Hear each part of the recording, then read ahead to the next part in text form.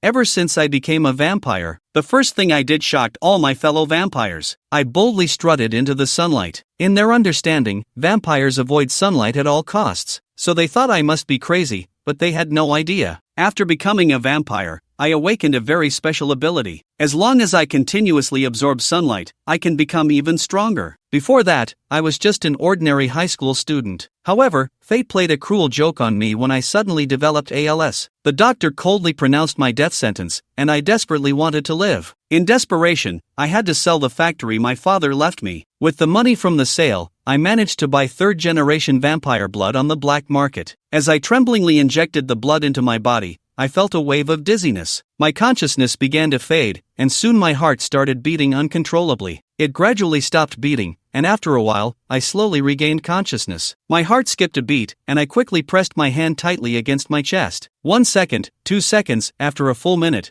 a smile finally appeared on my face. Because my heart had stopped, it meant I had successfully transformed into a vampire. It turns out that hundreds of years ago, a mysterious fruit descended, granting unparalleled powers to any creature that consumed it. The vampire progenitor transformed humans into vampires by consuming this fruit. Transformed vampires receive an initial ability, with their hearts beating only once a year. Beating 10 times grants a minor ability. Beating 100 times grants a major ability. Vampires can even have their hearts beat once every 6 months when food is abundant. I recalled the information I had gathered and carefully felt the changes in my body. I found that my ALS had been eliminated, and then a wave of hunger hit me. So I got out of bed and instinctively turned on the light, only to freeze in place. My body was actually absorbing the light. How could this be? Could my first ability be related to light? I looked up at the incandescent bulb, and my uncertain expression gradually turned to one of ecstasy. I immediately walked to the window and abruptly pulled back the curtains. The morning sun streamed in,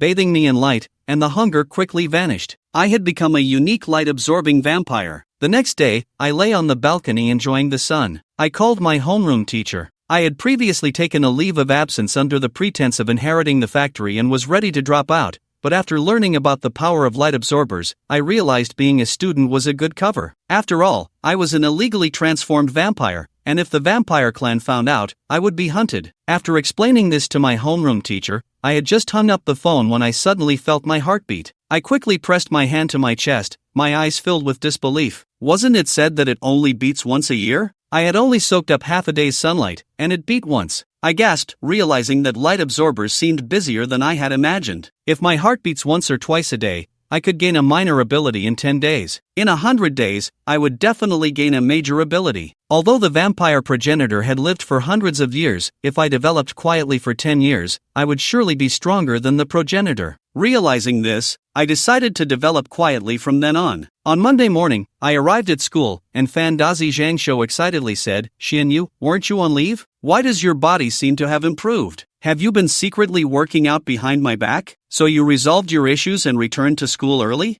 I then changed the subject to the person diagonally across from me. "What's going on over there?" "Across from In City No. 3 High School is the Super Ability Academy. It seems the security has increased, and there are men in suits patrolling. What do you think about those bodyguards?" "I heard that the vampire princess was attacked recently," Zhang Shua said nonchalantly. I looked at the Super Ability Academy, and my heart stirred. Could the blood I injected come from her? It must have been drawn from her. The Super Ability Academy has a total of 6 vampire bloodlines, with the highest ranking being the vampire princess, Nora.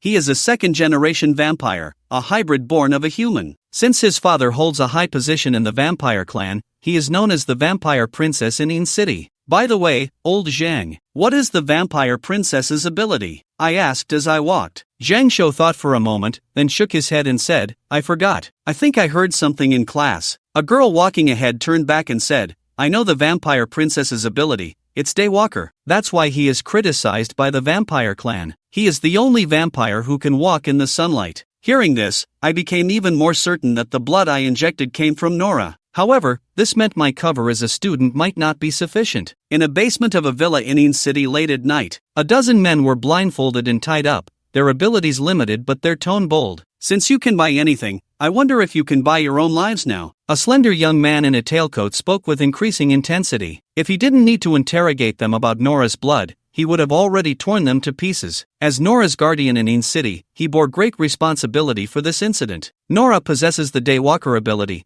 and during the day, Luo Qi could only send human bodyguards to protect her, but she was attacked while out shopping. He was helpless. After Nora's incident, he immediately mobilized the vampire forces in Yin City and managed to intercept the group before they left. He truly didn't expect this. This group is made up of ordinary people. Who did you sell the blood you stole to? Luo Qi walked up to a young man, patted his face, and spoke. It was a headache for this group. He calmly replied, I only know this much. He was wearing a mask, stating that in our line of work, there's a rule against probing into clients' backgrounds. I only know that much, he said. Luo Qi sneered and suddenly plunged his hand into the neck of the man beside him, who instantly convulsed and screamed. Since you have your rules, I have my rules too. Let's see whose rules are stronger. After that, screams echoed in the basement from time to time, but soon it returned to silence, and Luo Qi emerged from the basement. Tan Bo, take people to investigate who stole Miss Nora's blood. You should be around her age and have some family assets. Recently, they may have extracted over 25 million in funds. I'll find that guy. Then the assistant lowered his head and said, but he was interrupted by Luo Qi, who said, capture him alive and let Miss Nora handle it herself. The Duke ordered that it was time for the young lady to awaken. At 3 a.m, I sat by the classroom window reading a novel in the sun. Now I bask in the sun during the day and practice various combat skills at night, and my strength increases daily. With a single arm punch exceeding a ton of force, I wonder how strong this power is among vampires. Today, I managed to gather 10 heartbeats and am curious about what talent I might awaken while enjoying the sunlight. Feeling a bit excited, my heart suddenly raced, and I seemed to hear thunder in the depths of my mind. A certain power was condensing through my blood and soul, and in that instant, I realized my minor talent. It is called silver blood. Vampires fear not only sunlight but also silver. While silver is not as deadly as sunlight, it does suppress a vampire's healing abilities. After school, I returned home and immediately dug out the silver ring I used for testing. It is said that when vampires touch silver, their skin feels a burning sensation, yet here I am, holding the silver ring in my hand. However, I feel nothing of the sort. The main effect of silver blood is not immunity to silver's restraining properties, but rather that it allows me to dilute silver and transform all the blood in my body into silver blood. My physical condition will be further enhanced, and I can use silver blood to form long edges or thin lines to attack enemies. Clearly, this talent is no minor talent, it likely surpasses even the major ones. I opened my mouth, my fangs slowly growing, placed the silver ring against them, and instinctively took a sip. It felt like sucking in a lump of jelly. Once the silver entered my body, it quickly fused with my blood. I adjusted to it, growing more eager for silver, but now it's quite difficult to obtain large amounts of it. I couldn't afford much with the little money I had left, mainly because the vampire clan has been buying up silver, driving its price higher than gold. I pondered all night, completely at a loss for how to acquire more silver. The next morning, I was on the balcony soaking up the sun as usual when suddenly a smell of dead mice wafted by. I got up from the lounge chair and sniffed around. The stench appeared, then disappeared in the next second. I realized that silver blood flowed through my nasal passages, enhancing my sense of smell, and I intentionally directed it to my nose. Sure enough, the stench returned. I followed it downstairs, where a family of 3 lived. I couldn't imagine they all died in there, so I held my breath against the stench. I muttered to myself, I'm not one to meddle in others' affairs, so I quickly gave up on further thought. It was time to head to school. Just as I was going downstairs, I ran into the downstairs couple's daughter leaving with her backpack. Suddenly inspired, I concentrated the silver blood in my nose, and a stench emanated from her. I quickly shifted the silver blood from my nose to my right eye. The stench vanished,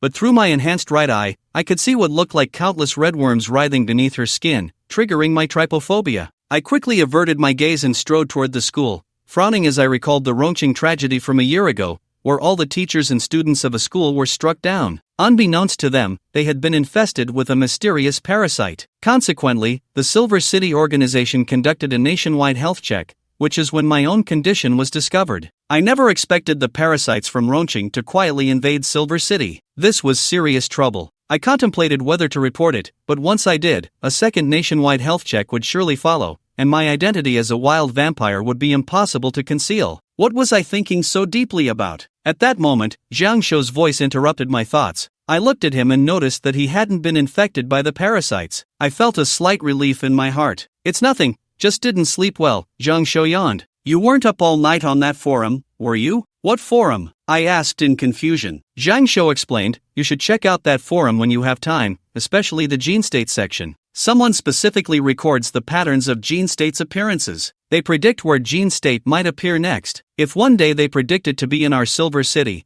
I'll definitely want to compete for it. However, I'm not interested in that forum right now. I'm more concerned about the parasite issue. When I arrived at school, I observed all the students and found that about 30% of them were infested with parasites. The situation in Silver City was even more severe than in Long City. Exposure was just a matter of time. Once the parasites are exposed, it would only be a matter of time before I got implicated. I needed to do something, so I returned to the classroom and began gathering information on the parasites. The parasite is called the anomaly worm, and its transmission methods remain unclear. If the host is human, the anomaly worm gains human intelligence, making it extremely cunning and difficult to deal with. This is the ultimate form of the anomaly worm, known as the adult form. Several adult forms appeared during the Rongqing tragedy, resulting in the sacrifice of many and requiring the efforts of battle police and special forces to resolve. However, even so, many people still went missing. These missing persons could very well be the adult anomaly worms. After reviewing the various materials on the anomaly worms, I felt concerned. Suddenly,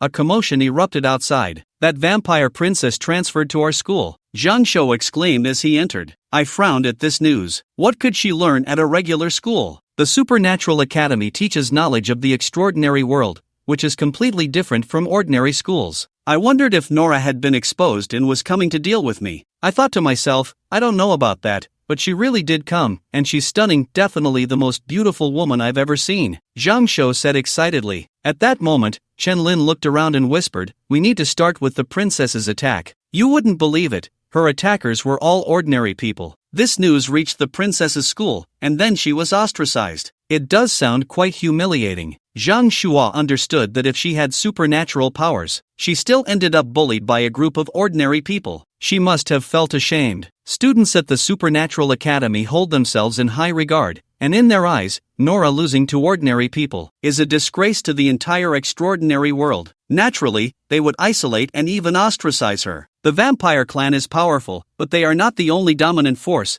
There are also elves, witches, cultivators, dancers, and more. All possess the strength to counter the vampire clan. The end result was Nora transferring schools. In the afternoon, our homeroom teacher, Old Chen, walked into the classroom, followed by a girl with long golden hair. The girl with a cool demeanor slowly walked in, and at that moment, time seemed to stand still. Every boy in the class collectively envisioned her as their dream girl. Even the girls were captivated by Nora's beauty. Being an extraordinary being, Nora's looks were off the charts. From today onward, classmate Nora will study with us, Old Chen coughed and added, Nora is now one of our classmates. She shot me a subtle glance before continuing. A sum of 25 million is substantial, and combined with my age and gender, the vampire clan quickly pinpointed my identity through their external forces. Originally, the plan was for Tang Bo to lead a team to capture me, followed by Nora executing me. However, upon discovering my identity, Nora's father changed his mind. Considering I had only just been turned into a vampire and my age was similar to Nora's, I was definitely a good sharpening stone for her, and if Nora could hunt me personally, she would surely grow from the experience. After introducing ourselves, Nora was assigned a seat next to mine. Her first talent is Daywalker, and her second talent is Blood Flame. Although she would love to burn me to death, she didn't act rashly. In her mind, I possessed the same Daywalker talent as her, likely having a high resistance to light and fire. Unsure if she could take me out in a single strike, she prepared a secret weapon, a silver dagger. Now, her plan was to get familiar with the surrounding students to lower my guard. Once I let my guard down, she would swiftly stab the dagger into my heart for a one-hit kill. As I braced for the end of the class, the bell rang. I quietly stepped out of the classroom and stood by the hallway railing, where that stench flashed by again, causing my previously relaxed mood to turn heavy. I took a deep breath. I made a decision. Even though I no longer wished to be human, I couldn't lose my humanity. At worst, I could expose my identity. I would retreat into the deep mountains and forests, become invincible, and then return to human society. So, I dialed the local security bureau's number to report that the anomaly worms had invaded our area. Many people have already been infested by the anomaly worms, and the situation is extremely urgent. Suddenly, the voice on the other end of the line changed from a woman's voice to a man's. My eyes widened in shock, unable to speak. Since I had been exposed, I thought, let's play a game. Thank you for your call. Don't die, handsome. The other party seemed unconcerned about exposure. After the call ended, I gritted my teeth and instantly crushed my phone in frustration. Could the anomaly worms have already invaded the security bureau? Suddenly, an explosion occurred at a nearby chemical plant, shattering the school's windows in an instant. The students screamed in terror as one by one, those infested by the anomaly worms stood up. They stood up expressionless, seemingly receiving a unified command. 6 3-meter-long red tentacles grew from their backs, and the students, just recovering from their fear, widened their eyes in shock. A tentacle shot out instantly, ensnaring Zhang Shou's neck before he could react. In the next moment, a flash of silver appeared, and the tentacle was severed on the spot. I gathered what little silver blood I had at my fingertips, ducked behind Zhang Shou, and dashed into the classroom. I severed the tentacle wrapped around Chen Lin's neck and pulled him behind me. I kept Zhang Shou close, and as I spoke, I cut through several tentacles that reached for us. Then, I picked up a chair with one hand as a weapon and swung it at an advancing anomaly worm, knocking it to the ground and stomping on its head hard. Then I quickly began swinging the chair, knocking down anomaly worms left and right. What the hell? Did a salted fish eat a forbidden item? I thought as I took in the scene. Zhang Shou was stunned, while Chan Lin's eyes sparkled. How did I never notice you were this cool before? He exclaimed, momentarily dazed. I glanced at them with the corner of my eye, urging them to help. I said irritably, some students have been knocked down by the anomaly worms, and we don't even know if they're alive or dead. What's more infuriating is Nora, a dignified vampire, actually got entangled by an anomaly worm, hanging in midair. Her long legs, which her school uniform couldn't conceal, were flailing around. Initially, I suspected she transferred in to confront me, but seeing her pathetic performance, all my concerns vanished. With this performance, even an ordinary person could easily handle her. Salted fish, save me, Zhang Shou shouted as he blocked a tentacle with his chair. In an instant, the chair was snatched away. I turned to look, frowning. Clearly, the students in the other classrooms had been wiped out, and anomaly worms from other classes were rushing in. There are doors at both the front and back of the classroom, making it impossible to defend. I prepared to retreat to the ground floor, flinging the chair away and shouting, then leaping over 2 desks. I blasted the anomaly worm choking Nora, then hoisted the fallen Nora and rushed outside. The surviving students followed suit as we charged through the building and up to the rooftop. I set Nora down and pushed her toward Chen Lin, then turned to close the rooftop door. Leaning against the door, I absorbed the sunlight to recover my strength, while the other students were panting heavily. Each of them was drenched in sweat. After resting for a moment, Zhang Shou couldn't help but ask, salted fish, what the hell is going on? Why are there so many anomaly worms in our school? No way! How could the anomaly worms from Ronqing end up in our school? A student exclaimed in panic. Chen Limei was furious, saying, isn't the situation obvious? Those are the anomaly worms. But what do they want? I sighed and shook my head. I don't know, but this place isn't safe. Once the anomaly worms take control of the entire school, they will surely launch an all-out assault on the rooftop. I can't hold them off alone. Look around for anything useful, or maybe we can dismantle the barbed wire. Wrap the door with it, Zhang Shou immediately suggested. It's 4:30 p.m. now, and we have 2.5 hours until dark. If we can hold out until then, my guardian, Luo Qi, will definitely come. Then we'll be saved. Nora weakly chimed in, feeling useless, even though she was here to assassinate me. Now, I had to save her life. She had been silent, not out of shyness but because she felt embarrassed. Yet, her strength was not weak. She had blood smoke as her trump card, but when faced with an attack, she froze like a fool. If too much time passed waiting for her guardian to arrive, we'd likely be completely devoured by the anomaly worms. I was well aware that I had already exposed my identity in front of Nora, and when her guardian arrived, I would be in danger. If the anomaly worms concentrated their forces for a strong attack, I was confident I could jump off the building and escape, but the rest would probably die. Old Zhang, you and a few other boys, hold the door. I'll try to find a weapon. I mentioned. There are weapons here, Nora quickly chimed in. As she spoke, she revealed a bracelet on her wrist, and in the next moment, a red handgun appeared out of thin air. Spatial equipment. All the students stared at Nora in amazement. Although there were introductions to spatial equipment online, everyone present was seeing the real thing for the first time. What other weapons do you have? I took the handgun, aimed at a distance, then returned it to Nora, casually asking, does it have only a few dozen bullets? I estimated that even if I used all the bullets, I wouldn't be able to kill an anomaly worm. Nora fell silent for a moment before drawing out a short knife. It was a silver knife, though not particularly sharp. However, it has a significant restraining effect on vampires. Be careful when using the silver knife, she warned. I took the knife and replied with a smirk. Nora immediately blushed and looked down, knowing I had guessed something. Thanks for this knife, it came just in time. Then, under everyone's astonished gaze, I squeezed the short knife into a silver bowl, then opened my mouth and took a bite, laughing, just in time, I'm hungry. Nora looked up at me as if seeing some incredible monster. Not afraid of sunlight, not afraid of silver, what kind of vampire is this? This is absurd. After absorbing all the silver, I felt an overwhelming enhancement. I took a deep breath, and my body swiftly turned black. Yu Xian and Zhang Shou witnessed this scene. They couldn't help but exclaim in surprise. Yu Xian spoke up, don't worry, I'm better than ever. To others, I appeared completely black. This was mainly because I used silver blood to enhance my ability to absorb light. Previously, I could absorb light, but it wasn't perfect. Thus, some light would still reflect, allowing others to see me. But now, using silver blood, I had strengthened my body's ability to absorb light, causing no light to reflect off me at all. When an object does not reflect any light, it emits no photons detectable by our eyes, effectively becoming what is known as a perfect black object. Right now, Yu Xian was in this state. During the day, everyone could still see him. However, at night, no one would be able to see him standing in the darkness. Additionally, in this state, his recovery speed was incredibly fast. Even if injured, he could recover in the blink of an eye because the food supply was abundant. I'm going down to deal with those anomaly worms. You all stay here and don't move. After Yu Xian got used to this state, he smiled slightly at everyone before turning to leave. After Yu Xian went downstairs, Chunlin curiously remarked,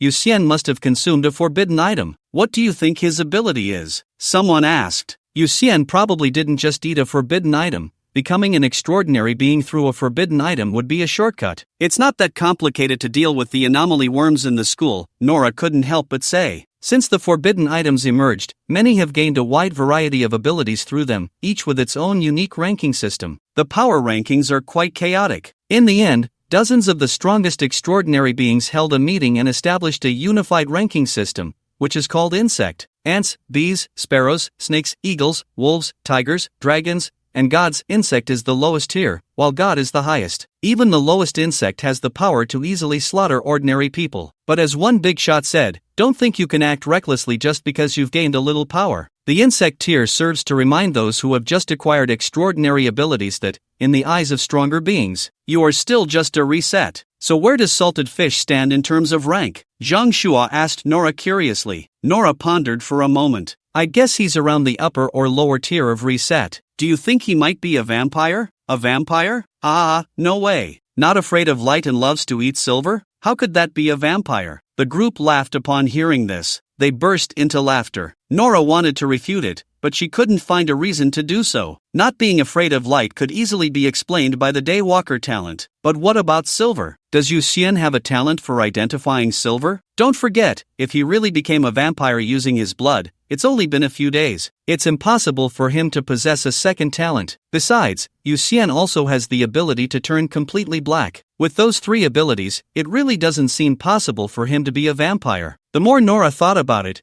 the more she felt that Luo Qi and the others must have made a mistake in their investigation. Although Yu Xian spent a lot of money, it might have been for other purposes, like buying silver for food, which the vampire clan had inflated to nearly gold prices. Yu Xian spending money could also be explained. Nora thought about going back to talk to Luo Qi and the others to ensure Yu Xian wasn't wrongly accused. Meanwhile, Yu Xian was walking down the corridor on the 6th floor. His fingers danced like he was playing the piano, instantly dismembering 3 anomaly worms. Though not all his blood had converted to silver blood, at least 40% of it was already silver blood. With a sufficient supply of silver blood, he could unleash incredibly sharp silver threads. These were not pure silver but a special metal formed by mixing his blood with silver, combining flexibility with sharpness and toughness. Most importantly, the silver threads could move according to his thoughts, easily slicing through classroom walls or steel, feeling as easy as cutting through tofu. Meanwhile, more and more anomaly worms emerged from classrooms across the school. But before they could get close, Yu Xian used the silver threads to kill them. An anomaly worm that had been parasitizing a teacher emerged and saw the scene, its eyes showing fear. It then shouted, "Everyone, get out here! There are enemies! Kill them!" Anomaly worms from the back classrooms charged out, spotting Yu Xian and instantly shouting as they launched their assault. Yu Xian focused his thoughts. A silver thread shot out from his finger in a sweep,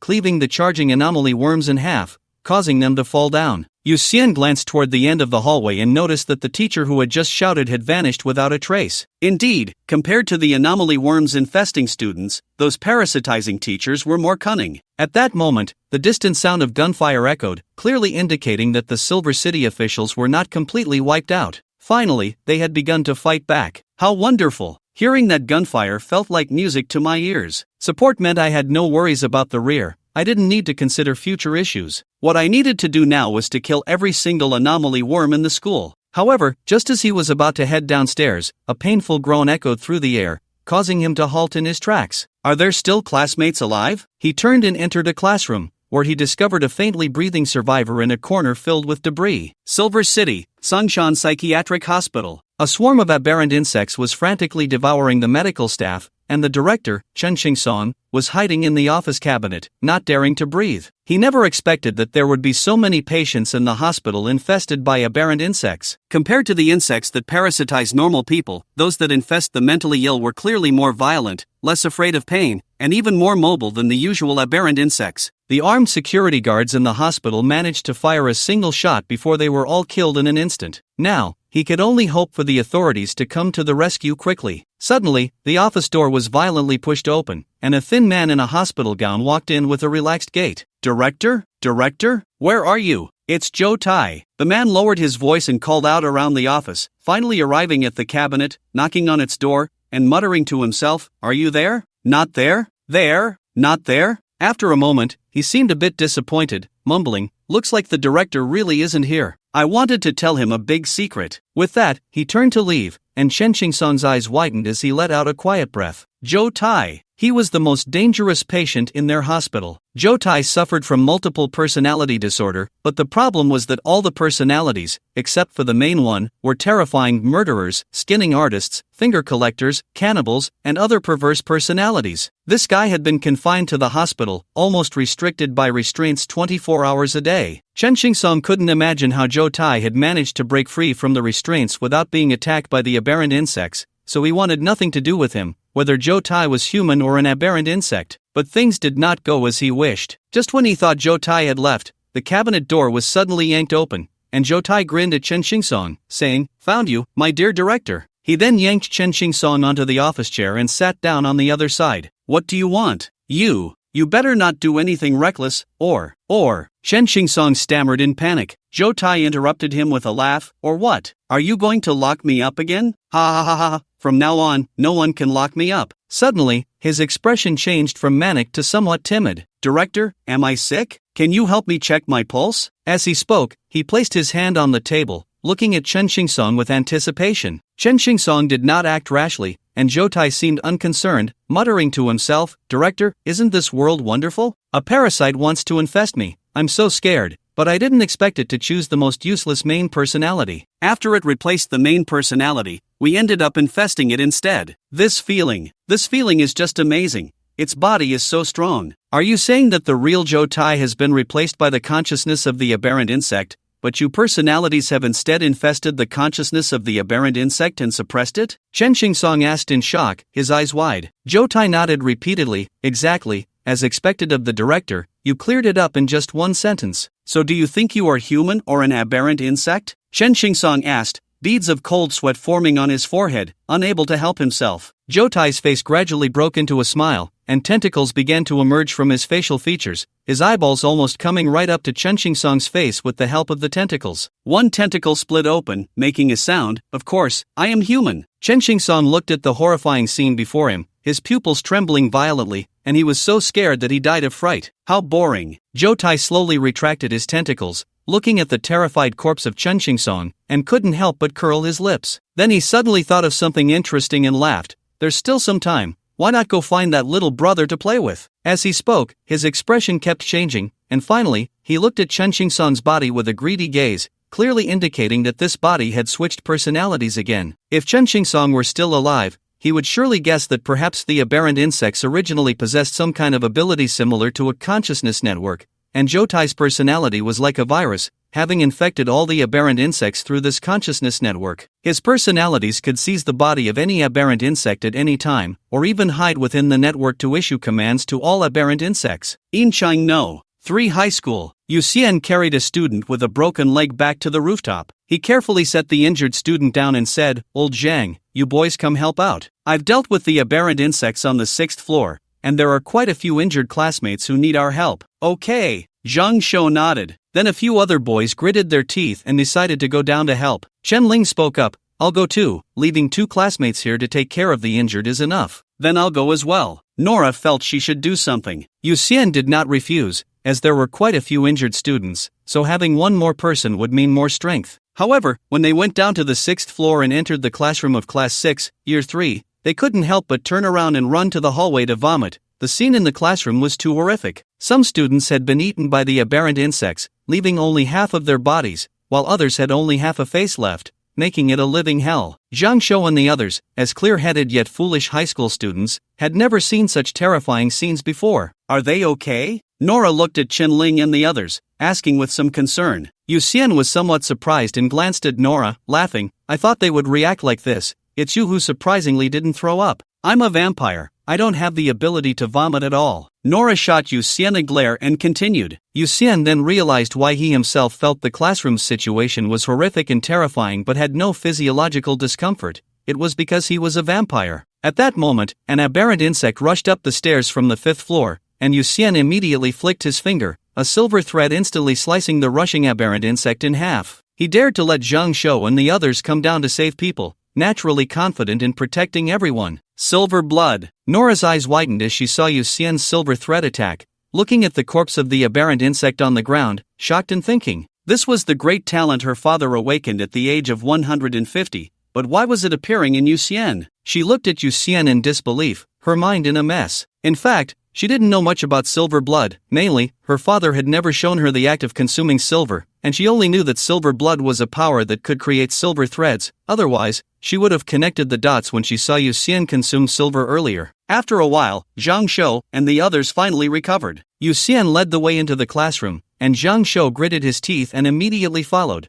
with the others trailing behind. This way, she still has a heartbeat. Yu Xian quickly found the first survivor, a girl who was missing limbs and had a bite taken out of her face. Everyone present looked heavy-hearted at that moment. In the past, the Rongqing tragedy was just 4 words, and many people couldn't understand why the word tragedy was used. Now, witnessing the horrific state of their classmates firsthand, those present felt that the word tragedy was insufficient to describe the horror of this disaster. After Zhang Shou and the others adapted, Yu Xian did not stay on the 6th floor but prepared to go downstairs to continue clearing the aberrant insects. If it weren't for discovering that there were still surviving students in the classroom on the 6th floor, some of whom urgently needed bleeding treatment, he had originally planned to keep going down, killing all the aberrant insects in the teaching building. Now that Zhang Shou and the others were responsible for bandaging the wounds of the surviving students, what he needed to do was to quickly eliminate the aberrant insects and save more classmates. Wait, I'll go with you, Nora said, mustering her courage at that moment. Yu Xian looked at Nora, as if seeing a golden, silly goose, and was about to refuse her when Nora spoke up again. If you let me go with you, I'll give you 20 pounds of silver next time. Deal. Yu Xian immediately agreed. Silver was quite valuable now. 20 pounds of silver should last him a long time.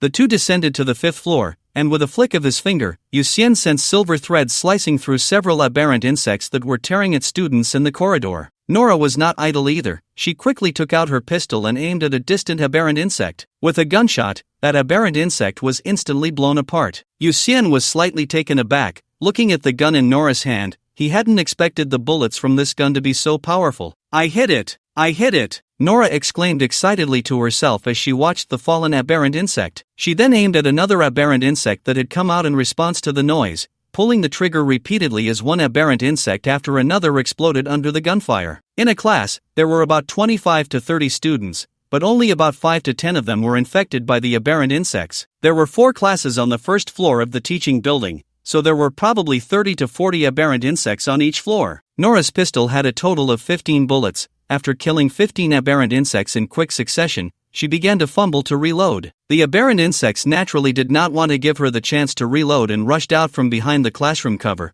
but before they could get close, they were cut down by Yu Xian's silver threads. After confirming that all the aberrant insects on the 5th floor were dead, the two descended to the 4th floor. Again, they let Nora kill some aberrant insects with her pistol first, then used the reloading to lure the aberrant insects into a full assault, with Yu Xian taking care of the last wave of aberrant insects that charged forward. Do you have enough bullets? Yu Xian asked as they went down to the 3rd floor. Nora nodded, saying, enough, I prepared 100,000 bullets. Ever since she was attacked by ordinary people, she had specifically prepared a pistol and bullets, and she had a substantial amount. On the 3rd floor, the two worked in perfect harmony, killing all the aberrant insects in just a minute. After confirming that there were no stragglers, they continued down to the second floor. You are also a vampire? Nora, walking behind, glanced at Yuxian with a complex expression and then quietly asked. Yuxian, walking in front, replied calmly, yes, I have ALS. If I don't become a vampire, I will die. I heard that because of me, you were not only attacked by thugs but also ostracized by other students at school. I'm very sorry. He had already mentally prepared for this when he called the police. Once this disaster was resolved, he would flee and never return to human society. So that's how it is, Nora said, looking at Yuxian with a complex expression, murmuring softly. When they reached the second floor, Nora immediately cast aside her distractions, gripping her pistol tightly and continuously firing at the aberrant insects. Once her bullets were spent, she took out more bullets, reloading while glancing at Yuxian. The remaining aberrant insect seized the opportunity to launch a full assault, and with a wave of his finger, Yuxian sent a silver thread cascading down like a wave, instantly slicing the aberrant insects into various strange shapes. At that moment, a teacher who had previously fled burst out from a classroom, leaping down from the corridor to the ground square. Still trying to run, Yuxian saw this scene and immediately pressed one hand against the railing,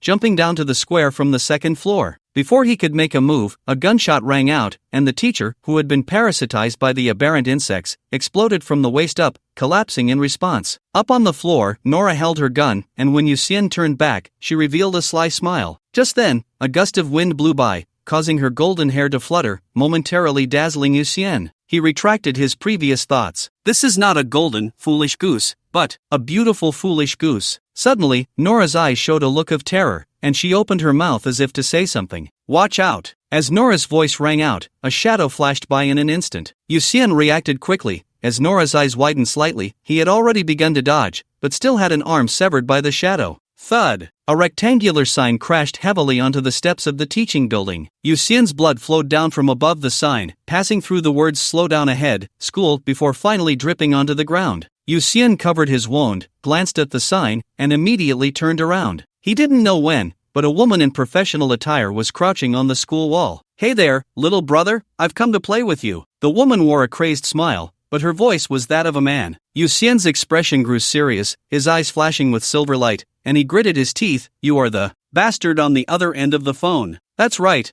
I'm that bastard. The woman jumped down from the wall, smiling as she said, let me introduce myself. My name is Joe Tai. I used to be human, and now my identity is an aberrant insect. She slowly walked over to the corpse of the teacher parasitized by the aberrant insect, squatting down and muttering to herself, TSK TSK, clearly possessing such a powerful body, yet not knowing how to utilize it. What a waste. Bang bang bang. Upstairs, taking advantage of Joe Tai's crouched position, Nora immediately fired 3 shots at her. However, the sound of explosions did not occur. Instead, Joe Tai ended up with 3 bullets in her hand. She stood up and laughed. The speed of the bullets isn't fast. In fact, all aberrant insects have the ability to dodge. It's just that they have pretended to be human for so long that even when their consciousness awakens and they realize they are not human, they still follow some of humanity's bad habits. Whether it's reaction time or speed, they are constrained by their subconscious. Humans have a self-protection mechanism that automatically sets a safety threshold when controlling muscle activity to prevent excessive force from causing muscle and bone damage. Many aberrant insects are affected,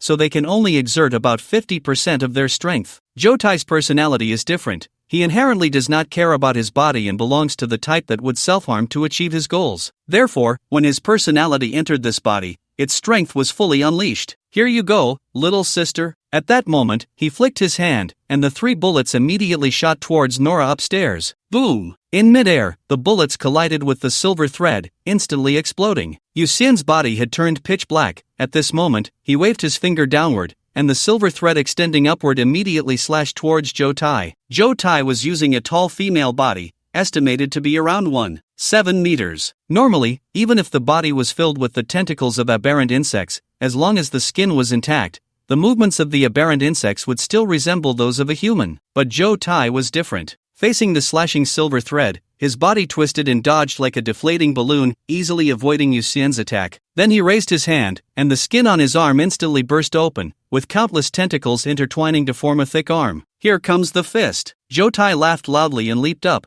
throwing a punch down at Yuxian on the ground. Danger! Yuxian immediately jumped to the side, landing, and quickly rolling away. It must be said that losing an arm had a significant impact on him. If his right hand were still intact, Zhou Tai's leap would have easily resulted in his strangulation. Boom! With a loud noise, the ground shook violently where Yu Xian had just stood. In the dust, Zhou Tai's punch created a half-meter deep pit in the ground. If that punch had landed on a person, it would likely have punched a hole right through them. On the other side, after completing his roll, Yu Xian immediately knelt on the ground, his left hand digging into the earth, manipulating the silver thread to penetrate the ground and swiftly attack Zhou Tai. In an instant, a dense mass of silver threads emerged from the pit, weaving into a large net that enveloped Zhou Tai and instantly contracted. At the critical moment, Zhou Tai still wore a smile on his face. His body burst apart, transforming into a mass of disgusting tentacles, skillfully slipping out through one of the grids, even bringing human skin along with him. If someone had seen an octopus navigating through various small holes in the sea, they could probably imagine how Zhou Tai emerged. Then, all the tentacles quickly retracted into the human skin, and in the blink of an eye, he transformed into the appearance of a young woman. Such finesse, such speed. Yu Xian could clearly see Zhou Tai's movements, and he couldn't help but be startled. Although Zhou Tai's abilities did not exceed the limits of the aberrant insect, his control over the aberrant insect's body was incredibly strong. This kind of maneuvering was something that most aberrant insects would struggle to achieve. At that moment, Zhou Tai noticed Yu Xian's severed arm lying on the ground a few meters away. He glanced at Yu Xian, and then the broken arm sprouted numerous tentacles, directly picking up the severed limb from the ground, with tentacles drilling into the arm. The aberrant insect actually possessed a very perverse ability. It could use its tentacles to simulate the flesh and nerves of other beings, thereby manipulating their bodies. This could be considered the most basic ability of the aberrant insect. Otherwise, if it consumed the host's body completely, the host's brain would suffer from oxygen deprivation and would have long since died. "Little brother, this arm of yours is quite nice. Let's continue to play," Zhou Tai said, controlling the arm with his tentacles, swinging it around with a smile. As soon as he finished speaking, he quickly charged towards Yu Xian. So fast. Zhou Tai's running speed was far greater than that of other aberrant insects. It was at least 3 to 4 times that of an average aberrant insect, and his running path was not a straight line,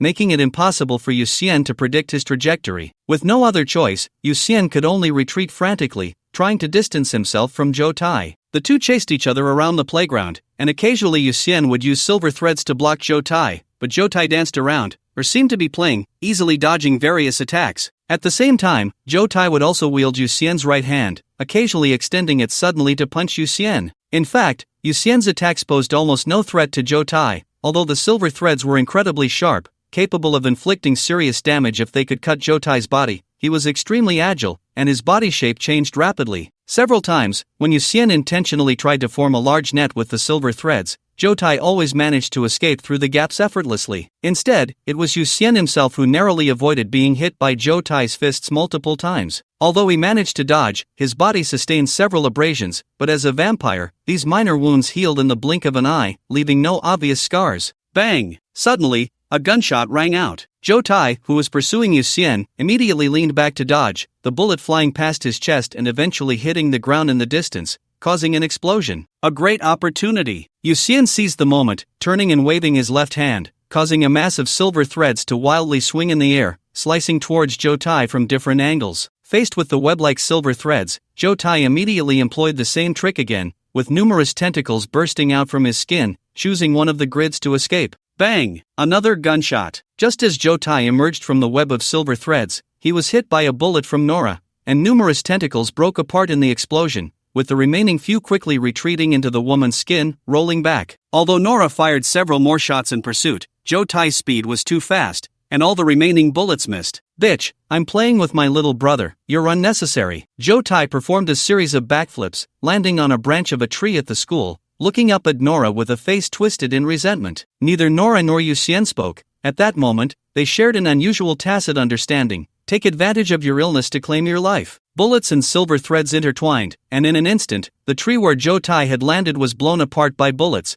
while countless silver threads shredded it into pieces. However, just before the attack arrived, Zhou Tai quickly jumped back, already returning to the school wall. "Little brother, I'll come find you to play next time, and, you dead bastard, you're as good as dead. I will kill you, I definitely will. Kill you," Zhou Tai first said to Yu Xian with a smile, but the next moment his expression changed, glaring at Nora with madness. As soon as he finished speaking, bullets and silver threads came at him again, and he immediately performed a backflip, disappearing outside the school. In fact, Zhou Tai's original plan was to kill Yu Xian or to ruin this body, but after obtaining Yu Xian's arm, he sensed that it was not simple, so he decided to retreat in order to take Yu Xian's arm back. Yu Xian and Nora did not immediately let their guard down after Zhou Tai left. They stood in place for a while, confirming that Zhou Tai had truly departed before finally breathing a sigh of relief. Sitting down on the ground, Yu Xian felt utterly exhausted. Just moments ago, he had nearly been killed by Zhou Tai's punch several times, and now he was filled with lingering fear. At that moment, Nora came down from the second floor, jogging over, and slowed her pace as she got closer. Yu Xian turned to look at her, and their eyes met. Suddenly both of them smiled in tacit understanding. That was terrifying. I've never seen such a horrifying monster, Nora said, sitting beside Yu Xian, still shaken. Yu Xian nodded. Fortunately, we scared him off. Suddenly, Nora pressed her gun against Yu Xian's lower back, and he had no choice but to raise his only hand in compliance. There are people in the Blood Clan who are 10 times, 100 times, 1,000 times stronger than that monster. My father's patience is limited. He sent me to kill you. If I don't make a move, he will send someone stronger, and then you will definitely die, Nora said, looking at Yu Xian. Unable to help himself, Yu Xian laughed and asked, so you decided to kill me first? I have a suggestion for you. You'd better find a way to join the Qilin, Nora said, retracting her gun. Yu Xian quickly pressed for more information. Qilin? You can't be saying that there really is a Qilin beast in the world that I should join, right? Of course not. Qilin is the name of an official organization. I don't know the specifics, but I heard 3 years ago about a vampire like you who joined Qilin, and the Blood Clan has already given up on cleansing him, Nora said. Qilin, an official organization. Yu Xian's eyes lit up. This option seemed more reliable than escaping to the mountains to live as a wild man. Anyone who could be human wouldn't want to be a ghost. Yu Xian didn't really want to live as a wild man in the mountains. It was just a last resort. Do you have a phone? Yu Xian was curious about what Qilin really was, so he asked Nora beside him. Nora took out her phone and handed it to Yu Xian, saying uneasily, the password is 66. Don't look at the photo album or browsing history, or I'll shoot you. Don't worry, I'm just checking something. Yu Xian smiled. After unlocking it, Yu Xian opened the browser and searched for the word Qilin,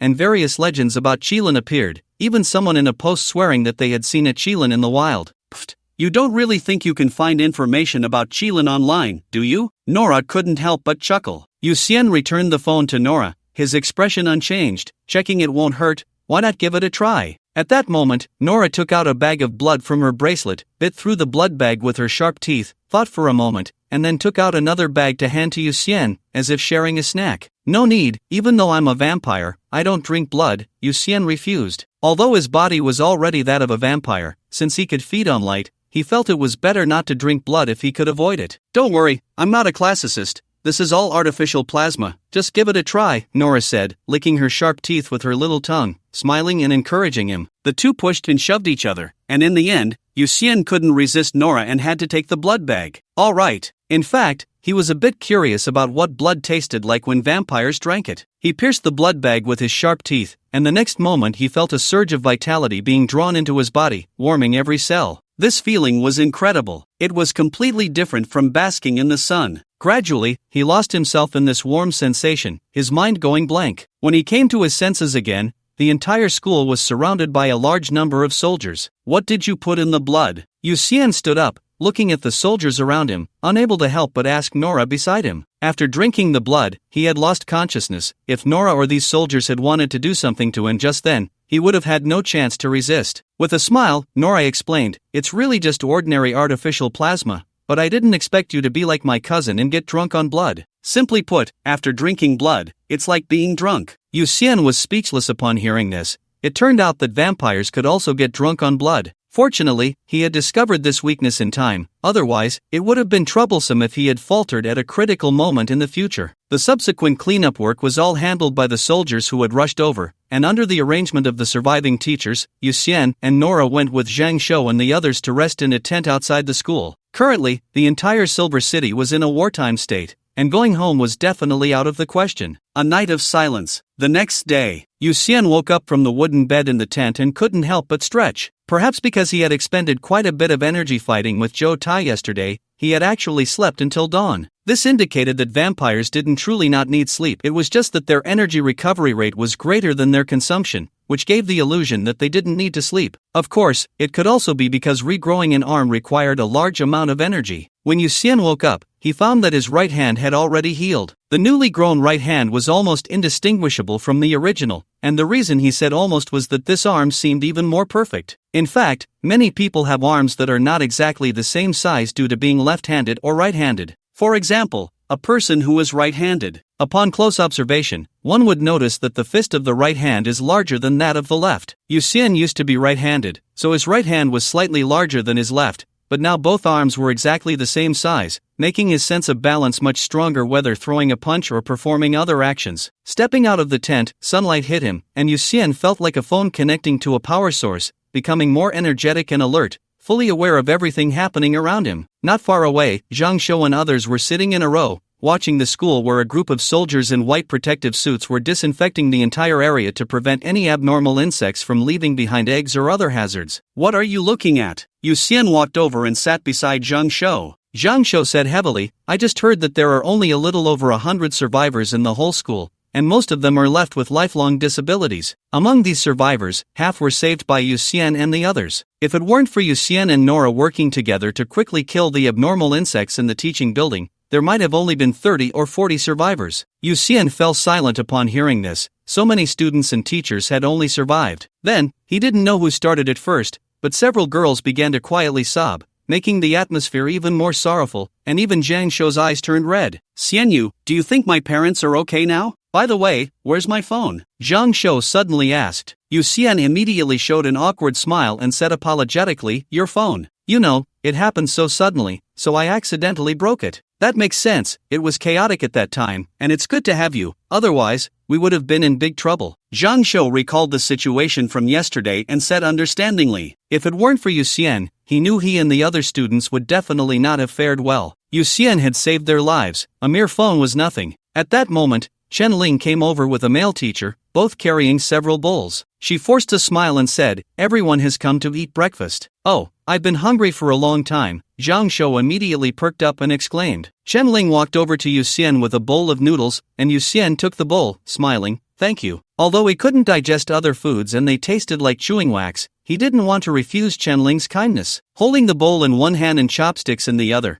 Chen Ling then noticed that his right hand had grown back and exclaimed in surprise, "Yuxian, your hand is better?" "Yeah, it grew back after a nap," Yuxian said with a smile after taking a bite of noodles. At that moment, he frowned slightly and instinctively looked up at the male teacher who was distributing breakfast nearby. "Who is this teacher?" he asked Chen Ling, looking at the man. Chen Ling introduced, "This is Teacher Yue, the physical education teacher for the 3rd year. He happened to have no classes yesterday, so he was sleeping in the dormitory and didn't fall victim to the abnormal insect." "Oh, teacher, you must have been sick yesterday," Zhang Shou said with a laugh. Although the 3rd year isn't as intense as the final year, the pressure of studying is still considerable, and physical education teachers often fall ill as well. Chen Ling shot Zhang Shou an annoyed glare, while Yuxian scrutinized Yue, feeling somewhat uneasy. Although his enhanced sense of smell and vision from the blood of silver didn't detect any issues, he couldn't shake the vague feeling that something was off about this teacher. The people present should have been checked by the authorities, so there shouldn't be any oversight, right? Something's not right. Something's not right. Something's not right. Yuxian lowered his head to eat noodles, but deep down, a voice kept reminding him that Yue had a problem. From then until noon, Yuxian kept observing Yue. However, Yue showed no signs of weakness, his scent was that of a normal man, there were no tentacles writhing beneath his skin, and his heartbeat was very normal, indicating that there were no foreign objects in his heart. Moreover, through prolonged observation, Yuxian discovered that Yue suffered from kidney stones, lumbar muscle strain, and rhinitis. In summary, he was just a middle-aged man, showing some signs of exercise, but not much. This fit the profile of a 3rd-year physical education teacher. Strange, Yuxian pondered, unable to understand. If Yue truly had something wrong, what could it be? Zhang Shou couldn't help but speak up. "Xianyu, if you really think Teacher Yu has a problem, why not report him directly to the soldiers? Once he's caught, a thorough check will reveal everything. Do you think they'll believe me if I report him? What if nothing comes up? By the way, where's Nora?" Yuxian looked at Zhang Wei, asking 3 questions in a row. Zhang Shou opened his mouth, realizing he could only answer the last question, so he told Yuxian that Nora had a special identity. Her father was a diplomatic envoy of the Blood Clan, so she was picked up by bodyguards last night. "Alright," Yuxian said helplessly. He had wanted to ask for Nora's opinion. Although she sometimes seemed dazed, like a pretty silly goose, she actually had her own thoughts, or rather, it was precisely because she was too smart and had too many ideas that she appeared dazed at critical moments. Afternoon. All the students were invited to separate tents for investigation and questioning. Yu Xian entered one of the tents, where the staff consisted of a man and a woman. They first told Yu Xian not to be nervous, then proceeded with the routine questioning. Name? Yu Xian, Yu as in abundance, Xian as in sage. Gender? Male. Age? 17. Race? Human? Vampire? Yu Xian said uncertainly. The female staff member smiled and said, as long as you believe you are still human, you can fill in human. Then I'll put human, since I will never drink blood again in my life. Yu Xian thought for a moment and said firmly. After filling out the basic information, they asked Yu Xian to carefully recall what happened yesterday and then narrate it in detail. At first, the two staff members were relatively relaxed, listening and writing,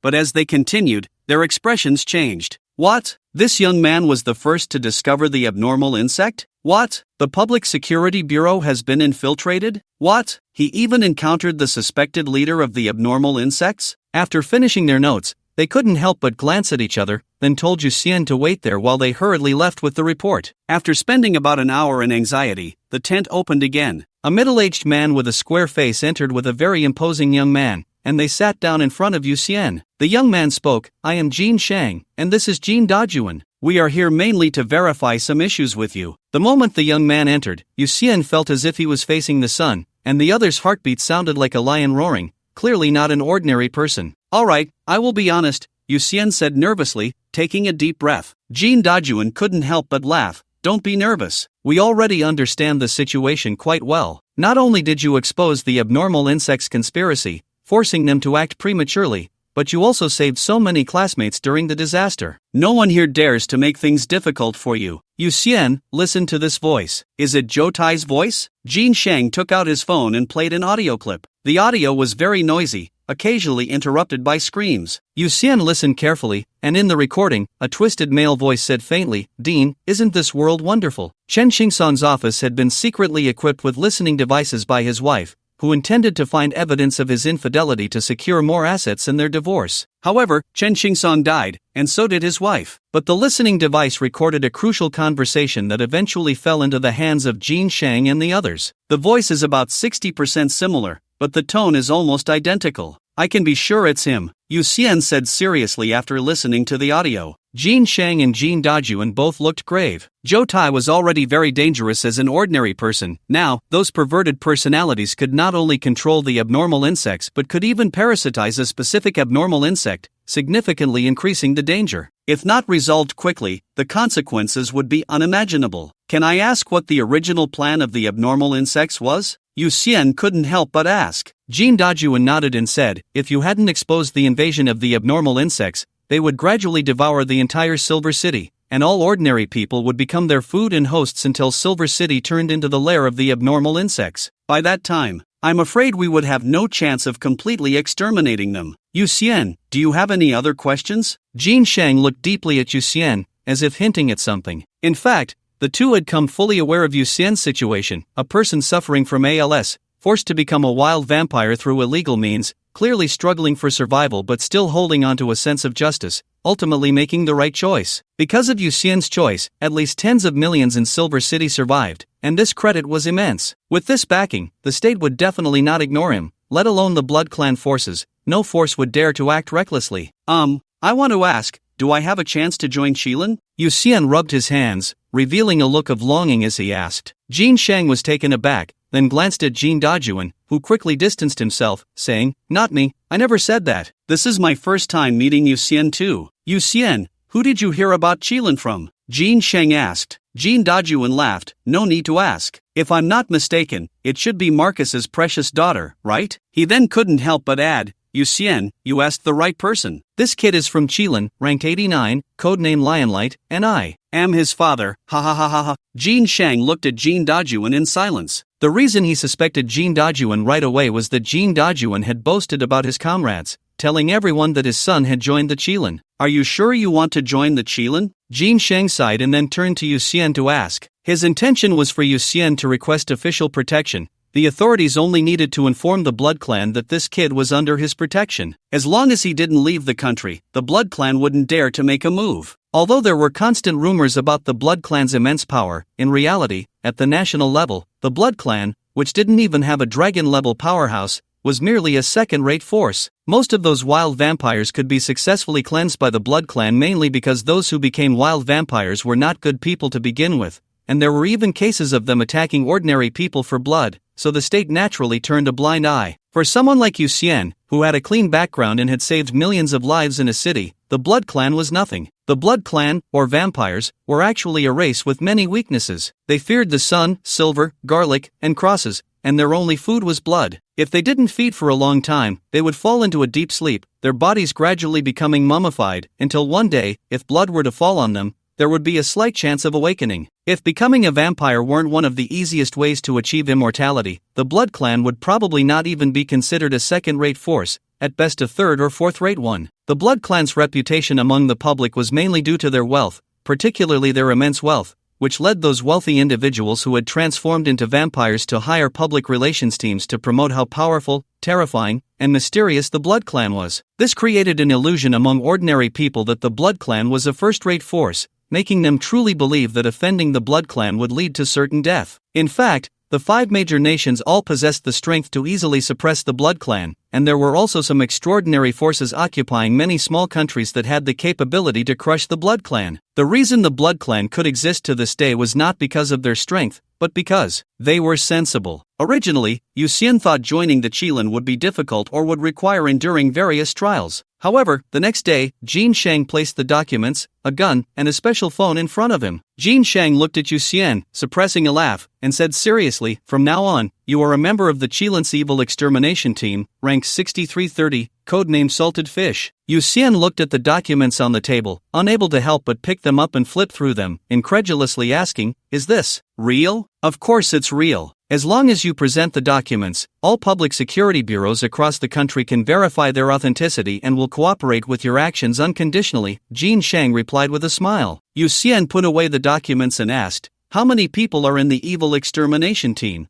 and who is the captain?" "I am the captain of the evil extermination team. Originally, there were 5 members, and with you, there will be 6. However, the team usually does not act together. Instead, each member takes on tasks individually. Only for tasks of the sparrow level and above do we gather as a team," Jin Shang explained. He then informed Yu Xian about the specific situation of the team. The teams under the Qilin had a very high degree of freedom, mainly because most members who could join the Qilin were extraordinary individuals with great potential. Since each extraordinary individual had different circumstances, forcing them to act together could actually lead to stagnation in some members' abilities. Generally, team members could freely take on ant and bug level tasks, and 2 or more members could collaborate on B level tasks, while sparrow level tasks and above required the entire team to take on together. "So what level is Silver City now?" Yu Xian asked curiously. Jin Shang replied, "The anomaly insect disaster is classified as a tiger-level threat, but not because of its strength, rather due to its harmfulness. The mission can only be considered complete once all the anomaly insects are exterminated,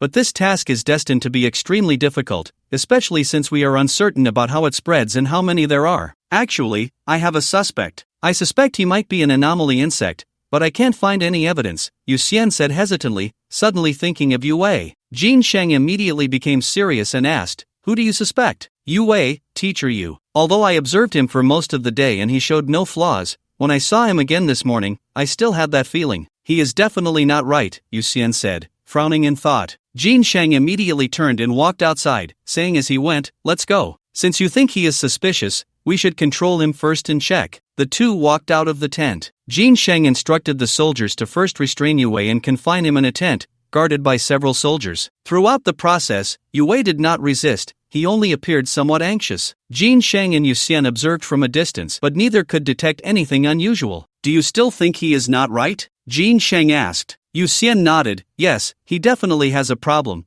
but with my current abilities, I can't pinpoint it." "Then let's take another look." "Come on," Jin Shang thought for a moment and still decided to unconditionally trust Yu Xian. The two entered the tent where Yu Wei was held. Upon seeing them, Yu Wei quickly spoke up, "Officer, and Yu Xian, is there something you need from me?" Neither Jin Shang nor Yu Xian responded. They circled around Yu Wei, and suddenly, Jin Shang's eyes turned golden, while a silver light flickered deep within Yu Xian's pupils. "What are you doing?" What's wrong with me?" Yue felt frightened under their gaze, his body instinctively leaning back. Jin Sheng's golden eyes gradually dimmed as he shook his head at Yu Xian, clearly having found no issues. The silver light in Yu Xian's pupils also gradually returned to normal, and he had no discoveries either. Are you sure? Jin Sheng asked randomly. Yu Xian understood what he meant and nodded, very sure, especially now. He gives me a very strong sense of incongruity. He was not speaking nonsense. The distance between him and Yue was only about 20 centimeters, and he felt an indescribable discomfort when looking at Yue, as if everything was out of sync. Then go ahead and act. Even if you're wrong, I'll take the responsibility. After a moment of silence, Jin Sheng ultimately decided to firmly believe in Yu Xian. After all, Yu Xian was now a member of his team, and supporting teammates was one of a captain's responsibilities. There were cases in the Qilin files where team members discovered issues, but the captain did not believe them, resulting in only 2 survivors from the entire team. Since then, every captain under Qilin chose to firmly stand by their teammates. Yue seemed to sense danger and cried out in panic, "What do you want to do? Help! Help! Murder! Shut up! Be quiet!" Jin Sheng immediately glared. The next moment, Yue's mouth was covered by a beam of golden light, and he could only make muffled sounds. "Let's begin. Do whatever you want, you can dissect him or chop him into pieces," Jin Sheng said coldly to Yu Xian. Yu Xian nodded, glancing at Yue with some reluctance, and said, "Teacher Yu, bear with it. I'll try not to hurt you." He then concentrated, forming a thin silver thread with his fingers. Under his control, the silver thread slowly penetrated into Yue's neck, moving inside his body bit by bit. After the battle 2 days ago, his control over the silver blood had improved significantly. To avoid hurting Yue, he was very careful in his operation. At the same time, he checked very meticulously, examining the blood vessels, organs, bones, and nerves one by one. Suddenly, his eyes narrowed slightly as the silver thread seemed to touch something that felt wrong. Before he could react, a mutation occurred. "Oh no, I've been exposed. Little brother, you really are the greatest enemy of the bugs." In an instant, Yue's head twisted 90 degrees, his entire face contorting into a wrinkled mess. Jotai's voice echoed from his head, and immediately, a mass of nerve fibers burst forth from his eye sockets, nostrils, and ears, rapidly stabbing towards Yu Xian. However, at that moment, Jin Sheng radiated a golden light, effortlessly blocking Jotai's attack and tightly gripping the aberrant bug disguised as Yue's nerve fibers in his hand. "I see now, no wonder I couldn't detect anything unusual," Jin Sheng muttered to himself as he looked at the aberrant bug in his hand. Yu Xian also realized the problem, frowning as he said, "This level of infiltration is terrifying." In fact, the aberrant bug had not completely controlled Yue. It was merely disguised as a segment of his nerve fibers. Since Yue was still alive, Yu Xian couldn't smell anything foul, and because the aberrant bug was mimicking nerve fibers, it was nearly impossible to detect unless one were to dissect the person. Yu Xian speculated that his sense of something being off with Yue was largely due to Jotai observing him through Yue, causing him to instinctively feel that something was wrong. Without Jotai's scrutiny, he probably wouldn't have noticed anything amiss with Yue either. This way, even if the aberrant bug infiltrated the entire country, it might go undetected. Their current discovery was undoubtedly a significant breakthrough. That night, several high-ranking officials from the Qilin headquarters parachuted into Silver City. Yu Xian followed closely behind Jin Sheng, encountering several powerful figures whose presence felt almost demonic. Although these big shots greeted him with smiles, warmth, and even patted his head, praising him as a good child, Yu Xian remained tense, his limbs stiff,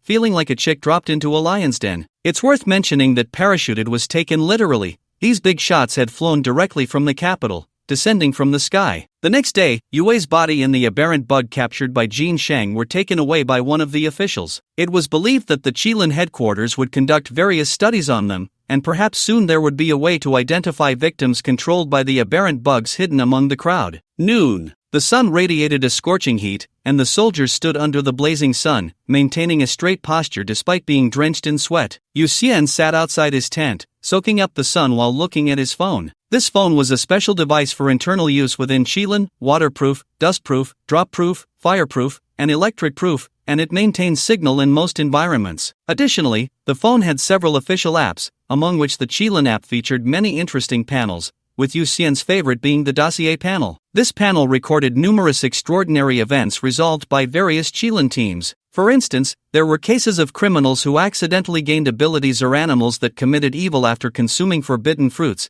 showcasing the team's cleverness and bravery in dealing with these extraordinary beings, ultimately resolving the issues. Of course, there were also cases of team discord or a lack of trust from the captain towards teammates, leading to mission failures and casualties. The reason these cases were publicly shared internally was due to the severe and complex situation of superpowered crimes. Only by continuously learning and broadening their horizons could they avoid being misled by the diverse abilities of complex criminals and falling into a mental dead end. Yu Xian was currently broadening his horizons and learning a lot. For example, he had always believed that obtaining a forbidden fruit would lead to soaring success. It wasn't until he read one of the dossiers that he realized forbidden fruits were not omnipotent and had many limitations. One dossier featured a boy named Qin Xing, who discovered a forbidden fruit on his family's balcony and became a god after consuming it. However, as the price for gaining power, his self-awareness was completely extinguished. Nowadays, Chen Xing is sealed in the extraordinary containment facility of the Qilin headquarters, numbered 006, codename, Fortune God. Anyone who kneels before him can receive a blessing of luck, but once they start kneeling, they must do so sincerely every day. Otherwise, if the kneeling is interrupted, misfortune will befall them. The greater the luck experienced before, the greater the misfortune that follows. Then there is number 001, codename Pangu, who is in a state of eternal sleep. It is said that he will only awaken after the destruction of this world, and then he will create the heavens and the earth. In the Qilin app, the blood of Pangu in the merit store comes from him. The officials have already found a way to extract blood without harming his body. The more Yu Xian looks, the more he understands how profound the official background is.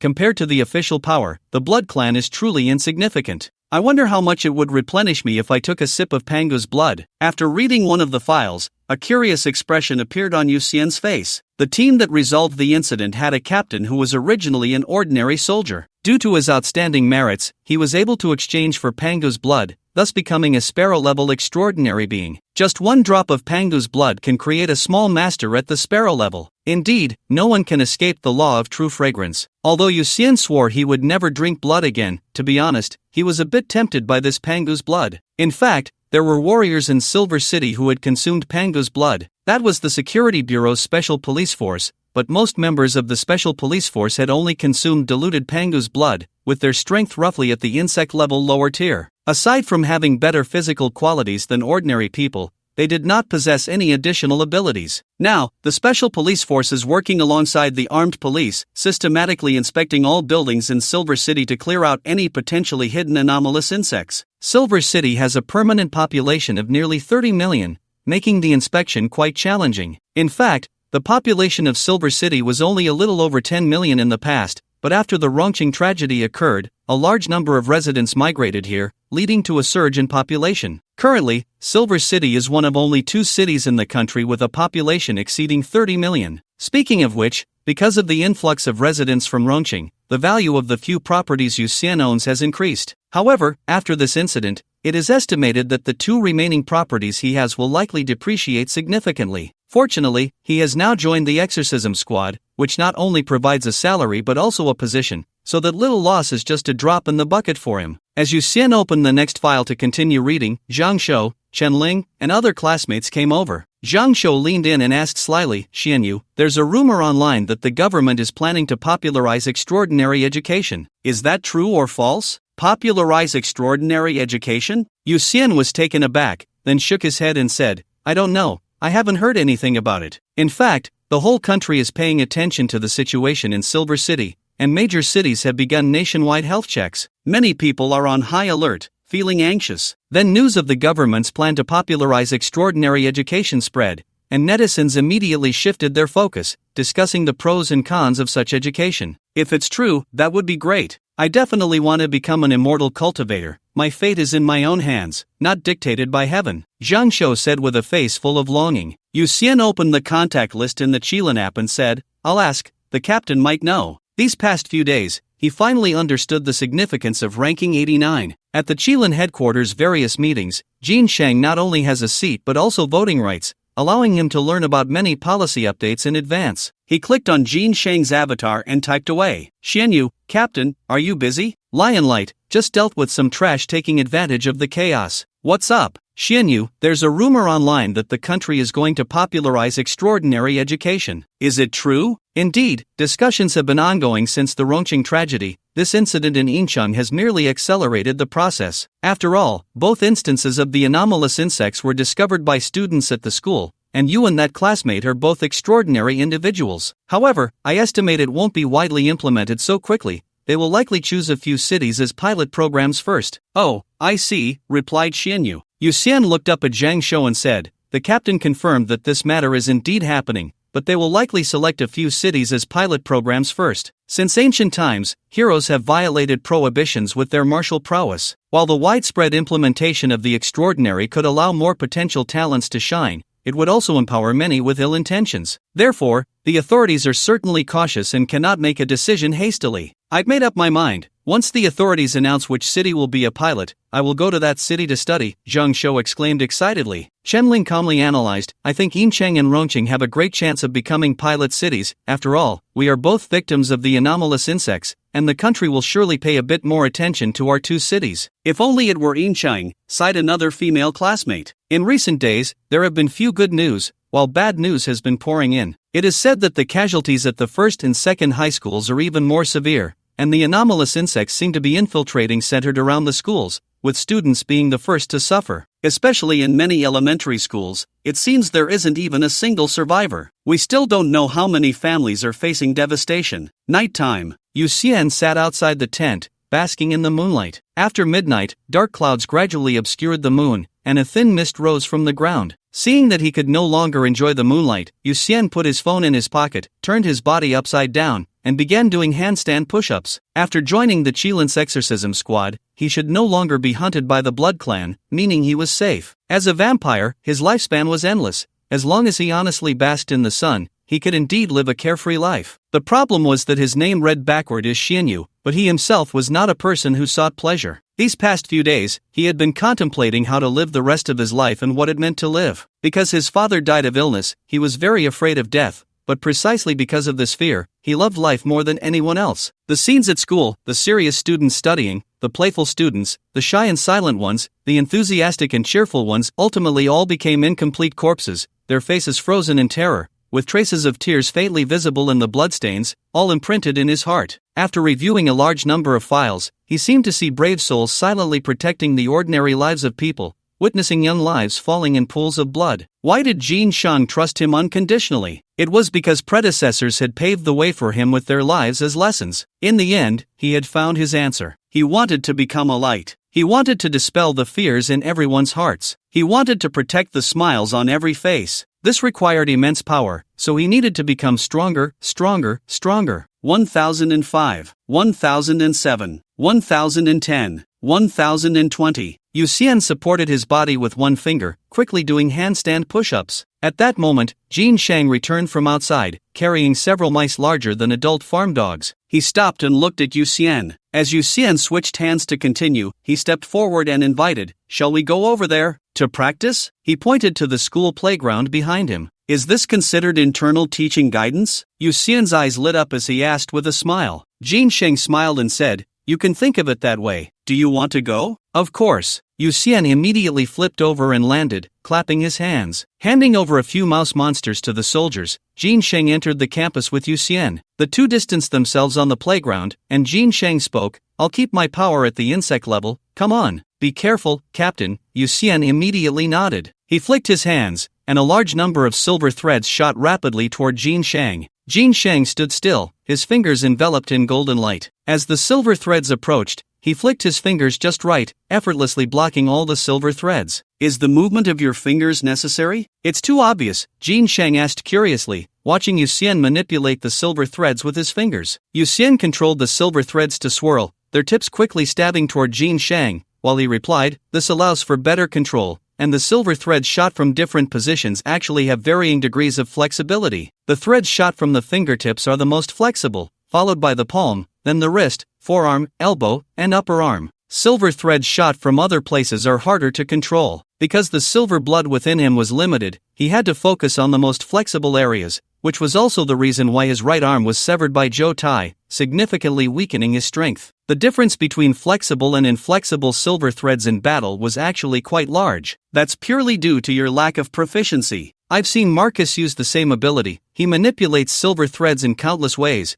making it impossible to defend against, even able to cover his whole body to form silver armor, much stronger than you are now. Jin Sheng easily dodged the silver thread attacks, talking while evading. Yu Xian's eyes lit up. Indeed, the physical defense of a vampire was not strong. If he could weave the silver threads into armor, it could provide decent defense. Perhaps he could learn how to knit later. Theoretically, they should be similar. But right now, the most important thing was to force Jin Sheng to take action. So far, Jin Sheng had been on the defensive, blocking all his attacks with just a finger. Facing Jin Sheng, although the pressure was not as great as with Zhou Tai, he could clearly feel the huge gap in practical experience between them. Yu Xian continued to attempt to break through Jin Sheng's defense from different angles, but it was as if Jin Sheng had eyes on the back of his head. No matter from which angle he attacked, it was easily blocked. Realizing that continuing to attack would only waste energy, Yu Xian quickly retracted all the silver threads. He thought for a moment and immediately controlled the silver threads to wrap around his hands,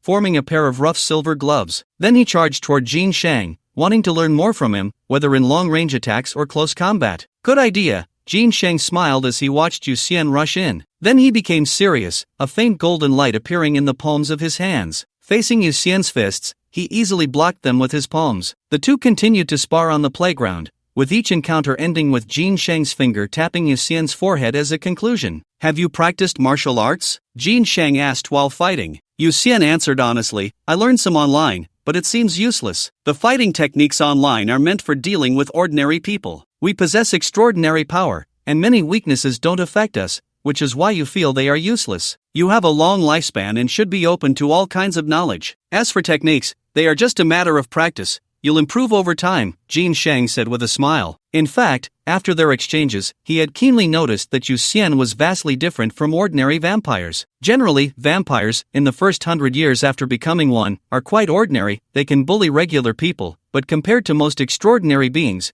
they are no different from weaklings. This is the price of immortality. But Yu Xian? Every punch he threw had an exaggerated force, feeling like being charged by a rhinoceros head-on. Simply put, Yu Xian's strength and speed had already reached the lower tier of insect level, not at all resembling someone who had just become a vampire. Instead, he felt like one of those old ghosts who had lived for 200 or 300 years. Alright, I have a pretty good understanding of your strength now, so be careful from here on, Jin Sheng said with a slight smile as he blocked Yu Xian's thrusting punch. Danger! Yu Xian's body instantly tensed up, and he quickly retreated. However, it was as if Jin Sheng anticipated every step he took, swiftly following him, and the distance between them never widened. Then, Jin Sheng unleashed a flurry of punches. Yu Xian clearly saw the fists but couldn't block them at all. One punch after another. Finally, with an uppercut, Jin Sheng sent Yu Xian flying into the air, declaring, the essence of tiger form fist, lion's majesty. In mid-air, golden particles erupted from Yu Xian's body, forming a massive golden lion. With a single paw, the lion struck Yu Xian down to the ground. After a loud crash, Yu Xian slammed onto the ground, his bones shattered, unable to move. The dark clouds gradually dispersed, and bright moonlight fell upon the earth. Jin Sheng slowly walked over and sat beside Yu Xian, poking his hand with a finger, and smiled, still alive? Not dead. Yu Xian groaned, speaking with difficulty. Although his whole body ached, he was well aware that he wasn't seriously injured. Clearly, Jin Sheng understood the characteristics of vampires very well and targeted non-vital areas. A few minutes later, Yu Xian sat up from the ground, his injuries mostly healed. TSK, you really are something else. I thought you'd be out for hours, but you got up in less than 10 minutes. Jin Sheng looked at Yu Xian, feeling that he was more abnormal than most extraordinary beings he had encountered. Is this still a normal vampire? Yu Xian glanced up at the moon and smiled. If it were daytime, maybe I wouldn't need a minute. Are you a vampire or a superhero? Jin Sheng couldn't help but retort. Where do you find a vampire whose recovery ability is stronger during the day? That completely flips the script. In the same team, trust is mutual. When Jin Sheng chose to unconditionally trust Yu Xian had already decided to give Jin Sheng the same level of trust. They seemed to be chatting casually, but Jin Sheng actually had a clear understanding. Yu Xian could recover his strength by absorbing light, which was also why he didn't need to drink blood. Captain, are you a superhuman? What was that lion just now? Yu Xian asked curiously. Jin Sheng looked up at the sky and replied, I am not a superhuman, but a pure martial artist. I started practicing Golden Lightboy skill from a young age, and after mastering it at 18, I switched to Fuhu Divine skill. About 5 years ago, I consumed a drop of Pango's blood, and Fuhu Divine skill mutated into Golden Light Lion Divine skill. This is my exclusive technique, and from that day on, I received my current codename, Lion Light. So you're a martial artist, no wonder you're so strong in close combat, Yu Xian realized. Upon hearing this, Jin Sheng seemed like a cat whose tail had been stepped on, becoming excited and retorting, "What do you mean martial artists are strong in close combat?" Many martial artists actually have weak close combat abilities and rely purely on their strong internal energy for ranged combat. You'll understand once you see more. The only way to improve close combat skills is through real combat, there's no shortcut. He had developed his solid combat skills from being beaten by the Jin army since childhood. This process was filled with so much blood and tears, how could it be overshadowed by a mere "so you're a martial artist"? Seeing Jin Sheng suddenly get worked up, Yu Xian vaguely sensed the resentment in his words and couldn't help but laugh. TSK. Jin Sheng looked at Yu Xian, finally letting out a helpless sigh, followed by a bitter smile and a shake of his head. In the following days, the restrictions gradually eased. The anomalous insects within Silver City had been cleared out, with only some areas outside the city still needing to be cleaned up. Residents who had taken refuge in various sports halls began to return home one after another. On the 5th day, Yu Xian returned to his home. He changed into casual clothes and immediately lay down on a chair on the balcony. These days he had been basking in the sun, perhaps because the rebirth after losing his arm consumed a lot of energy, so it was only yesterday that he managed to gather 9 heartbeats. If all went well, today he would awaken his second minor talent. He opened his phone and clicked into the task section. After the control in Silver City was lifted, he could finally accept tasks. The merit store actually had quite a few good items, such as Pango's blood, silver, storage equipment, extraordinary weapons, and extraordinary armor. All of these required merit to exchange. Although Jin Sheng said that after the Silver City incident was completely over, he would receive a significant merit reward, Yu Xian felt that the more merit, the better. Plus, since he had nothing to do, perhaps before school started, he could gather enough merit from accepting tasks to buy 1 or 2 items. The tasks in the task section were varied, with official tasks released, but there were also tasks posted by other team members. Yu Xian limited the tasks to insect and ant levels, immediately blocking out all higher-level tasks, leaving only the low-level ones. He began to carefully search for tasks he could do. Insect-level task: capture cold light snow weasel, 10 merit each, requirement, 100. Official insect level task: collect mutated ghost hand green, 15 merit per pound, requirement, 1,000 pounds. Ant level task: collect zombie fangs, 25 merit each, requirement, 66. Official ant level task: eliminate zombies appearing in Fengshui town, 50 merit each, requirement, total kill. Yu Xian found that as long as it was an official task, the rewards were relatively high, but the requirements were also significant. Moreover, many official tasks overlapped with private ones, allowing him to accept both tasks and receive double rewards. Just as he was considering whether he could complete these tasks, his heart suddenly began to beat violently, a surge of heat flowing from his heart and quickly spreading throughout his body. Thanks to his previous experience, Yu Xian did not panic this time. He took a deep breath, then closed his eyes, quietly waiting for his new ability to take shape. After about 10 minutes, he slowly opened his eyes, his expression a bit strange. He spread his hand, and a blood-colored energy immediately formed in his palm, looking both like water and fire. Blood energy could be said to be the most classic and important ability of vampires. According to the science section of the Qilin app, this ability has a very low probability of awakening only in vampires who have lived for over 300 years, making it a major talent. The science section also suggested that if members below the sparrow level encounter a vampire with blood energy, they should retreat immediately, because once a vampire possesses blood energy, they can learn various blood spells, no longer being the bottom tier among many extraordinary races, and even among spellcasting extraordinary beings. Vampires with blood energy are considered quite troublesome characters. If ordinary vampires are fragile assassins, then vampires with blood energy are noble spellcasters, their status completely different. However, looking at the blood energy in his hand, the first question Yu Xian thought of was who he should find to learn blood spells. As far as he knew, currently, only 2 races mastered blood spells. One was the Blood Elves, and the other was the Blood Clan. The blood spells passed down within the Blood Clan were learned by the ancestor through the forbidden fruit, self-taught during their growth. As a wild vampire, it was already a restraint that the Blood Clan didn't kill him. They would never teach him any blood spells. As for the Blood Elves, since their ancestor had died in battle hundreds of years ago, their numbers were extremely scarce, and they mostly resided in Europe now. Moreover, they were even more exclusive than the Blood Clan and would never teach him blood spells. Did it mean he had to use his long-hidden extraordinary wisdom to create various blood spells himself? Yu Xian looked at the blood energy in his hand, his eyes gradually becoming wise. Silver City, Jiangxinya Garden, Building 3, Room 601. Zhang Shou rushed out of his room, hurriedly ran into the bathroom, and stood in front of the toilet as the sound of water began. He let out a sigh of relief. Suddenly, he heard a plop sound and couldn't help but show a look of confusion. He wasn't defecating, so where did the plop of something falling into water come from? He opened his eyes and looked at the toilet, and then he saw a fruit radiating a red glow. The forbidden fruit? Zhang Shou's eyes widened in disbelief, and he quickly slapped himself. It hurt. So it wasn't a dream, it was real. Without caring about the dirt, he bent down and fished the forbidden fruit out of the toilet. He looked up at the ceiling, then glanced around, instinctively swallowing. Should he eat it or not? Anyway, no one would know he picked it up from the toilet, so eating it was the right choice. To avoid any long-lasting dreams, he hurriedly put on his pants, took the forbidden fruit to the sink, rinsed it off a bit, and then swallowed it whole. It still had a hint of urine smell, making it feel all the more real. Wishes can't be too big, just give me a system. I want a system. Zhang Shou had heard Yu Xian say a couple of days ago that the forbidden fruit was not omnipotent. The bigger the wish, the greater the cost. He didn't want to become a vegetable, nor did he want to sleep for 1,000 years, so he didn't ask for much. A system would be enough, and he would be grateful. Ding! Super Nanny System activated. Zhang Shou felt quite excited when he heard the ding in his mind,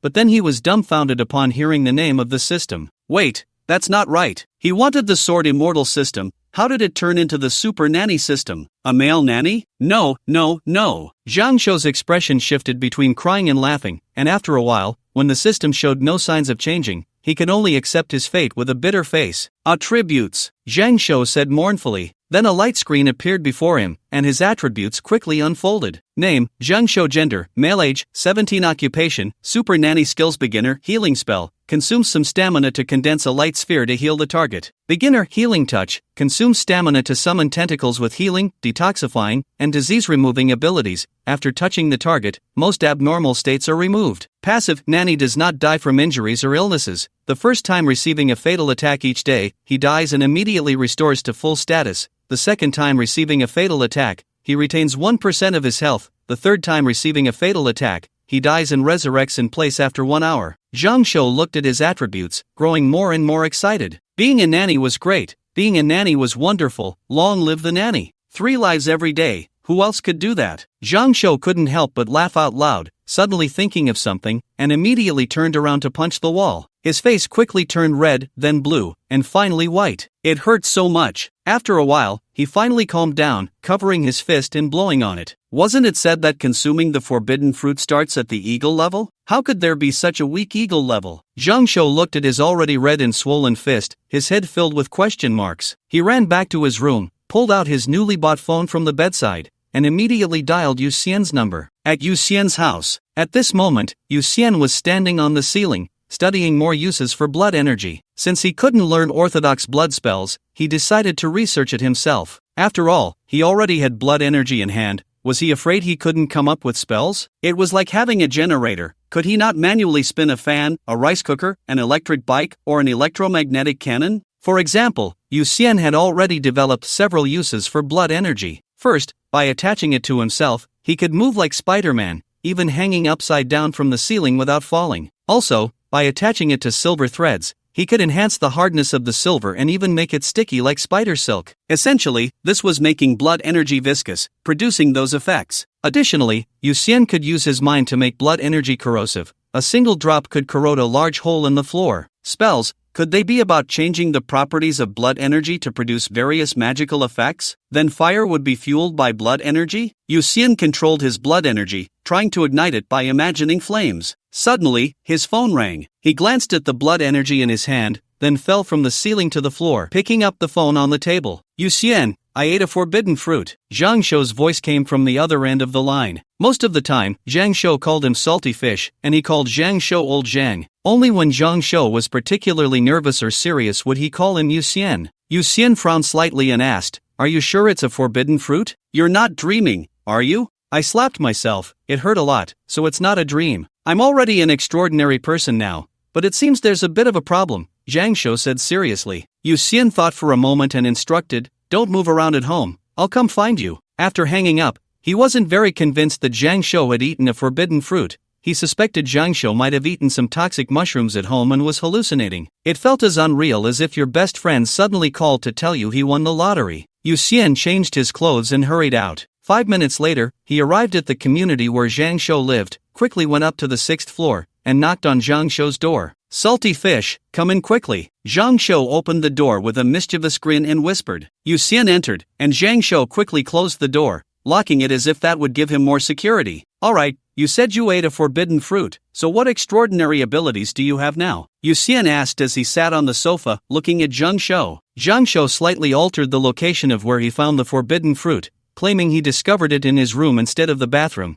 and then told Yu Xian everything without holding back. "Then try summoning the healing touch, let me see," Yu Xian said after listening. Zhang Shou nodded and immediately activated the skill beside him. A phantom green tentacle appeared instantly, moving slowly like an octopus tentacle without suckers. Yu Xian's eyes widened as he watched the tentacle appear out of thin air, unable to deny that Zhang Shou had indeed struck it lucky. He stood up and walked to the tentacle, gently touching it, only to quickly retreat, realizing his hand had been burned. This tentacle had a restraining effect on vampires. "He, now you believe it?" Zhang Shou asked proudly. Yu Xian nodded. "I believe it. But do you know why your power hasn't reached eagle level?" "Yeah, why?" Zhang Shou quickly asked. Yu Xian's expression turned serious as he replied, "Because you're too greedy. Do you know you almost didn't become a person with a system, but rather became the system?" He hadn't taken it seriously before, so he just laughed at whatever Zhang Shou said. But now that he confirmed Zhang Shou's words were true, Yu Xian felt a sense of horror. Zhang Shou thought his wish was small, but in reality, it was enormous. The system he obtained had almost no side effects, and his professional skills were exaggerated, especially that passive ability, which was simply against the heavens. Yu Xian felt that Zhang Shou had definitely used up all his luck for this lifetime. However, for safety's sake, he decided to contact the captain. After all, discovering a forbidden fruit consumer needed to be reported, and it was just right to arrange for Zhang Shou to have a comprehensive physical examination. In the South City Public Security Bureau, next door, Qilin had offices in every city, and the office in Silver City was located right next to the South City Public Security Bureau. Yu Xian and Jin Sheng sat in the office, and through the window, they could see Zhang Shou being examined by several doctors in the next room. Could it be that a freak's friend is also a freak? Jin Sheng said with an indescribable expression as he looked at the energetic Zhang Shou after understanding his situation. In an era where online novels were prevalent, the imagination of the Chinese people was increasingly expanded by online authors. The system was not something new. Hundreds of years ago, there was someone who, after consuming the forbidden fruit, wished to obtain a system, attempting to use it to become a deity and an ancestor. As a result, his wish was granted, but the side effect was that he himself became the system, only able to parasitize others. Once the host died, he would perish along with them. The final outcome was clear: he died alongside his host, and neither became a deity. Logically, Zhang Shou's wish was similar to that person's, so his ending should also be similar. However, Zhang Shou not only did not become a system but was also lively and energetic, which was quite strange. After the examination, the results would not be known until tomorrow. Zhang Shou came out of the room and saw Yu Xian waiting for him in the corridor. He nervously asked, "Xian Yu, is my side effect very severe?" "We'll have to wait for tomorrow's health report to find out," Yu Xian replied. Zhang Shou nodded and then optimistically smiled, thinking positively, "Maybe it's because I have great fortune that I gained such an extraordinary ability?" "Impossible. You should put away your wishful thinking. Although your ability is only at the insect level lower tier, its potential is too strong. Obtaining such a level of ability from the forbidden fruit cannot be without side effects," Jin Sheng said as he came out of the office, looking at Zhang Shou. After Zhang Shou left the room, Jin Sheng could see the doctor's expressions through the glass. Although the report had not come out yet, he estimated that the results would not be good. He retracted his earlier words. Indeed, only Yu Xian was the anomaly, while this fat guy was just a lucky unfortunate. Zhang Shou's smile instantly froze. He felt he had been very restrained when making his wish, yet he didn't expect Jin Sheng's evaluation to be so high. "Captain, can I transfer my merits to old Zhang and ask the country to help him?" Yu Xian couldn't help but ask. Jin Sheng replied calmly, "He'll stay tonight. You can stay with him or go home to rest. Everything will wait until tomorrow's report comes out." The forbidden fruit can be seen as an opportunity, but it can also be a source of disaster. The vast majority of animals that consume the forbidden fruit become threats to human safety, while humans, if lucky, soar to great heights, but if unlucky, harm themselves and others. The ancestors of zombies, drought demons, ghouls, and so on, all became sources of disaster in the world after consuming the forbidden fruit, losing their self-awareness completely. For example, the ancestor of zombies, after being killed by dozens of teams from the Qilin, erupted with a massive amount of corpse energy. This corpse energy could not be completely eliminated and spread globally with the wind. Once a body was infected with corpse energy, it would mutate and eventually become a zombie. The Qilin has always been clearing out newly appeared zombies, and humans can reduce the chances of zombies appearing by timely cremation. But many animal zombies are very troublesome and cannot be completely eradicated. Because of this, once a new consumer of the forbidden fruit is discovered, the Qilin will arrange for a health check, and they cannot leave without permission until the report comes out. "I'll stay with old Zhang," Yu Xian said. Jin Sheng nodded. "Yes, it's better for you to stay," so he doesn't overthink and make an irrational choice in the end. In the past, someone who had consumed the forbidden fruit was invited to the office for a health check. As a result, he fell into internal conflict alone at night, becoming increasingly fearful of knowing the examination results, and due to a lack of trust in the authorities, he quietly ran away. When they finally found him, he was already on the brink of death due to backlash from his ability. Nighttime. Yu Xian and Zhang Shou shared a double room. "Xianyu, I can't sleep," Zhang Shou said after closing his eyes for a while and then opening them to look at Yu Xian. Yu Xian was hanging upside down from the ceiling and said lightly, "Don't think too much. If it comes to it, I can turn you into a vampire. There are always ways to survive. I was blinded by the forbidden fruit at that time. I should have asked you first." Zhang Shou sighed. Yu Xian manipulated the blood energy to form strands, intertwining the red blood threads with the silver threads made of white blood to create a net. He fell from the ceiling into the net and lay there, saying, "It's impossible. The forbidden fruit itself has a tremendous allure for living beings. Your rationality isn't enough to hold out until you ask me." In the wild, if two people simultaneously discover the forbidden fruit, even if they are sworn brothers, under the influence of the fruit, they would end up killing each other, and even father and son have been known to turn against one another. This is why the forbidden fruit is referred to as the fruit from the abyss. Any living being that encounters the forbidden fruit will gradually lose their sanity, and Zhang Shou simply cannot hold out for long. So taking the forbidden fruit while still rational is the best choice. The next day, Yu Xian and Zhang Shou sat on a bench in the corridor. Zhang Shou looked like a suspect awaiting judgment, his face filled with anxiety. At that moment, Jin Sheng came out of another office with a serious expression, holding a report. He sat down next to Yu Xian and handed him the report. Yu Xian took the report and passed it to Zhang Shou, who waved his hand, saying, "You look first, I need a moment." "All right." From Jin Sheng's expression, Yu Xian could already guess that the outcome was not good. After reading the report, his brows furrowed even more, worry etched across his face. "What's wrong? Is the result very bad?" Zhang Shou asked, feeling uneasy at his expression. Yu Xian pressed his lips together and replied, "It's worse than expected. Your body is now filled with a special energy, and your telomere aging rate is hundreds of times that of a normal person. Every time you expend physical strength, it's equivalent to burning your own lifespan. According to your telomere test results,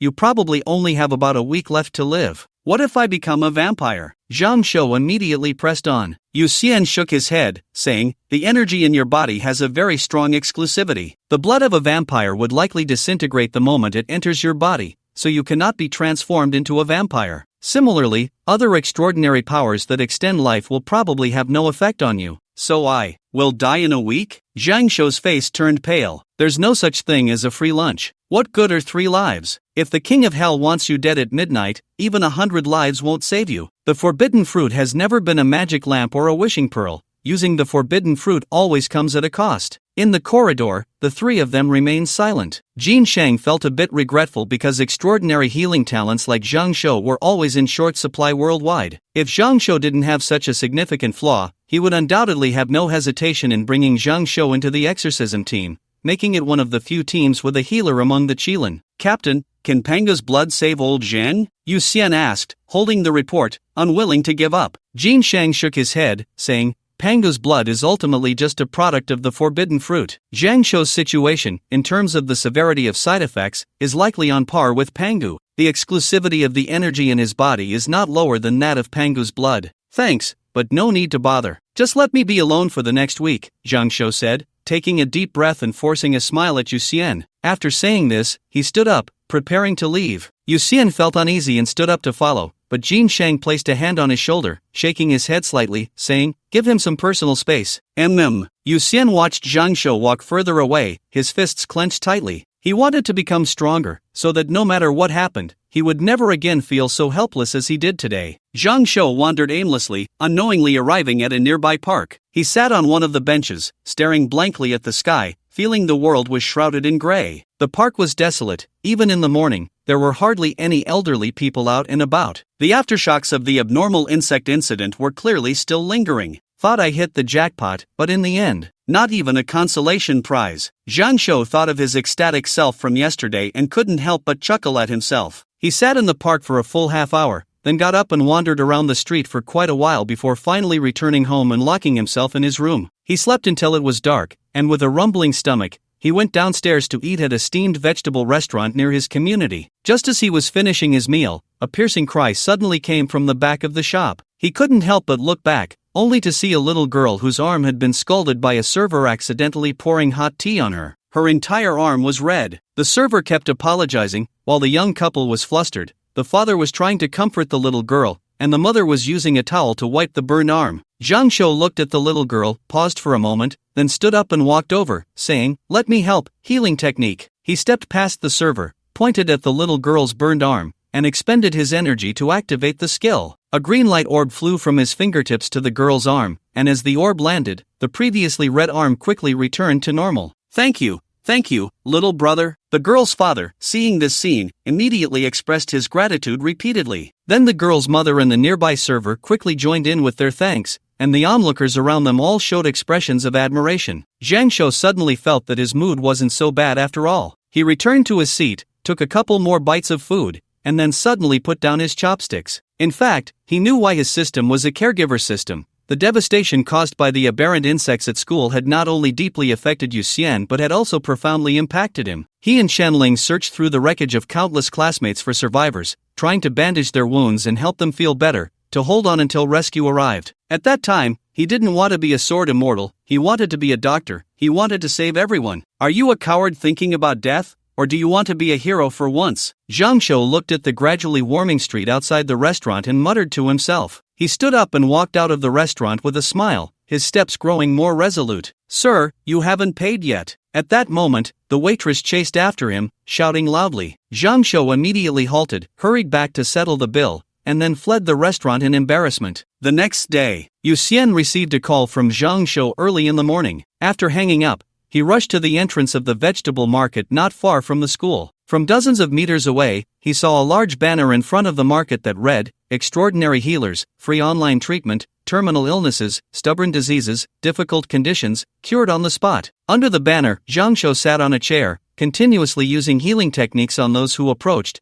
while for some special diseases, he directly used healing touch. Yu Xian quickly stepped forward, interrupting Zhang Shou's casting, frowning as he said, "Are you crazy? Did you forget what I said? The more skills you use, the faster you die. Xian Yu, I called you here hoping you could help me maintain some order in the crowd. Since I'm going to die anyway, at least I want my death to have some value," Zhang Shou said seriously, looking at Yu Xian. Yu Xian wanted to persuade him further, but Zhang Shou took a deep breath and said, "Yu Xian, if you consider me a friend, don't stop me. Life and death are fated, don't let me die without value." "Fine." Yu Xian gritted his teeth, his eyes reddening. Following that, Zhang Shou continued to treat those seeking help, while Yu Xian maintained order in the line, directly teaching a lesson to anyone who cut in or caused trouble. The sun gradually rose from the east to the center of the sky. Zhang Shou, who had originally looked like a youth, now appeared to be middle-aged, his temples graying, which was heart-wrenching to see. Yu Xian stood in the sunlight watching Zhang Shou. Every time he finished treating a patient, a smile appeared on his face,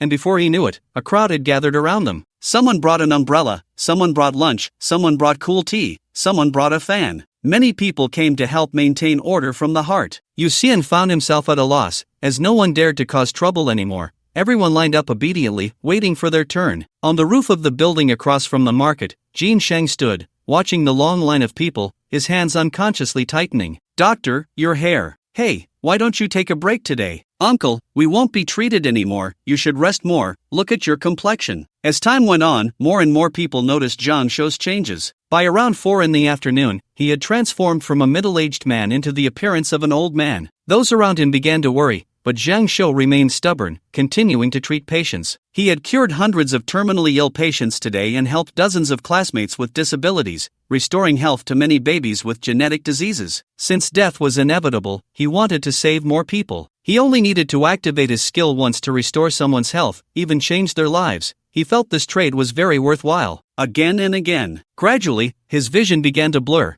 and he could hardly see the faces of the patients. Fortunately, he was not a real doctor. Treating patients only required him to activate his skill, so as long as he saw someone coming, he could directly activate it. As night fell, he noticed the colors around him changing again and immediately raised his hand to activate his skill, but his body suddenly went limp, and he collapsed to the ground. People around him quickly supported him, and he trembled as he activated his skill for the patient in front of him. That's enough, really enough. At that moment, Yu Xian rushed forward, holding the now emaciated Zhang Shou, tears streaming down his face uncontrollably. In fact, many people around had tried to stop him several times, but Zhang Shou had always refused, insisting on continuing. Many emotional people had already been secretly crying, and upon seeing this scene, they all began to weep again. Yu Xian, it's really strange. I clearly don't want to die. I should be very afraid of death, but now I seem to be completely unafraid. Is it because I know that what I'm doing is right? Zhang Shou heard Yu Xian's voice and weakly said, a relieved smile appearing on his face. Before Yu Xian could respond, his hand slowly fell, and Yu Xian couldn't help but cry out in pain. His father was gone, and his best friend was gone. He didn't know what else he had left to lose. The crowd around them watched this scene, some silent, some crying,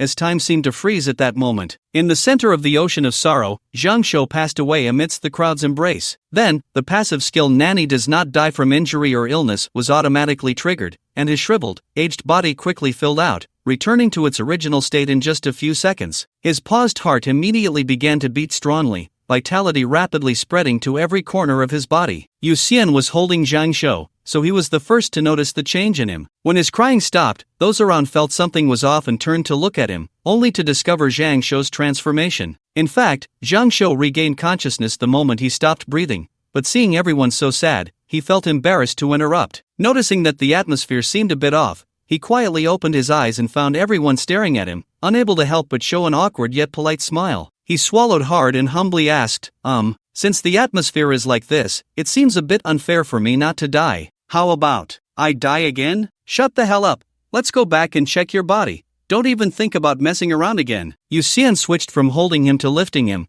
dragging him out as the crowd instinctively parted to let them leave. As they watched the two leave, people still hadn't reacted from their confusion. Just moments ago, people still immersed in sadness now felt an inexplicable absurdity and humor. If a few crows could fly by in the sky, it would be even more fitting. In the South City Public Security Bureau, next door, Yu Xian brought Zhang Shou back and immediately asked several doctors to check Zhang Shou's physical condition again. He had a vague feeling that something was off. As a vampire, although he did not drink blood, he was actually very sensitive to the vital energy of living beings. For instance, he could easily tell if someone was ill just by the scent of their blood, and he could even discern whether a woman was a virgin. The legend that vampires prefer the blood of virgins likely stems from their heightened sensitivity to the scent of blood, combined with psychological factors that create such quirks. Fortunately, Yu Xian did not enjoy drinking blood, so this had nothing to do with him. However, he was certain that after Zhang Shou's death and revival, his vital energy was definitely problematic. The next day, Yu Xian and Zhang Shou sat side by side in the office. In front of them, Jin Sheng held the freshly released report and took a while before speaking. The latest report finds that Zhang Shou's body has completely returned to the state it was in before the examination,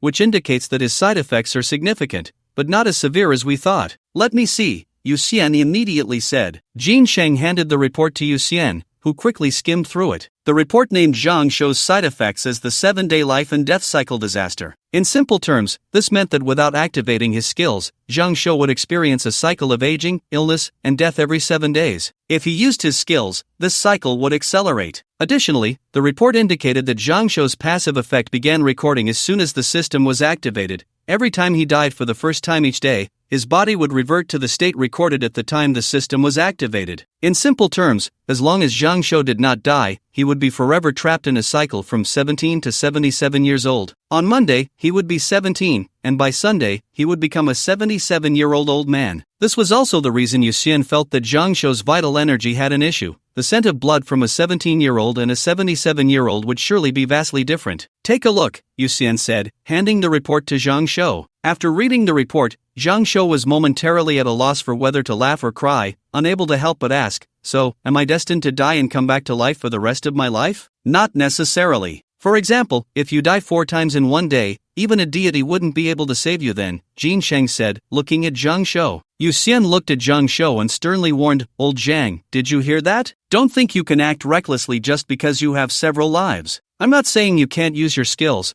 but at least be aware of it and don't leave no room for error. I was just thinking that since I was going to die anyway, I might as well be brave before I die. Now that I can live, I definitely won't act recklessly, Zhang Shou said with an awkward smile. Just thinking about the emotional scene from yesterday made him feel embarrassed enough to want to dig a hole to hide in. At that moment, Jin Sheng took out a form and placed it in front of Zhang Shou, saying, "Fill out this form, and, are you interested in joining us, Captain, can I?" Zhang Shou's eyes lit up. He knew that Yu Xian seemed to have joined some powerful official organization, but the problem was that he still didn't know the name of the organization, and this office didn't even have a nameplate. "Since you called him captain, of course you can," Jin Sheng said with a smile, already feeling a little celebratory inside. His team finally had a healer. He then began to explain the situation of the Qilin and exorcism teams, and after finishing, he asked, "So, do you want to join?" Join, I want to join. Can I be on the same team as Xianyu?" Zhang Shou nodded. Jin Sheng glanced at Yu Xian and smiled. "You and Xianyu are already on the same team. From now on, you are the healer of the exorcism team, rank 6340, codename Death Doctor. Your credentials will be given to you in a few days." "Death Doctor, heh, sounds kind of cool," Zhang Shou said happily. Yu Xian smiled and said, "Congratulations, fourth aunt." "What fourth aunt? It's Death Doctor, the tone is completely different," Zhang Shou immediately retorted. Yu Xian nodded repeatedly and smiled.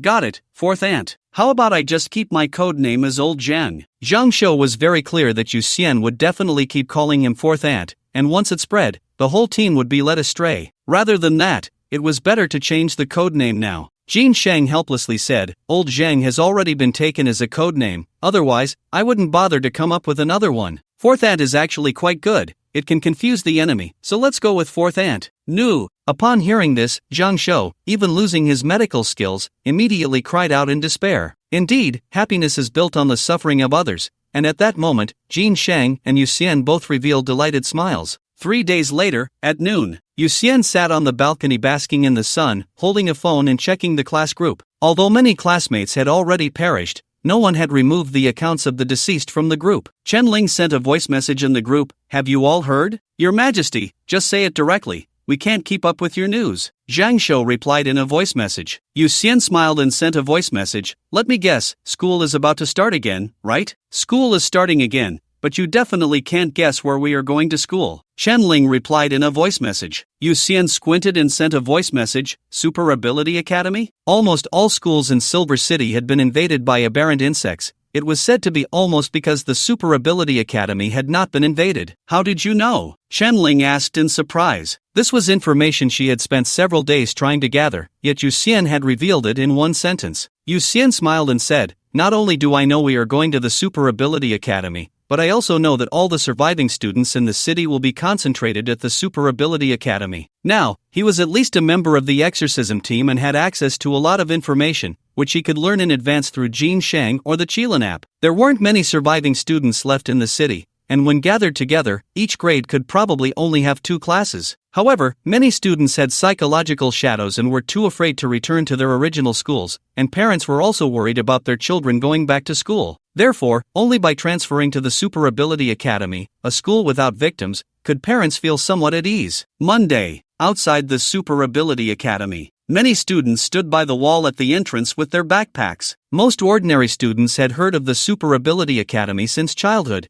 and many had even fantasized about attending it one day. However, at this moment, everyone felt a bit anxious. They were just ordinary people, while the students at the Super Ability Academy were all extraordinary beings. The gap between them was too great. Ordinary people, without training, couldn't even break a brick, while extraordinary beings could easily smash through a wall, and some powerful students could effortlessly knock down a building. If they were slightly bumped by these people, they could suffer serious injuries or worse. Think about it, it was a bit scary. "Xianyu, over here." At that moment, Zhang Shou saw Yu Xian coming with a backpack and immediately smiled. Yu Xian strolled over and asked, "I was wondering why I didn't run into you on the way. Were you staying overnight at the office?" Dr. Shin said that although my body can't grow through exercise, it seems I still have a data-based attribute panel, and the data on this panel can be improved through training, thus enhancing my various abilities. Zhang Shou looked around and then quietly explained to Yu Xian. Yu Xian nodded, not continuing the topic. He glanced around and asked, "Aren't you all going in? This is the Super Ability Academy.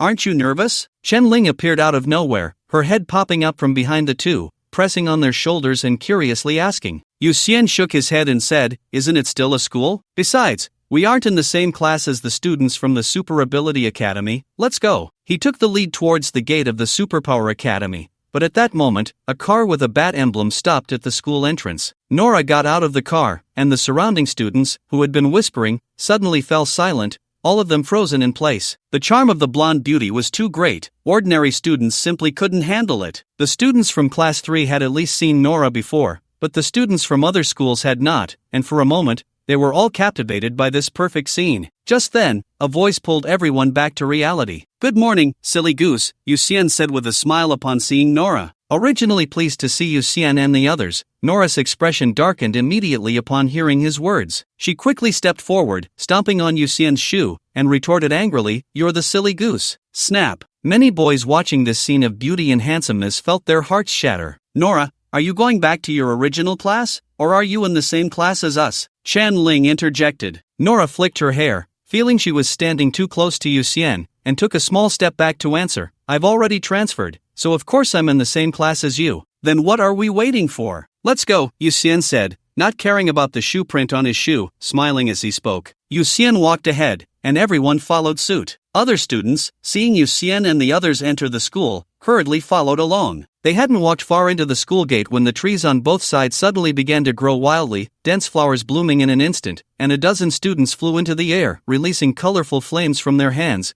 creating a dazzling display of fireworks in the sky, with lines of text appearing around them. "Hello, new students. Welcome to the Superpower Academy. Adversity is the highest institution for honing people. No matter how long the night is, day will eventually come. Every fall is for standing up better next time." Students from the Superpower Academy emerged from the dense woods, some presenting flowers to their classmates, while others gifted small trinkets. At this moment, many students from the Superpower Academy made way, and a tall, beautiful girl with long silver hair walked out from among them. She smiled and said, "I am Yumarin, the president of the student council. Welcome to all new students at the Superpower Academy. If you encounter any difficulties in the future, feel free to come to the student council to find me." Yu Xian, standing at the front with the ordinary students, had to politely express gratitude on behalf of them. However, as he looked into Yumarin's eyes, he felt a strange sensation. It seemed that there was no reflection of ordinary students like them in her eyes. Show off? A thought flickered in Yu Xian's mind, but he maintained his smile on the surface. Following Yumarin's lead, everyone walked towards the teaching building, where teachers were already waiting at the entrance. All of them arrived at the new classroom together. At the classroom door, Yumarin repeatedly emphasized that if there were any issues, they could find her or the student council, and any difficulties would be resolved for everyone. Finally, Yumarin led all the extraordinary students away, and only then did Yu Xian and the others begin to separate into classes. The ordinary class of the Superpower Academy had two classes for the third year, namely Class 3-1 and Class 3-2. Basically, all students from the same school were placed in the same class. Since Yu Xian had timely saved many classmates, Class 1 was mostly made up of students from Class 3, just not from the same class before. Due to the abnormal insect incident, everyone had already interacted, and they quickly became familiar with each other after taking their seats. Many students even brought gifts, coming forward to thank Yu Xian and the others for saving their lives. Among them were a dozen students who had been treated by Zhang Shou, who held them in high regard. Yu Xian, Zhang Shou, Nora, and Chen Ling sat on the left side of the classroom, occupying the first and second positions in the third and fourth rows, respectively. "I didn't expect the students at the Superpower Academy to be so warm and friendly. I thought they would look down on us," Chen Ling said with a smile, sitting to the right of Nora. Nora replied matter-of-factly, "They're not idiots. How could they do something like that? If any student dares to discriminate against these ordinary students today, they will be trending online by this afternoon, and by tonight, they will likely face nationwide cyberbullying. There might even be official forces quietly stepping in to let these fools know who is in charge in this country." After all, the reason they were admitted to the Super Academy was because of the Silver City Anomaly bug incident, a shocking event that captured the attention of the entire nation. Anything related to this matter will definitely attract a lot of scrutiny. Now, the Student Council is organizing a warm welcome for the surviving ordinary students, which not only boosts the goodwill of the national public but also enhances the reputation of the Student Council president. Even if some students have different opinions, Yumarin will suppress them fiercely. "By the way, here you go." Nora, sitting in front of Yu Xian, turned around and placed a huge silver ingot on his desk while wearing gloves. She had promised to give Yu Xian 20 pounds of silver, but after being taken back to the manor by Rocky, she hadn't had the chance to fulfill her promise until now. Wow, such a big piece of silver, Zhang Shou exclaimed, his eyes wide. The price of silver is now comparable to that of gold. Not only are blood clans buying silver, but various governments are also acquiring it, along with professions like wizards and Taoists, who all need silver. It is said that wizards can use alchemy to refine silver with several other metals and substances into secret silver. Due to all these factors,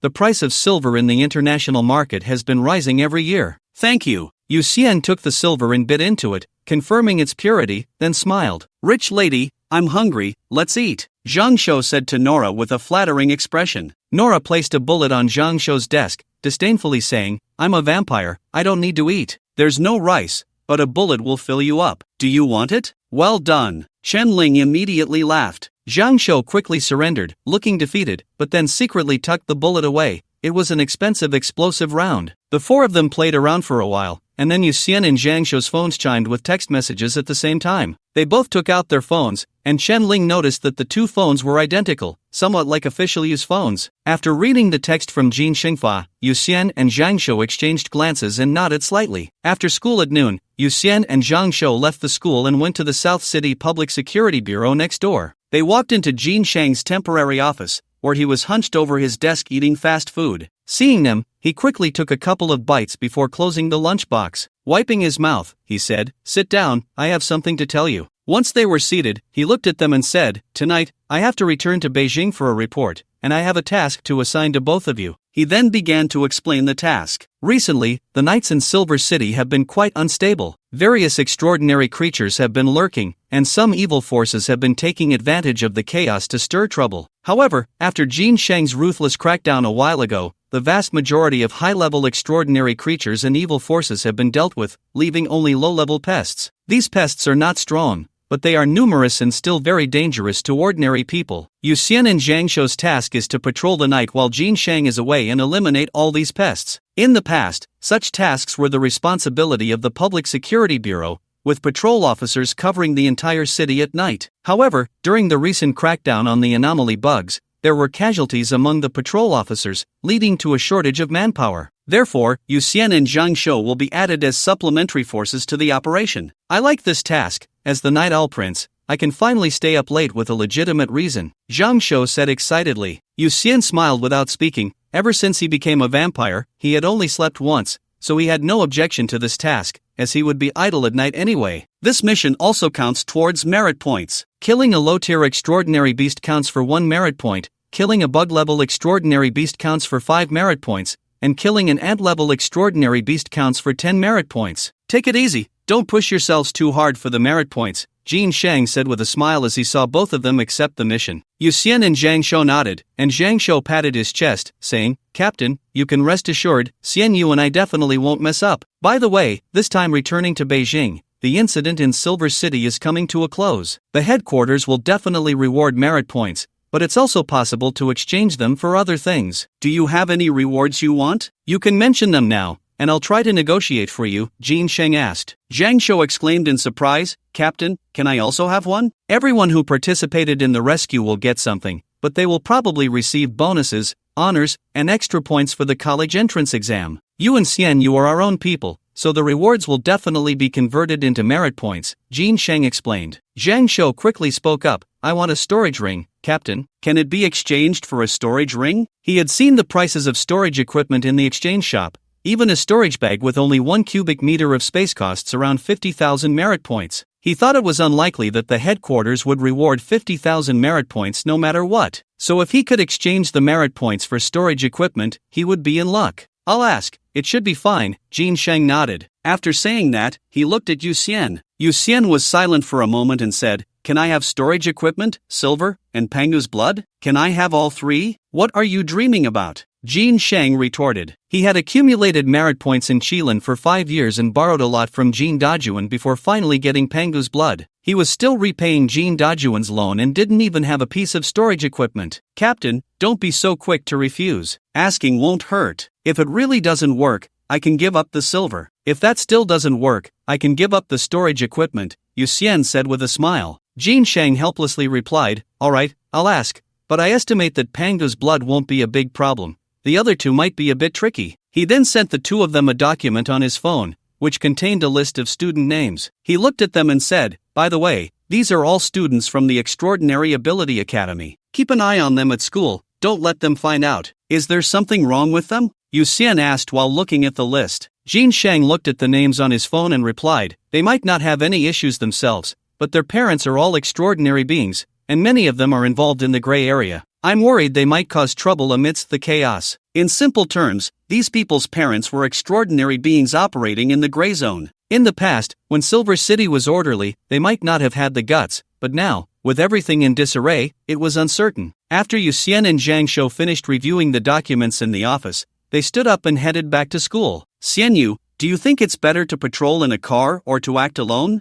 Zhang Shou excitedly asked on the way. Yu Xian looked at Zhang Shou and asked, "Don't you have a driver's license?" "My dad's car hasn't been sold yet. Let's go solo." He had been taking care of his father, who had ALS, for years, so he hadn't had time to get a driver's license. Instead, it was Zhang Shou who got his license after turning 16. Nowadays, many laws are different from ancient times, and the age for getting a driver's license is one of them. The two returned to school, and there was still half an hour before class. They simply stood in the corridor, observing the students downstairs. The uniforms of the Extraordinary Ability Academy were different from those of regular schools, making it easy to distinguish which students were from the academy. The blue uniforms and black uniforms were now on opposite sides, with a clear divide between them. "That student with horns, do you think he's from the Dragon Clan or has deer demon blood?" Zhang Shou quietly asked Yu Xian, looking at a student walking below. Yu Xian replied nonchalantly, "Dragons mostly live along the coast. What do you think?" He looked at the clearly divided students below,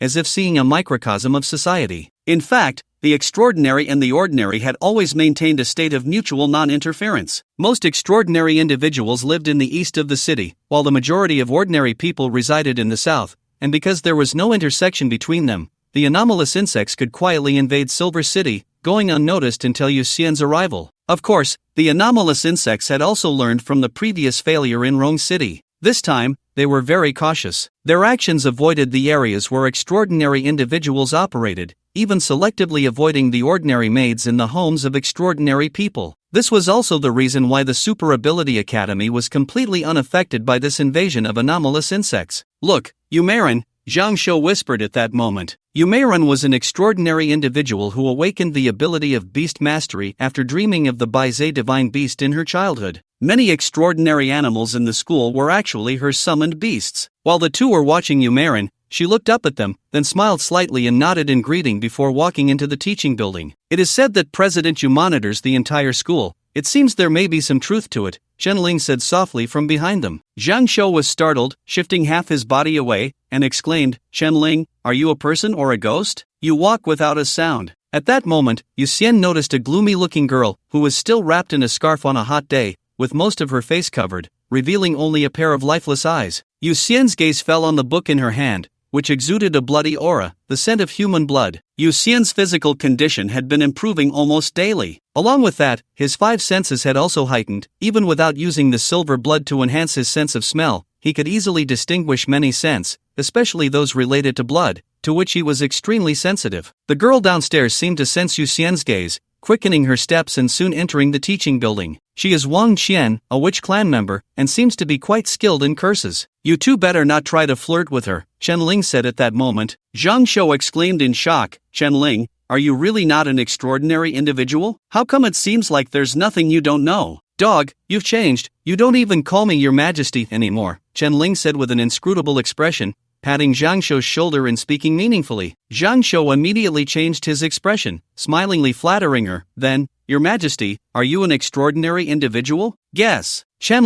replied with a mysterious smile. In fact, she simply enjoyed gossip and had joined many student group chats. Yu Xian could discern whether someone was extraordinary through their scent. He merely smiled at Zhang Shou's doubts, quietly watching the students downstairs. "Hi, handsome." At that moment, a girl with an innocent yet alluring appearance suddenly looked up and greeted Yu Xian. She had wine-red short hair, and there was a tail beneath her skirt. Yu Xian merely nodded slightly without speaking. This girl was one of the individuals Jin Shang wanted him and Zhang Shou to pay attention to, Hu Tuer. She had the bloodline of a nine-tailed fox, and her family ran a bathhouse. Her father, Hu Weijie, was a well-known cleaner in the gray area. If anyone was likely to cause trouble, her father would definitely be one of them. However, today, Hutuer's scent did not raise any alarms. If her father had indeed done something in secret, as long as it was related to Hutuer, Yuxian could find clues through the scent on her. Until the class bell rang, there were no issues with the other students. The only suspect was the witch clan member, Wang Qian. Night fell. Zhang Shou was driving, and Yuxian was in the passenger seat, knitting a sweater. 7:30 p.m., codenamed Salted Fish, codenamed Dead Doctor, beginning patrol now. Zhang Shou clicked on his phone to open the patrol software from the Public Security Bureau,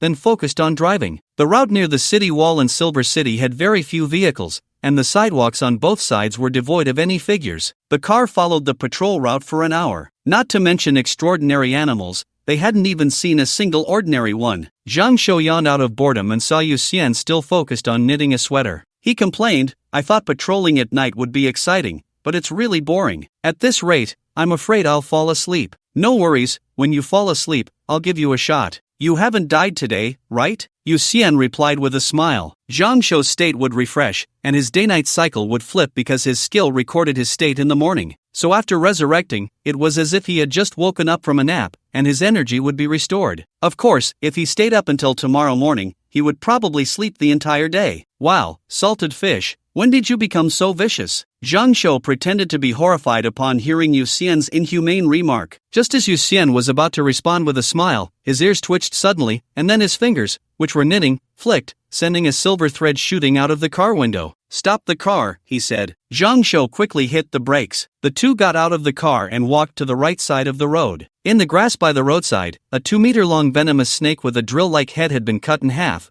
its lower body still writhing. "One point of merit in hand," Yuxian said, first taking a photo with his phone, then retrieving a collection bag from the back seat and using a clip to place the snake inside. Zhang Shou shone a powerful flashlight into the grass while holding a gun in the other hand, ready to shoot at any moment. "No need to look further, there's only this one snake here. I don't know how it got into the city," Yuxian laughed. This was indeed strange. The outer perimeter of Silver City was surrounded by a 15-meter-high wall. Outside the wall, there were barracks, so these animals should not be able to bypass both to enter the city. However, the reality was that animals had been appearing from who knows where, as if they materialized out of thin air. But it wasn't too surprising. It was like how many people's homes are in high-rise buildings, yet cockroaches still appear, and no one knows where they come from. Perhaps animals always find a way to survive. The two got back in the car and continued driving. About half an hour later, a shadow darted out from the grass, and Zhang Shou slammed on the brakes. They both jumped out of the car and started chasing the shadow. "A rabbit, might be a bug level, I'm going ahead," Yuxian said, accelerating immediately and quickly leaving Zhang Shou behind. Zhang Shou ran for a while, finally stopping, panting, and complained, "Turn back, I want to eat rabbit meat." Before he could catch his breath, another shadow flashed by. "Another one?" Zhang Shou's eyes widened as he turned to look back. On the other side of the road was the grass, at the end of which was a river, beyond which lay a forest, extending to the city wall. Where did this rabbit come from?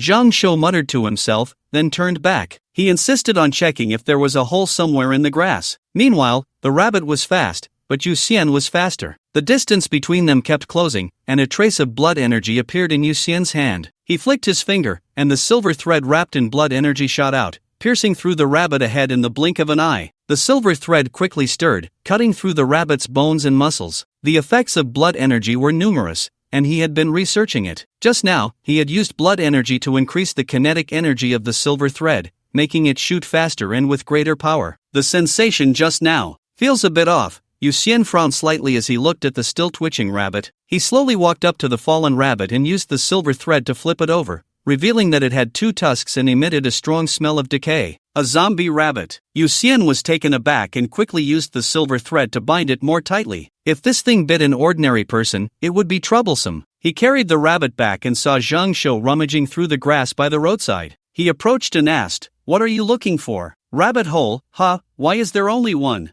I just saw another one run past a moment ago, didn't you encounter it?" Zhang Shou's own glanced at the rabbit in Yuxian's hand as he replied, then asked. Yuxian was taken aback. "Another one?" He hurried to the front of the car, took out a body bag covered in talismans from the back seat, stuffed the zombie rabbit into the bag, tied it up, and immediately ran back. Usually, he didn't like to enhance his sense of smell with silver blood, mainly because the world was filled with too many foul odors that he couldn't bear. But now he had to use it, otherwise, it would be troublesome if the zombie rabbit bit someone. Especially since some people, when bitten, wouldn't immediately seek medical help, clinging to a sense of luck, thinking they could save themselves, only to end up harming others and themselves, causing a disaster. Zhuozhengzong, male, 45 years old, cremator, enthusiast of metaphysics. He had wanted to become an extraordinary being since childhood and had worked hard for it, studying a large number of publicly available extraordinary systems. In the past, he had considered becoming a wild vampire, but at that time, the Blood Clan publicly executed several captured foreign wild vampires, and after seeing that, he felt the risk was too great, so he chose to give up. From the ages of 20 to 35, he was fanatically obsessed with forbidden fruit, spending a lot of money to chase his dreams, but in the end, it was all an illusion, a complete waste. To pay off his loans, he had to work honestly for the next 10 years, but he never gave up on researching how to become an extraordinary being. Eventually, he really came up with a foolproof plan. That was to become a zombie. Of course, he didn't want to become a mindless zombie. He wanted to be the first self-aware zombie in the world. In many texts, he found a way to compensate. First, he would buy a soul-fixing talisman to firmly anchor his soul to his body, then prepare a coffin with the effect of sealing zombies, and after being infected with corpse poison, find a place to nurture the corpse, lying in the coffin and sinking into the nurturing ground. Because the soul was fixed to the body, when the body turned into a zombie, the soul would mutate into a vengeful spirit. A zombie powerful enough would develop a slight self-awareness and even become increasingly intelligent. At that time, he would take the opportunity to devour the consciousness generated by the zombie body, seizing control of himself, perfectly merging with the zombie body. In this way, when he emerged from the nurturing ground, he would become the only conscious perfect zombie in the world. The plan was beautiful. He had even spent a year's salary to buy a real soul-fixing talisman. As long as he obtained a zombie tooth containing corpse poison, he would start preparing to execute the plan. However, as an ordinary person, he couldn't find a channel to buy zombie teeth, so he was stuck at this step. One day, he rode his bicycle home after work. Recently, there had been quite a few corpses to handle, and he had to work overtime until 7 or 8 every day. But overtime came with extra pay, and he was very willing to work more. With money, he could continue to chase his dreams. Who the hell is so malicious? Zhuozhengzong returned home and saw a basketball-sized hole in the corner of his door. He quickly stepped forward, took out his keys to open the door, and when he turned on the light, he saw a rabbit bouncing in the corner. Frowning, he picked up a steel rod for self-defense and cautiously approached. Hey! With one swing, the recoil made his hand tingle slightly. He realized this was an extraordinary creature and immediately gritted his teeth, swinging wildly. After exhausting himself to the point of collapse, he finally managed to beat the rabbit into submission. After resting for a moment, just as he was about to check what this rabbit was, Yuxian arrived. Be careful, that's a zombie rabbit, let me handle it. Yuxian quickly intervened. Zhuozhengzong was first surprised, then delighted, and turned around angrily. Who are you? Why are you trespassing in my home? Get out now, or I'll call the police. I am the police, currently on night patrol. All extraordinary creatures are my responsibility to handle. Yuxian took out his credentials and said to Zhuozhengzong. Zhuozhengzong stared intently at the documents in Yuxian's hands, suppressing the unwillingness in his heart, and stepped aside. Thank you for your cooperation, and next time you encounter such a situation, it's best to call the police first and let the battle police handle it. Your actions are very dangerous. It would be troublesome if you got bitten. Yuxian let out a slight sigh of relief, stepped forward to bind the zombie rabbit with silver wire, and before leaving, said to Zhuozhengzong. Zhuozhengzong could only smile perfunctorily until he watched Yuxian leave. He turned around, and the smile instantly vanished, his expression becoming extremely grim. That was the zombie he had been yearning for. This was definitely the closest he had ever been to the extraordinary. Back in the house, he looked at the spot where the zombie rabbit had fallen,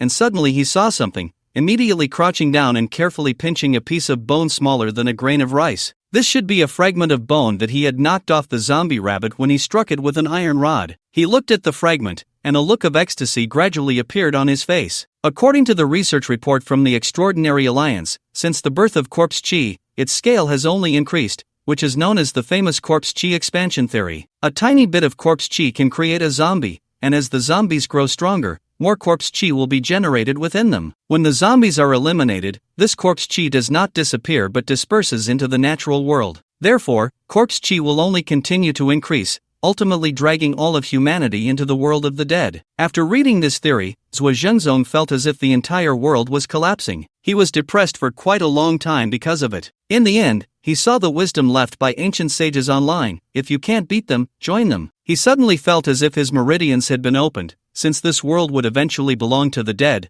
wouldn't it be better to become a dead person in advance? Yuxian was walking down the road, and the man from earlier had a strong smell of corpse odor, which made him a bit suspicious. He took out his phone and logged into the Public Security Bureau's app, quickly checking the man's identity based on the house number. He was taken aback for a moment, then shook his head. Indeed, he was overthinking it. A corpse burner, it was perfectly normal for him to have a foul smell. Yusin hurried back to the road, seeing Zhang Shou still searching for the hole, first putting away the zombie rabbit, then standing at the edge of the grass, looking at Zhang Shou and asking, "Old Zhang, did you find anything?" "No, this is too strange. Where did they come from?" Zhang Shou stood up, full of questions, looking at Yuxian. Yuxian smiled and said, "This is one of the 3 great unsolved mysteries of the world. If I could answer it, I would be famous." In the extraordinary world, there are always many unsolved mysteries, and the sudden appearance of animals is one of them. Some believe it's a bug in the world, while others think it's the effect of some forbidden fruit. In any case, everyone is discussing it, yet still has no idea how these animals suddenly appeared. The two returned to the car, and Zhang Shou continued to drive. Along the way, extraordinary animals occasionally appeared,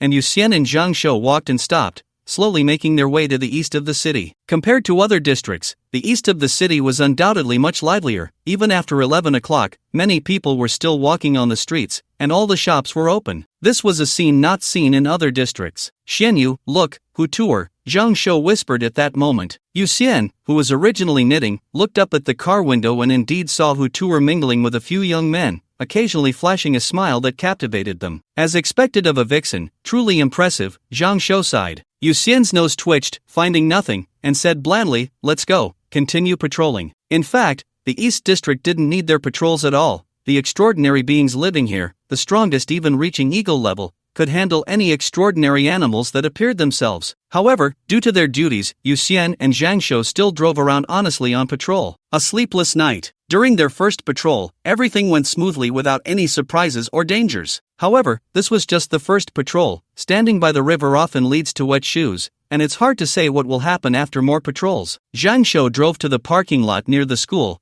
then went to have breakfast. Yuxian didn't need breakfast, so he went to school early. "Xianyu, you're here so early today," Chen Ling said, holding her phone and looking at gossip in the classroom. She was surprised to see Yuxian come in. "Good morning, you're also quite early today," Yuxian replied with a faint smile as he sat in his seat. He placed his hand in the drawer, and with a thought, silver threads quickly appeared, weaving into gloves in the blink of an eye. Compared to knitting a sweater with wool, the silver threads made from silver blood were much easier to control. As long as he mastered the correct weaving method, he could create the protective gear he wanted with just a thought. He practiced over and over, silver gloves continuously appearing and disappearing from both hands, the speed increasing. After he managed to weave the gloves in 0.1 seconds, he began to extend their length. "Xianyu, do you know?" Chen Ling suddenly turned around, and as soon as she finished speaking, she blinked and looked at Yuxian curiously. When Yuxian came in, he was clearly wearing the school uniform, which was blue, but now he was wearing a silver trench coat, with a silver vest underneath. "You didn't change clothes behind me, did you?" Chen Ling asked in shock. In the instant Chen Ling blinked, Yuxian retracted all the silver threads, and when she looked at him again, he was back in his school uniform. "Did I not sleep well last night?" Chen Ling muttered to herself. Yuxian smiled and asked,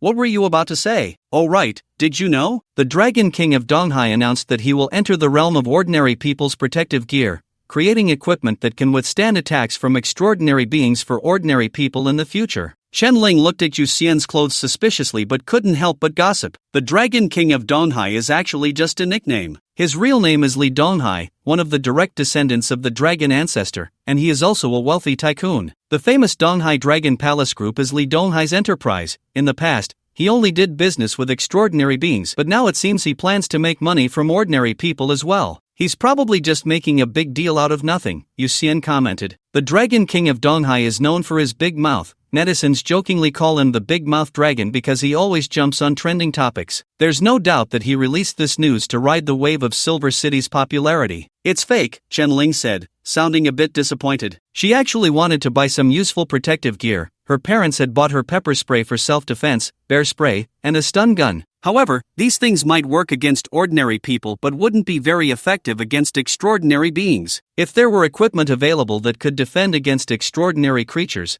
she would definitely be willing to buy it. Extraordinary equipment is definitely expensive. Even if costs are cut, it would probably still be several million. The material costs are right there. What do you think? Yuxian knew very well how precious extraordinary materials were. Even extraordinary beings might not have a piece of equipment, let alone making it available to all ordinary people. Alright, I was naive. I shouldn't have believed the big-mouthed dragon. After hearing Yu Xian's words, Chen Ling completely lost hope. She held her phone, talking and typing at the same time, clearly preparing to vent her frustrations on Li Donghai's account. Yu Xian smiled slightly at this, took out his phone, and while continuing to practice his knitting skills, he opened the Qilin app to see if there were any real big news. Flying zombies have been spotted at Gemini West Mountain. A search is currently underway. Members below Eagle level, please do not approach Gemini West Mountain. The internal ranking assessment will begin on the 1st of next month. Members confident in improving their rankings, please sign up as soon as possible. The Qilin Research Department has found a detection method for the anomalous insect variant brain-encapsulating neuroworm. A nationwide inspection will take place in 3 days. When Yu Xian saw the third hot piece of information, his eyes immediately lit up. About 2 days ago,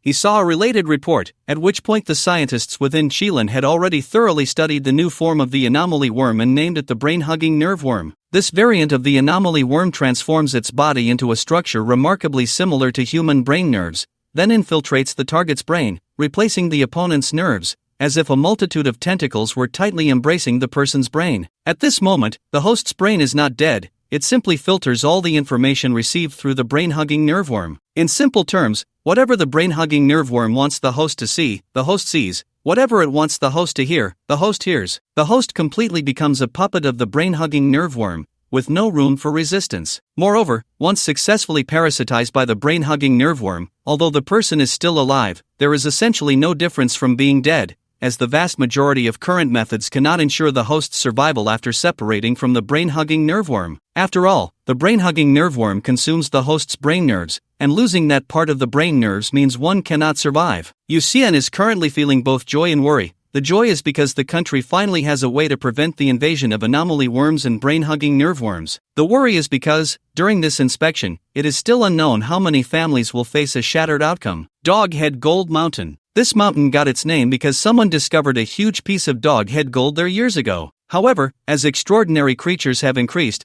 the humans living near Doghead Gold Mountain have long since relocated to the city, and it has now become a paradise for animals. In an artificially dug cave halfway up the mountain, various animals gathered together, including wolves, bears, tigers, and even many humans. Clearly, this is not normal. These creatures cannot coexist harmoniously. Suddenly, the ground shook. A massive 3-meter-tall white ape fell from the mountain top to the flat ground halfway down, turned around, and tore open one of the cave walls, looking at all the creatures and laughing. This body is really powerful, absolutely exhilarating. Old 3, don't break this body, it's our important prop, Jotai said, sitting on a rock, swinging his legs. A tiger nodded and said, that's right, it's not easy to get an extraordinary creature, if you break it, you're dead. Extraordinary creatures are more sensitive, any foreign object invading their bodies will be detected, making it very difficult for anomaly worms to parasitize them. However, after the disastrous defeat in Silver City, Jotai knew very well that relying solely on parasitizing ordinary people would never allow the anomaly worms to develop. Therefore, upon discovering that this giant ape was a loner, he sacrificed a large number of anomaly worms, exhausting the giant ape to the point of fatigue, which allowed him to successfully parasitize and take over. After gaining human intelligence, the anomaly worms also became fearful of death, making it very difficult for them to unite. Now, with Jotai as their leader, the anomaly worms can act in unison. Even if they fear death, they must comply, finally achieving a breakthrough from 0 to 1. Once they parasitize more extraordinary creatures, perhaps they can surround the city from the wild and ultimately achieve world domination. At the Super Ability Academy, it was another self-study class in the afternoon. The content that the seniors could cover had already been repeated countless times by the teachers. Now, apart from various tests and exams, the remaining time was self-study, mainly because many teachers had died or were severely injured, and only a few could still come to class, making it impossible to spare any. In the classroom, Zhang Shou was sprawled on the desk, fast asleep, his head covered by books, and one could still hear him snoring. The sun shone through the window, and sitting next to Zhang Shou, Yu Xian was playing with blood energy. He placed his hands under the desk, both hands condensing a mass of blood energy, then controlled the blood energy to protrude, forming two indistinct humanoid shapes. These two blood energy constructs held long spears in his palms, clashing continuously. The Blood Clan has two major components of combat power, one of which is blood energy. Any vampire who awakens the talent for blood energy will be prioritized for training by the blood clan. Yu Xian is very clear about the importance of blood energy. Moreover, during middle school, he read many online novels related to the blood clan. The one that left the deepest impression on him was a novel called After Awakening Blood Energy, I Reached the Pinnacle of Life. In the story, the protagonist accidentally saves a significant figure in the blood clan and gains the opportunity for initial embrace, but due to having a poor first talent, he is looked down upon and mocked by other vampires. As a result, his first major talent turns out to be blood energy, making him a once-in-a-century super genius of the blood clan. In the end, he not only slaps the faces of those who look down on him but also gets promoted and earns a beautiful and wealthy partner from the blood clan, reaching the pinnacle of life. It is worth mentioning that this novel showcases a large number of fictional blood spells. During his second year of middle school, Yu Xian became obsessed with this novel, even fantasizing that he was the protagonist. Back then, he could never have imagined that one day he would not only become a vampire but also awaken blood energy as his third talent,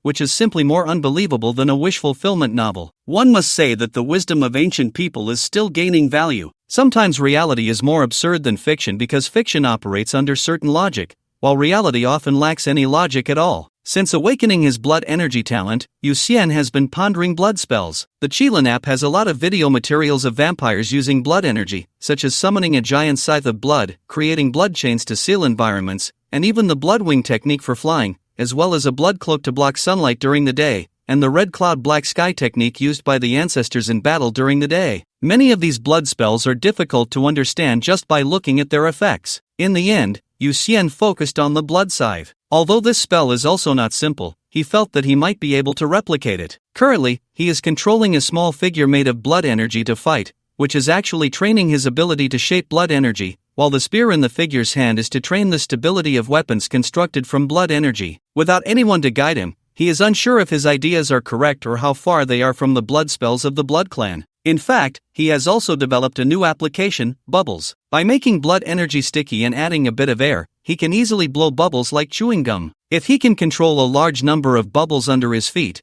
it can create significant elasticity, making his speed particularly exaggerated. Additionally, he envisions laying a large number of tiny bubbles as a cushioning layer inside armor woven from silver blood, which should provide good defense against powerful opponents. The class bell rings. Yu Xian retracts the blood energy back into his body and then takes out his phone to check various trending news, slightly relaxing his mind. Although he does not feel tired under the sunlight, maintaining concentration can lead to a different kind of fatigue. Much like working in a factory, even if the body is not tired on the assembly line, one can still feel weary. It is best to balance work and rest, allowing time to relax when needed. Xianyu, are you free tonight? Chen Ling quietly chatted with Nora for a while, then turned to Yu Xian and asked. Yu Xian nodded. I'm free, what's up? Night patrols are not required every day. He and Zhang Shou only need to patrol twice a week, with the remaining shifts handled by the battle police. Since he and Zhang Shou already completed a night patrol task last night, they definitely won't be on duty again today, so he truly has time. At the beast fighting arena, there's a grand performance tonight. Nora wants to invite us to watch the show together. Are you and Zhang Shou going? Chen Ling asked. Yu Xian glanced at Nora, who pretended to be indifferent, and couldn't help but smile. Since the silly goose is treating, I certainly can't miss it. The beast fighting arena is essentially a place where extraordinary beings capture various supernatural creatures in the wild and then pit these creatures against each other in a cage, somewhat similar to bullfighting, with the ultimate outcome being the death of these supernatural beings. Yu Xian had never seen a live match,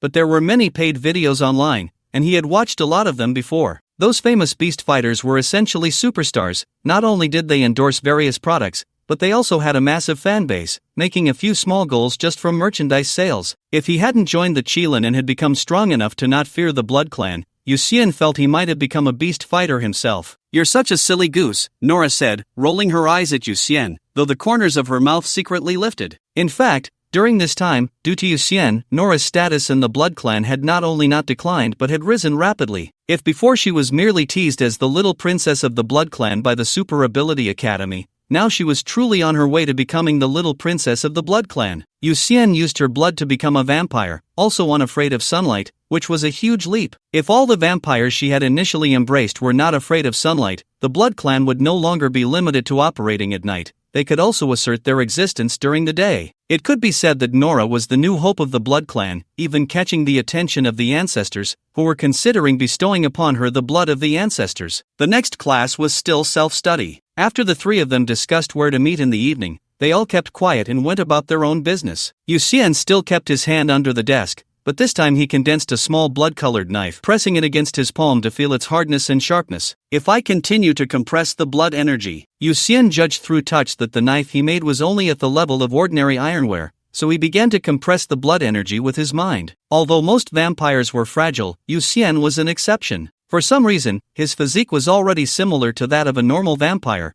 slender and even slightly thin. Just by looking at his face and muscle lines, no one would think he could easily lift objects weighing 1 or 2 tons. To adapt to his own strength and speed, his skin and bones had become very tough. Especially after awakening his blood energy, ordinary kitchen knives could no longer cut through his skin, and weapons like iron rods found it very difficult to inflict effective harm on him. At this moment, the originally 15-centimeter knife was compressed to 10 centimeters. With a gentle swipe, a blood mark appeared on his palm, but under the sunlight, the mark instantly vanished. Around 8:30 in the evening, the four of them gathered at a milk tea shop not far from the school and then headed to the beast fighting arena in Silver City together. The beast fighting arena in Silver City was located on the outskirts of the eastern part of the city. Last night, when Yu Xian and Zhang Shou were patrolling, they had passed by and could even hear the enthusiastic cheers and curses from inside the arena. Nora had purchased box tickets, and upon arriving at the arena, a dedicated server quickly led the way. After the four entered the box and sat down, various fruits, snacks, and drinks were served. "This is the first time I've been to such a grand place.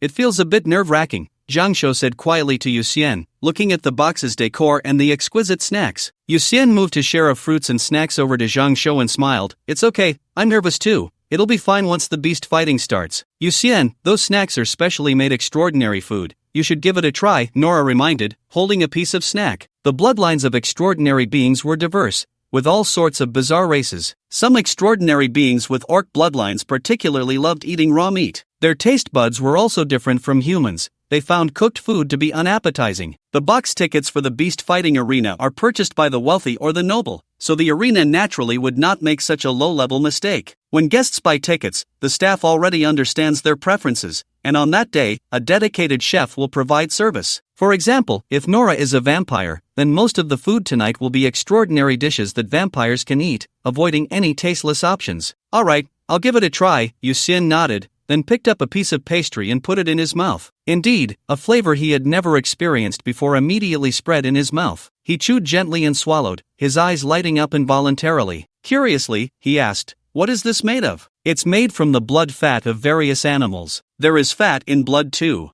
I don't know why, but vampires can't eat fatty meat, yet the blood fat can be digested and absorbed, which is how these blood fat pastries came to be," Nora replied while eating. Yu Xian had always been concerned about one thing. Normal vampires refer to themselves as blood kin or my kin, but Nora always called herself a vampire and never mentioned blood kin or anything similar. "Ae, can I ask a question?" Yu Xian couldn't help but speak up. Nora shot him a glance and replied, "Speak properly, don't call me randomly, I'll answer as I watch. I see other vampires refer to themselves as blood kin, my kin, or our kin. Why do you always use vampire?" Yu Xian asked curiously. Nora answered matter-of-factly, "Because I am a vampire. My mom calls me Little Vampire, and I don't see any problem with it. On the contrary, you are a silver-sucking ghost." Zhang Shou and Chen Ling, who were on either side, couldn't help but laugh at Nora's response. Yu Xian didn't expect that his curious question would result in him gaining the nickname of Silver-Sucking Ghost. To this day, Nora still thought he fed on silver and had no idea that he actually fed on light. If she knew, perhaps he would have another nickname, Light-Sucking Ghost. At this moment, staff outside the box began to check the protective equipment one by one. Yu Xian picked up a piece of pastry and put it in his mouth. After enhancing his taste, he detected multiple flavors. Besides blood fat,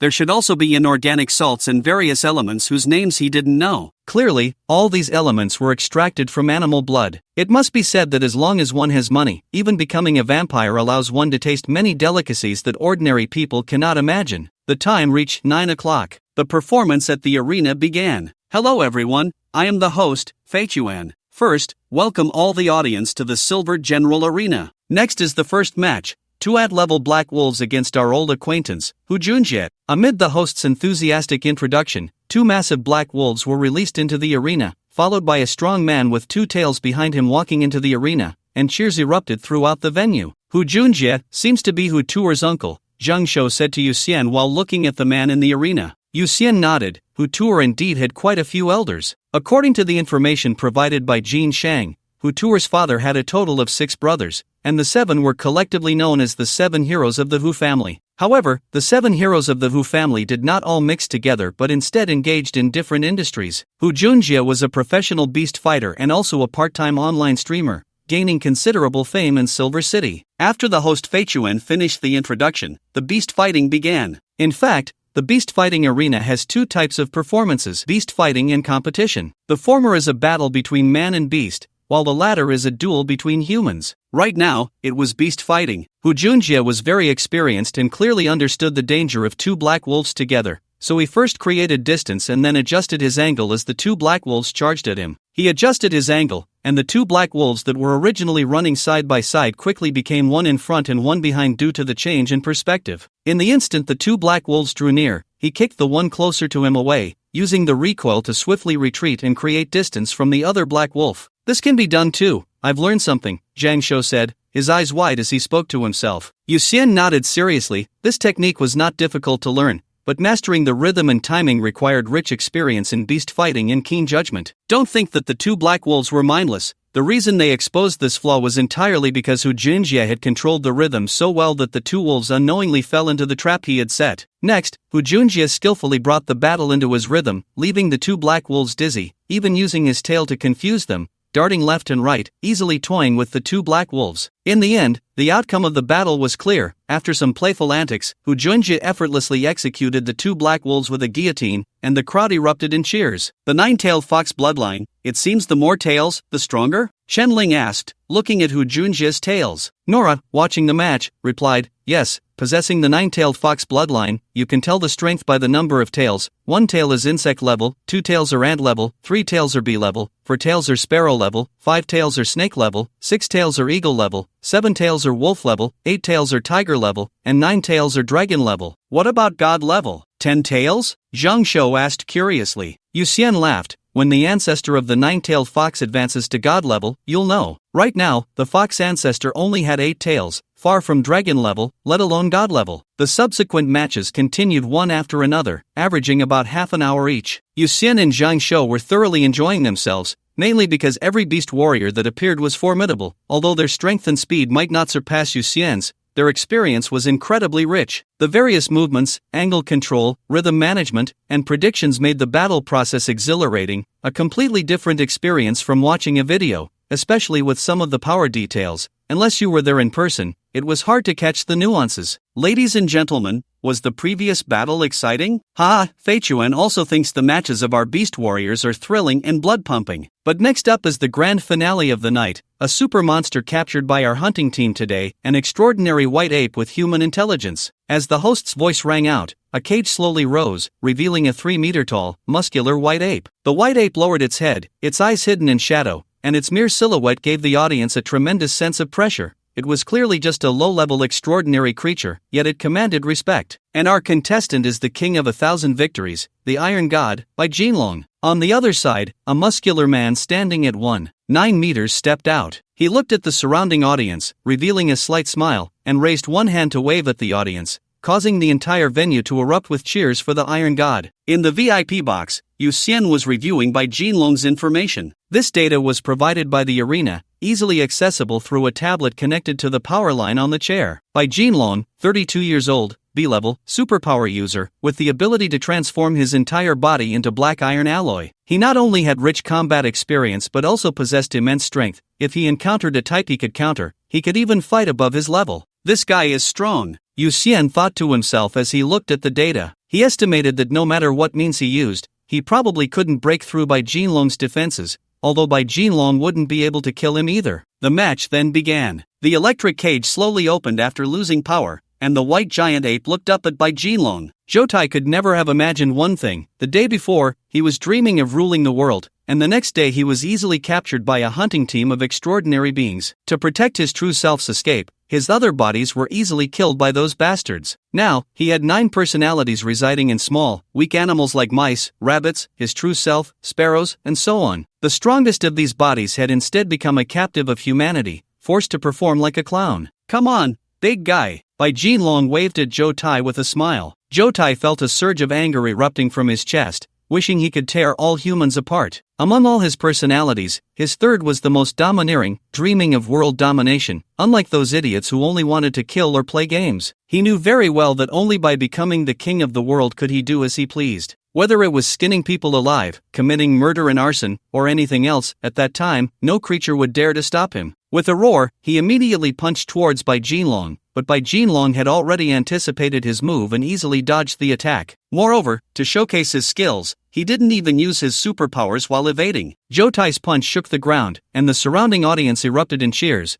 but those sounds felt like mockery to Zhou Tai. "Come again." Bai Jinlong smiled at Zhou Tai. It is worth mentioning that Zhou Tai was not controlling a mutant insect, but a brain nerve insect, so this white ape was actually still alive, just completely controlled by Zhou Tai in every move. "Human, you have completely enraged me." Zhou Tai glared at Bai Jinlong, speaking in a very unstandard voice. Bai Jinlong was taken aback, and the next second, Zhou Tai's arm swept across him, sending him flying back to crash heavily against the super alloy steel cage, spitting out a mouthful of blood. "Die!" Seizing the opportunity, Zhou Tai rushed forward, his hands rapidly striking out, wanting to take advantage of Bai Jinlong's injury to finish him off. But soon he felt something was off. Stepping back, he saw that Bai Jinlong had transformed into a pitch-black Iron Man. His previous attack was nothing more than a tickle to Bai Jinlong. To think it could talk, that really surprised me. Bai Jinlong got up from the ground, looking at Zhou Tai's robust body, explaining to the audience. Indeed, many extraordinary beings could speak human languages, like some parrots that not only could talk but did so fluently, and even the weasels that could also speak human language. Bai Jinlong just didn't expect the white ape to speak human language, and in that surprise, he was successfully ambushed by the white ape. Now that he was prepared, the white ape posed no threat to him at all. In the private box, Yu Xian and the others were also startled by the white ape's speech, especially Yu Xian, who, for some reason, felt a sense of familiarity when the white ape spoke. No, it was somewhat familiar, but also different. It was like two brothers. He had heard his younger brother's voice, so his older brother's voice felt very familiar. He furrowed his brows, trying to recall where he had heard that voice,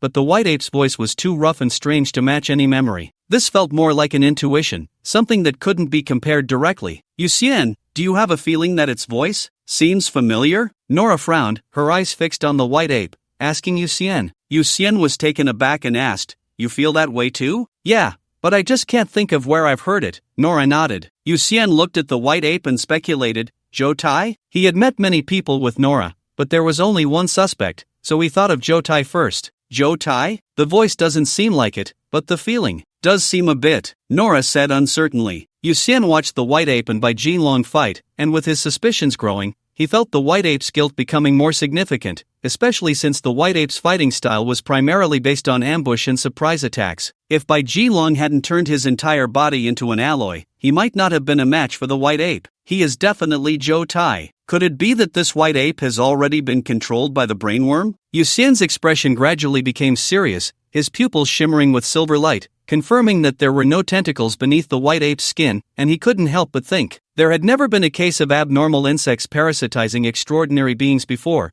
If this white ape really was Zhou Tai, then the situation would be serious. Once the match was over, he would definitely check the white ape's corpse. If it was confirmed that the white ape was Zhou Tai, he would report it to the Qilin Bureau immediately. Bai Jinlong was not in a hurry to end the battle. Instead, he continuously provoked the white giant ape, enduring its attacks time and again, showcasing his powerful defense to the audience. In his eyes, this was a performance. He had to constantly steal the show, becoming the most prominent figure in the entire performance. In fact, he succeeded. The entire audience in the arena was shouting his name, and he thoroughly enjoyed the feeling of being admired and supported by countless people, especially since this admiration and support could indeed be converted into a little money. Weak and powerless fists. If this is all the strength you have, what does it matter if I provoke you? Bai Jinlong looked at the giant ape controlled by Zhou Tai, a contemptuous smile on his face, easily blocking Zhou Tai's punch with one hand, and began to mock. Sure enough, as soon as he spoke, the giant ape's fists moved even faster. But the giant ape was ultimately flesh and blood.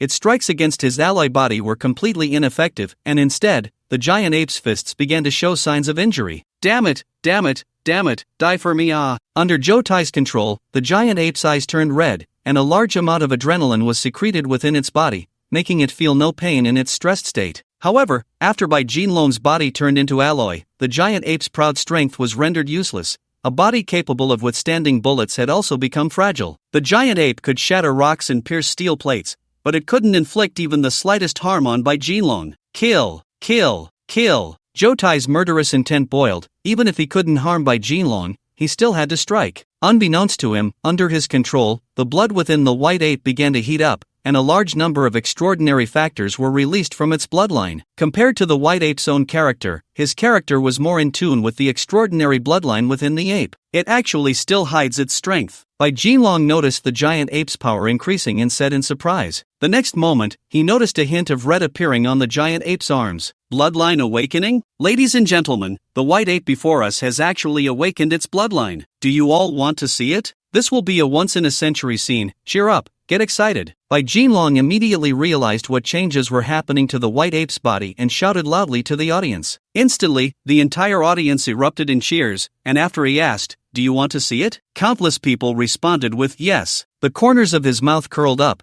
deciding to satisfy the audience's wishes. With his strength, even if the white ape's bloodline awakened, what could it do? Bloodline awakening? Jotai also heard Bai Jinlong's words, and then through the brainworm, he sensed that the white ape's body was indeed undergoing earth-shattering changes. However, based on the release of extraordinary power within, even with a bloodline awakening, it was impossible for it to be Bai Jinlong's opponent. Unless I can guide the bloodline within the white ape to a deep awakening. Jotai was not a mindless brute. While his murderous intent boiled, he could still maintain a clear mind. Battle intent, murderous intent. He quickly grasped the key to the white ape's bloodline awakening. Then he continuously transmitted messages of anger and slaughter to the white ape's brain. Under the overwhelming impact of anger and murderous intent, the structure of the white ape's brain began to undergo new changes. Originally, the brain of the white ape had a normal structure, but under Jotai's stimulation, a blood-red substance was rapidly secreted. The neuroparasitic worms in the brain, under the influence of this red substance, actually fused deeply with the white ape's brain. At the same time, the blood temperature within the white ape rose to 1,000 degrees. Under the terrifying high temperature, its bones, meridians, and internal organs were all undergoing frenzied transformation. Externally, the pure white fur of the white ape began to show streaks of fiery red, especially on its arms and legs, which had completely changed from white to crimson. Bai Jinlong was initially full of confidence, believing he could suppress the awakened bloodline of the giant ape. But under the giant ape's relentless punches, he soon realized he could no longer resist. The power of the giant ape's fists was astonishing, and the speed of its strikes was increasing, becoming more urgent. The giant ape's strength was changing too rapidly for him to react. Just as he thought to counterattack, another punch came crashing in. He could only defend. Then, as he attempted to move, another punch was already on its way. Not good, this is getting out of hand. Bai Jinlong's heart sank as he wanted to retreat, but the white ape seemed to see through his intentions and closed in on him. He looked up into the eyes of the white ape, which were ablaze with fire, as if all the calamities of the world were contained within them. Zhu Yan bloodline, Bai Jinlong shouted in shock. The next moment, he was sent flying by Jotai's punch, crashing heavily against the cage, his steel body no longer resembling a human form. Everyone present showed expressions of shock, the cheers abruptly stopping, all eyes fixed on the white ape, which had now transformed completely from just moments ago. Is it getting bigger? Oh my god, its eyes are on fire, I feel my heart racing. Run, that's Zhu Yan, run. Suddenly, someone realized something and stood up to shout. After shouting, this person turned to flee, and some clever individuals immediately followed. Thud, thud, thud, thud, thud, thud, thud, thud. The heartbeat sounded like war drums, and some slower reacting spectators quickly realized that the heartbeat was coming from the giant ape, while they themselves felt a severe panic. The next moment, everyone's hearts began to pound violently, and then, explosion. Many spectators spat out blood with a puff and collapsed in the stands, while some stronger extraordinary spectators began to evacuate. The incident happened too quickly. At this moment, four extraordinary beings burst out from the arena's passage, one of whom penetrated the cage and launched a heart extraction strike at Jotai. He possessed the ability to penetrate matter. During battle, his arm could pass through the target's body, grasp the heart, and with a pull, easily kill most opponents. However, this time he miscalculated. When his palm penetrated the white ape's body and grasped its heart, the intense heat instantly cooked his hand. His body could no longer maintain its ability, and with a scream, he tried to retreat, but the next moment, he was caught by the giant ape. Now, the giant ape's body temperature was exceptionally high. Being touched by it felt like being scorched, and the man let out an even more agonizing scream before being swallowed whole by the giant ape. Originally, due to the deep awakening of its bloodline, the giant ape's body had been somewhat shriveled, but it immediately gained energy, its body gradually becoming fuller. It looked at the other three standing outside the cage and said, "Come in." The three retreated simultaneously. In the VIP box, it seemed there were materials that blocked Zhu Yan's abilities, so the recent wave of heartbeat attacks did not affect the four inside. Not good, something unexpected has happened. Old Zhang, go check if there are any survivors in the audience. I will. By some time, Yu Xian stood up, looking at the arena, and said to Zhang Shou, everything had happened too quickly. From the giant ape's counterattack to the killing of numerous spectators, it had only been a little over 10 seconds. By the time Yu Xian realized it was not a performance, countless casualties had already occurred in the stands. Nora stood up and said, "I'll go too." "No, you stay with Chen Ling. If there is real danger, evacuate quickly," Yu Xian refused. The current white ape is clearly not something that can be dealt with by firearms. If he hadn't been diligently honing his abilities during this time, he would definitely run as far away as possible. The only reason he dares to confront it is that he is confident he can retreat safely. Yu Xian does not believe he can defeat the current white ape. His only goal is to buy time. Nora glanced at Chen Ling and finally nodded, saying, "Alright, just be careful." She wouldn't forgive herself if anything happened to Chen Ling while she was left alone here, so even though she wanted to help Yu Xian, she obediently stayed behind. Yu Xian stepped out of the private room, and his body instantly turned red. Then, a large number of tiny bubbles protruded and covered his entire body, enough to make anyone with a fear of clusters scream on the spot. Subsequently, silver threads made of silver blood quickly wove together, covering all the bubbles and forming a set of silver armor. This time, the silver threads he created were extremely fine,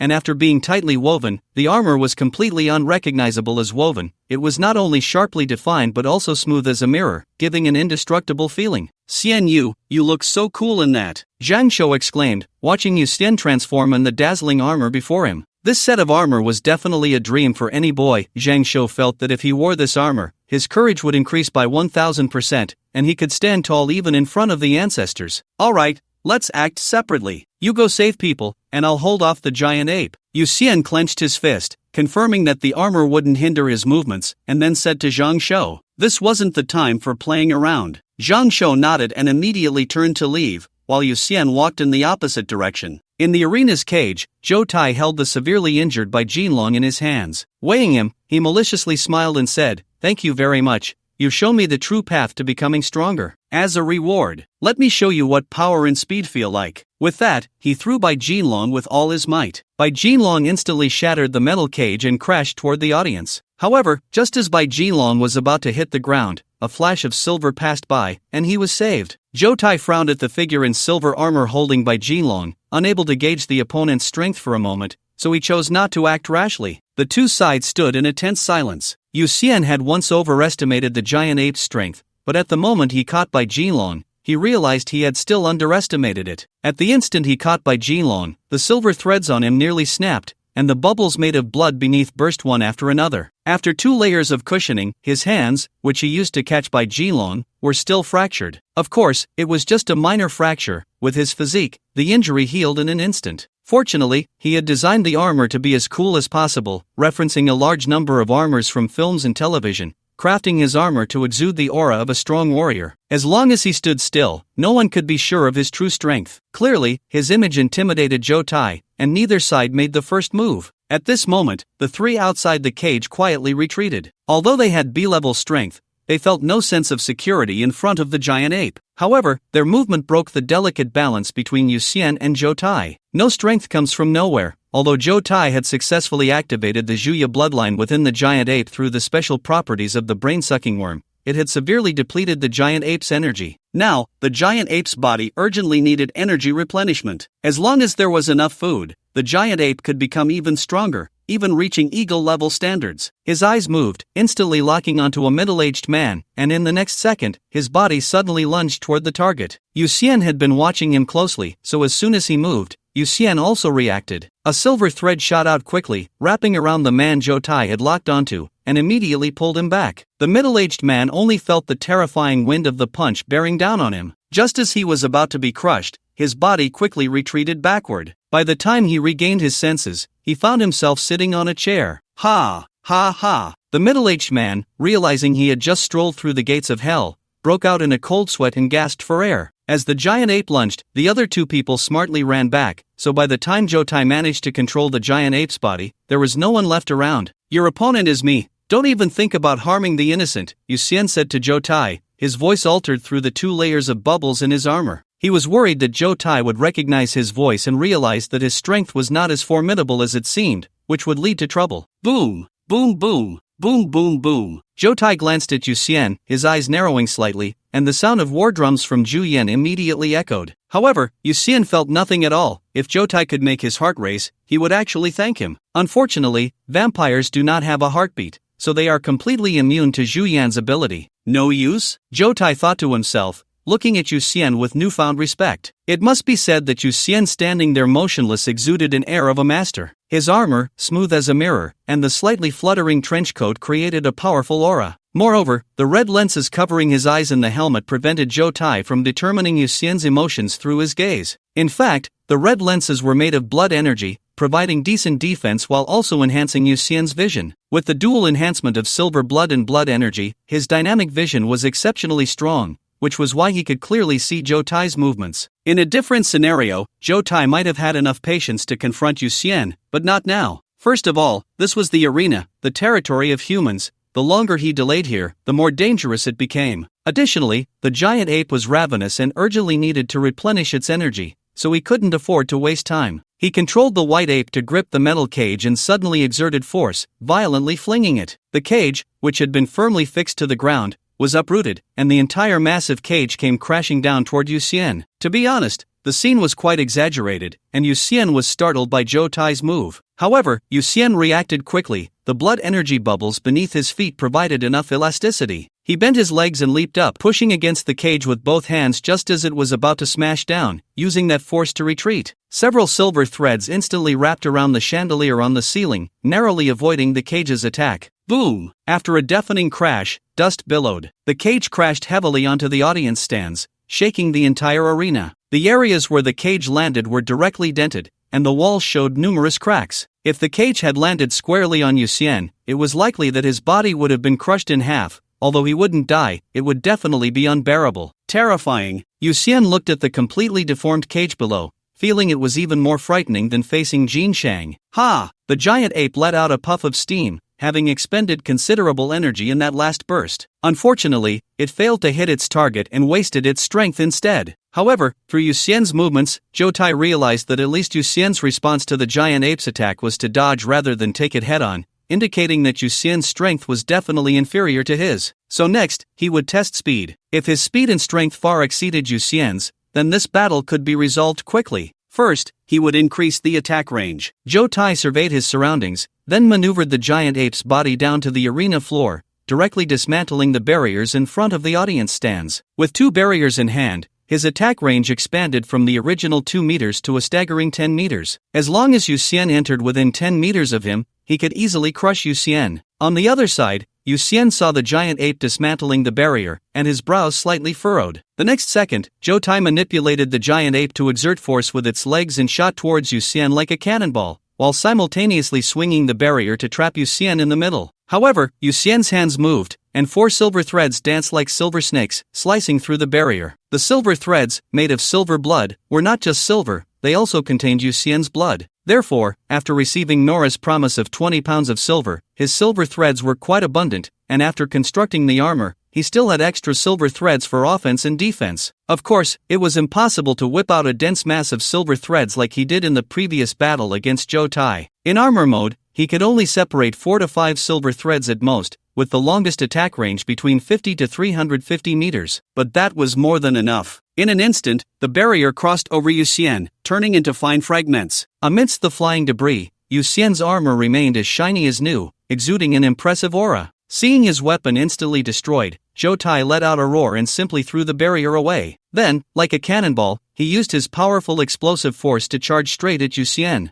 It must be said that this kind of combat style increased the pressure on Yuxian significantly. Now, the giant ape was purely a numerical monster, with strength, speed, and explosive power all exceeding specifications. If Yuxian hadn't enhanced his reaction ability with silver blood, he would probably be crushed in a second. The giant ape's body radiated high temperatures, and getting close felt like being near a scorching fireball. Without the protection of armor, even without contact, he would be burned by the heat. Whoosh! Yuxian shot out 2 silver threads to wrap around a chair behind him and pulled, while a bubble appeared at his toes to provide elasticity. He pressed down with his toes, and his body quickly retreated. A massive fist brushed past him, and even through the mask, he could clearly feel the terrifying heat wave. Boom! A punch smashed into the ground, creating a large pit. Yuxian performed a backflip, landing on the backrest of a chair. Before he could catch his breath, the giant ape, using the force of that punch, lunged at him again, with another arm swinging horizontally towards Yuxian. This straightforward attack method tested a person's overall ability.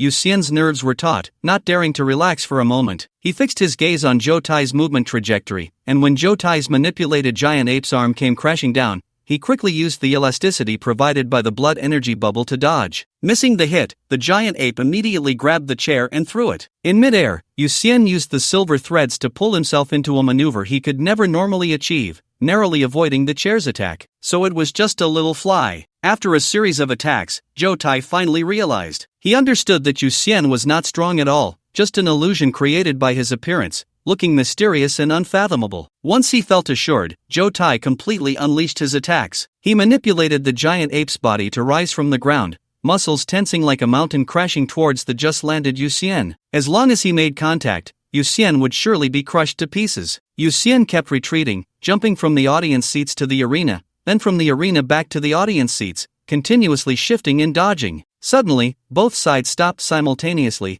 their eyes looking up at the ceiling. Something was falling. Boom! A loud noise. The floor exploded. A 5-meter-tall bull-headed giant descended from the sky, shattering the ceiling like a demon descending to the world, landing heavily in the arena. Interesting, it can awaken to this extent. The bull-headed man glanced at the white ape, and a rough, domineering voice echoed. In an instant, Zhou Tai felt a sense of retreat. Compared to the blusterous Yuxian, this bull-headed man was genuinely strong. But before he could act, the bull-headed man surveyed the arena and then spoke with a tone full of anger. But, you must die. Boom! A terrifying black magical flame rose from the Minotaur, and before Zhou Tai could clearly see the Minotaur's movements, his head was severed by the Minotaur's axe. Zhou Tai's eyes widened in disbelief, unable to accept that he had been defeated so easily, so helplessly. After the Minotaur's axe struck down the white ape's head, it crashed heavily onto the ground, causing the entire arena to tremble, with countless cracks spreading from the axe outward. Hiss! Yuxian gasped at the sight. The situation had changed too quickly. One moment he was being chased, and the next, the giant ape was dead. This was too powerful. No wonder he was the mighty Bull King, the #1 expert in Silver City. This man was well known in Silver City. His real name was Tang Dali, possessing the bloodline of the Bull Demon King, and he was the strongest extraordinary being in Silver City. He had many businesses under his name, but he only held shares without managing them, clearly indicating that he had stakes in this arena as well. After slaying the white ape, Tang Dali's imposing aura immediately retracted. Thank you, little brother, for holding off this monkey. Otherwise, I would have probably faced a huge loss this time. Thank you very much. Let's have a meal together later, to get to know each other better. Tang Dali quickly walked up to Yuxian, smiling at him without any airs of a strong man, grabbing Yuxian's hand and bowing repeatedly. No need to thank me, it's just my duty, but don't blame me for being businesslike from now on. Yuxian couldn't free his right hand from Tang Dali's grip, so he had to use his left hand to take out his identification. Only when Tang Dali saw the ID did he awkwardly release his hand. Yuxian then took out his phone to call the battle police to seal off the scene. After completing the necessary procedures, he put away his phone and immediately concentrated his blood energy, causing a blood-red long sword to appear in his hand. He slowly walked to the giant ape's head, and although he was certain that there were brainworms inside the giant ape's head, he needed to dissect it to obtain concrete evidence before reporting to headquarters. Tang Dali, seeing this, did not disturb Yuxian and instead ran over to Zhang Shou, who was treating the injured, expressing a series of thanks. Just as Yuxian raised his knife to cut open the giant ape's brain, the giant ape suddenly opened its eyes, glaring at Yuxian with resentment. If its throat hadn't been cut, it probably would have wanted to say something. Yuxian ignored its glare and plunged the knife into the giant ape's forehead, gradually cutting open the skull. In fact, The giant ape's bones were extremely hard, and Yu Xian exerted a great deal of effort to open the skull. When he finally saw the giant ape's brain, his eyes widened. Unlike a normal brain, the patterns on the giant ape's brain formed ancient characters. Combatants? Yu Xian took a picture of the characters on the brain, speculating in his mind. He then stabbed the giant ape's brain with the knife, and at the moment he cut through the brain's outer layer, a series of nerves shot out violently. However, he was prepared and immediately used silver threads to control these nerve lines. Indeed, it's the brainworms. He took a photo with his phone and sent it to Jin Shang, while also describing everything that had happened in the arena. In less than 10 seconds, Jin Shang replied, "Preserve the body, await support." Okay. Yu Xian looked at his phone and responded. In less than a minute, the battle police arrived in their vehicles. In fact, from the moment Zhou Tai erupted to being killed by Tang Dali, the entire process took only about 3 minutes, everything happening very quickly. Yu Xian and Zhou Tai's standoff only delayed for a little over 10 seconds.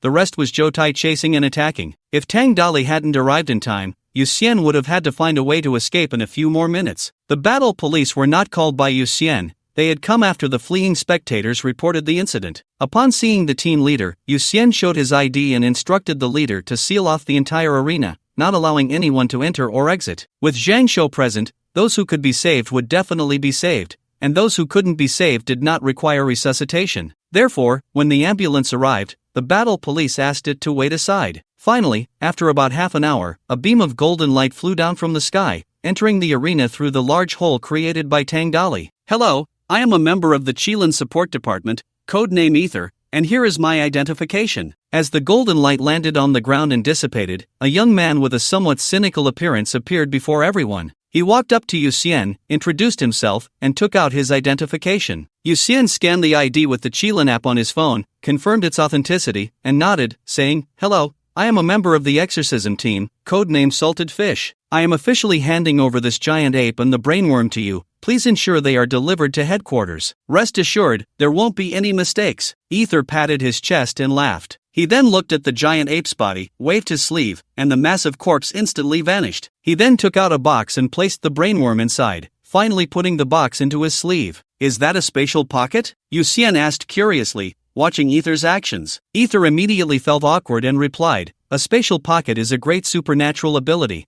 I just sewed storage bags into my sleeve." As he spoke, he lifted his sleeve, revealing several storage bags sewn inside. "Alright, I need to go report back. Goodbye." Perhaps feeling embarrassed, Ether quickly bid farewell, his body covered in golden light, and he shot up into the sky, quickly disappearing through the large hole in the ceiling. At Qilin headquarters, Ether brought back the bodies of the giant ape and the brainworm, and the entire research department immediately worked overnight to study the two corpses. By morning, a large amount of data was sent to the senior management of Qilin, and everyone who reviewed the information immediately realized the severity of the situation. A meeting regarding the Anomaly insect crisis was promptly convened. Meanwhile, in Silver City, at the East City Public Security Bureau, Yu Xian and Zhang Shou sat together, facing Tang Dali. Name: Tang Dali. Gender: male. Age: 98. Rank: lower wolf rank. Where were you when the incident occurred at the Silver Arena? Upon hearing this question, Tang Dali's expression faltered, and he quietly said, "Can we skip this question? Please answer truthfully." Yu Xian looked at Tang Dali with some helplessness, handling the matter formally. If it were an ordinary police officer asking,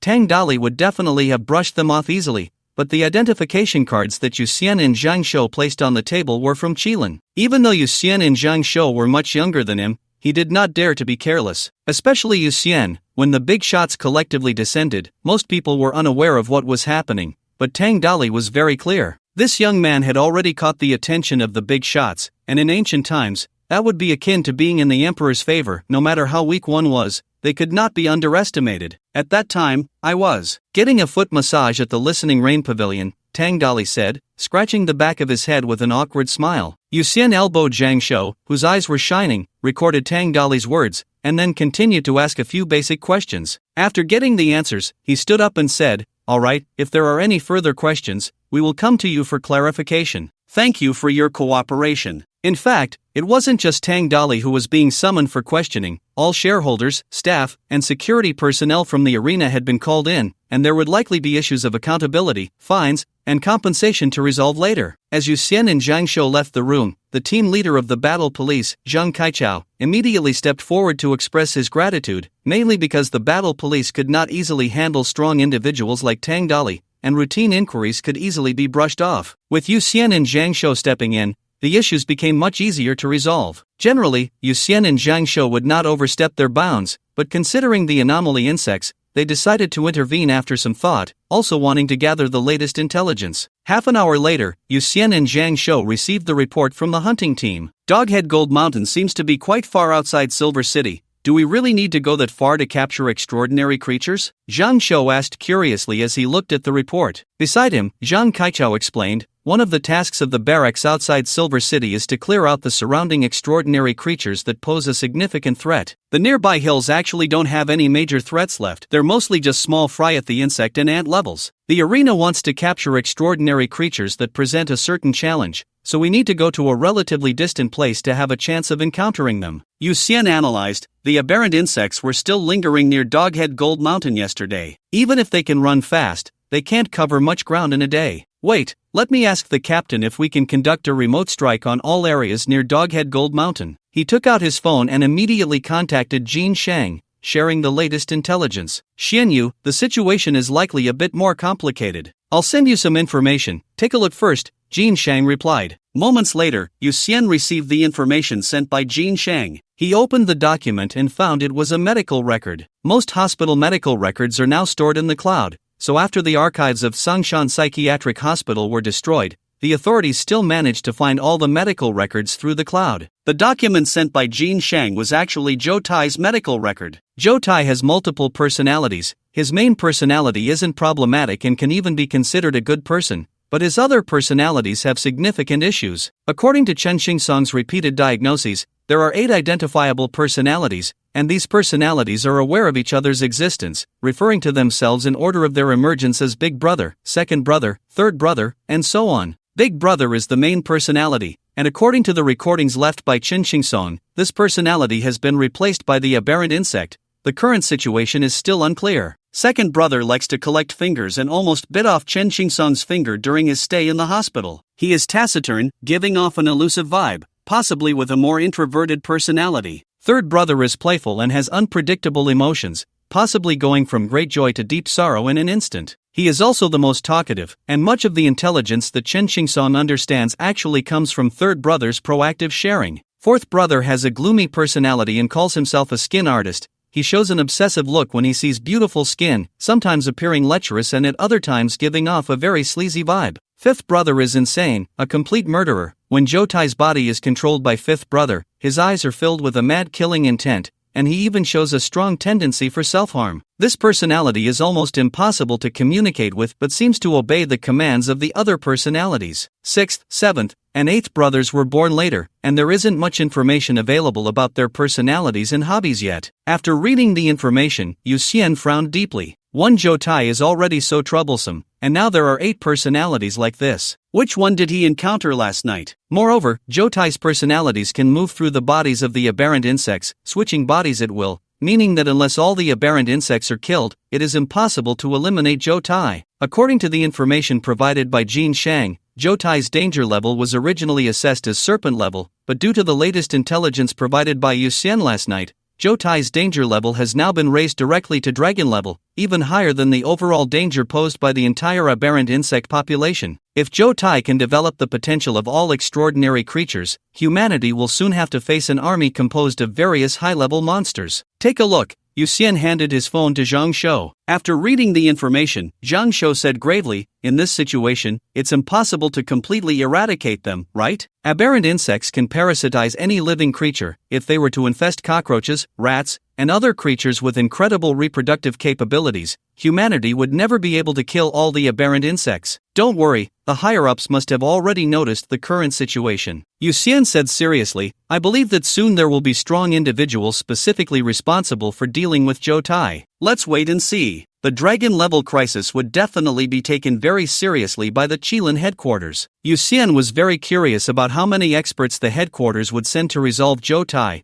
and this time it was very likely that all the aberrant insects would be completely exterminated. After all, if the aberrant insects were not wiped out, Zhou Tai would definitely not be cleanly dealt with. The next day, a military aircraft discreetly landed at the barracks outside Silver City. After school, Yu Xian and Zhang Shou received a message from Jin Shang, drove through 2 checkpoints, and smoothly entered the barracks. Captain! Yu Xian and Zhang Shou entered a building within the barracks and spoke in unison upon seeing Jin Shang. There was only Jin Shang in the room, and he looked the same as ever, giving off a feeling of facing the sun, fiery and authoritative, like a lion among men. He looked at the two and smiled. I originally thought I would have to stay in Yanjing for half a year, but you two have achieved a great feat again. However, this time the witnesses are complex, so the headquarters hurriedly sent me back to escort you. Escort us? Yu Xian showed a curious expression. Jin Shang nodded, his smile fading as he looked at Yu Xian seriously. The struggle among countries in the extraordinary field has never ceased. You made quite a splash the day before yesterday. Don't think that just because you're wearing armor, no one knows who you are. It's possible that foreign hostile forces have already regarded you as a significant future threat and wish to eliminate you as soon as possible. Foreign forces infiltrating the country often use the simplest method, granting certain ordinary people extraordinary powers and tightly controlling them through various contracts and death curses. Many spies, in fact, fall victim to greed and end up having to serve the enemy. Generally, these spies not only gather intelligence but also take responsibility for eliminating rising talents. The battle between Yu Xian and Zhou Tai was so intense that although Yu Xian was constantly running and dodging, surviving was already quite remarkable. This was enough to attract the attention of some foreign hostile forces. Oh my, isn't that salted fish very dangerous? Zhang Shou said worriedly after hearing Jin Shang's words. Jin Shang replied calmly, that's why I came back early. By the way, the things you wanted, now, stand at attention. The two quickly stood at attention, straightening their backs and looking at Jin Shang. Jin Shang's expression was serious as he took out a box, retrieved a medal from inside, and looked at Yu Xian earnestly. After review and assessment by the Qilin headquarters, Comrade Yu Xian played an important role in the Silver City incident, successfully disrupting the aberrant insect infiltration plan, and made significant contributions during the aberrant insect riot. Here, on behalf of the Qilin headquarters, I award you the first-class merit medal to recognize your outstanding contributions and exceptional achievements. At that moment, Yu Xian's eyes slightly reddened, and as Jin Shang pinned the medal on his chest, he saluted heavily, and Jin Shang immediately returned the salute. Next, Zhang Shou also received a second-class merit medal. After the medals were awarded, the two also received a storage ring each, and Yu Xian discovered that his ring contained 100 pounds of silver. Originally, the award ceremony was planned for when you two went to the headquarters, but as you know, according to the research department's findings, Zhou Tai has already mastered the ability to activate the bloodline of extraordinary beings. We absolutely cannot give him more time, so our time will be very tight from now on, Jin Shang said to the two. Zhang Shou's eyes widened as he asked, does that mean, Captain, you will be responsible for exterminating Zhou Tai? No, this operation will be personally commanded by General Zhao Yi from the headquarters. All barracks in Silver City, Rong City, Xiang City, Jiang City, and Hua City will be sealed off, centered around the Doghead Gold Mountain, covering a radius of 13,800 miles. Then, all members of our exorcism team, evil slaying team, crime eradication team, and demon killing team will gather and enter the sealed area from different directions to slay all aberrant insects and suspicious creatures, Jin Shang replied. Yu Xian and Zhang Shou were both slightly taken aback upon hearing this. It was definitely a major operation. Alright, dead doctor, you go out for a while. I have some things to discuss with the salted fish, Jin Shang then glanced at Zhang Shou and said. Zhang Shou was taken aback for a moment, then nodded and left. Captain, is there anything that old Zhang can't hear? Yu Xian asked curiously as he watched Zhang Shou close the door. Jin Shang showed an envious expression and said, I don't know if you're just lucky, but the headquarters actually agreed to your request. As he spoke, he walked to the desk, picked up the alloy briefcase on the table, entered a series of passwords, and after verifying his identity, the briefcase slowly opened, causing the temperature in the room to drop instantly. Yu Xian looked inside the briefcase. It was a pen-style injector. This is the Pango blood you applied for. After comprehensive consideration, the Qilin headquarters has decided to approve your application. Now you can inject it right in front of me. This is a top-tier treasure that even the ancestors of the Blood Clan cannot obtain, Jin Shang introduced. He was truly envious. For a drop of Pango blood, he had not only spent all his savings but also incurred a huge debt. Yet Yu Xian could have it without even going into debt.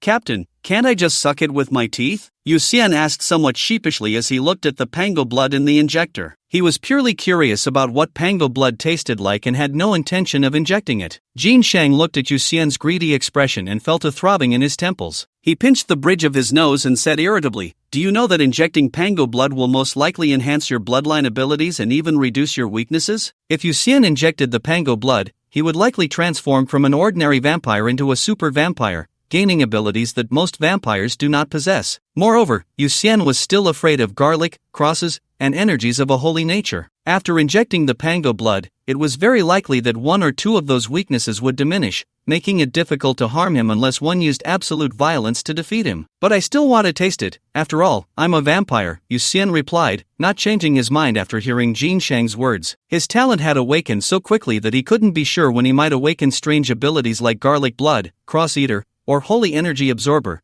so he didn't care about those minor weaknesses at all. He also knew that since this application was successful, it would be difficult to apply again in the future. From Jin Shang's current situation, it was clear that applying through merit was extremely challenging, so he couldn't let this opportunity slip away. He had to find out what made pango blood different from ordinary blood. Seeing that Yu Xian was unwavering, Jin Shang closed his eyes in frustration, sighed for a while, and said, "Alright, since the pango blood is a reward from the headquarters, how you use it is up to you. As long as you don't leave this room, you can handle it however you like." "Thank you, Captain," Yu Xian exclaimed excitedly. Jin Shang saw Yu Xian pick up the pen-style injector and hesitated for a moment before saying, "Since you've made up your mind, just don't regret it."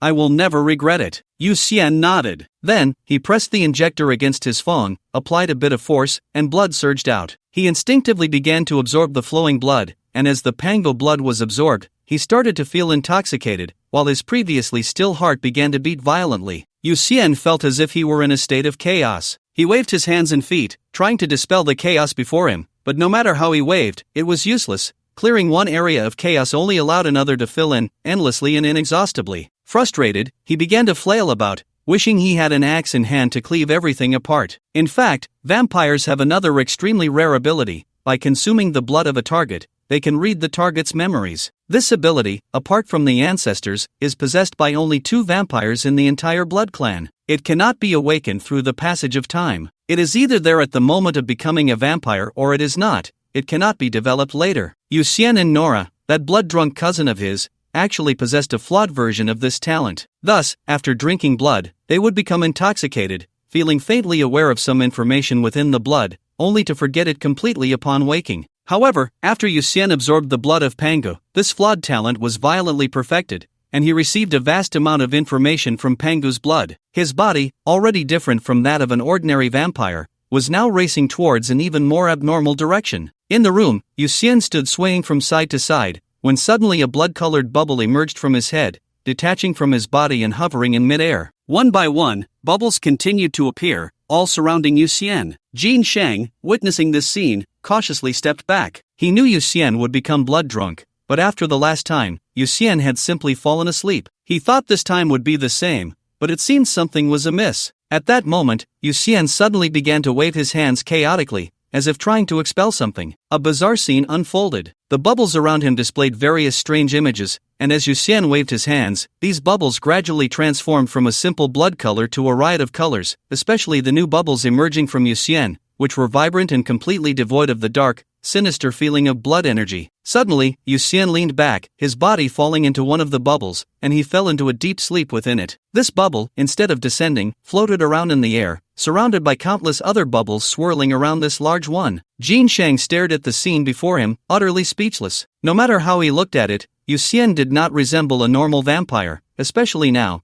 as he exuded an indescribable sense of the sacred. He waited for a while, seeing no signs of Yu Xian waking up, and slowly approached, placing his hand, glowing with golden light, gently on one of the bubbles. The texture of the bubble felt strange. He had expected it to feel like glass, plastic, or gemstones, but in reality, it felt more like the energy used to isolate space when a formation barrier was activated. He began to exert more force, but the bubble showed no signs of deforming. He gradually increased his strength, adjusting from insect level upwards. It wasn't until he reached sparrow level that the bubble showed slight ripples, and only at snake level did it begin to deform. Jin Shang's expression grew serious as he raised his power to eagle level, causing the bubble to tremble violently. he estimated that with just a bit more force, the bubble would burst. He withdrew his hand, deciding not to continue testing. This ability had great potential. If Yu Xian continued to grow stronger, this ability might become a highly effective group defense capability. Jin Shang was curious about what was happening with Yu Xian. If it was indeed similar to drunkenness, then what had he seen in his drunken dreams to create such a peculiar ability? Forget it, let him sleep, Jin Shang thought, shaking his head and turning to leave the room. Outside the door, Zhang Shou stood guard. Seeing Jin Shang open the door, he quickly stepped aside, his small eyes secretly peeking into the room. Go in, but the salted fish is asleep, don't disturb him, Jin Shang said. Zhang Shou nodded and walked into the room. Upon seeing Yu Xian surrounded by colorful bubbles, and himself sleeping in one, he inexplicably wondered, do these bubbles allow air to pass through? If they don't, wouldn't Yu Xian suffocate? A good night's sleep. When Yu Xian woke up, he felt refreshed all over, accompanied by a strange, indescribable sensation. As he sat up, he belatedly realized he was inside a colorful bubble, and this bubble felt familiar, somewhat like the sensation he experienced when manipulating blood energy. Higher, Yu Xian thought, and the bubble indeed began to rise. He then controlled the bubble to move up and down, finally floating around the room. After thoroughly familiarizing himself with the bubbles, he controlled one to land on the ground, and stepped out from it. He commanded all the bubbles to retract into his body, then raised his right hand, where a glimmer of golden energy appeared at the tip of his index finger. This energy obeyed his will, swiftly generating a multitude of tiny bubbles that scattered in the air, spinning according to his thoughts. The blood energy has mutated. This energy seems to have gained a spatial attribute. Yu Xian often browsed various information on the Qilin app, and he was no longer a novice completely ignorant of the extraordinary world. Jin Shang still needed to touch the bubbles to determine their characteristics, while he, as the master of the bubbles, could directly perceive everything about them. These bubbles did not float in the air due to buoyancy but were fixed in place by spatial coordinates. Simply put, they were anchored at a specific spatial coordinate. As long as Yu Xian did not move them and no one used brute force to destroy them, they would remain forever fixed at that coordinate. Yu Xian thought of the dream from last night, his expression somewhat strange. Could it be that he had attempted to create the world in his dream but lacked the power, resulting in such a large number of half-finished products? Strictly speaking, these bubbles could indeed be considered independent spaces, meaning each bubble, rounding up, could be seen as a world. Rounding up again, Yu Xian had successfully created a world. Well, although this was far from the true creation of the world, it was not just a minor difference. After studying the mutation of the blood energy, Yu Xian pressed his right hand against his heart, which was beating. Although the rhythm was much slower than that of a normal person, about 30 beats per minute, it was indeed beating. So the question arose, what about his innate abilities? He carefully sensed the changes in his body, and aside from feeling stronger, he did not discover any new innate abilities until he sensed, through the silver blood, that there was another heart inside his heart. I have two hearts? When Yu Xian felt the heart within his heart, he was completely stunned. He carefully sensed the heart inside, finally understanding its function, and a smile gradually appeared on his face. This time, taking the Pango blood had been a huge gain for him. These two hearts, one was a vampire's heart, and the other was Pangu's heart. They each possessed the innate skill trees of a vampire in Pangu. When one heart was not beating, it meant that the nutrients Yu Xian absorbed would be stored in that heart. For example, right now, Yu Xian's vampire heart was beating, while Pangu's heart was not, so the energy he accumulated would be stored in Pangu's heart. When the energy was sufficient, that heart would begin to beat. However, unlike the vampire heart, which awakened an innate ability after 10 beats, Pangu's heart required 36 beats to activate a Panga-related ability. Yu Xian could now freely choose which heart to beat and which to remain still. Moreover, previously he could only judge when to awaken his abilities by counting heartbeats, but now he could sense the energy stored within the hearts to determine when he could awaken his abilities. For instance, Pangu's heart currently stored energy equivalent to about 34 heartbeats. It was likely the remaining energy after he transformed his body with Pangu's blood, so after 2 more beats, Pangu's heart should be able to awaken a Pangu skill. I wonder what abilities Pangu has. Yu Xian sat on a bubble, took out his phone, and prepared to check if there were any records in the Qilin app. Research on Pangu by Qilin had been ongoing for quite some time, and many of Pangu's abilities had already appeared in those who consumed Pangu's blood, so they were documented. Originally, Yu Xian's permissions were insufficient to access this information. However, his account now bore a first-class merit badge, granting him access to much of the data, so after clicking to apply, he received this portion of information shortly. He opened the data and read it carefully. Pangu's abilities are referred to as divine powers because these abilities are innate strengths for Pangu, requiring no additional conditions for him to use. However, these powers are too formidable for ordinary people. Most of them consume a significant amount of energy and must be used with caution. The following are all the divine powers obtained by those who consume Pangu's blood. Pangu's great strength divine power. Those who acquire this power can possess 100 tons of strength at the sparrow level, with an indestructible body, able to overpower 10 opponents with sheer force. This is the foremost divine power among all of Pangu's abilities. Pangu's space-rending divine power. Those who acquire this power can tear apart space at the sparrow level, creating spatial blades to attack enemies. However, this ability consumes a tremendous amount of energy for ordinary people, classified as high consumption with high attack. Pangu's transformation divine power. Those who acquire this power can transform different creatures into other forms at the sparrow level, such as turning a person into a sheep, a dog into a human, animals into plants, and fungi into animals. The most terrifying aspect is that the effects of this ability are permanent. Pangu's immortality divine power. Those who acquire this power will possess an unimaginable vitality, able to survive with only their head remaining at the sparrow level, and even if half of their brain is cut off, it results only in temporary amnesia. Later on, they become nearly impossible to kill, with blood rebirth and breath regeneration being mere routine. Pangu's Sun Eye divine power. Those who acquire this power can transform their eyes into solar orbs,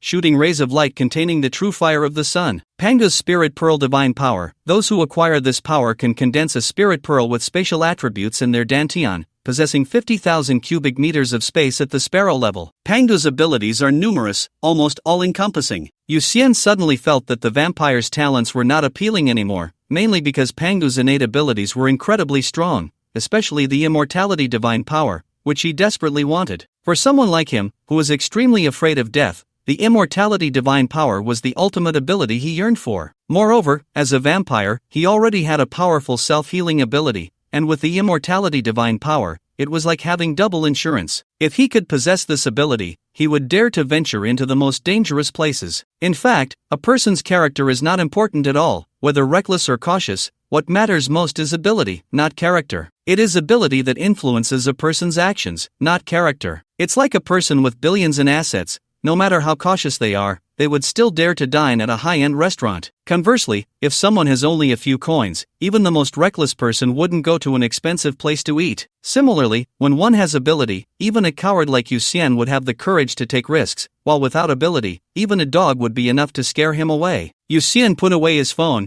He had made up his mind to confront Pangu's heart during this time. He wouldn't switch back to the vampire skill tree until he obtained the immortality divine power. In fact, after learning about the abilities of Two Hearts, he realized something. The vampire's bloodline abilities are not infinite but rather limited. The two abilities he had previously awakened confirmed this point. The first ability, Silver Blood, was mentioned by Jin Shang, who told him that Nora's father possessed the same ability, indicating that this ability is clearly part of the vampire skill tree. The second ability, Blood Energy, is also an ability from the vampire skill tree. Therefore, aside from Light Eater, the abilities he awakened are actually those that vampires could potentially awaken, not unique to him. As for the Light Eater, it is likely related to Nora's mutation. After all, Nora is the first hybrid vampire who is not afraid of sunlight, and he is the first wild vampire who did not undergo the initial embrace but was transformed through blood injection. If Nora is a mutated hybrid vampire, then he is a mutation of a mutation, a special among special vampires,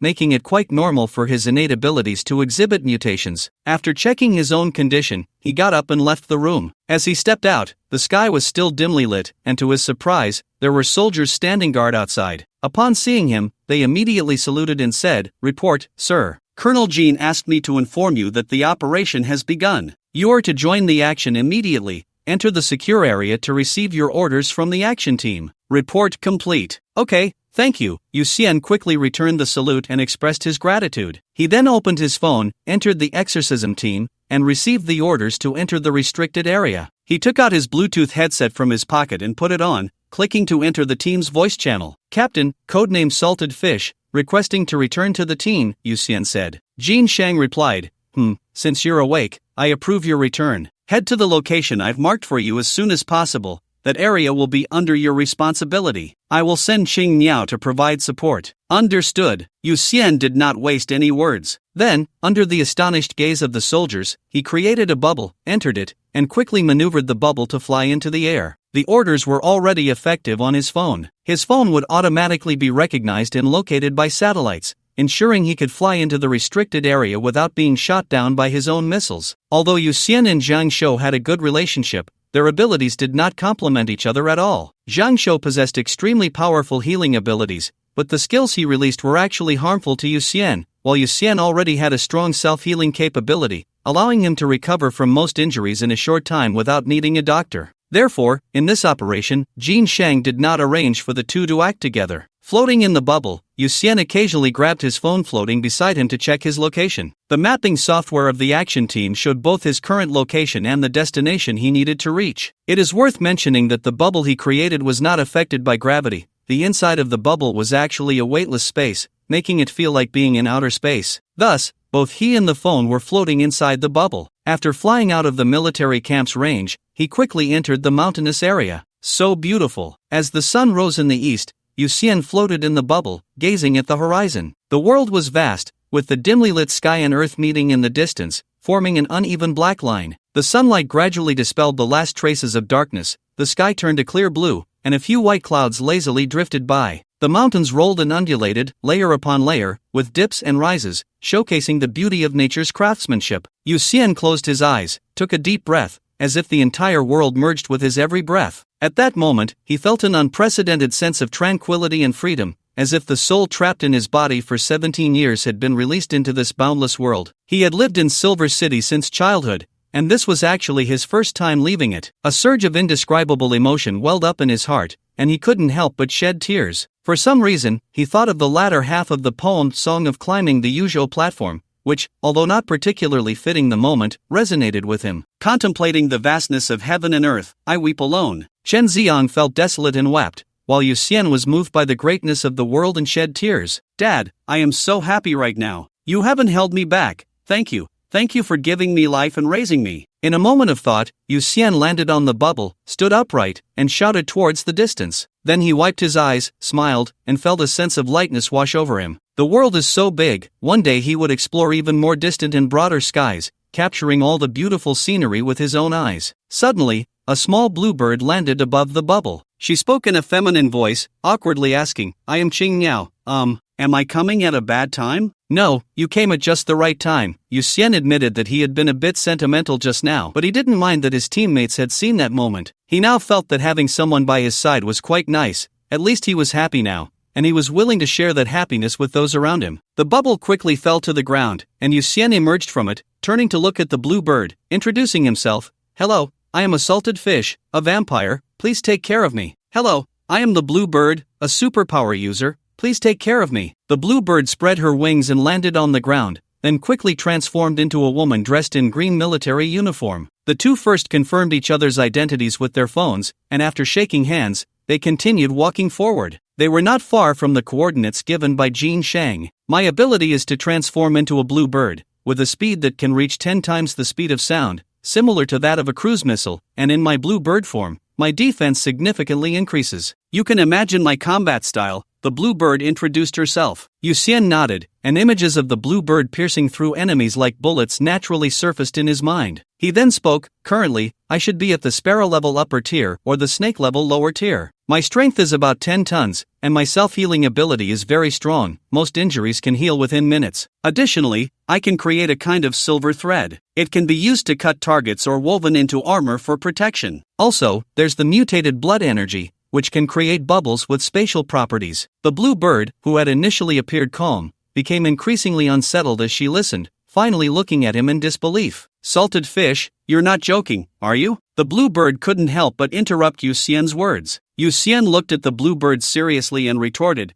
we are on a mission. Do you think I would joke with you? Alright, you continue. The blue bird thought for a moment and nodded. However, after hearing all of Yu Xian's abilities, she had only one thought. Where did this monster come from? Within the Qilin organization, there were only a few peers she admired in the past, and most of the younger team members still needed her care. This time, Jin Shang had arranged for her to be teammates with Yu Xian, and she had actually prepared herself mentally to be a caretaker, only to find that Yu Xian seemed to be a bit too strong, and it felt like she was the one who needed taking care of. The two quickly arrived at the coordinates designated by Jin Shang, and after confirming they had reached the target location, they immediately reported to Jin Shang. Good. You stay there on standby, Jin Shang replied. So, the two stood at the foot of a mountain in a daze. After a while, Yu Xian simply created a bubble and sat down on it. Blue bird, do you need one? Yu Xian then asked. The blue bird shook her head, took out a chair from her storage ring, sat down, and casually took out a table. Then, she pulled out a tea set and actually started brewing tea, leaving Yu Xian dumbfounded. Did you not look at the battle plan? Seeing Yu Xian's wide-eyed expression, the blue bird couldn't help but ask. Yu Xian shook his head, belatedly took out his phone, entered the exorcism team, opened the battle plan, and browsed it carefully. This battle plan could be described as simple and straightforward. First, they would seal off the entire area, with all personnel arriving at the designated location on standby. At 12 o'clock, General Zhao Yi would launch a devastating strike at the center of the entire area, killing all higher-level extraordinary beings,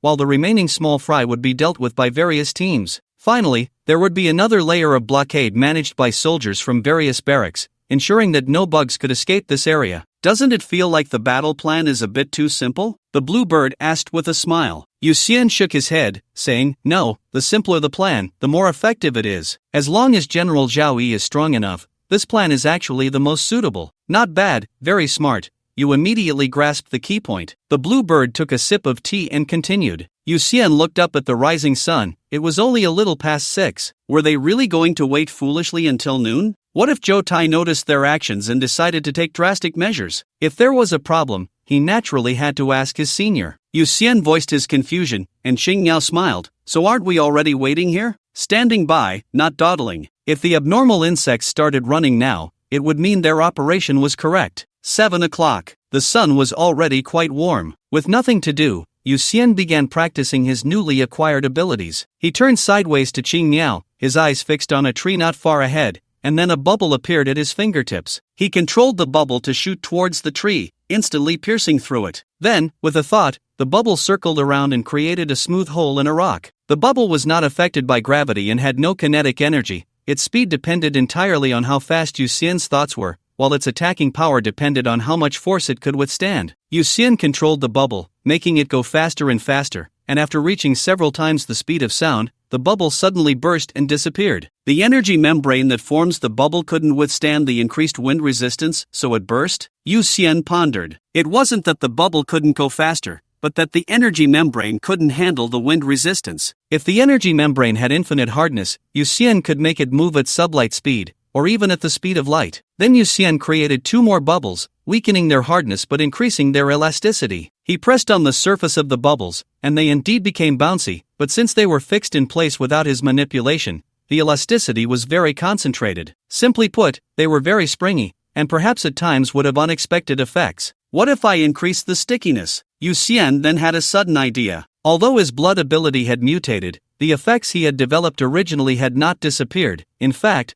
they had strengthened. He created a bubble with strong stickiness, pressed his finger against its surface, and indeed, his finger was immediately stuck. He then tried to pull his finger out with all his strength, but no matter how hard he tried, he couldn't break free unless he was willing to cut off his finger. Otherwise, he would be firmly stuck to the bubble. The way to break the deadlock was simple. One needed enough power to destroy the bubble. Breaking it directly would allow movement. The problem was that there probably weren't many people with that ability. After all, one would need to be at least at the eagle level to break it. If Yu Xian prepared several bubbles, he could potentially trap some people's points of force, even controlling some strong individuals above the eagle level. At that moment, a bird landed on a nearby tree, its eyes fixed on the two. Yu Xian focused his thoughts, and a bubble instantly circled around, sticking to the bird's back, then flew back to his hand with the bird. He looked at the struggling bird and asked, Xing Yao, if the abnormal insects have already infested the birds, does this still make sense? Trust the headquarters. The think tank must have considered all possible situations. Since this decision was made, there must be a reason for it, Xing Yao said lightly. Yu Xian controlled the bubble to fly away, nodding,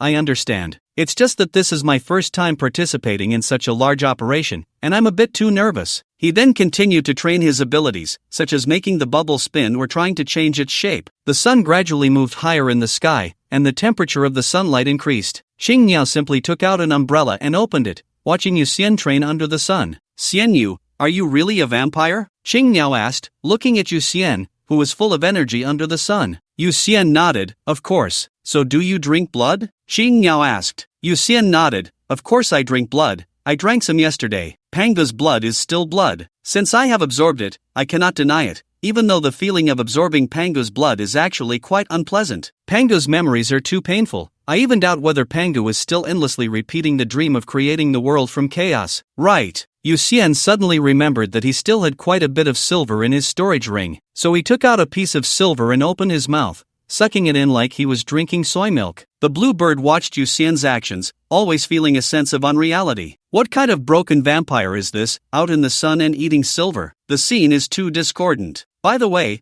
how old are you? The blue bird looked at Yu Xian and thought to ask. Yu Xian replied, 17 years old, and you? I'm 24. By the way, it seems that vampires who are newly embraced have their bodies frozen at the moment of their embrace. Doesn't that mean you'll always be 17? The blue bird suddenly asked after finishing her sentence. In fact, both newly embraced and wild vampires have their bodies frozen at the age they were transformed. Yu Xian nodded and smiled. That's indeed the case, so no matter how many years pass, no matter who asks me, I will always be 17. The blue bird immediately showed a skeptical expression. Was Yu Xian's answer just now true or false? At that moment, Yu Xian suddenly froze, thinking of a very important question. He looked at the blue bird and asked, Blue bird, it seems that viviparous vampires do grow up, right? Indeed, although vampires have a very low reproductive ability, there are still some naturally born vampires. They are born as babies and can't possibly remain babies forever. They seem to stop growing at a certain age. The blue bird nodded. After hearing this, Yu Xian's mind naturally conjured up the image of himself still looking like he does now, while Nora had become a tall and mature big sister. The two of them standing together looked like siblings, or even possibly like mother and son. I wonder what Nora will look like when she grows up. Will she be as silly as she is now? While he was lost in thought, the Pango heart within him thumped once. He dispelled the chaotic thoughts in his mind, pressed his hand against his chest, and thought expectantly, I should be able to awaken the first Pango divine ability tomorrow. It would be best if it were a one-shot soul draw, directly obtaining the Pango immortality ability. Of course, if it couldn't be a one-shot soul draw, he wouldn't mind the Pango strength ability either. Well, if it wasn't the Pango strength ability, he actually thought the Pango space-splitting ability was quite acceptable too. While he was envisioning the future, deep within a certain cave in the mountains, several personalities of Zhou Tai were manipulating different bodies, sitting together with serious expressions, discussing gravely. It seems we are surrounded, said the second Zhou Tai. The third Zhou Tai, rarely serious, said, this is indeed troublesome. The other party has probably guessed our weakness. Then let's kill them all. Kill them all. The fifth Zhou Tai excitedly stood up,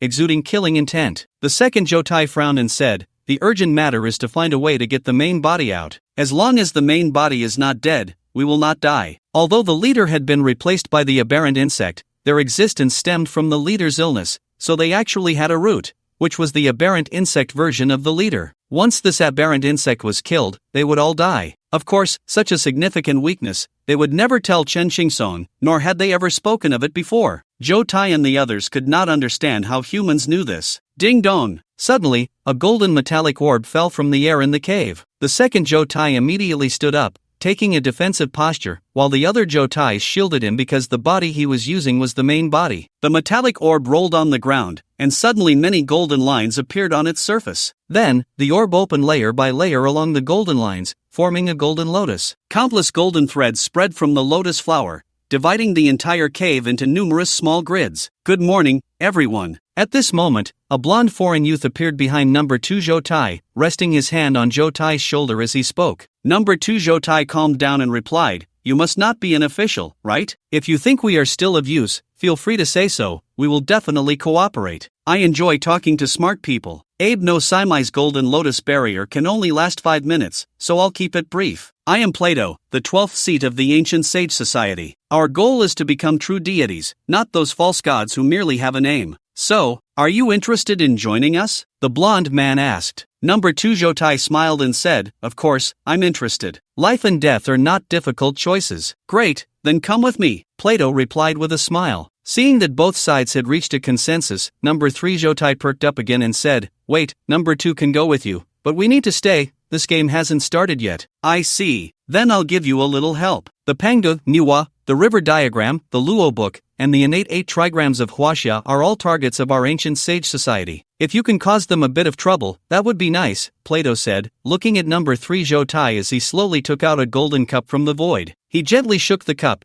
and the crimson blood inside emitted a faint red glow. He introduced, This is the blood of the death curse. If the user drinks it willingly, they will gain extremely terrifying demonic power, but their lifespan will be reduced to just 1 day. The good news is, it only affects the body and will not harm the soul or consciousness. I wonder if it suits you. Number 3 Jotai looked at the blood in the cup and excitedly said, I can only say this thing is amazing. I love it. That's good. Time is almost up. Drink quickly, Plato said with a smile, looking at the remaining Jotai. With so many willing test subjects for the blood of the death curse, he was curious about what kind of surprises would follow, and it was worth the risk to linger a bit. Number 3 Jotai took the cup, took a big gulp, and then handed the cup to number 4 Jotai. In an instant, except for number 2 Jotai, who was using his original body, the other Jotai personalities all drank the blood of the death curse. They trusted Plato because they knew very well that if he wanted to find them, it wouldn't be difficult to kill them all. Moreover, if Plato didn't act, their situation would also be dire, so there was no need to complicate matters. Crack! The body number 3 Jotai was using was formed by a parasitic aberrant worm inhabiting a middle-aged driver. At this moment, the aberrant worm tore through the man's skin, and countless tentacles intertwined, forming a vague humanoid shape. A large amount of red light glowed among the tentacles, and then all the tentacles merged into one. A pair of demonic horns sprouted from the head, and chitinous scales covered the entire body,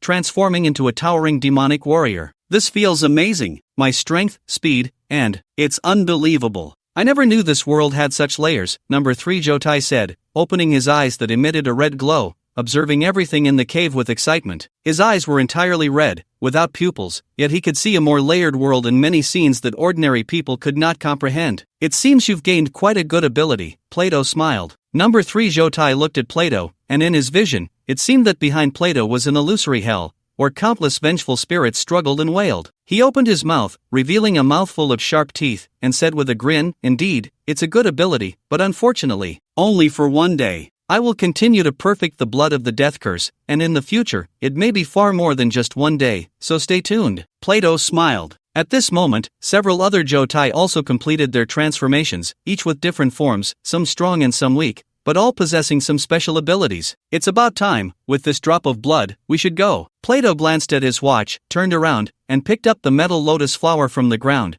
speaking to number 2 Jotai. Number 2 Jotai nodded, glanced at the other Jotai, and then walked towards Plato. After the blood drop, Plato placed the lotus flower on the ground and said to the others, this lotus will replace him, locked by the official Huasha's Hichu and Luoshu. If you don't want to die so quickly, keep your distance. Then Plato took number 2 Jotai's arm and led him into the void. From number 2 Jotai's perspective, he felt as if he had passed through a thin membrane and arrived in a world filled with the sounds of birds and fragrant flowers, where the sky was bright and sunny, surrounded by beautiful seas of flowers, with many fairies dancing joyfully in the air. Mr. Plato, are all the members of the ancient sage society as powerful as you? Number 2 Jotai asked. Plato smiled and replied, naturally, there are strong and weak ones, but only 15 are stronger than me. The rest may be close to my level or perhaps not as strong. Then what does the ancient sage society see in us? Number 2 Jotai continued to ask. Plato answered, actually, you entered our sights the first time you appeared, but at that time, you had no value worthy of an invitation. There is a saying in the ancient Eastern countries, fortune and misfortune are intertwined. The Silver Arena is quite a spectacular performance,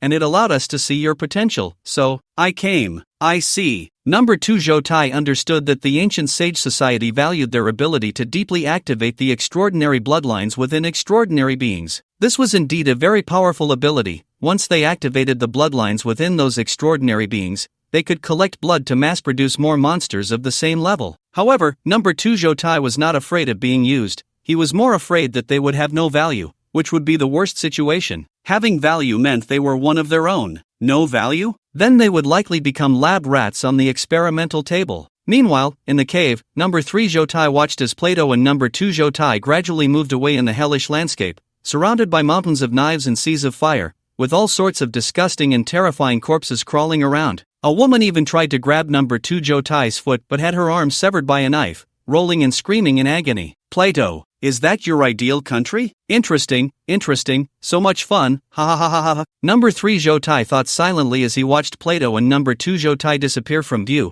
then burst into a series of hearty laughs. This world was truly entertaining. He was far from done playing. 11:50 p.m. Yu Xian and Cheng Niao sat together in a bubble, looking far at the lush green mountains ahead. There were 10 minutes left before the operation began, and both were ready for battle. now waiting to see how General Zhao Yi would open the situation. Xing Niao, what is General Zhao's ability? Yu Xian asked curiously. Xing Niao shook her head and said, I don't know, abilities above dragon level are confidential matters, and even if you know, you can't say. Then she recalled something amusing and couldn't help but laugh. Looking into the distance, she said, it is said that a long time ago, the strong from the island nation loved to show off their abilities during battles, even kindly explaining the principles of their powers to their opponents. As a result, they were specifically targeted for research by various countries, and a large number of extraordinary beings died. Only then did they learn to be cautious and not easily disclose their information. Yu Xian's expression turned strange after hearing this, and he finally couldn't help but laugh out loud. It was indeed somewhat funny. As the two joked,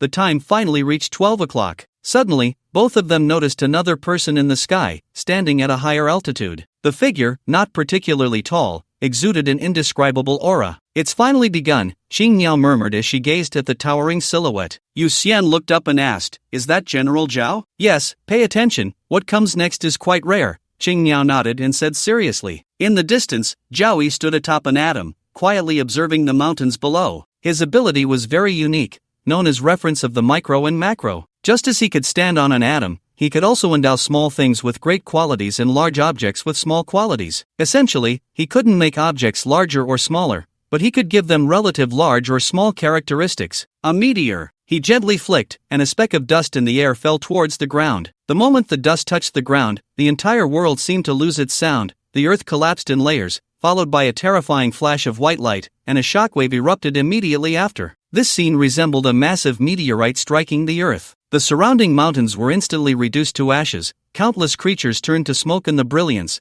leaving only dark shadows behind. A mushroom cloud slowly rose, and shortly after seeing the light, Yu Xian felt a fierce wind blow past, causing ripples in the energy membrane of the bubbles. It was important to note that they were actually very far apart, and the only reason they could see General Zhao was due to their exaggerated eyesight. After the first wave of impact ended, the second and third waves followed in quick succession. In just half an hour, the terrain within the entire sealed area underwent fundamental changes. Thick black smoke billowed into the sky, the ground was in disarray, and the surface was riddled with bubbling lava. Undoubtedly, once the lava cooled and a heavy rain fell, a massive lake would be born here. Although Yu Xian had mentally prepared himself, he was still stunned by the exaggerated scene before him. He couldn't even see how Zhao Yi attacked and completely failed to understand the general's ability. Judging by the degree of the ground's depression, something must have struck the surface, yet he found nothing. What kind of ability was that? Yu Xian was certain that this ability, which he couldn't even perceive the trajectory of the attack, left him with no way to respond except to rely on defensive capabilities. In other words, facing a powerhouse like Zhao Yi, he had absolutely no chance of winning. Is this what it means to be a dragon level? Yu Xian murmured as he looked at the scene before him. Xing Niao, coming back to her senses, replied, no, General Zhao isn't using his full strength. After all, this is our home, and he doesn't want to cause too much destruction. How do you know? Yu Xian asked curiously. Xing Niao smiled and said, it's a secret. Now, we should get to work. Below, many wild animals were frantically fleeing. They were not within Zhao Yi's strike range, so they managed to survive. But after being frightened, they instinctively began to escape. Unfortunately, this operation could not leave any survivors, so they were doomed to have no way out. Let me handle it. I have a little idea, Yu Xian said to Xing Niao as he watched the wild animals running towards them over the mountain. He extended his hand outside the bubble, and many tiny bubbles began to emerge from his fingertips. These bubbles were colorful and beautiful, shimmering like a dream under the sunlight. After creating a large number of bubbles, he controlled them to move rapidly towards the ground. On the ground, wild boars, leopards, wolves, snakes, tigers, squirrels, deer, pheasants, bison, and mice were all fleeing in a frenzy, with predators and prey even running side by side. Suddenly, a large number of bubbles fell from the sky, stopping in front of these animals. Many animals had not yet realized what was happening before they fell to the ground,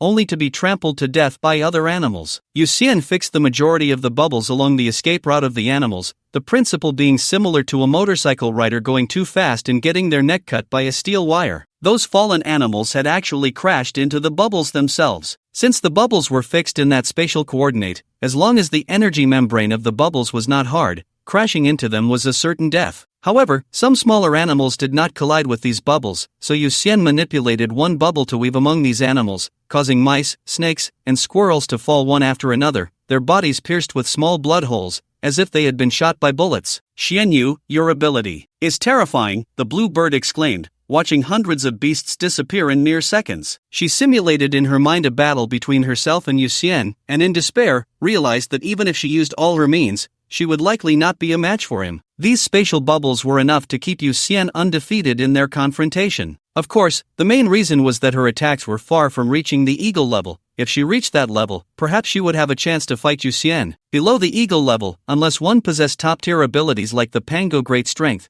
fighting Yu Xian would be tantamount to seeking death. Hearing the blue bird's words, Yu Xian looked at the massive pit in the distance and humbly said, "It's nothing compared to General Zhao Yi's abilities." The blue bird rolled her eyes at Yu Xian, not thinking he was being humble, but rather that he was being pretentious. At that moment, a loud explosion suddenly erupted not far away, and both of them turned to look in the direction of the sound. There are teammates in battle. The blue bird had better eyesight than Yu Xian and immediately saw a tall, fierce, red-skinned monster chasing two team members, but those two were not members of the exorcism squad. They should be from another team. Before they could decide whether to go to their aid, one of the young men's arms was severed by the monster's sharp claws. "Not good, you stay here, I'll go support." The blue bird's expression changed slightly upon seeing this and immediately said to Yu Xian. The next second, she transformed into a blue bird and flew out of the bubble. Number 5, Zhou Tai, after consuming the blood of the death curse, gained a simple yet brutal ability, an extremely strong body, covered all over with bone blades suitable for killing. Is this all you can do? So weak, so self-unaware, who gave you the courage to seek death? Number 5, Zhou Tai, caught up with a dodging young man and roared, then attempted to bite down from above, intending to crush the man's head. Boom! However, just as he opened his mouth to bite down, the blue bird swiftly flew in. She struck Zhou Tai's cheek hard with her beak, instantly creating a terrifying sound of air explosion.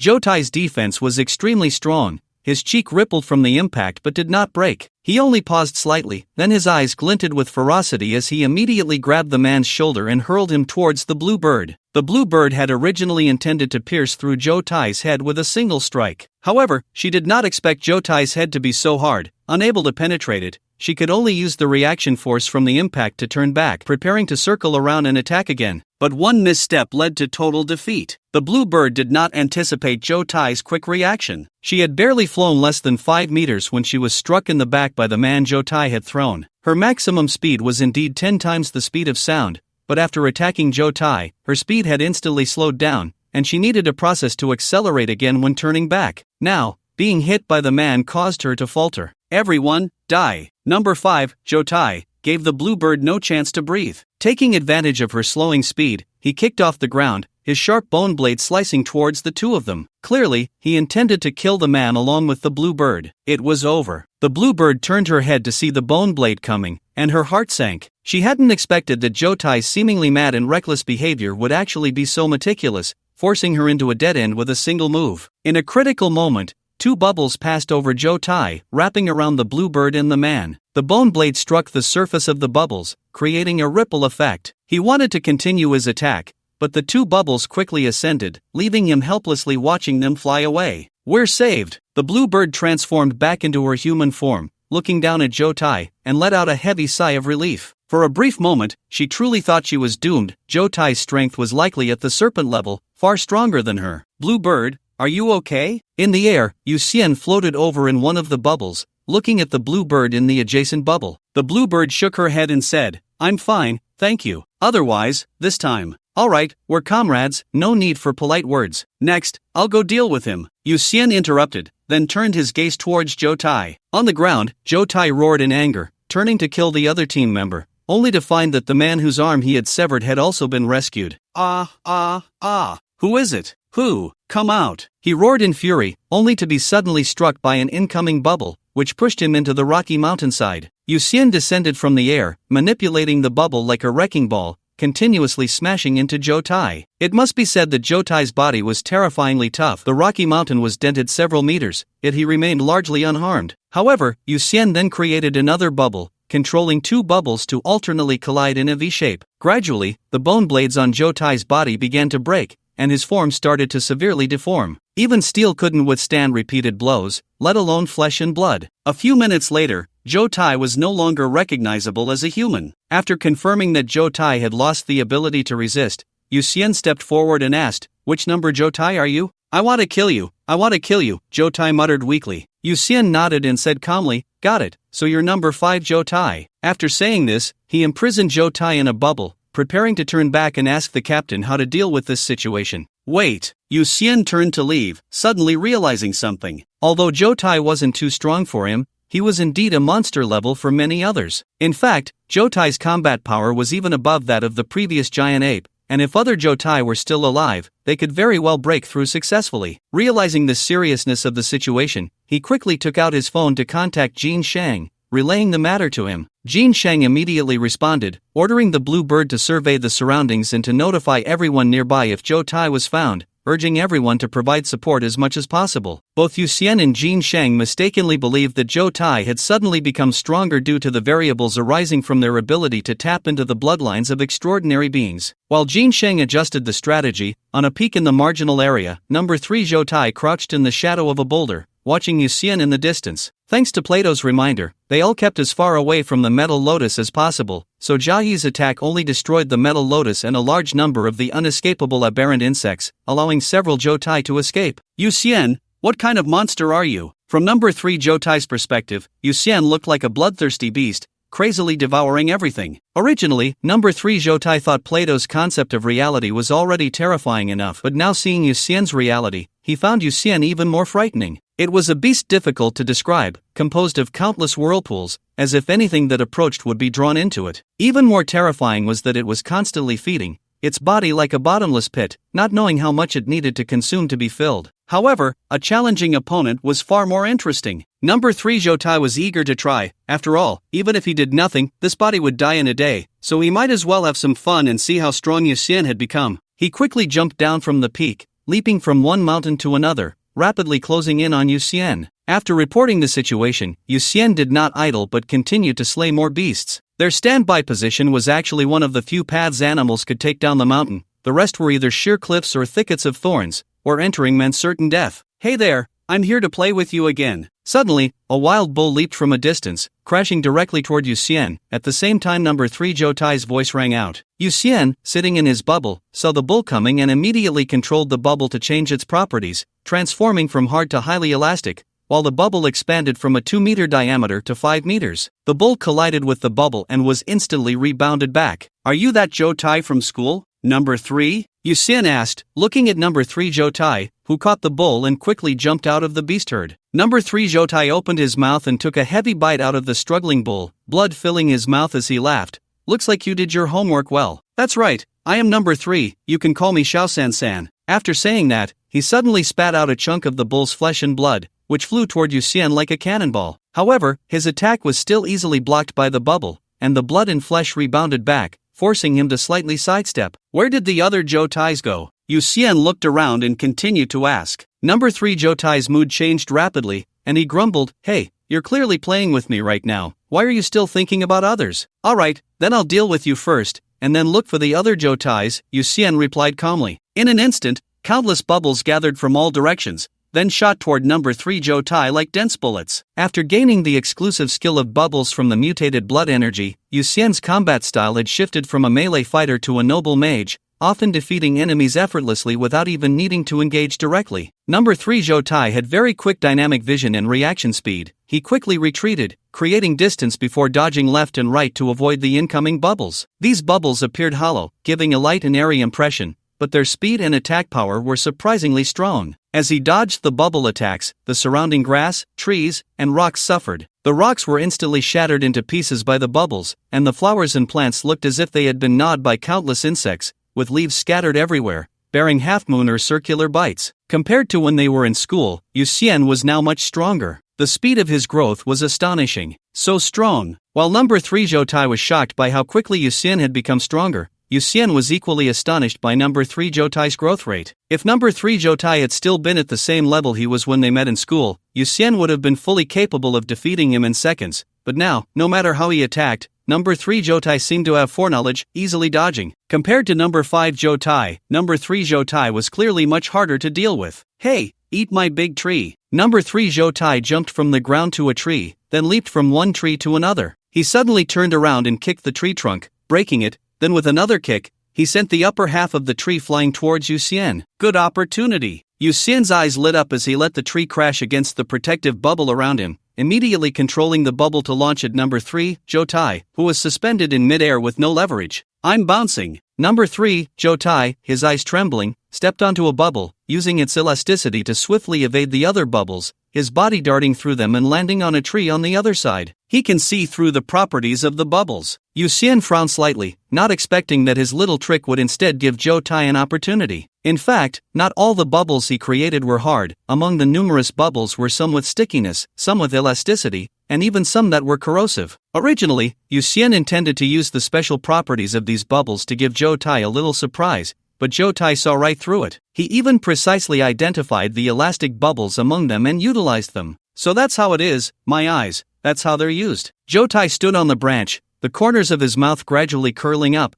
so happy that he almost lost himself. In his eyes, every bubble was different. Some emitted a foul odor, some vibrated continuously, and some were sticky. When he kicked the tree, it wasn't to attack Yu Xian at all, but to quietly use the leaves and wood chips for experimentation, figuring out the effects of different bubbles. The foul-smelling bubbles were corrosive, the sticky ones had strong adhesion, and once stuck, it was over, while the vibrating bubbles had elasticity. He had seen it all. The Eye of the Demon. This was the demonic ability he had gained. It was a power imbued with intense malice, distorting the world seen by the user into an absurd form. But while distorting the world, the Eye of the Demon revealed some real information that was normally invisible. This is what is called the so-called false truth. For example, the monster Zhou Tai saw on Yu Xian was false, but the fact that Yu Xian was constantly eating was true. Plato's ideal state being like hell was false, but the ideal state being born from a mountain of corpses and a sea of blood was true. How to distinguish between true and false relied entirely on the wisdom of the Eye of the Demon user. Clearly, Zhou Tai was beginning to adapt to the Eye of the Demon and was finding real and useful information among countless unreal images.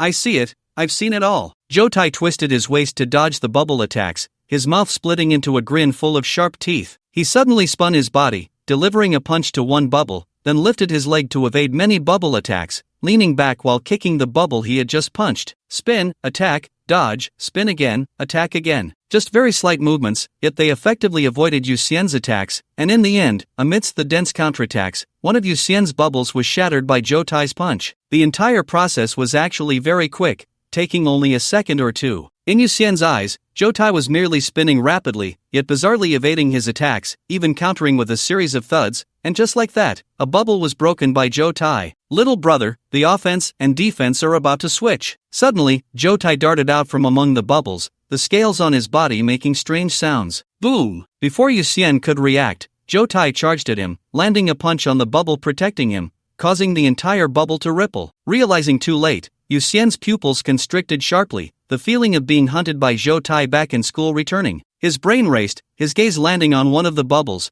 which had stickiness and a scale on its surface, and he instantly understood how Zhou Tai had moved so quickly in front of him. Number 3 Zhou Tai first used elastic bubbles to accelerate himself, then paid the price of a scale to modify the angle of his attack with sticky bubbles. Combining the two, Number 3 Zhou Tai suddenly struck from an unexpected angle, so fast that Yu Xian couldn't react in time. His own offensive methods were instead being used against him. Yu Xian's mind stirred, and all the sticky, elastic bubbles around him were quickly retracted, while more hard bubbles rapidly pursued the fleeting Number 3 Zhou Tai. Useless, little brother, I've seen through all your tricks, Number 3 Zhou Tai said with a smile as he avoided many hard bubble attacks while watching Yu Xian retract the elastic and sticky bubbles. As he said, Yu Xian's attacks no longer posed a threat to him. The hard bubbles had strong attack power, but Number 3 Zhou Tai could predict the trajectory of all the hard bubbles, even stepping on one to let it carry him along. However, Yu Xian remained unfazed, still manipulating a large number of hard bubbles to attack from different angles, seemingly running out of tricks. Boom! To prove his point, Number 3 Zhou Tai began to frequently counterattack while dodging, landing punch after punch on the bubbles protecting Yu Xian. Unfortunately, due to the insufficient frequency of his attacks,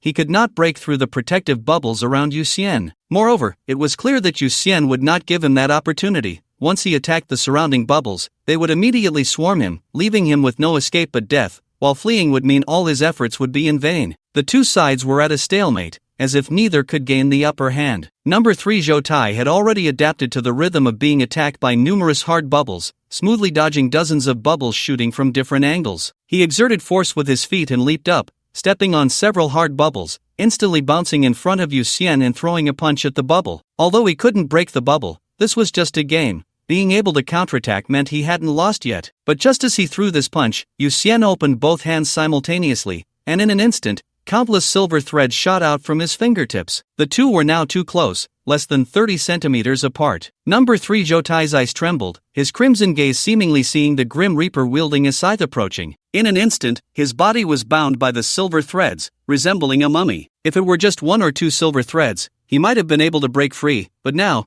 densely packed silver threads wrapped around his body, leaving him to squirm like a worm. What's wrong? Did you forget I have this ability? Yu Xian asked with a smile as he looked at number 3 Zhou Tai. After realizing that the bubbles couldn't do anything to number 3 Zhou Tai, he had thought of this plan. As long as number 3 Zhou Tai became overconfident, he had a 90% chance of capturing this guy alive. Clearly, in this contest, he had won. Meanwhile, while Yu Xian was engaged with number 3 Zhou Tai, the other Zhou Tai were also launching their attacks. Number 4 Zhou Tai, after drinking the blood of the death curse, transformed into a half-human, half-spider form, with hands that turned into scissors and 6 legs granting him powerful mobility. In a forest, he wove a web but, not waiting for prey to arrive, decided to take the initiative. Leaving his woven web, he crossed a patch of woods and suddenly saw a beautiful girl with bright eyes and white teeth squatting by a stream at the foot of the mountain, roasting chicken wings. What a beautiful human skin, number 4 Zhou Tai thought as he looked at the girl, his entire face contorting, the 6 eyes on his face revealing a look of obsession. Images of himself dancing a duet with this human skin popped into his mind, even envisioning himself wearing this skin and admiring it in front of a mirror. By the stream, Gong Qian swallowed hard, slowly turning a branch, the golden layer of grease on the chicken wings emitting an enticing aroma. Just a little more, and it would be ready to eat. Gong Qian closed her eyes and fervently murmured, I want to thank Brother Chicken for his selfless dedication, thank nature for its gifts, and thank myself for diligently practicing my barbecue skills. Now, it's time to eat. She opened her wide mouth, but before she could put the roasted chicken wings in, someone suddenly attacked the back of her head. The air fell silent. Number 4, Zhou Tai, stared wide-eyed at his hands. Clearly, his hands had transformed into incredibly sharp, hard scissors, yet when he tried to cut into the little girl's head, not a single hair was severed. How could this be? Zhou Tai's face twisted in disbelief. He exerted all his strength, trying to crush Gong Qian's head, but found it utterly impossible. Her head was terrifyingly hard, like a diamond head, no, harder than diamond. It must be a super alloy head. Bastard, don't interrupt me while I'm eating chicken wings. Gong Qian bared her teeth, veins bulging on her forehead, and turned to throw a punch. Boom! Before Zhou Tai could react,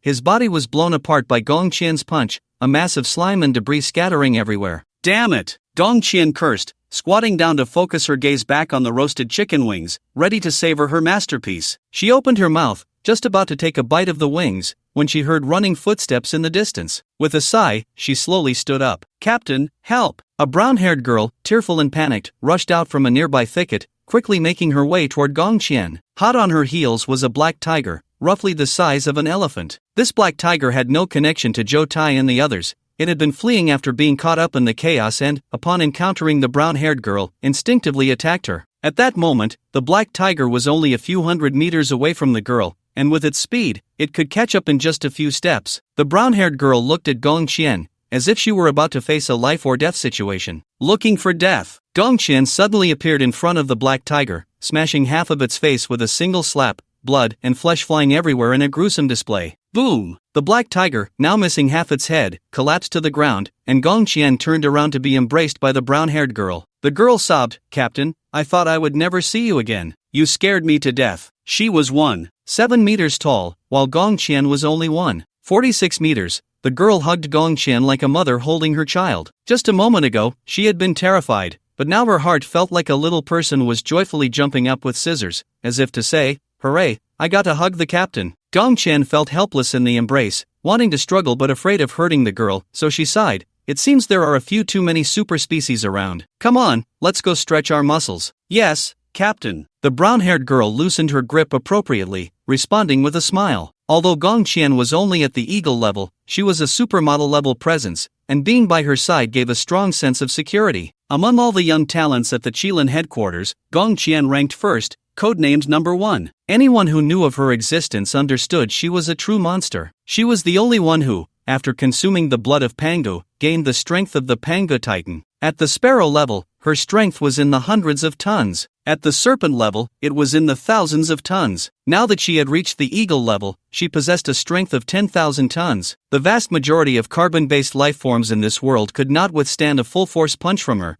and most attacks left no mark on her delicate skin. On the other side, number 6, Zhou Tai, was staring at a man and a woman down the mountain. After drinking the blood of the death curse, Zhou Tai's body had slimmed down, and he had grown a tail that could stretch freely, gaining the demonic power of invisibility. This was a very advanced form of invisibility. After using his ability, he completely masked his shape, scent, light, and sound, leaving no trace on the ground. Number 6, Zhou Tai, was very satisfied with his abilities. As long as he did not take the initiative to attack, no one could discover his existence. Unfortunately, this body was destined to live only for a day. To thank humanity for their relentless pursuit, number 6, Zhou Tai, decided to give everyone a surprise, such as killing all the weaklings here. Silently descending the mountain, his long tail extended above the heads of a man and a woman. The tip of his tail had a structure similar to a dagger, not only hard and sharp but also coated with deadly poison. As long as it struck the target, even if it couldn't kill in one blow, it could quickly incapacitate the opponent. At that moment, he manipulated his tail to stab at the woman's crown. Ding! The woman was struck by the tail, producing a crisp metallic clash. Then her form became ethereal, like a wisp of smoke contracting, forming a sharp sword. Longsword Emocia. The man then gripped the sword, drew it, struck, and sheathed it. Countless tiny blood marks appeared on number 6, Zhou Tai's body in an instant. He looked at the man in disbelief. Clearly, the other party's aura was weak, and the woman was also weak. Why? Were they suddenly so strong? Unfortunately, the man clearly would not explain anything to him, and he could only fall down with endless confusion. At this moment, the longsword transformed back into the woman's form, and the two took photos next to number 6, Zhou Tai's corpse, then uploaded them. Codename Ganjiang, codename Emocia, eliminated a target suspected to be Zhou Tai. Codename First, eliminated a target suspected to be Zhou Tai,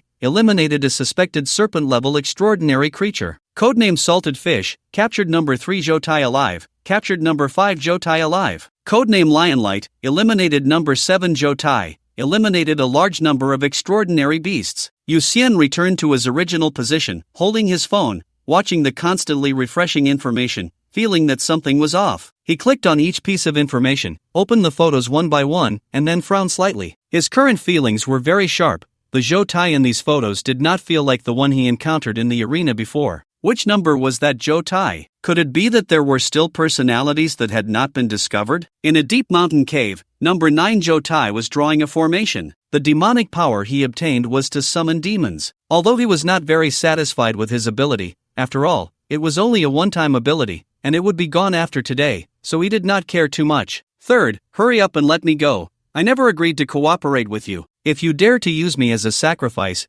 the others will definitely not let you off. Number 8 Zhou Tai was pinned under the formation by a huge rock from number 9 Zhou Tai, constantly threatening and enticing him. It was unclear whether it was the personality that determined the direction of mutation, but because number 8 Zhou Tai liked to deceive, after his mutation, he not only did not become stronger but instead became weak and frail, with the only demonic power being his big mouth. His mouth had transformed into a trumpet-like shape, capable of producing a loud sound. Shut up! If you don't want to become a sacrifice, change your body. This body is mine now, number 9 Zhou Tai said domineeringly. He was born particularly overbearing. Since the first was unshakable and the second was like an ornament, he decided to occupy the third's position. Fortunately, the third was also a person who knew the times and voluntarily gave up the position. Otherwise, he would have definitely fought with the third to the end. After drawing the summoning formation, he cut open his wrist, allowing blood to drip onto the formation, which gradually filled with blood, emitting a red glow. Number 9, remember this, sooner or later, I will make you kneel and beg me. Number 8 Zhou Tai, seeing that the formation had been activated, shouted in anger and humiliation. He then quickly withdrew his consciousness, returning the body to the original anomalous insect. Number 9 Zhou Tai curled his lip, not taking number 8 Zhou Tai's threat to heart at all, and besides, he was number 3 Zhou Tai. He even got the name wrong. Who was he threatening? At that moment, a red light enveloped the entire cave, and then the body of number 8, Zhou Tai, rapidly shriveled. A massive arm stretched out from the formation, gently slapping away the rocks that were pressing down on number 8, Zhou Tai. It then gradually widened the crack in the formation, allowing its head to emerge. "Speak your wish, insect," it said to number 9, Jotai, in a language he had never heard but could understand. Number 9, Jotai, smiled and said, "My wish is simple, kill everyone here, anyone you see can be killed. A reasonable request, I grant it. Call my name, I am Demos." The demon revealed a toothy grin as it spoke to number 9, Jotai. If the request had been unreasonable, or if Demos had not been interested, it would not have revealed its name, which would mean that this summoning of the demon would result in a loss of the sacrifice without achieving anything. Now that Demos had told number 9, Jotai, its name, it meant the deal was struck. "Come forth, Demos." Number 9, Jotai, smiled and shouted loudly. The crack in the center of the formation grew larger, and Demos's terrifying form slowly emerged from the fissure, smashing through the cave ceiling, and even the entire mountain was quickly torn apart by Demos's body. Demos's head resembled a hybrid of a baboon and a crocodile, its body akin to that of a gorilla, with bat wings on its back and a tail like a cobra. It was enormous, and upon emerging, it let out a long howl before grasping number 9, Jotai, in its hand. "You and I will be the last to kill," Demos said to number 9, Jotai, with a smile. Number 9, Jotai, was unfazed and replied with a grin, "It doesn't matter, but I want to see rivers of blood. I hope you can unleash a massacre." As Demos emerged from the formation, various teams immediately sounded alarms through their communication groups, for Demos's size was so immense that it was more magnificent than a mountain, and everyone could see its presence from afar. Jin Shang was very close to Demos, separated by just 3 mountains. He held his phone, sending messages while observing Demos, his eyes serious. "Tiger level? Dragon level? Evacuate. The situation has changed drastically, all members below snake level, evacuate immediately." Qingniao flew swiftly through the mountains, encountering members of various teams, and shouted urgently. Many people hurriedly packed their things and began to withdraw from the lockdown area. Yu Xian sat atop a bubble, gazing at the terrifying aura emanating from Demos in shock. "Which number Jotai is he? Ha, he is the real number 3 Jotai. I am actually number 9 Jotai. Surprised, aren't you?" Number 3 Jotai immediately burst into a series of loud laughs. The reason Yu Xian let him speak was that he discovered number 3 Jotai was indeed a big mouth. This guy seemed unable to keep secrets and dared to say anything. Number 3 Jotai? Number 9 Jotai? He inexplicably thought of the giant ape he had fought earlier. Could it be that Jotai? This is too exaggerated. Originally, Yu Xian thought his speed of becoming stronger was already exaggerated, but now he felt he could still improve a bit more. It's decided. From now on, he would fly up to the sky to bask in the sun. At that moment, Demos suddenly exerted force in its legs, leaping into the air, then opened its mouth, rapidly condensing a red energy ball that emitted a light even more dazzling than the sun. Not good. Yu Xian saw this scene and immediately controlled the bubble to retreat quickly, while extending his hand to release a large number of bubbles. His bubbles could withstand speeds of up to 5 times the speed of sound, and at that moment, he pushed his speed to the limit. Many team members who had not yet managed to evacuate were instantly enveloped by the bubbles and carried away. At first, some people did not react, thinking they were under attack, but once they realized the bubbles were moving away from the center, they understood it was friendly. Boom! The speed at which the red light bullets condensed was incredibly fast, and their descent was equally astonishing. In an instant, a red beam shot up into the sky from the ground, followed by more and more beams erupting from the earth. This was completely different from the explosion that Yu Xian had imagined, yet the power was just as terrifying. With each beam that appeared, the horrific heat and shockwaves caused immense destruction around, and some people whom Yu Xian couldn't protect, who also failed to react in time, were instantly reduced to ashes. Bastard, die. At that moment, a petite figure swiftly flew towards Demos from a mountain, and then a punch struck Demos on the cheek. Boom! The flesh on Demos's cheek trembled violently, his eyes rolling back. But the next moment, he gritted his teeth, exerted all his strength, and surprisingly withstood the girl's attack. Then, a tail lashed out at the girl, sending her flying backward, crashing through 3 mountains before finally stopping. Lion's Majesty! A roar of a lion echoed, and a golden lion made entirely of energy appeared, its mane radiating scorching light like the sun.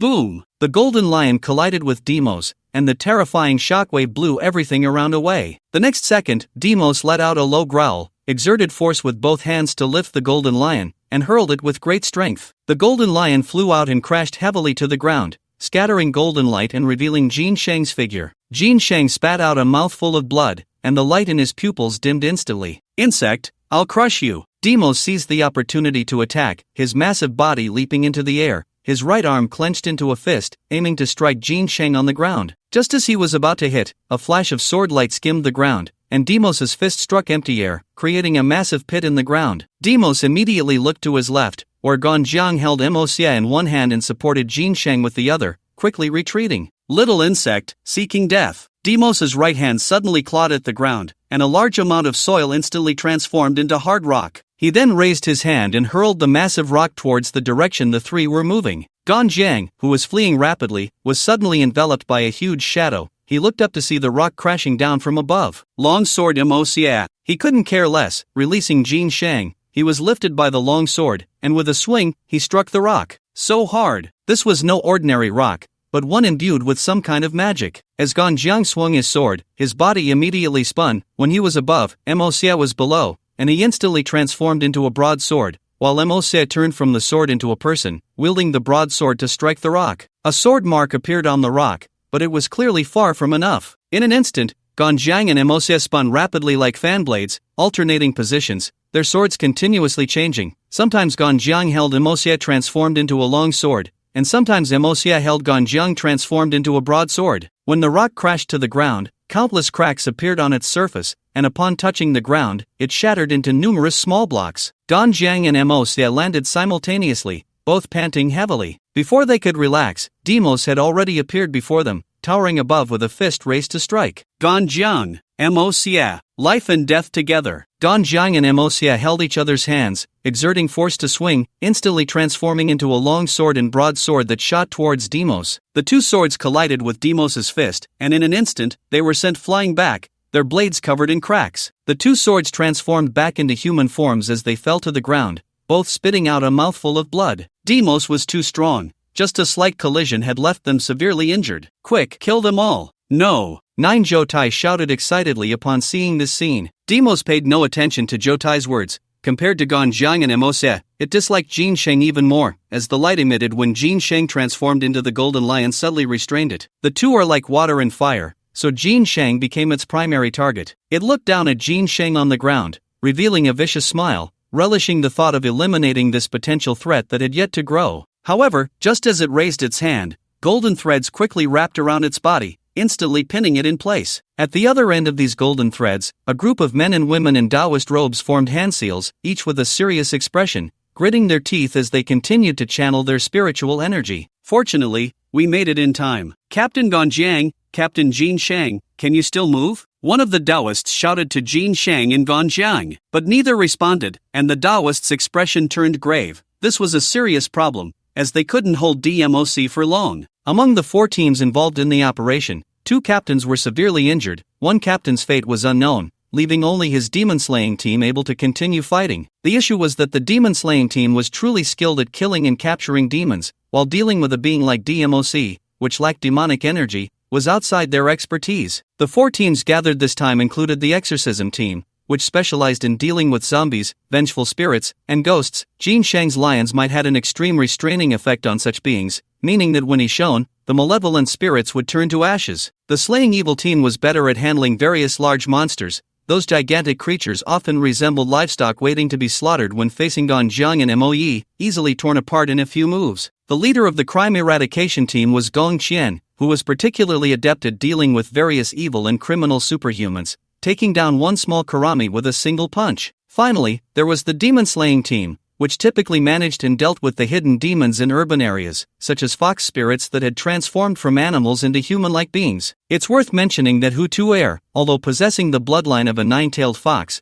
was human and not a true fox spirit. Crack! At that moment, DMOC's body trembled slightly, and many golden threads immediately showed signs of cracking. Not good, Tianxian, hurry and take the 2 captains and Moe away from here. We probably can't hold on for much longer, the leading Taoist said. The demon-slaying team consisted of 7 members, aptly named the Big Dipper. The captain was Tianshu, and the remaining members were Tianxian, Tianji, Tianquan, Yu Hong, Kaiyang, and Yao Guang. Captain, can you hold on? Tianxian hesitated. Right now, the 7 of them were barely managing to restrain DMOC's thoughts. Even so, DMOC's body instinctively resisted. If she left, DMOC could regain its thoughts even slightly, and the remaining 6 would likely face dire consequences. At least for now, we stand while they lie. How can we stand by and watch them die? Go quickly, Tianshu said resolutely. He had already mentally prepared himself. If DMOC truly had a chance to break free, he would burn his essence to bind it, ensuring it had no opportunity to attack. The binding demon rope was a dragon-level artifact made from numerous precious materials,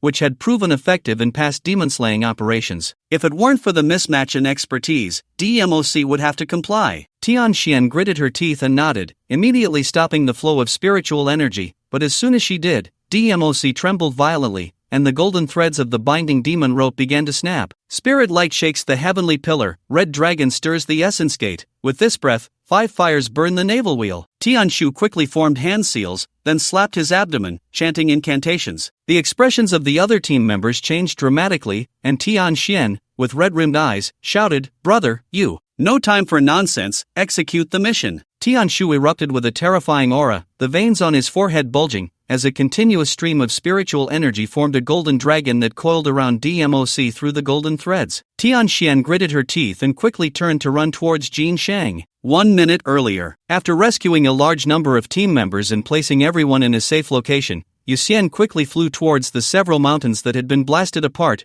pulling along Zhang Shou, who had also retreated. On the front lines, they certainly didn't have the qualifications to get close, otherwise, even the slightest ripple could kill them. However, that didn't mean they were completely powerless. For instance, they could save people. The two landed beside the third mountain that had been blown up in a bubble. Yuxian stepped out of the bubble, sniffed the air, and then controlled a large number of sticky bubbles to start moving the rocks. After the sticky bubbles had adhered to and moved the stones, a girl with a greenish hue appeared before them. "Old Zhang, can she be saved?" Yuxian asked Zhang Shou, looking at the girl whose eyes were tightly shut. This time, Zhang Shou didn't dare to make any promises. He gritted his teeth and said, "I don't know, but I'll try my best." After saying that, he summoned the healing touch to wrap around the girl. When the healing touch made contact with her, it emitted a sizzling sound, and a large amount of white smoke billowed out. "Hiss, what a terrifying poison. Xianyu, you'd better stay back, all that smoke is toxic," Zhang Shou gasped, quickly telling Yuxian. Yuxian nodded and stepped back,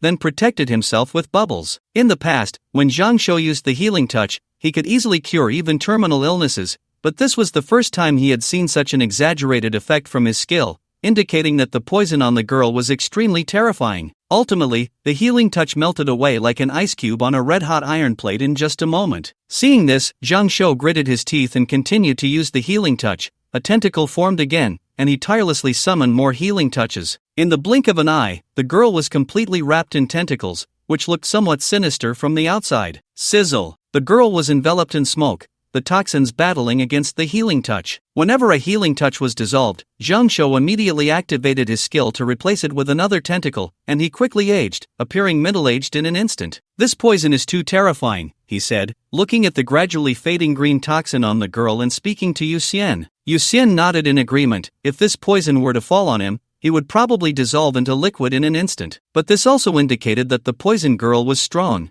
Such a terrifying toxin hadn't killed her, making it hard to imagine how formidable her body was. Half a minute later, the girl slowly opened her eyes and frowned immediately upon seeing the tentacles on her body. "Don't be nervous, we are members of the exorcism team, and we are here to detoxify you," Yuxian said, keeping his gaze on her as she woke up. Gongqian suppressed her discomfort and asked, "How long was I unconscious?" "About 5 minutes, Yuxian replied. Gongqian immediately tried to get up, but Zhang Shou spoke up, "The poison in your body hasn't been completely removed yet, just hold on a little longer." "No, that monster is too strong, the others can't hold it off. I must hurry back," Gongqian said firmly, gritting her teeth. She knew all too well that the remaining 3 captains were definitely no match for a creature she couldn't even punch through. What about General Zhaoyi?" Zhang Shou couldn't help but ask. Gongqian sat up and replied, "General Zhaoyi was directly teleported here by the teleportation array. He needs to guard a rift in the abyss, so after launching the attack, he was teleported back." "Abyss rift? Can't he be teleported back here now?" Zhang Shou activated his skill again, looking even older. Gongqian shook her head helplessly. "The space near the abyss rift is very chaotic. It takes more than a day just to prepare for a single teleportation. Otherwise, do you think we wanted to delay until noon to start acting? Don't we want to solve the problem sooner? Are there any other dragon-level beings that can provide support?" Yuxian asked thoughtfully. Gongqian gave Yuxian a roll of her eyes and complained, "A dragon-level expert isn't something you can just find like cabbage. The minister needs to guard Yanjing, other generals need to defend the abyss rift, and there are also those at the borders to deter foreign forces. Even if there is support, it might not arrive until tomorrow noon at the earliest. Are there any dragon-level experts among the civilians?" Yu Xian pressed on. Gong Qian fell silent, and Yu Xian quickly added, "This isn't the time to hesitate. If there are dragon-level experts among the civilians, we need to call for help immediately. We're too close to Silver City. If something goes wrong, the consequences would be too severe." "Alright, I'll try to apply." Gong Qian thought of the consequences of Silver City falling and immediately took out her phone, only for it to be dissolved by the poison contained in her palm. Both she and Yu Xian fell silent, and Zhang Shou, witnessing this scene, couldn't help but ask, "With such terrifying poison, how come your clothes are fine? Pervert, do you really want to see my clothes dissolve?" Gong Qian's face flushed as she glared at Zhang Shou. Zhang Shou looked older but was ultimately a clear-headed high school student. He blushed and quickly explained, I was just curious. My clothes are made of dragon-level material. How could they dissolve so easily?" Gong Qian explained irritably. With her immense strength, ordinary clothes couldn't withstand her movements. Just a slight motion would turn regular clothes into rags. That's why the Qilin headquarters spent a lot of resources to specially make her current outfit. This outfit not only perfectly withstands her immense power without damage during her movements but also possesses various resistances. How could mere poison dissolve such a treasure? So what now? Yu Xian looked at Gong Qian, still more concerned about the need for support. Gong Qian pressed her palm against the tentacle and said, "Don't worry. Because I easily break things, I have hundreds of phones. Once my palm is free of poison, I can immediately call for support." She pressed her palm tightly against the tentacle, and a sizzling sound kept ringing out. "Doesn't it hurt?" Zhang Shou asked curiously. Gong Qian remained calm. "This poison is indeed strange. Even I find it hard to be immune to it, but it doesn't hurt. It just makes my movements a bit difficult." "Maybe it's just that you don't feel pain," Yu Xian retorted. "The poison from Demos dissolved even phones in an instant. How could the infected not feel pain? A normal person would probably be in agony, melting into liquid upon contact." Finally, with Gong Qian's active cooperation, the poison on her palm was completely cleared. After confirming there was no residual poison, she quickly took out her phone and opened it. After a series of contacts, her face flushed with anger as she cursed, "Bastard, why did he go to the abyss at this time, of all times?" "Damn it, what do you mean?" Yu Xian asked. Gong Qian replied angrily, "Dragon level is already the top tier of power. Even the officials don't want to offend them. Among all unofficial dragon level experts, only the great sage equal to heaven is easy to talk to. As long as you offer enough benefits, you can invite him for help." "But he went to the abyss. What kind of place is the abyss?" Zhang Shou, who had been curious, quickly asked. Gong Qian, feeling flustered, said, "The abyss is just the abyss. No one knows how it appeared. However, it's certain that all forbidden fruits come from the abyss. The space near the abyss rift is extremely chaotic, so once forbidden fruits appear near the abyss rift, they will be randomly teleported to various corners of the world." "So why did the great sage equal to heaven go to the abyss?" Yu Xian asked. Gong Qian replied, "Of course, to look for treasures. The vast majority of materials above dragon level come from the abyss. Once you reach eagle level, you'll be qualified to apply to the headquarters to go to the abyss. So what do we do now?" Zhang Shou asked. Gong Qian and Yu Xian fell silent. At least the three of them could only wait. When Gong Qian woke up, she indeed wanted to go for support, but when she sat up, she found her lower body completely numb. Because of this, she obediently accepted Zhang Shou's treatment. Otherwise, she would have already gone to beat up Demos. When the three of them were at a loss, Gong Qian's phone rang. She immediately answered, saying, "Minister, Xiaoyi, are you okay?" On the other end of the line, Yu Lai asked with concern. Gong Qian quickly replied, "I'm fine, I'm receiving treatment now, and I'll be able to move again soon." Good.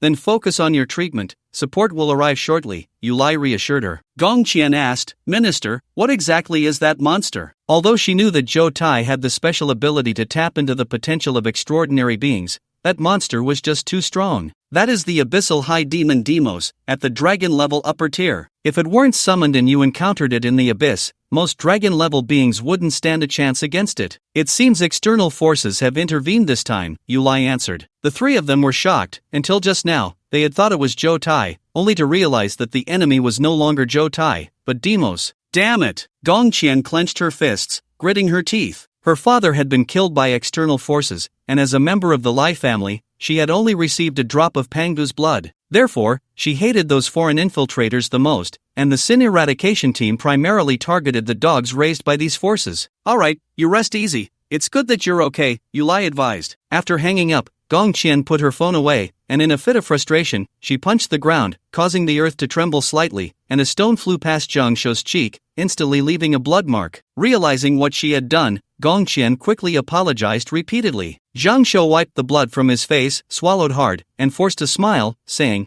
"It's fine, I'm tough, this little injury is nothing." He was already thinking about who would marry this woman. If she accidentally hit him while sleeping, wouldn't it be a minute before he met his great-grandmother? Hiss. Not worth the trouble, not worth the trouble. On the other side, Tian Xian was carrying Emosia, with each hand holding Jin Shang and Ganjiang, quickly moving towards the outskirts. She was anxious, knowing that the longer she delayed, the stronger the backlash Tian Shu would have to endure. She had to find a doctor to treat the three of them as soon as possible and then return to the team. Although on the surface, Ganjiang and Emosia seemed to be more seriously injured, the reality was that Jin Shang's injuries were worse. This was mainly because Jin Shang's power clashed violently with Demos's demonic power. When Demos lifted the golden lion form from Jin Shang, the demonic power pierced into Jin Shang's body like lightning, which was why he was severely injured in one blow. Tian Xian quickly went up and down the mountain when she suddenly saw a middle-aged man in military uniform approaching. "Uncle!" Tian Xian's eyes lit up, and she immediately called out. Jin Dajuan stepped forward, glanced at Jin Shang and Tian Xian's hands, and smiled. "This kid seems to have suffered a big loss this time. Tian Xian, you take them for treatment first.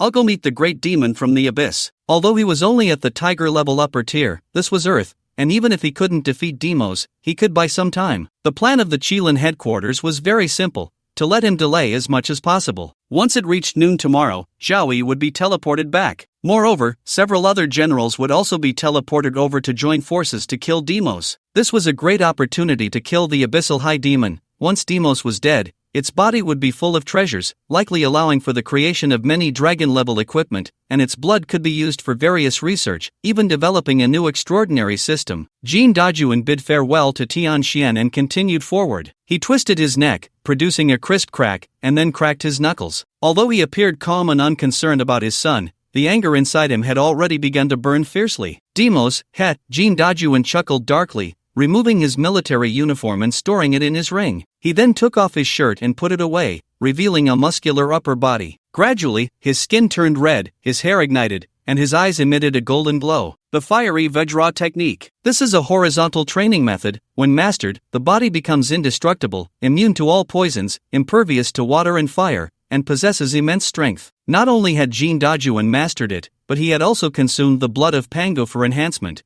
making his power even greater. With a powerful push from his feet, he transformed into a streak of red light, rapidly approaching the battlefield. On the battlefield ahead, although Demos was immobilized, the figure on its shoulder, Nine Jotai, could still move. However, he was entangled by a golden thread around his foot, making it difficult to free himself. He pulled with all his might, but no matter how hard he tried, he couldn't extract his foot. After struggling for a while, he stopped resisting. He took out the knife he used to cut his wrist and decisively severed his own foot. "Useless, it seems I have to take action myself." "No." Nine Jotai first looked down on Demos, then quickly slid down its back to the ground. He landed on one foot, turned to look at Tian Shu and the others, and the members of the Demon Slayer squad also noticed Nine Jotai. Many of them changed their expressions slightly, realizing that the situation was dire. They were already exerting all their strength to restrain Demos, and Tian Shu had even burned his essence. They were now immobilized, and if anyone cut off the supply of spiritual energy, Demos would break free in an instant. But not cutting off the supply meant they couldn't move,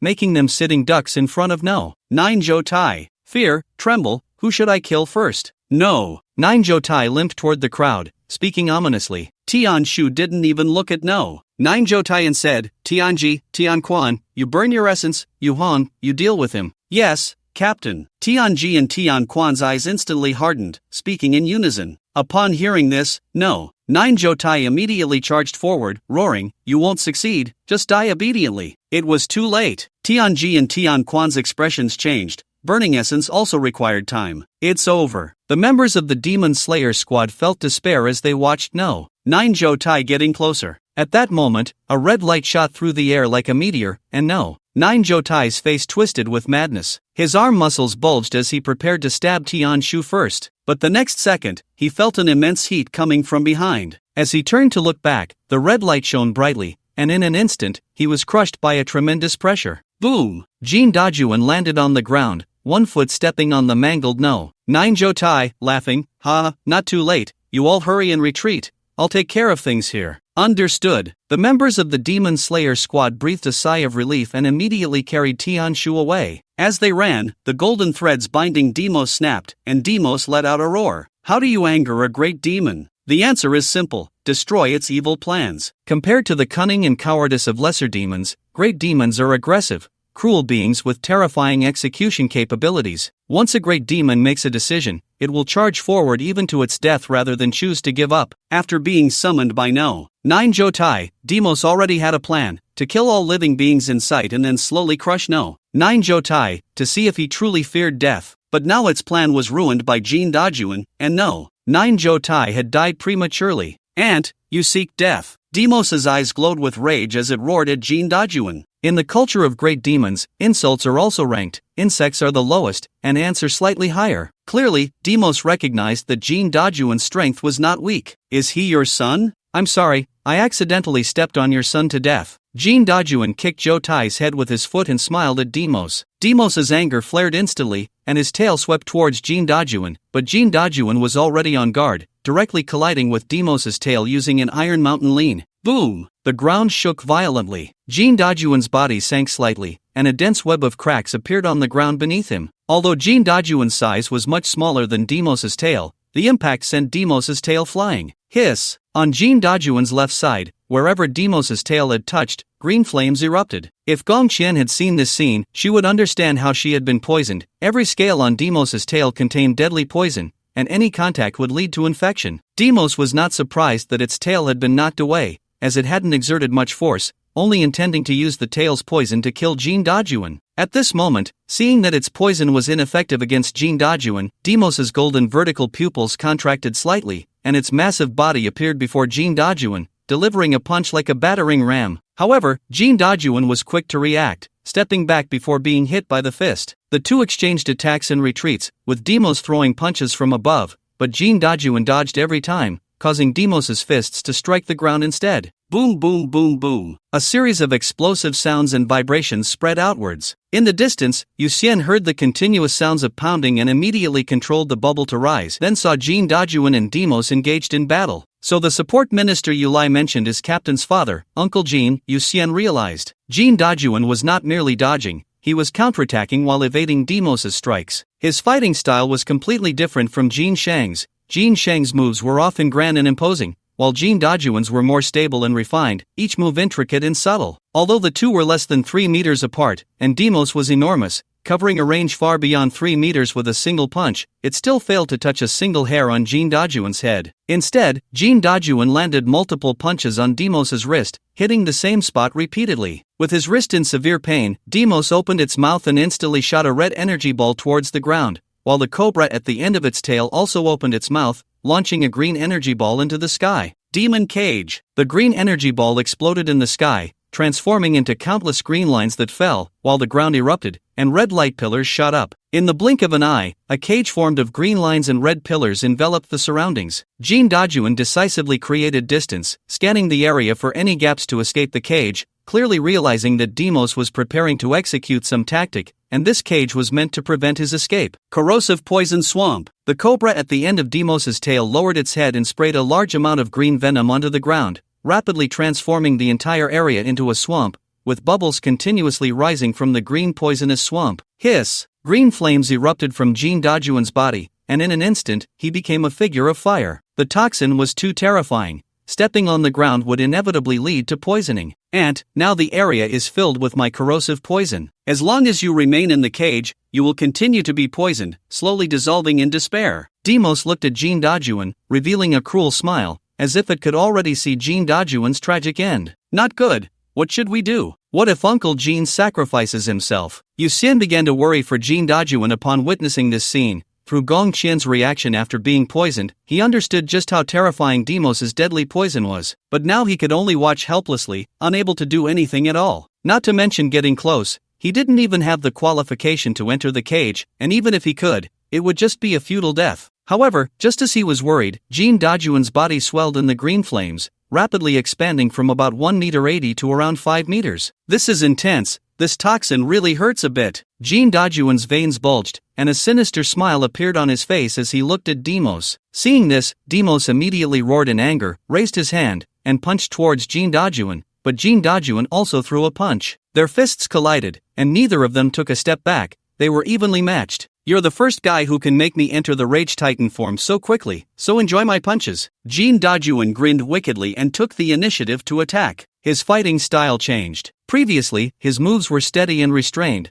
but now he began to unleash wild and powerful strikes, each punch filled with extreme violence. Demos growled and immediately retaliated fiercely. Both sides crazily pounded each other, abandoning any form or technique, fighting in the cage with punches landing hard, shaking the ground. The impact of this scene was overwhelming. Yu Xian swallowed hard, as if he were witnessing two ancient beasts engaged in a brutal fight. So strong. Is this the world of the strong? After taking the blood of Pangu, he had directly risen from the ant level to the sparrow level, and he had thought he was quite strong. But today's experience gave him a tremendous sense of urgency. He was still too weak, far too weak. However, as he watched, Yu Xian found it hard to continue, because the battle between Jin Dajuan and Demos was just back and forth, one punch after another, rolling and crashing into the swamp, splattering large amounts of venom. There was no technique involved, just pure, primal violence. Time slowly passed, the sun gradually set, and the moon quietly rose in the sky. Yu Xian landed on the ground, and Zhang Shou and Gong Qian immediately inquired about the situation. After Yu Xian informed them of the battlefield conditions, both Gong Qian and Zhang Shou fell silent. "So, even if I detoxify now, I can't help?" Gong Qian clenched her fists for a while, muttering to herself. She simply couldn't withstand Demos's toxin. Now the entire battlefield was filled with venom. Even if she went in, she wouldn't die, but she would definitely be paralyzed, becoming a burden to Jin Dajuan instead. "At this point, we can only conserve our strength and wait for changes," Yu Xian said, having no other options. Some things can be done, and some cannot. He understood better than anyone how cruel reality was, so he didn't say any comforting words. He simply took out his phone and sat in the bubble, continuing to look at various files from the Kirin. Strength can be divided into hard power and soft power. Enriching one's mind is also a way to become stronger, and he was eager to grow stronger. Suddenly, he thought of a question. Since he could fly now, he could chase the sun. Perhaps he could awaken Pangu's divine powers in advance. However, when he shared his idea with Zhang Shou and Gong Qian rolled her eyes and said, "Chasing the sun? I don't know what you want to do,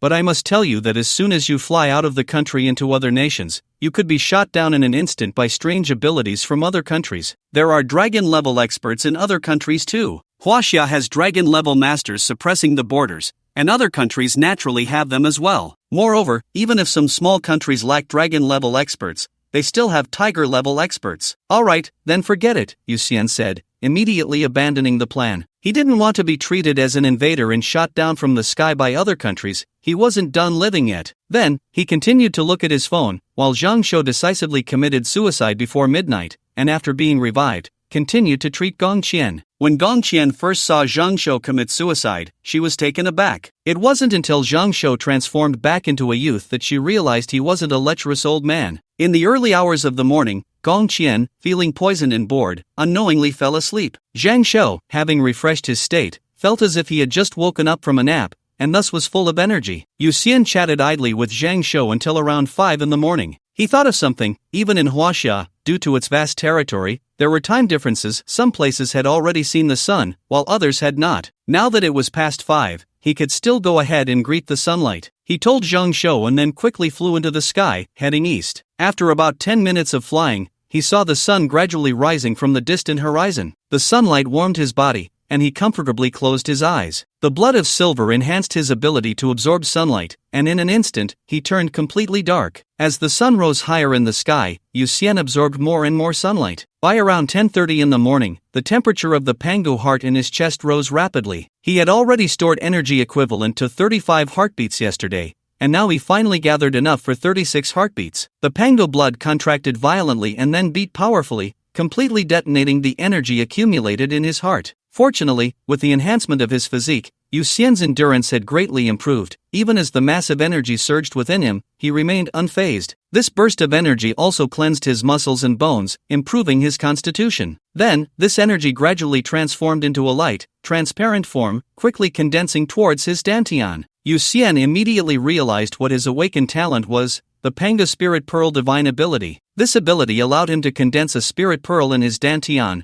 opening up a vast space. What a bad draw, Yu Xian thought. What he wanted most was the Pangu Immortal Divine Ability, followed by the Pangu Great Strength Divine Ability. The last thing he wanted was the Panga Spirit Pearl Divine Ability, as he already had a storage ring and didn't need a larger one. Just as he felt a bit disappointed, the energy meant for condensing the spirit pearl and opening space suddenly collided with another energy in his dantian. Previously, the blood energy flowed through his veins, but after consuming Pango blood, the mutated blood energy inexplicably settled in his dantian. However, the speed of mobilization had increased, so Yu Xian didn't pay much attention. But he didn't expect the two energies to collide. He could only silently observe, not daring to interfere for fear of making things worse. The two energies continuously collided and merged in his dantian, gradually transforming into a pure white energy. Perhaps because the mutation of the blood energy was related to the Pango blood, the entire process was unexpectedly smooth, even as the energies collided without any turbulence. When the mutation ended, the dantian returned to calm. Wait! Yu Xian was stunned, unable to help but murmur, "Wait, where's my spirit pearl?" He carefully sensed his dantian, not missing any corner. In the end, he had to admit that although he had awakened the Pango Spirit Pearl Divine Ability, he truly had no spirit pearl because the energy meant for condensing the spirit pearl and opening space had merged with the mutated blood energy. Without a spirit pearl, the Pango Spirit Pearl Divine Ability was probably unique to him and all of Huaxia. Forget it, if there isn't one, there isn't one, Yu Xian sighed, comforting himself. After all, this divine ability wasn't his goal. Then he tried to mobilize the energy in his dantian and found that this energy was even smoother than the mutated blood energy. In an instant, he transferred this energy to his hand. With a thought, a bubble quickly formed. Aside from changing from a colorful hue to transparent, it seemed to have no other changes. Yu Xian carefully observed the new bubble, finding nothing unusual about its appearance. He then reached his hand into the bubble, and in the next moment, his eyes widened slightly. In his perception, he could clearly feel the presence of his hand. He withdrew his hand and then reached it back into the bubble, repeatedly moving back and forth to confirm that this sensation was not an illusion. However, a question arose. What was the use of this? He controlled the bubble to rotate and then released it, testing its various properties. First, the spatial barrier of the bubble had become more stable, able to withstand speeds of 20 times the speed of sound. Additionally, its original abilities had not disappeared. Instead, its attack power had significantly increased. Is it just a simple enhancement? Yu Xian felt a bit disappointed. He maneuvered the bubble back to his right hand, then habitually gathered another bubble with his left hand. Two basketball-sized bubbles spun in his palms, and he simply put both hands into the bubbles. In the next moment, he displayed an expression of disbelief, looking down at the two bubbles. He slowly reached his hand forward, and in an instant, his left hand and right hand exchanged places. His left hand appeared in the right hand's bubble, while his right hand appeared in the left hand's bubble. The internal spaces of the two bubbles were actually interconnected. He immediately expanded both bubbles and dove into one of them, while also retrieving the old bubble. Then, with a thought, he found himself in the other bubble. As expected, the spaces within the two bubbles can indeed transfer between each other. Yu Xian sat in the bubble, looking at the bubble across from him, feeling immensely delighted. Compared to the Pango Spirit Pearl's ability, which only provided an extra storage capability, this mutated ability was definitely a life-saving skill. So it turns out to be an extraordinary fortune. Yu Xian couldn't help but laugh out loud. This ability was fantastic. He would never trade it for the genuine Pango Spirit Pearl ability. Next, he continuously created bubbles,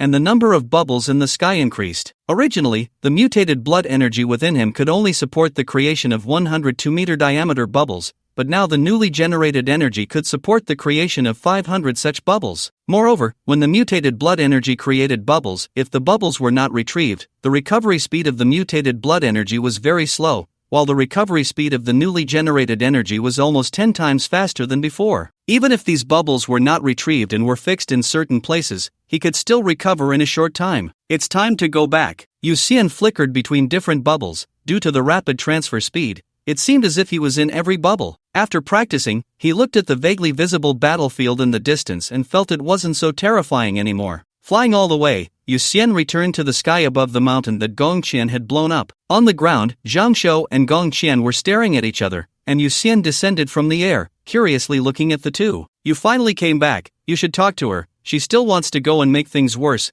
Zhang Shou said immediately upon seeing Yu Xian. Gong Qian retorted, "What do you mean by making things worse? I just want to see if I can smash the cage from the outside without getting too close. That is indeed a method, Yuxian nodded, then looked at Zhang Shou to see what he would say. Zhang Shou frowned. What if she gets poisoned again? Yesterday was definitely the most exhausting day for him, even more so than when he had died in the market. Because healing Gong Qian from poison consumed his healing touch particularly quickly, he had to keep replenishing it, making that afternoon busier than an entire day. Although Daimos was currently engaged in close combat with the Golden Army and couldn't break free, he had just climbed to a high point and seen Daimos attack from a distance with his tail. He really didn't want to detoxify Gong Qian again. You both have valid points, but I have an idea that might be worth a try, Yu Xian said with a slight smile. Just after returning, he had simulated many new abilities in his mind, the simplest being moving between different bubbles, but there were actually many intricate operations that could be applied in battle. For example, a flying knife shoots into one bubble, then is transmitted to another bubble, thereby changing the shooting angle. It can even utilize multiple bubbles and silver threads formed from silver blood to create a ghostly guillotine. Yu Xian extended his hand, and bubbles quickly formed one by one. He then moved the bubbles into the sky, surrounding the cage of Demos in a circle. He created another bubble and smiled at Gong Qian, saying, "Now you pick up a stone and throw it into the bubble with all your strength." Although Gong Qian was confused, she picked up a stone and threw it forcefully at the bubble. Boom! A sonic boom erupted as the stone instantly flew into the bubble, followed by a loud crash in the distance. Zhang Shou and Gong Qian were both stunned and ran to a high place to look in the direction of the sound. Inside the cage created by Demos,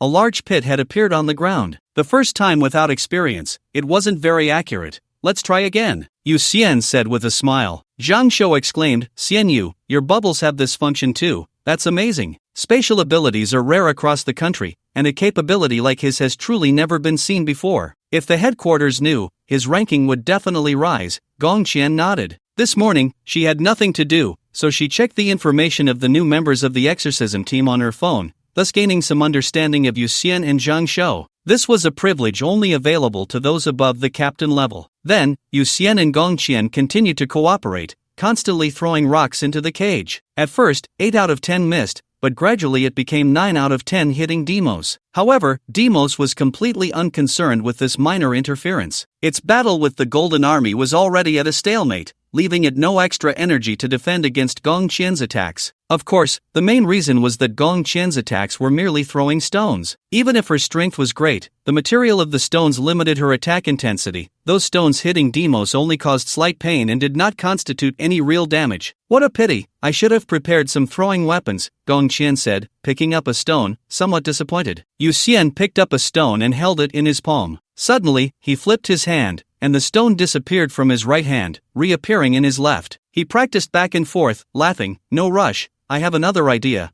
but I need to practice more." He discovered that the transmission ability of the new bubbles could be adjusted according to his thoughts. For example, the first stone Gong Qian threw appeared in the center of the bubble, but since Demos was not within the target range of the bubble, it missed. Later, Yu Xian intentionally adjusted it, and the stone no longer appeared from the center. It could also shift internally and be transmitted from various positions within the bubble. Because of this adjustment, he thought of a method, but he needed to be more skilled to be confident. The two continued to attack Demos, and finally, after half an hour of practice, Yu Xian could manipulate the stones to appear in any position within the bubble, achieving a hit rate of 100%. "Alright, everything is ready." Yu Xian dispersed the two bubbles in his hand and then created a large number of small bubbles, each the size of Gong Qian's fist. He controlled these bubbles to enter Demos's cage. Although Demos's demonic cage generally prevented people from escaping, fist-sized objects could still pass freely through the mesh. A large number of bubbles floated inside the cage. Although Demos noticed these bubbles, due to the restraint of the Golden Army, it had no extra energy to destroy them, nor did it believe these bubbles could pose a threat to it. "Captain Gong Qian, you step into the front bubble and punch seriously. As for the rest,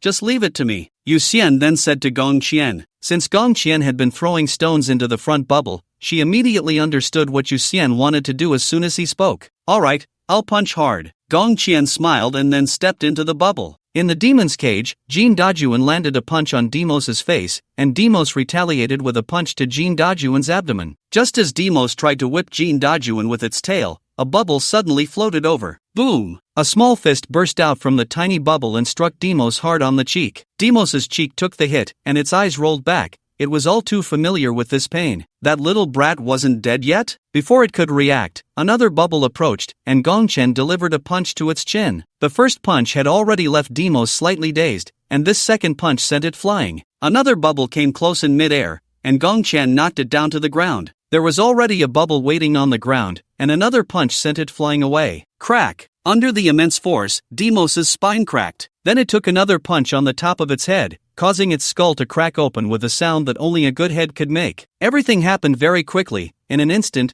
Demos was like a sandbag being tossed around by Gongchen and Yuxian, unable to counterattack or even think. Knowing that Demos's tail was poisonous, the bubbles specifically avoided it, only attacking Demos's head, abdomen, and arms. Gongqian's strength was overwhelming. Demos's eyes rolled back, and its brain buzzed, completely losing the ability to think. After about a minute, Demos's massive body crashed to the ground. Good opportunity. Jin Dajuan saw this and immediately rushed forward. He sat on Demos's body and began to rain down punches on its abdomen, causing Demos's body to shake violently, blood spewing from its mouth. However, neither Gongqian nor Jin Dajuan relaxed. They continued their relentless assault. With the determination to pound Demos into a pulp, each punch was harder and more passionate than the last. The life force of the great demon was incredibly resilient. Even after Jin Dajuan and Gongqian teamed up to deliver over 10,000 punches, Demos only finally breathed its last. During this process, Demos pretended to be dead several times, but the two of them disregarded it, hammering it back to consciousness,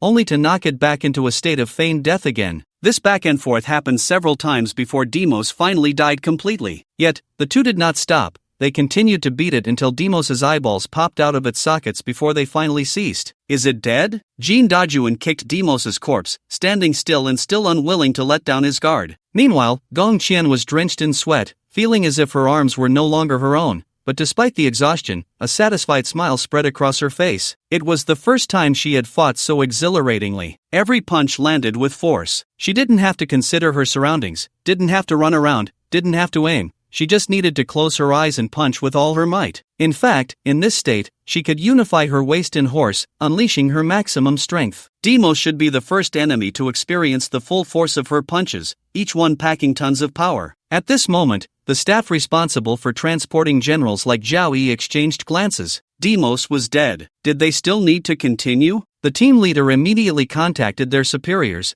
who then reached out to higher-ups, and soon received new instructions to pause the transport. The Qilin headquarters began to verify the information, and the call eventually reached Jin Dajuan, confirming that the dragon-level great demon Demos had indeed been killed, but it wasn't just Jin Dajuan who had taken it down. Gongqian and others had helped as well. Jin Dajuan could recognize Gongqian from her punches, but he had never seen Yuxian's bubbles, so he didn't know they were Yuxian's ability. However, the higher-ups quickly learned about Yuxian's MVP-level support ability from Gongqian's call. At the headquarters of Qilin, senior officials gathered in the conference room. Minister Yulai hung up the phone and looked at the other deputy ministers, letting out a sigh of relief. Everyone, it has now been confirmed that the dragon-level threat, the great demon Demos, has been killed by Jin Dajuan, Gongqian, and Yuxian working together. Gongqian possesses the Pangu's great strength ability, so it's not surprising that she could intervene in a dragon-level battle, but Yuxian, isn't he an ant-level? One deputy minister asked, confused. When he had arrived in Silver City, he had even patted Yuxian's head to confirm his level. Haha, not only did he take action,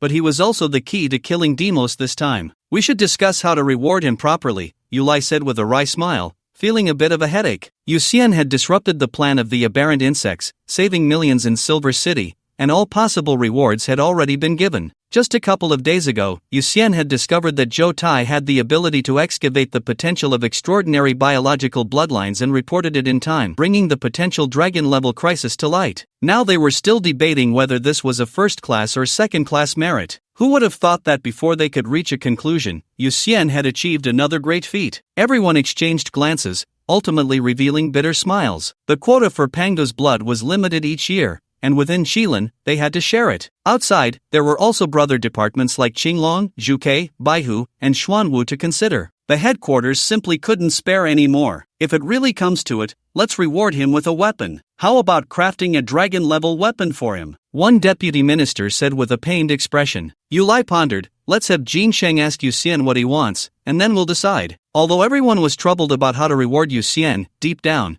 they all understood how many resources he had saved this time. If it weren't for Yuxian, They would have had to expend a large amount of resources and take significant risks to teleport several generals over. If an unknown monster had slipped through the abyssal rift into Earth, it would have been another crisis with the aberrant insects in no time. Therefore, if it weren't for the fact that Pangu's blood was indeed in short supply, rewarding Yuxian again wouldn't be out of the question. Extraordinary beings rely on their own great power. One cannot retain talent through deception or empty promises. Shilin has always been clear about rewards and punishments. Merit must be rewarded, and the greater the merit, the greater the reward. Only in this way can they retain loyalty and unity. After Deimos' death, the demon cage gradually collapsed, but the ground was permanently transformed into a toxic swamp. Currently, apart from Jin Dajuan, no one could enter the swamp, so the task of dismembering Deimos fell to Jin Dajuan. The entire sealed area was expected to remain locked down for a long time, possibly even designated as a permanent restricted zone. Yu Xian and the others returned to the barracks outside Silver City, where the entire camp was in chaos. Dong Qian saw that one of her team members was missing a leg and quickly bid farewell to Yu Xian and Zhang Shou, rushing to find out what had happened. "Xing Niao, where's the captain?" Yu Xian quickly spotted Xing Niao in the crowd, her face pale and seemingly just having cried, and asked, "Xian Yu, the captain is still in rescue, and our team is down to just us now." Xing Niao looked up at Yu Xian, her eyes reddening, her voice trembling. Originally, with the addition of Yu Xian and Zhang Shou, the exorcism squad had grown to 7 members, but due to Deimos' sudden attack last night, 3 members had sacrificed their lives. "Sis, what about Bo Gu?" Zhang Shou asked nervously upon hearing this. Xing Niao glanced at Zhang Shou, shaking her head sadly. Zhang Shou was left in shock. Yesterday, Yu Xian had been on a mission with Xing Niao, while Zhang Shou had teamed up with Yu Bo. Yu Bo was the oldest member of the exorcism squad, smooth in personality but not worldly wise, chatting and laughing with Zhang Shou along the way, imparting much experience. When Deimos appeared, Yu Bo had urged Zhang Shou to evacuate quickly while he went to find the captain. As a result, the two had parted ways, never to meet again. The image of Yu Bo smiling and turning away lingered in Zhang Shou's mind. They had promised that nothing would happen. Wasn't it said that he was experienced? He must have seen this kind of danger at least 8,000 times, if not 10,000. Zhang Shou clenched his fists, his eyes red. He wiped his eyes and asked, "What about the captain? I'm the healer for our team. Follow me." Upon hearing this, Xing Niao stood up and led the way. Yu Xian followed the two with a heavy heart. When they arrived at the military medical station, many people were anxiously waiting. 4 or 5 men and women carrying swords and knives saw Yu Xian and immediately came forward to thank him. They were among those he had saved. After chatting with them, Yu Xian learned that they were all members of the evil slaying team, and the reason they were there was that their captain, Zhengang, and vice-captain, Moi, were still receiving treatment. Among the 4 teams, the evil slaying team and the demon killing team were relatively lucky. They had not suffered any casualties, only their captains were seriously injured. The unluckiest was Gong Qian's crime eradication team, which had only 1 survivor besides Gong Qian. All other members had sacrificed their lives. When Yu Xian found Gong Qian, she was crouched behind a tree outside the barracks, a small figure quietly crying. Although they had known each other for less than a day, Yu Xian could tell that Gong Qian, despite her strong appearance, was actually soft-hearted and kind. To her, the members of the crime eradication team were not just teammates but family, brothers, and sisters. From the information provided by the evil slaying team, it turned out that the members of the crime eradication team treated Gong Qian like a younger sister, especially the girls, who often found excuses to hug and kiss her. Although Yu Xian was very worried about Jin Shang, he thought that with Zhang Shou treating him, he should be fine, so he hesitated for a moment but ultimately decided to find Gong Qian. She needed companionship now more than ever. He crouched down beside her, quietly keeping her company. "I clearly told them to retreat. I told them not to look back." Gong Qian hid her face in her knees, covering her forehead with her hands, her voice choked with tears. As a result, when the members of the crime eradication team saw her being knocked away by Deimos, they all changed direction, intending to bypass Deimos to find her, but were suddenly killed by a fire pillar that appeared from the ground halfway through. Only 1 girl survived because she was hit on the leg by a rock and was helped out of the fire pillar's range by her teammates. Yu Xian listened silently. He couldn't find the words to comfort her, nor did he want to say anything comforting. He just quietly listened and stayed with her. After an hour, Gong Qian stood up, sniffed, and said softly, "Thank you, I'm going to see Sister Funfun." After saying this, she walked out. Yu Xian waited for her to leave for a while before getting up. A bubble appeared in his palm, and he stepped into it,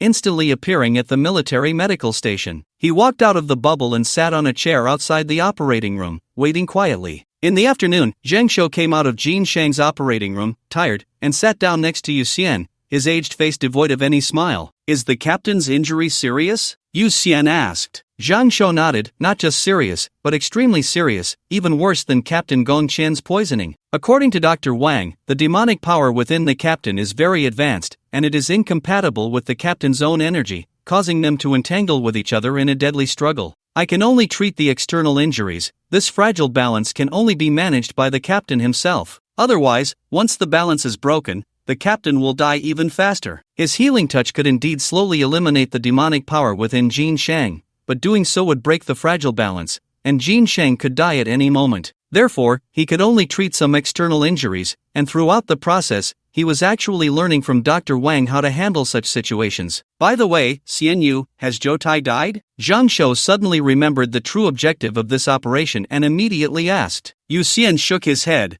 I don't know. Didn't the minister say that external forces were involved? The two Zhou Tai he had captured had already been handed over to the relevant personnel yesterday, and he didn't know where they were now, but he felt that Zhou Tai was likely not dead yet. Don't let me know who it is, or I'll definitely kill him, Zhang Shou said seriously, clenching his fists. If it weren't for external forces intervening, Yu Bo wouldn't have died, and the captain wouldn't have been seriously injured. Yu Xian nodded in response, silently committing this matter to memory. He knew very well that anyone who could enter the blockade area through layers of encirclement and formation was definitely not weak in strength or influence. He was certainly not a match for them now, but that might not be the case after he continued to develop for a while. Around 4 o'clock, Zhang Shou was called by Dr. Wang to treat Ganjiang and Mo Xia. Although both were seriously injured, the absence of other energy interference made their healing easier. After Zhang Shou released 4 skills in succession, both had completely recovered. Since Silver City was unable to treat Jin Shang's injuries, he was taken away by military transport in the evening to Yanjing for treatment, along with the captain of the Demon Slayer team, Tian Shu. Tian Shu was also severely injured. At that time, he had been carried by his teammates. However, his injuries were the aftereffects of consuming his own potential and burning his life essence. The treatment conditions in Silver City were simply insufficient, but once he arrived in Yanjing, there would be plenty of ways to make up for those losses. That night, Zhang Shou and Yu Xian were driving back to Silver City, both feeling somewhat heavy-hearted, yet their spirits were growing. As the car entered Silver City, they looked at the myriad of lights, and Zhang Shou couldn't help but stop the car, gazing at the distant building lights. In the past, he hadn't thought there was anything wrong with it, but now he had a new perspective. Everyone could enjoy a peaceful life in Silver City, but countless people were using their lives to protect it. Xian Yu, do you think we can grow up safely like this? How many people are bearing the burden for us, and how many, like Bo Gu, have given their lives? Zhang Shou said, looking at the shadows of people reflected in the curtain from the distant lights. Yu Xian shook his head and replied, I don't know, but definitely a lot. I can't sleep. How about we go grab a late-night snack together? Zhang Shou wiped his eyes and said to Yu Xian. Yu Xian smiled slightly, just so happens I know a good place, let's go. At night, other districts were closed, but only the street in the east of the city, where extraordinary beings gathered, had shops open. The two drove to the east of the city and stopped at a large food stall. They ordered various stir-fries and skewers,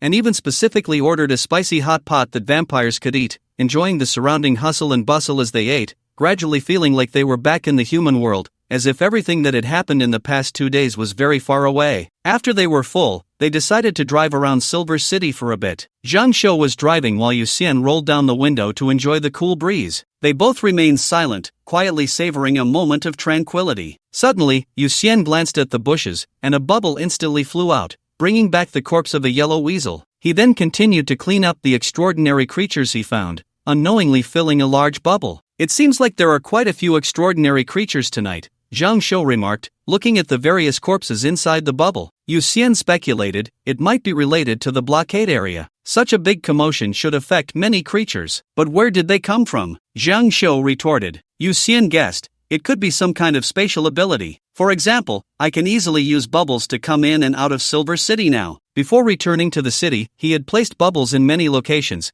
and after getting permission from the camp leader, he had also placed 3 bubbles in the barracks, so he didn't need to go through the city gate for inspection and could leave the city anytime, anywhere. At that moment, a military police vehicle with a police emblem approached, and both sides stopped their cars when they met. The leader of the military police team, Zhang Kai, poked his head out of the window and, upon seeing Yu Xian, immediately smiled. Yu Xian, Zhang Shou, so it's you too. I was wondering who was wandering around this road at midnight. I thought I had run into a big fish. Captain Zhang, good evening. We just couldn't sleep, so we came out to relax. By the way, these extraordinary creatures were caught along the way, just a little something to add for the brothers and sisters in the team, Yu Xian said with a smile, as he handed the extraordinary creatures out of the car. Zhang Kai's eyes lit up while opening the back window to receive the creatures. He laughed. Wow, so many? You're too kind. I can't accept this. If you're too embarrassed, then don't take it. Yu Xian and Zhang Shou exchanged amused glances as they watched Zhang Kai put on a show. After some casual conversation, they bid each other farewell,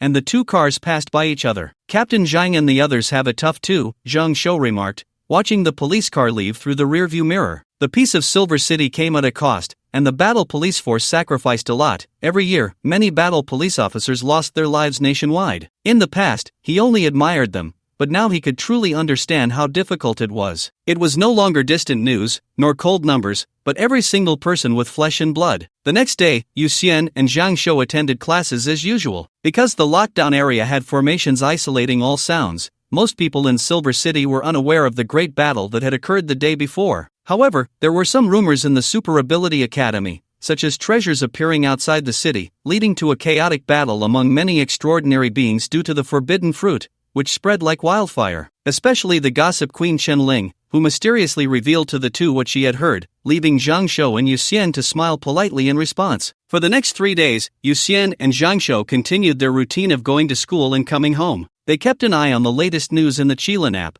especially regarding when Jin Shang would be able to return to the team. Yu Xian also added many friends, greatly expanding his network. Through introductions from friends in the evil slaying team, he got to know many members from different teams across the country and was added to various mutual aid groups. After getting familiar with the members of the mutual aid group, a girl stationed in Yanjing shared some not-so-good news with Yu Xian. Jin Shang's injuries were more troublesome than expected, and he likely wouldn't be able to recover to a level where he could function normally in the short term. Both Yu Xian and Zhang Shou felt heavy-hearted, uncertain about the future of the evil slaying team. On the 4th day, both received a text from Qing Niao, asking them to head to the South City Public Security Bureau, next door. When they arrived at the office, Qing Niao was already waiting for them in the hallway, and the three of them entered the temporary office that originally belonged to Jin Shang. Inside the office, Dong Qian was sitting in Jin Shang's chair, her head barely visible due to the height. The three of them wanted to laugh at the sight but managed to hold it in. Once everyone was present, Dong Qian spoke up. Since Captain Jin Shang is temporarily unable to lead the evil slaying team, Minister Yu Lai has appointed me as the vice captain, responsible for all affairs of the evil slaying team for the time being. You've been demoted, huh?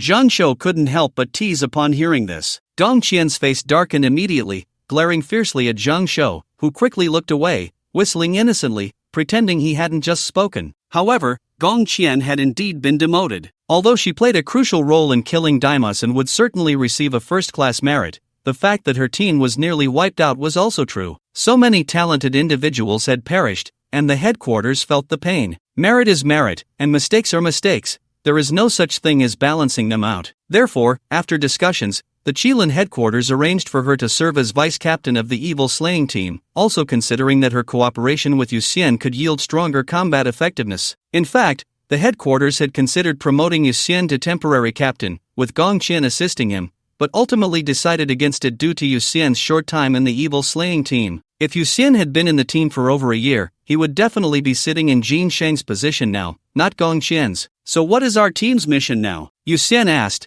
taking the initiative as he noticed Gong Qian glaring at Zhang Shou. Gong Qian withdrew her gaze and replied, "There are no collective tasks for now. The minister means for us to first get to know each other and familiarize ourselves with each other's abilities." In fact, Yu Lai had earnestly told her to listen to Yu Xian's opinions when faced with issues and not to act impulsively. Although Yu Xian had joined Qilin for a short time, his performance during this period had been outstanding. He was very capable, both brave and strategic, and would not falter at critical moments, making him quite reliable. After the memorial service, when rewards were distributed, Yu Xian would not only rise in rank but also receive various bonuses and benefits. "Does the deputy team have any plans?" Yu Xian asked Gong Qian. She shook her head, and Yu Xian immediately smiled. "Since there are no plans, why don't we go catch some mice tonight?" Catch mice? Everyone present was taken aback and looked at Yu Xian. He conjured a bubble the size of a pinhole with his fingers and explained, "You all know my ability. My bubble space is interconnected, so theoretically, sounds can be transmitted through the bubbles. I've been idle these past few days and placed quite a few of these bubbles in various corners of the city at night, and through them, I've heard some interesting news. For example, tonight a group of foolish thieves is planning to rob a silver shop.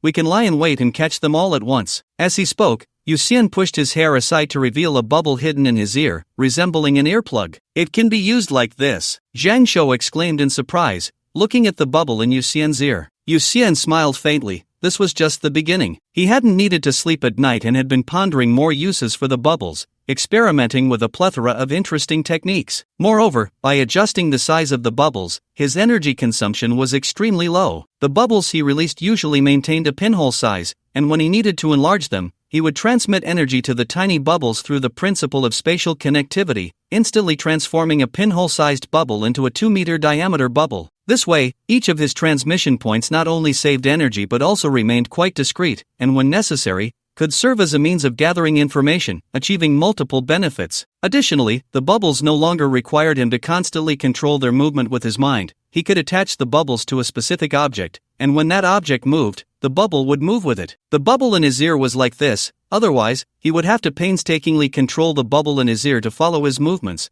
which would be too taxing. Next, Yuxian attached a bubble to each of the 3 people's ears, allowing them to communicate anytime and anywhere. "Can you hear me?" Zhang Shou asked quietly as he ran outside the office. Inside the room, the 3 could clearly hear Zhang Shou's words, and Chang Niao curiously asked, "Xianyu, why can we hear him so clearly when his voice is not loud?" "Because the bubbles in our ears are elastic bubbles, and their internal space has a stronger resonance capability. Once we set the sound outlet of the bubble to face inward, the sounds we hear will be very clear and loud," Yuxian explained. Initially, he hadn't considered this issue. His hearing had been greatly enhanced by the blood of silver, allowing him to hear even the faintest sounds clearly. It was only later, at school, when Zhang Shou had several times failed to hear him clearly due to the noise around them, that he realized not everyone had hearing as strong as his, prompting him to make many adjustments after further research. Additionally, there was one point he hadn't mentioned: he could set which sounds were allowed to enter the bubble. These bubbles were originally dual purpose for offense and defense. Without his permission, other beings crashing into the bubble's surface would not be able to enter it. Even if they had the ability to break the bubble's barrier, the result would only lead to the bubble's destruction. By deeply developing this function, Yuxian could specify whose voices could enter the bubble while isolating all other sounds outside, thus obtaining a pure sound without noise. When Zhang Shou returned from outside, the 4 of them discussed the time to gather tonight and then dispersed. Yuxian walked out of the temporary office, and a bubble appeared out of thin air in front of him. The moment he entered the bubble, he was back home. The bubble from the office quickly shrank and landed in a small depression on the ground, hardly noticeable. Abilities can be developed in the direction of big or small. Sometimes, small can be just as effective as big. Especially after mastering fine control, one can use skill to overcome strength and turn the tide in an instant. As Yuxian continued to practice, he became increasingly adept at using the energy within him and gained stronger control over the bubbles. Through the ultra-small bubbles hidden in the fingerprint indentations, he could perform many astonishing operations, manipulating spatial bubbles to create various effects. For example, placing a bubble in space, he could even banish enemies directly into the void. He even thought of a particularly devious tactic, setting up a teleportation point at the Qilin headquarters, sending any enemies he couldn't defeat there to let them experience a righteous beatdown. However, he realized that if he did this, the big shots from Silver City would definitely come after him, so he quickly squashed that reckless idea. At 2 in the morning, in the east of the city, at the shop called Secret Silver. Secret Silver is a store that specializes in purchasing silver, refining it into secret silver, Dan silver, and pill silver, and then selling it to customers. Due to its characteristic of not opening for 3 years, but when it does, it can sustain itself for 3 years,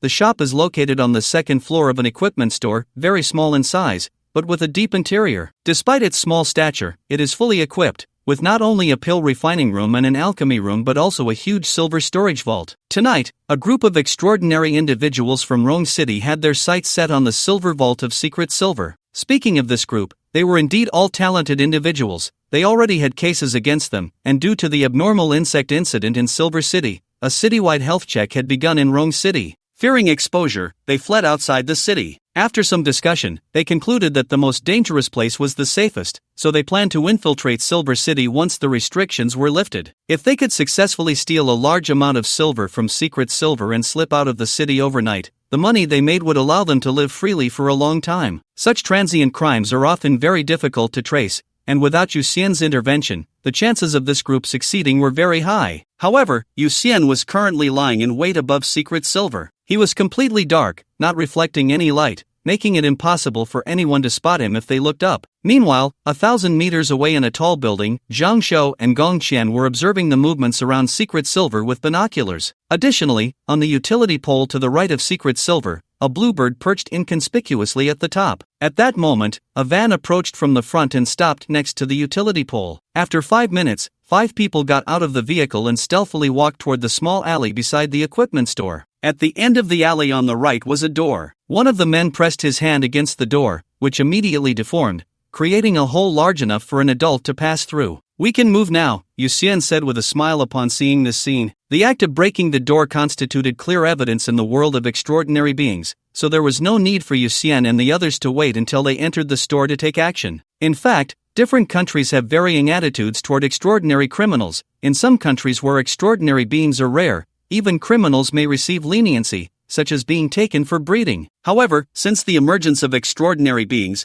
China has maintained a strict and severe stance on extraordinary crimes. In the face of clear evidence against extraordinary criminals, the combat police force has the authority to use force without restrictions. Simply put, they can kill if deserved. Because of the stricter laws regarding extraordinary beings in the country, Yu Xian, Zhang Shou, and the others had never been disturbed or bullied by extraordinary beings when they were still ordinary people. At this moment, the bluebird was the first to act upon Yu Xian's words. She dove down from the top of the utility pole and, just as she entered the alley, transformed into human form, kicking one of the criminals at 3 times the speed of sound. The criminal's ribs let out a sharp crack, and he flew backward, crashing into the wall at the end of the alley. "Not good, it's the cops, run." The faces of the other 4 criminals changed dramatically. 3 of them ran out of the alley, while the one who had just opened the door gritted his teeth and fled inside. The 3 men burst out of the alley, one running to the left, while the other 2 charged toward the van. Boom! At that moment, Gong Qian swooped down from the sky, her small frame packed with immense energy. She crashed onto the van, causing it to explode instantly, flames roaring up. The 2 criminals watched from a distance as she stood on the roof of the van,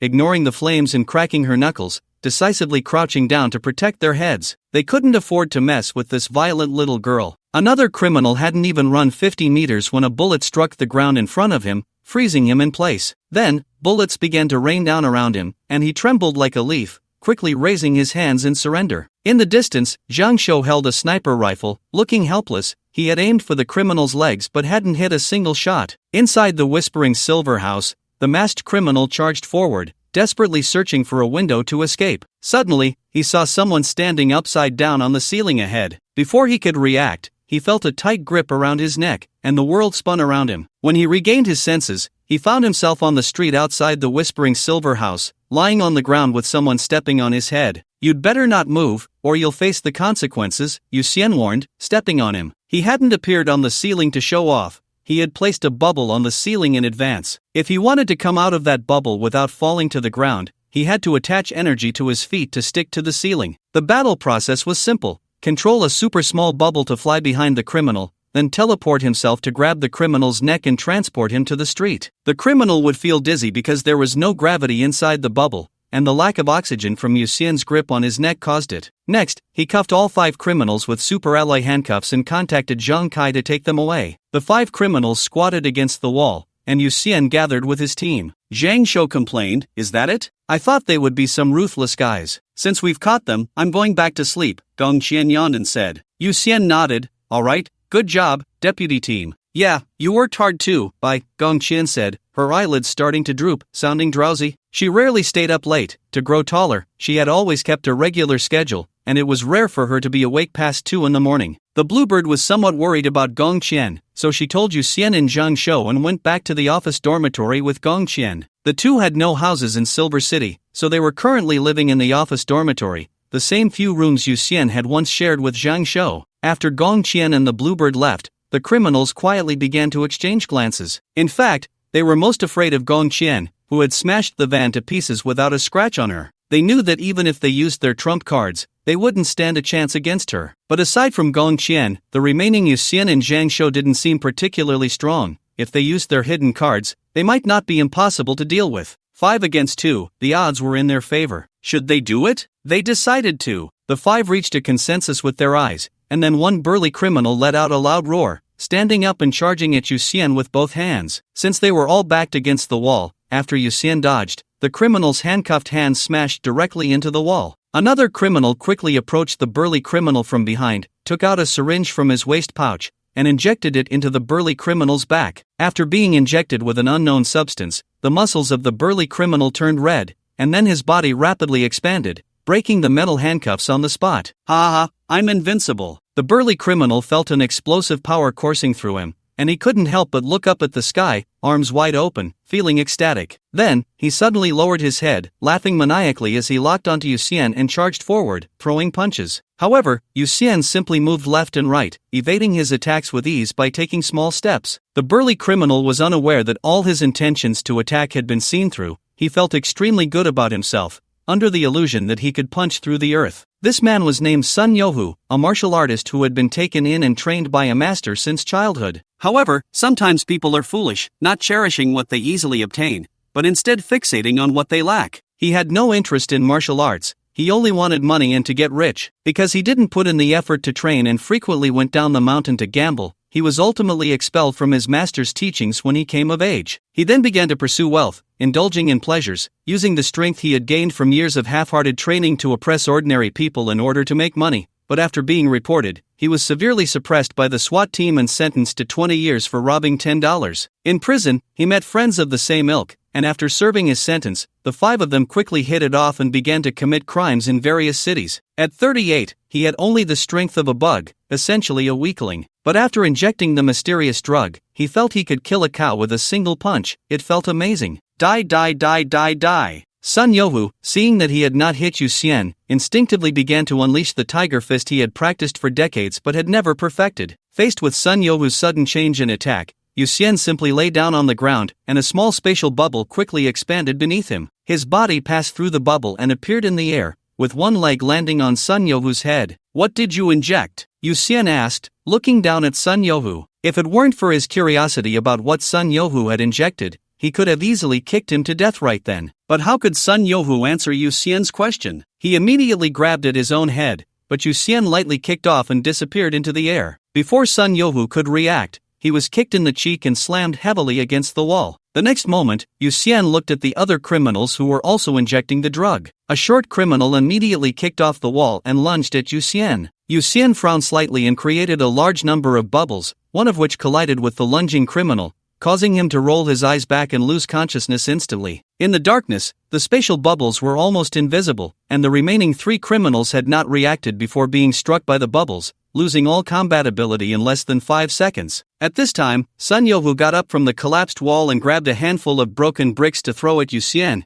but Yu Xian's figure instantly vanished, reappearing behind Sun Yohu, kicking him in the back of the head, causing Sun Yohu to roll his eyes and faint. During the fight, Yu Xian had already attached a bubble to the back of Sun Yohu's head. As long as he wanted to attack, he could easily take him out at any moment. However, Yu Xian had been practicing how to teleport quickly during this time, and this was a good opportunity to hone his skills. Currently, he could compress the entire teleportation operation to under a second, and his goal was to complete it within 0.01 seconds. At that point, his movements would be even swifter and more fluid, allowing him to perform even more amazing techniques. About 10 minutes later, the SWAT team's police cars arrived. After Zhang Kai got out of the car, he first had the SWAT officers take the unconscious criminals onto the vehicle. Then he walked over to Yu Xian and Zhang Shou, curious, and asked, "Aren't you guys going to sleep tonight?" "Zhang, looking at your dark circles, how can you say that to us?" Zhang Shou replied with a spirited smile. Over the past few days, he had been pestering the doctor at the Qilin office to prepare some painless passive refreshing medication for him. Every time it was close to midnight, he would actively refresh his state, theoretically not feeling tired until noon. Yu Xian explained,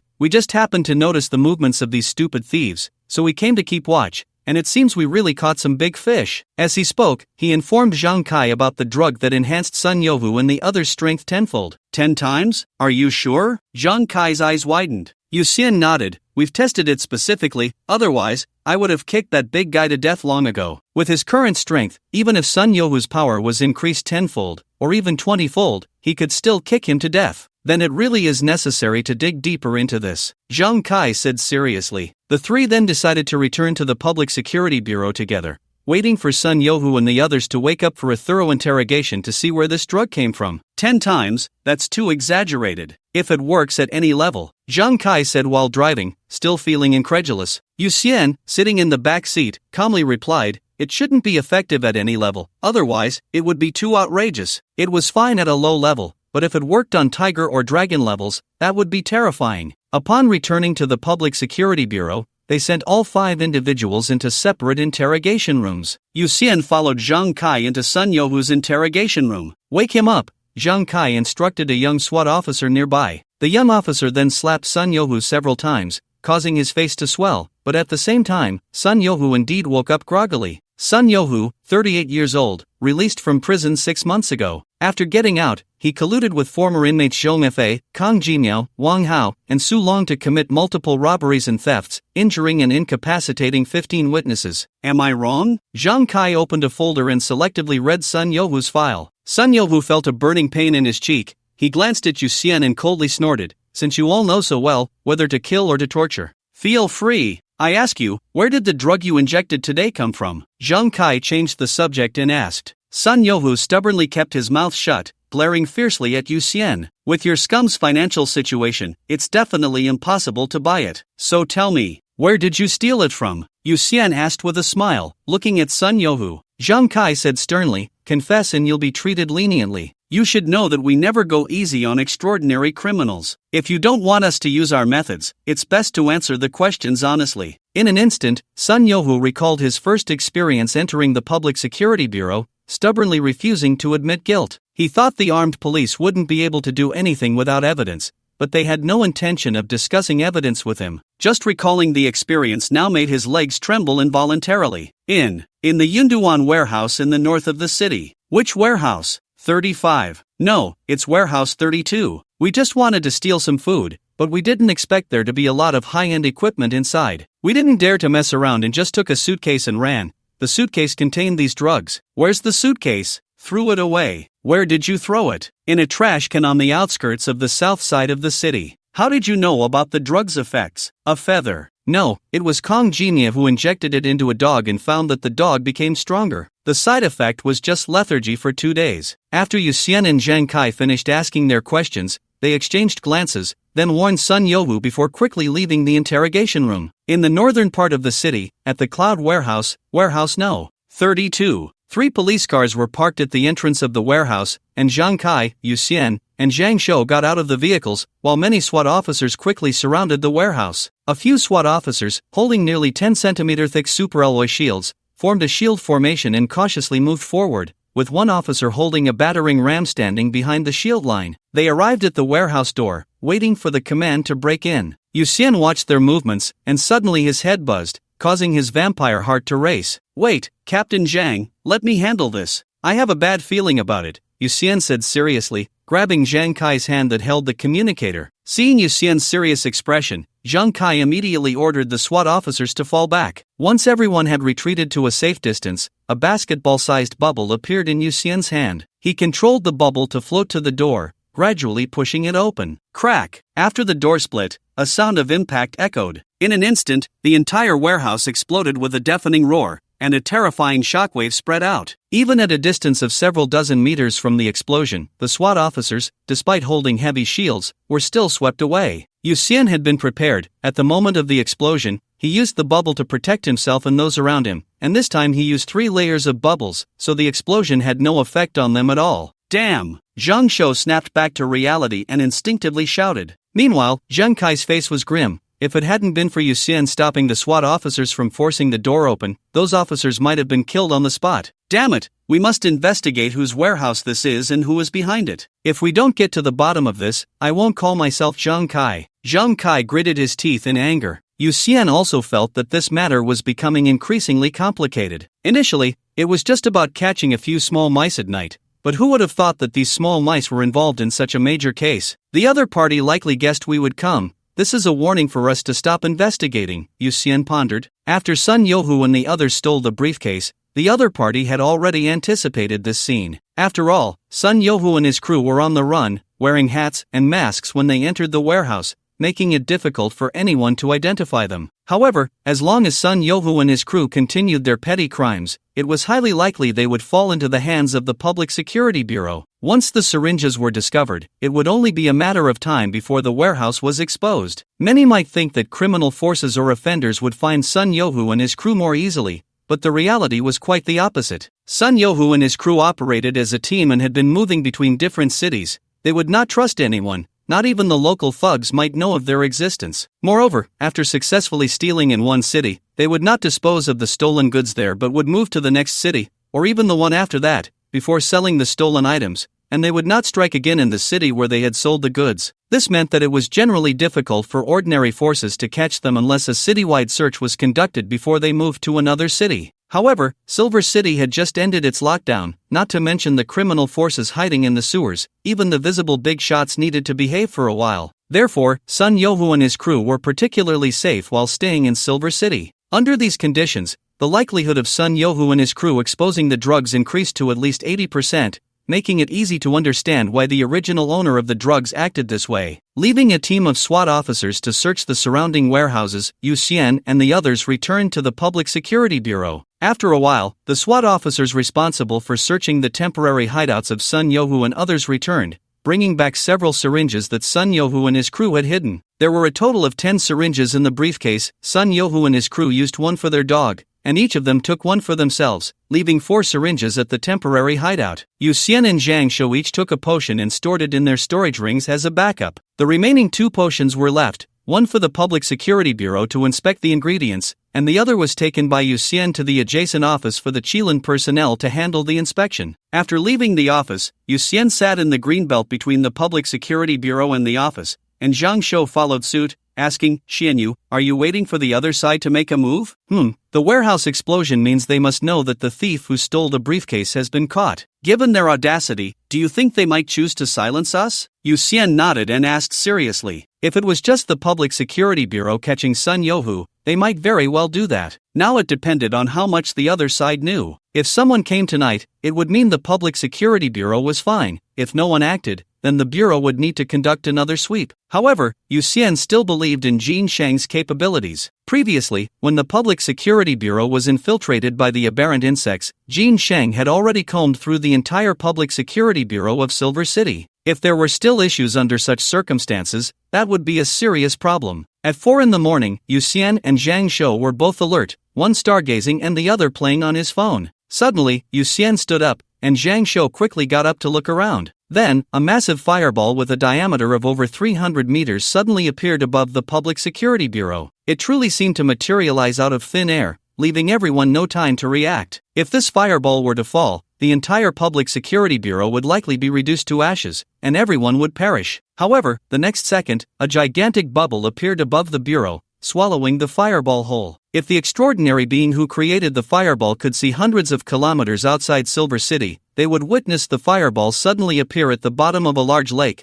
only to be swiftly extinguished by the water. About 200 meters away, Scott widened his eyes in disbelief as he looked at the sky above the Public Security Bureau. He still held a magic scroll in his hand. Clearly, the scroll had been torn open, and the Sunfire Fireball spell should have been successfully cast. This was a wolf-level high-tier spell, capable of completely vaporizing the entire Public Security Bureau. The problem was, where was his fireball? Not good. The Public Security Bureau might have experts. Scott snapped back to reality, his intelligence finally returning to his brain. Realizing the situation was dire, he quickly took out a teleportation scroll and tore it open to escape. 5 seconds after he left, Yu Xian descended from the sky, his body maintaining a pitch-black form. He ran? Yu Xian surveyed the surroundings, frowning slightly. The other side seemed even wealthier than he had estimated. There were no traces left in the air, not even a scent. He could conclude that the other side was definitely well-equipped, and the abilities used were likely not from their own system. Simply put, the other side had not revealed any information about themselves, except they were wealthy. Could they be vampires? This thought inexplicably crossed Yu Xian's mind,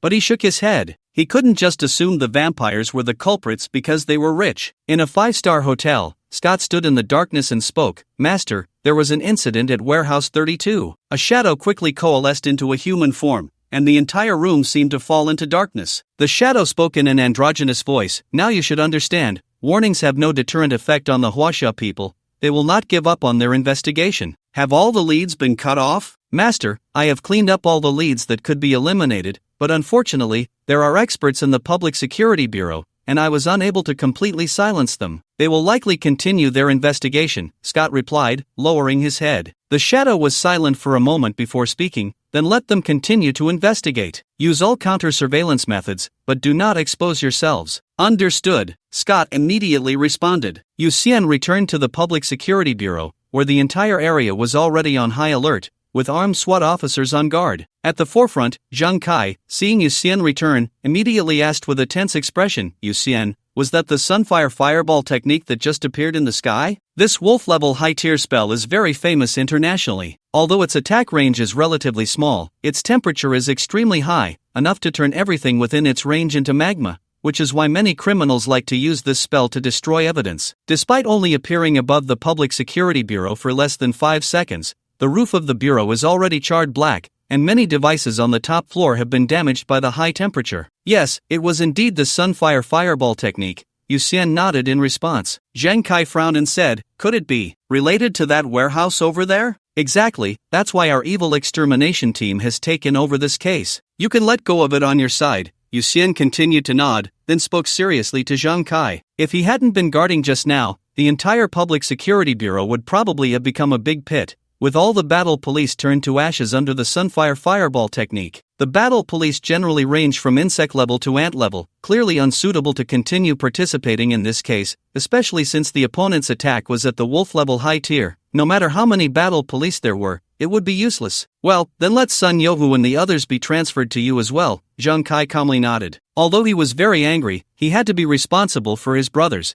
The criminals behind this case were too high level, and it was too dangerous for the battle police to continue intervening. Alright, transfer them all over. I'll have someone check their bodies to see if the injections of those drugs really have no greater side effects. Yu Xian agreed. After all, the claim that the side effects were minimal was just Sun Yohu's word, and Kong Jimao's observation subject was only a dog, so his conclusion might not be reliable. The subsequent handover work did not require Yu Xian to take charge personally. It was handled by the office staff along with the battle police unit. Yu Xian floated in a bubble above the Public Security Bureau, carefully reviewing his actions. If there had been 2 opponents and they were playing a trick to lure him away, then if he rashly left the Public Security Bureau to chase the enemy, by the time he returned, the entire bureau might have been gone. He was still too impulsive. Xianyu, should we wake up Sister Qingniao and the deputy team? Zhang Shou's voice came from the bubble in his right ear. Yu Xian replied, no need, let's talk to them tomorrow. We'll wait until the test results come out before making any plans. By the way, have we good check who the owner of Cloud Warehouse No.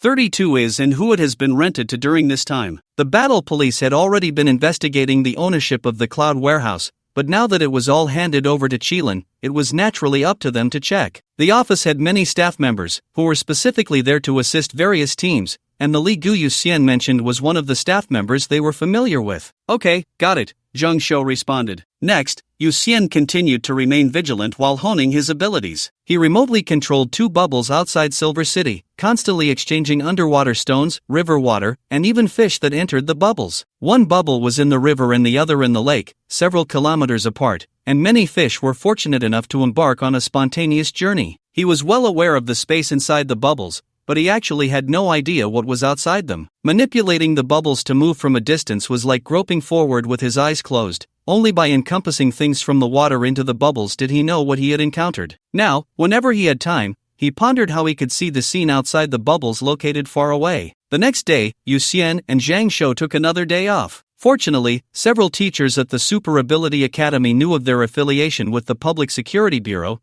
so they did not make things difficult for the two. At 8:30 in the morning, Gong Qian and Cheng Niao came out of their room. In fact, they had woken up once when the Sun Fireball spell appeared, but it disappeared too quickly, and there was no further commotion. Moreover, Yu Xian and Zhang Shou hadn't notified them, leading them to mistakenly believe there was no major issue, so they continued to sleep soundly. In the office, while eating breakfast bought by Zhang Shou, Gong Qian and Cheng Niao listened as Yu Xian recounted the events of the previous night. Neither of them expected that a case of catching a thief would involve such a significant incident. An attack on the Public Security Bureau with a wolf-level spell was a capital offense, no negotiations. As long as the attacker was found, there would even be a reward for killing them. So how many clues do we have now? Cheng Miao asked after swallowing a mouthful of century egg and lean meat porridge. Yu Xian, holding his phone and reading a message from Brotherly, replied, "The test results for the syringes drug will take until the afternoon, but we have already investigated the owner and tenant of Warehouse 32. The owner is Lu Yingshi, the master of the Lion Gate in the eastern city, a snake-level martial artist, and we have sent someone to invite him back for questioning. The tenant is Hu Weijia, one of the 7 heroes of the Hu family, who is already known as a clean-up man in the Grey World. We have also sent someone to invite him for questioning. Then we'll wait for Lu Yingshi and Hu Weijia to arrive before continuing our investigation along the clues,"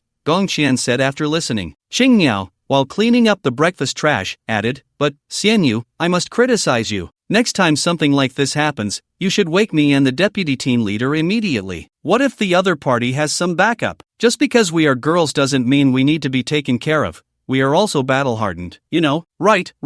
Next time just notify us. More people mean more strength, and it's harder for the other side to use tricks like drawing the tiger away from its mountain, Gong Qian nodded. Yu Xian had already reflected on this last night, so he readily nodded in agreement. "Yes, I will reflect on this and make sure to notify you in time next time." Around 10:30, several staff members returned, along with Lu Yingshi, Hu Tuer, and a woman who looked very much like Hu Tuer. After Brotherly knocked and entered the office, he said, "Leaders, Lu Yingshi has been brought in. Hu Weijia is currently missing, but his wife, Hu Xianer, and daughter, Hu Tuer, have come voluntarily to cooperate with the investigation. They hope we can help find Hu Weijia's whereabouts." "Thank you, Brotherly. Let's go meet Lu Yingshi first and see what he has to say," Gong Qian said proactively. The group then headed to the reception room, and upon entering, they saw the burly Lu Yingshi. The moment Yu Xian saw him, he felt an inexplicable sense of familiarity, and then he noticed that Lu Yingshi's demeanor was quite similar to Jin Shang's, both resembling lions. However, there were differences. Jin Shang was more like a shining lion, while Lu Yingshi resembled an old lion who just wanted to guard his own territory. Lu Yingshi was already 98 years old, but as a snake-level martial artist, he had taken excellent care of his health, so he looked like a man in his 50s. It was estimated that in a few more years, if he couldn't break through to eagle level and didn't want to die, he would have to consider becoming a vampire or some other form of longevity. It was unclear whether he was guilt-free or had been prepared. Lu Yingshi was very cooperative and spoke freely about the matter concerning Warehouse 32. The problem was that he didn't really manage his properties. Warehouse 32 was merely a gift from a wealthy businessman for his 90th birthday,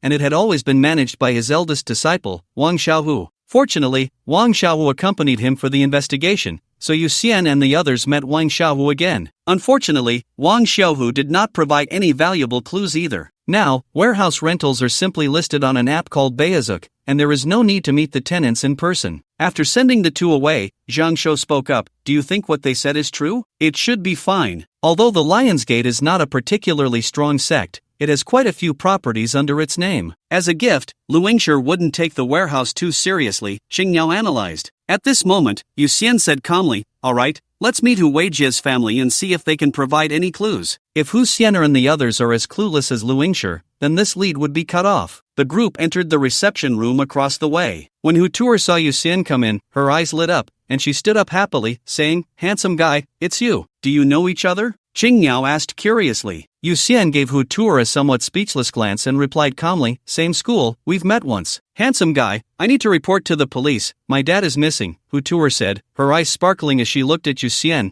with not a hint of sadness in her tone. Zhang Shou asked curiously, "How long has your dad been missing?" "Officer, he went missing the day Jieji's control ended," Hu Xianer said. Although Hu Xianer was already a married woman with a 17-year-old daughter, she looked very young, standing next to Hu Tuer like sisters. Moreover, her demeanor was quite impressive, with a captivating charm in every move. Ordinary young people would definitely be unable to resist her allure. If one had to describe it, it would be, seeing her makes one understand why Cao Cao favored married women. "Jie Ge, aren't you his wife?" Yu Xian elbowed the dazed Zhang Shou and asked Hu Xianer. Hu Tuer seemed to want to divert Yu Xian's gaze from her mother and quickly answered, "Handsome guy, I've heard my mom call my dad that since I was little." "Alright, can you tell us if there were any unusual behaviors before Hu Weijia went missing?" Yu Xian didn't dwell on the previous question, as it could just be a couple's little quirk. Hu Tuer shook her head, saying, "No, my dad is quite taciturn, he has a low presence at home, and he often disappears for a while before coming back." "Then why do you think he is missing this time?" Qing Yao asked in confusion. Hu Tuer looked at Yu Xian and the others with a puzzled expression and retorted,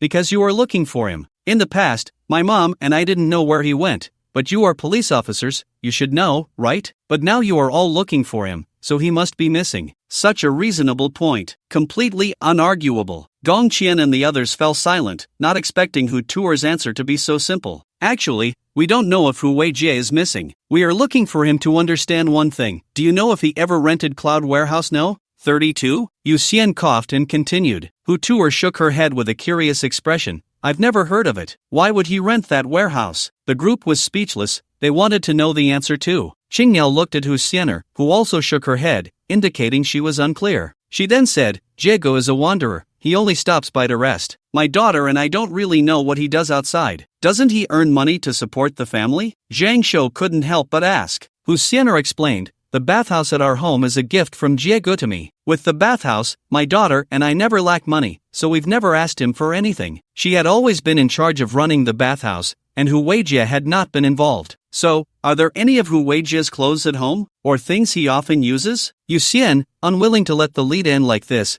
thought for a moment and asked. Hu Xianer shook her head, but Hu Tuer spoke up. There's a pair of his slippers. Yu Xian's face darkened, and he didn't want to speak anymore. He intended to use his extraordinary sense of smell to try to find some clues, but smelling someone else's slippers, well, that was a no-go. A minute later, the four of them sent off the Hu family mother and daughter, standing at the office door, exchanging glances. The clues had predictably run dry. Back in the office, Zhang Shou sat in a chair, suspiciously saying, Do you think Hu Weijie might be cleaning up? There was a lot of strange knowledge online, and it all seemed to be true, like how a cleaner handles a body and erases crime scene traces, which was referred to as cleaning up in the gray area. Generally, after such work, the cleaner would hide for a while, only appearing once the heat had died down. There is indeed that possibility. Usually, cleaners have their own safe houses, or we could contact the city's security bureau and have all the security personnel look for him together, Xing Niao suggested. The security personnel were ordinary people. In most cases, they only handled cases involving regular folks,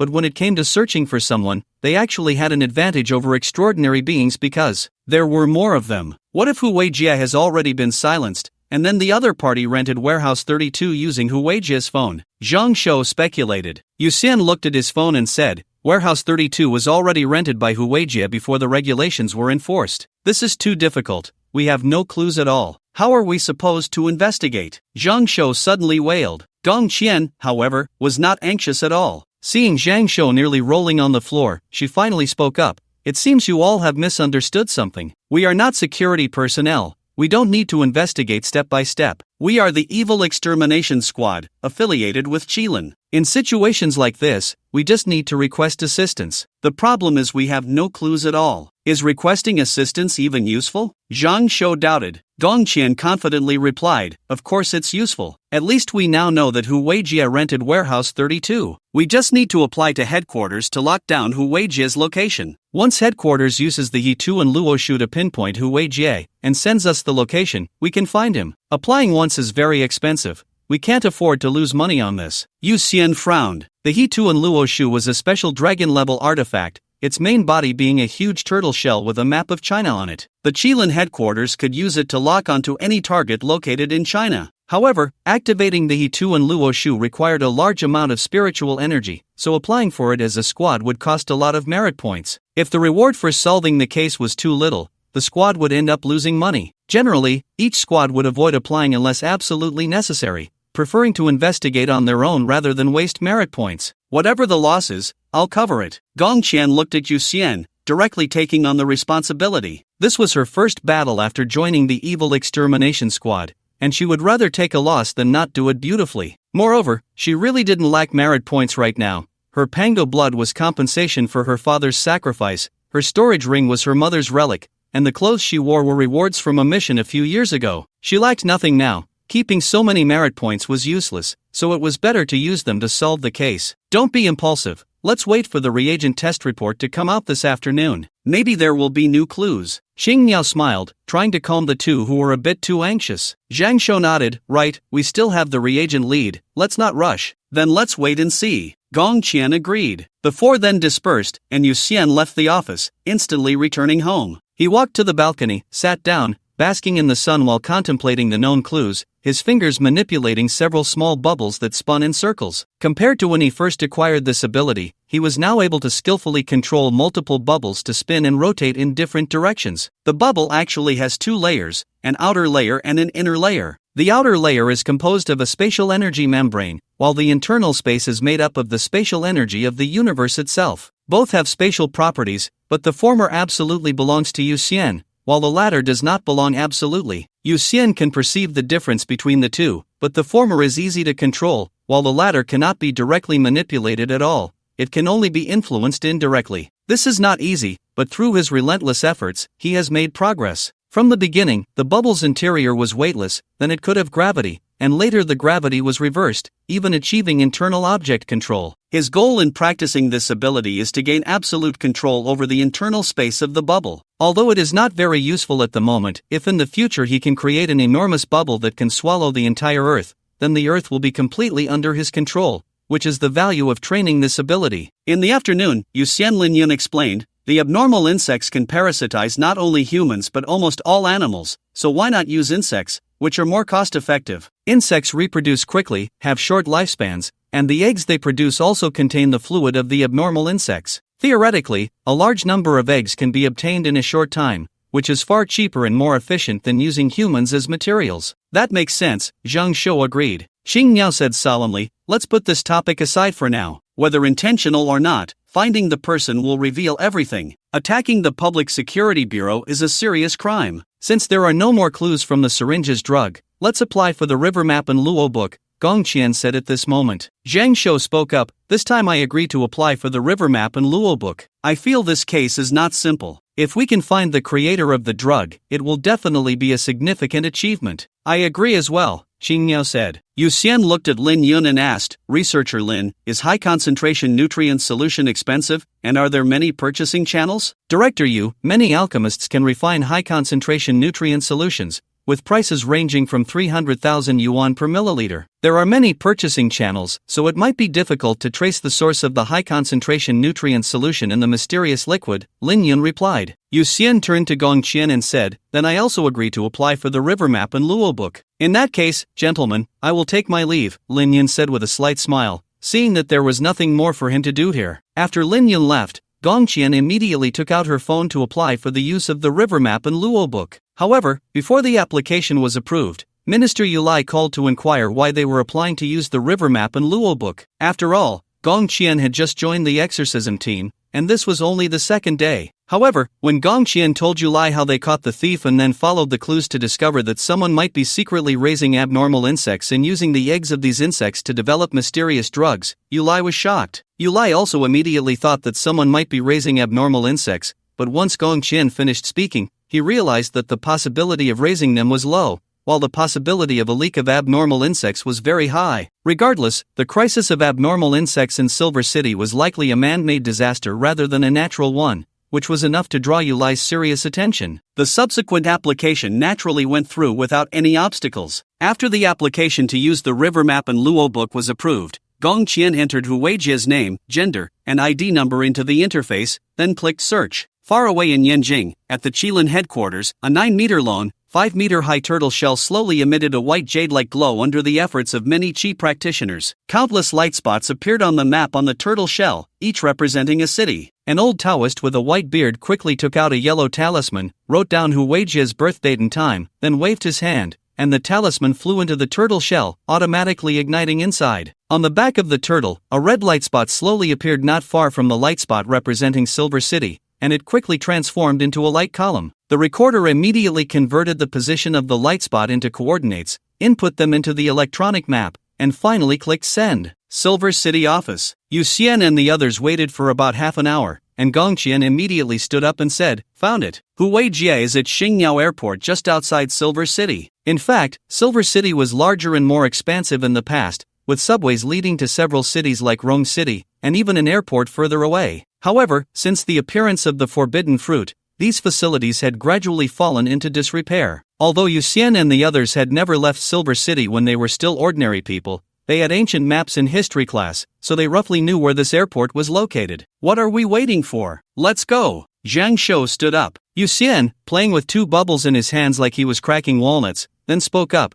There's a teleportation point not far from Xingniao Airport that I set up. We can teleport directly there. Wait a moment, I'll go to the equipment room to get some weapons and ammunition, Xingniao quickly said. Zhang Shou also reacted, indicating that he wanted to apply for weapons as well. He was even weaker than Xingniao, and without weapons, he would be nothing more than a pure healer, with almost negligible offensive power. Then let's go together. We'll set off after we get our weapons. Yu Xian got up from his chair. He had never been to the equipment room and was curious to see it. In the end, the four of them headed to the equipment room together. The staff responsible for managing the equipment opened the warehouse door as soon as they saw the four of them, allowing everyone to enter in shoes, but they had to sign in after selecting. In fact, every city's office stored a large amount of military equipment, but these weapons were not meant for dealing with humans. Many firearms had such a strong recoil that an average person could break a bone or even be seriously injured after firing just one shot. Of course, the attack power of these weapons was much stronger than that of ordinary firearms. Yu Xian wasn't very interested in firearms. He took 10 standard super-alloy steel knives and then requested over 500 bombs, including flashbangs, stun grenades, incendiary grenades, and fragmentation grenades. Finally, he also took more than 50 super-alloy shields. Although none of it was top-tier equipment, if used unexpectedly, it might yield surprising results. After signing in, he stored all the equipment in his storage ring and then sat aside to wait for Zhang Shou and the others to finish selecting their gear. Once everyone was ready with their firearms and ammunition, Yu Xian walked out of the equipment room. He extended his hand forward, and a small bubble froze in mid-air. Then he input energy to enlarge the bubble and stepped inside. The next second, he appeared at the top of a mountain. From the mountaintop, looking far to the right, he could still see the remnants of the Starbird Airport. Xianyu, your ability is so convenient.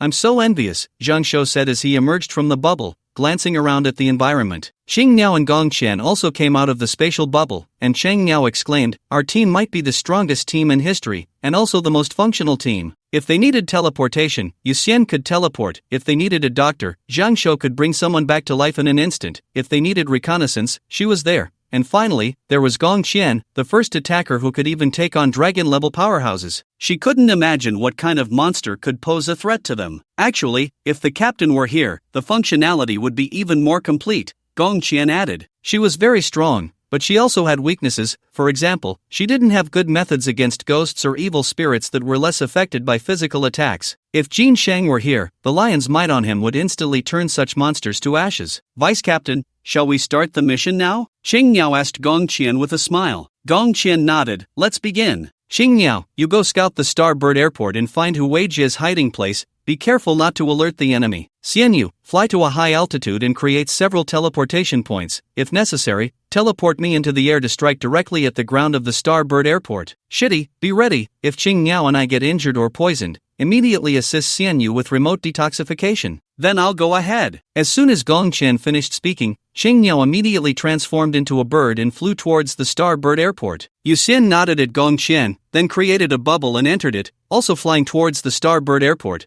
But he and Changniao happened to be flying in opposite directions, one up high and one down low. When the bubble rose to the cloud layer, Yu Xian sat inside the bubble and looked down. Then, like playing Go, he sent one spatial bubble after another towards the ground, quickly surrounding the Starbird Airport with bubbles that supported each other. Then he closed his eyes and listened carefully to the sounds coming from Qingniao's side. He still hadn't found a way to see the outside of the bubble, but he thought of a method, using sonar principles to determine the situation outside the bubble through sound. Although it is not very accurate yet, it is at least better than knowing nothing at all. From above, Xingniao Airport resembles a Y and an H pieced together. After 700 or 800 years without maintenance, the entire airport is overgrown with weeds, and even a tree has grown from within the airport, forming a massive canopy. Xingniao flew to a branch and stopped, finding the airport eerily quiet. Past experiences made her immediately realize that something was off about this place, likely hiding some terrifying danger. Not a single animal in sight. This is too abnormal. Xingniao slightly spread her wings and quickly landed on a damaged spot on the airport's roof. Through the broken glass window, she could see the interior of the airport. It was already past 4 in the afternoon, and the sky was still relatively bright, but the airport's glass was so dirty that it barely let in any light,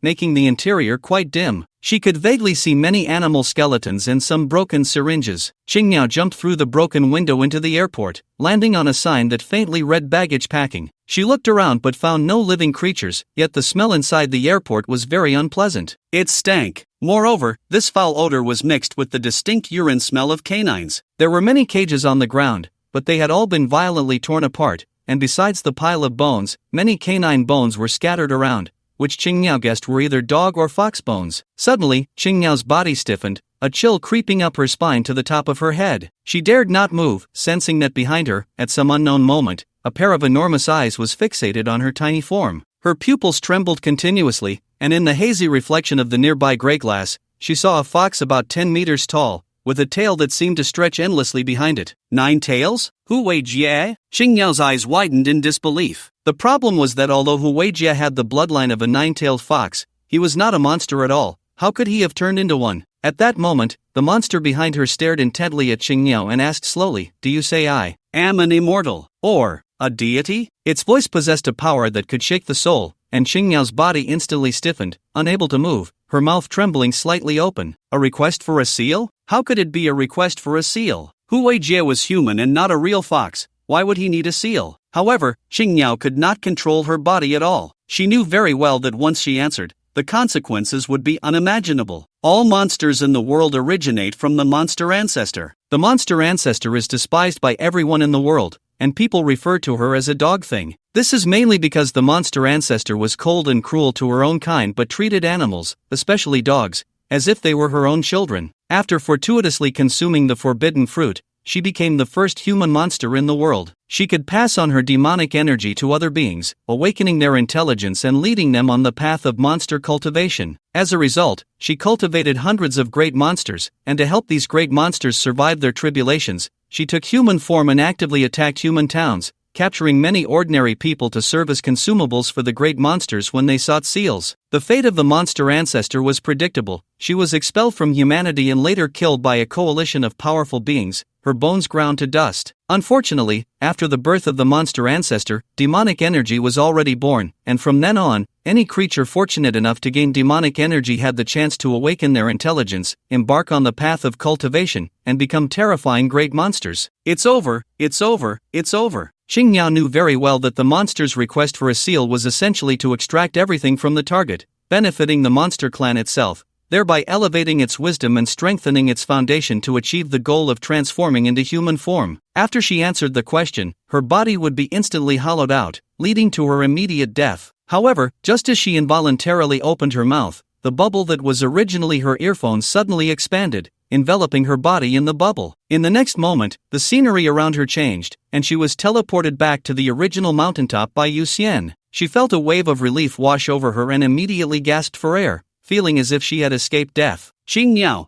are you okay?" Yu Xian asked as he looked at Qingniao after teleporting back. At first, he hadn't realized that Qingniao was in danger. It was only when the monster that resembled Hu Weijie asked Qingniao whether she looked like a fairy or a god that he realized she might have been controlled or captured. Thus, he decisively used the bubble in Qingniao's ear to teleport her back. Once Qingniao regained her composure, she replied, "I'm fine, but there's a monster at the airport, and I suspect it is Hu Weijie." As soon as she finished speaking, a tremendous roar erupted from the direction of Qingniao Airport. In the next moment, a fox with 9 tails and a body covered in strange muscles burst out from the airport, scanning the surroundings before suddenly raising its head to lock onto Yu Xian and the other's position. Then, its bizarre muscles bulged, and it ran in a very uncoordinated manner, charging towards the mountains. The muscles on its body are too strange, and many of the bulging muscles are completely unnecessary, Gong Qian said, frowning as she watched the 9-tailed fox approach rapidly. Yu Xian frowned and said, "If it really is Hu Weijie, we probably won't be able to extract anything valuable from him. It's so fast, Xianyu, we should take it down first, and we can think about other issues later," Zhang Shou said, pulling out a gun from his storage ring, feeling a bit sweaty as the 9-tailed fox drew closer. Although he wasn't afraid of death, the oppressive feeling of such a large fox charging at him was overwhelming. "Then let's take action." Dong Qian immediately clenched her fist, pushing off with her legs and quickly descending the mountain. At the same time, Yu Xian took a step back, passing through a bubble and instantly appearing in the sky. He looked down at the 9-tailed fox on the ground, and his fingers released a large number of tiny bubbles that fell to the ground, surrounding the 9-tailed fox in a circular encirclement. Boom! At that moment, Dong Qian collided with the 9-tailed fox, landing a punch on its head, causing its massive body to explode on the spot. One punch kill? Everyone was stunned, and then they saw blood, remnants, and for rapidly reassembling in midair, and in the blink of an eye, the nine-tailed fox was revived. Assuming it really is Hu Weijie, 9 tails would imply it should possess dragon-level strength, which is too weak, Zhang Shou said to the group. Xing Niao spoke up, and it was just asking me for a title, which is very strange. Is there a possibility that it also injected the same kind of serum as Sun Youhu and the others, but in a much larger dose? Yu Xian pondered as he observed the reformed nine-tailed fox. The main thing was that during the nine-tailed fox's reformation, its flesh and blood reassembled layer by layer, and Yu Xian saw the muscle textures, which emitted glowing lines similar to those of Sun Youhu's muscles after injecting the serum. Next, Gong Qian landed another punch, exploding the nine-tailed fox's body again, but as expected, it reformed once more. Yu Xian observed even more closely, and indeed, the muscle lines on the nine-tailed fox were over 90% similar to those of Sun Youhu and the others after their serum injections. Boom! Boom! Boom! Gong Qian continued to strike the nine-tailed fox from different angles, easily exploding it with each punch. However, her attacks seemed to have little effect. The nine-tailed fox tirelessly resurrected and immediately charged at Gong Qian after each rebirth. It showed no fear, and it might not even have self-awareness. But with each charge, it would mumble to itself, asking Gong Qian whether it looked like a fairy or a god. Yu Xian's mind sparked with an idea as he teleported through a bubble to a spot not far from Gong Qian, shouting at the nine-tailed fox, "You are neither an immortal nor a god, you are just yourself, you are Hu Weijie." The once ferociously raging nine-tailed fox suddenly froze, its body as if bound by an unseen force, its pupils wildly splitting and trembling. Then, its massive form began to wither as if some power was draining it, the flesh and blood beneath its skin rapidly desiccating. Gong Qian initially intended to take the opportunity to kill it, but Yu Xian gently blocked her with his hand. "Don't rush, let's see if it can find itself again," Yu Xian said to Gong Qian. If Hu Weijie could regain his senses, they would be able to learn more secrets about the potions from him, which was the focus of their mission. Killing Hu Weijie would only sever their clues, offering them no benefits. At that moment, the nine-tailed fox's body completely withered, and from the top of its head, a humanoid figure slowly emerged. The lower half was covered in fluffy fur, while the upper half resembled a human, but with a gigantic eye in its chest. "If I am myself, then who am I? Am I an immortal? Am I a god? What am I? Hu Weijie?" The humanoid murmured to itself, jumping from the fox's head to the ground, instantly sprouting 9 tails of various colors, entirely composed of energy. These energy tails resembled blazing flames, radiating an astonishing heat. "It seems to have completely transformed into a dragon level," Gong Qian said with a serious expression. Although the 9-tailed fox originally had 9 tails, it was not truly at the dragon level. Its strength was estimated to be at most wolf level. But now, this humanoid monster had undoubtedly reached true dragon level. "You are Hu Weijie, the father of Hu Tuer, the husband of Hu Xianer," Yu Xian said, looking at the humanoid. The figure tilted its head, its lifeless eyes glancing sideways at Yu Xian. Suddenly, one of its tails transformed into a massive hand, reaching for Yu Xian, but Yu Xian, along with Gong Qian, teleported away in an instant, leaving the hand grasping at nothing. A miscalculation. Yu Xian had initially thought this would awaken Hu Weijie's consciousness, but instead, it unexpectedly strengthened him. At this moment, unable to find Yu Xian, Hu Weijie began searching the surroundings, gradually growing 4 more eyes on his head, and a face appeared on the back of his head, adding 6 more eyes. Eyes sprouted all over his body, and finally, the eye on the top of his head locked onto Yu Xian in the air. Boom! In an instant, he pushed off with his legs, appearing outside the bubble, shattering it with each punch. However, the moment he jumped, Yu Xian noticed his approach and teleported away first. He looked down at the distant bubble, and his tails transformed into wings, flapping and instantly appearing in front of the bubble, delivering another punch. The bubble burst on the spot, and Yu Xian, along with Gong Qian, teleported away again. This time, Hu Weijie seemed to have adapted to Yu Xian's fighting style. With the multitude of eyes on his body, he could quickly locate Yu Xian appearing in other directions. So, he punched the bubble, then used his wings to propel himself, appearing in front of Yu Xian at 100 times the speed of sound. However, this time, just as he got close, a small, exquisite fist appeared on his right side. Boom! A punch landed on his cheek, sending him flying, leaving a fist imprint on his face. His defense has improved significantly, Gong Qian frowned. Originally, she could shatter the 9-tailed fox with a single punch, but now, she couldn't even break Hu Weijie with one. At this moment, Hu Weijie inserted his tail into the ground, stabilizing himself, and looked in Yu Xian's direction. With a sudden burst of power, he pushed off and launched another attack at Yu Xian. "Let's use that move, get ready," Yu Xian said seriously, immediately instructing Gong Qian. In an instant, Gong Qian understood what Yu Xian intended to do and nodded. "Come." Hu Weijie was now too strong.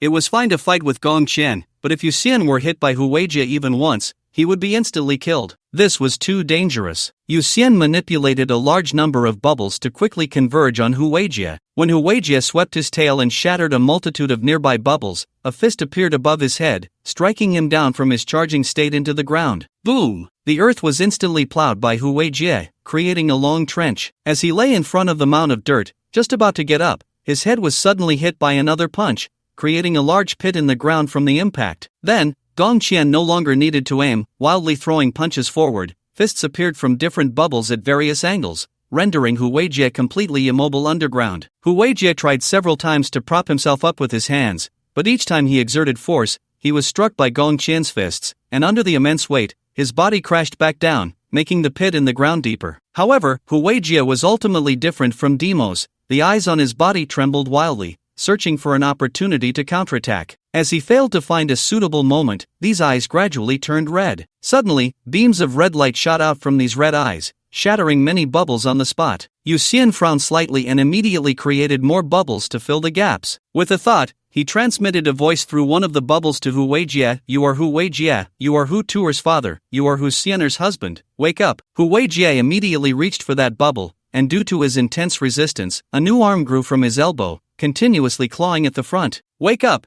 you are Hu Weijie." Seeing that he reacted to this, Yu Xian's eyes brightened slightly, and he began to repeat this phrase incessantly. Suddenly, Hu Weijie stopped struggling to get up. He seemed to fall into a state of stillness, lying on the ground motionless. Yu Xian and Gong Qian exchanged glances, both stopping to refrain from interfering or attacking him. After all, neither of them actually wanted to kill Hu Weijie. They wanted to learn more about the secrets of the potion from him. A reputation that cannot match one's abilities is like an overly heavy crown, suffocating a person. As one of the renowned 7 heroes of the Hu family in Silver City, Hu Weijie had always felt immense inner pain, as the other 6 brothers were quite successful, making him feel like trash in a garbage heap. Especially Hu Junjie, who was particularly glorious. Everyone would give a thumbs up and say, "What a man." But Hu Weijie felt more like a mere filler. The 7 heroes of the Hu family needed 7 people, which was why he was one of them. He was clumsy with words, not clever, taciturn, and even his wife and daughter hardly acknowledged his existence. He always felt like an unnecessary bystander, merely existing by chance. One day a year ago, after cleaning up a corpse, he saved an old man on his way back to the city. Out of gratitude, the old man extended an olive branch, inviting him to participate in a great experiment. The old man possessed a mysterious potion that could enhance the bloodline and strength of living beings, and even fuse the bloodlines of other creatures, thus breaking through the limits of one's own bloodline. All he needed to do was dispose of the failed test subjects. As a seasoned cleaner, he quietly worked for this mysterious old man during his spare time, discreetly transporting one bizarrely deformed corpse after another out of Silver City due to failed experiments. Finally, the experiment succeeded. They created a perfect being. This being could change forms at will, possessed the genes of numerous extraordinary creatures, had no weaknesses, and was powerful to the point of being nearly invincible. However, an accident occurred. This perfect being easily broke through the laboratory's multiple layers of security and vanished into the night, even causing the laboratory's aberrant insects to leak out. When the aberrant insects leaked, Hu Weijie realized that something was amiss. In the chaos, he seized a large amount of the perfect potion and left Silver City under the cover of night. His thoughts were very simple: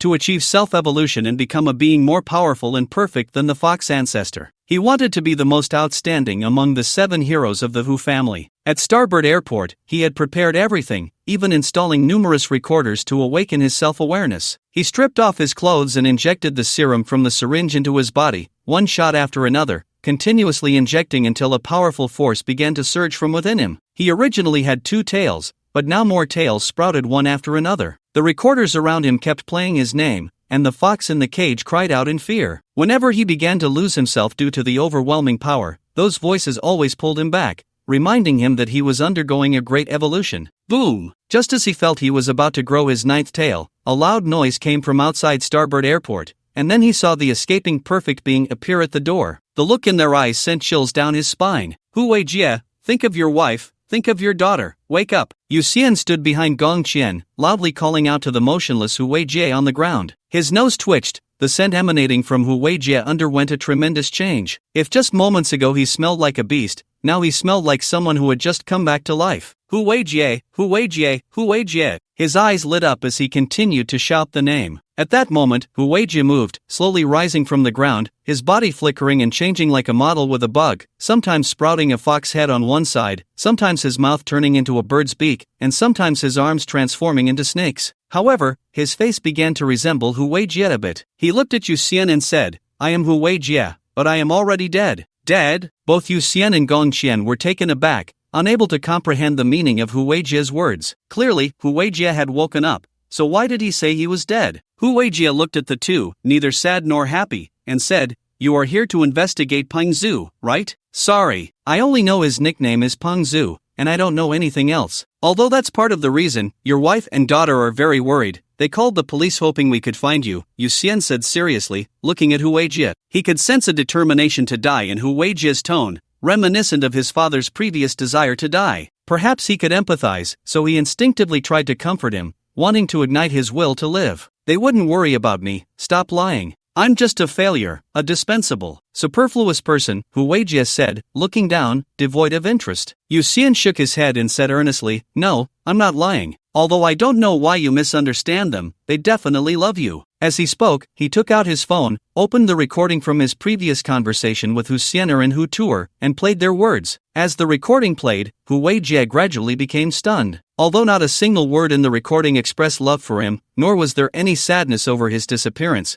the words of his wife and daughter connected to their past life, making him suddenly realize, was Dad just more silent? Was he a prodigal son? So this was how they viewed him. Hu Weijie felt his wife and daughter's true feelings for him through the conversation. It turned out his daughter always thought he was just quiet and had gotten used to his silence, rather than not loving him. It turned out his wife saw him as a prodigal son, which is why she silently indulged him, tolerating his capriciousness and absence, rather than not loving him. And what about him? He had been immersed in his own world, fixated on the name of the 7 heroes. To prove he could match the reputation of the 7 heroes, he had done foolish things at any cost, ultimately losing himself. But it was too late. Everything became clear, but it was too late. Hu Weijie's eyes streamed with black tears as his body suddenly went berserk, a mass of chaotic organs sprouting from his lower half. He looked at Yu Xian, despair and sadness etched on his face, and said, "Quick, kill me. This body is a monster. It cannot continue to exist in this world." Just as he said, he was already dead. The body he inhabited was not his own but a perfect creature created by that Peng Zhu. On the day he injected the serum, the perfect creature came for him, and he had no power to resist, ultimately being devoured alive. Because he had injected a large amount of serum,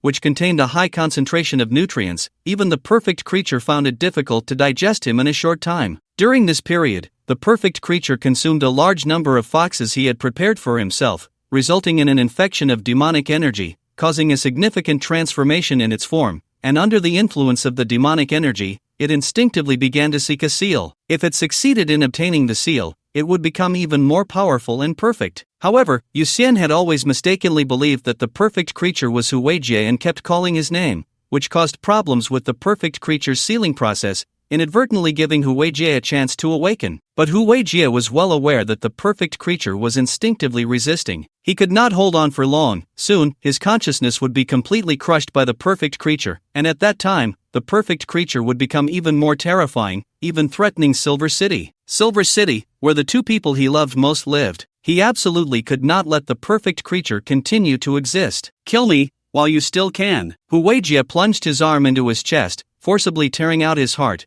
and shouted at Yu Xian and Gong Qian. However, just as he threw his heart away, a new heart quickly grew in his chest, and a cold, indifferent eye appeared on it. "Die, die for me." Hu Weijie tore at the flesh on his body with both hands, throwing the blood and flesh everywhere, but no matter how he ripped, his body was rapidly healing. 100 meters away, Yu Xian and Gong Qian were dumbfounded. Gong Qian, in shock, said, "Why is he hurting himself?" "I don't know, but it seems he wants to protect something important. I can feel his emotions." Yu Xian looked at Hu Weijie, his tone complex. Hu Weijie's gaze was exactly like that of his father when he had ALS, quietly seeking death. Did he also have someone he didn't want to burden? Instinctively, Yu Xian clenched his fists, his eyes slightly reddening. Gong Qian hesitated. "Should we stop him? The Peng Zhu he just mentioned should be the person we're looking for, right? If he can draw the other's appearance, our chances of finding them will be higher." "Kill me. This body is not mine. I was eaten by a monster. This is the monster's body, and it's about to awaken." Hu Weijie shouted at that moment, as an arm uncontrollably sprouted from his back,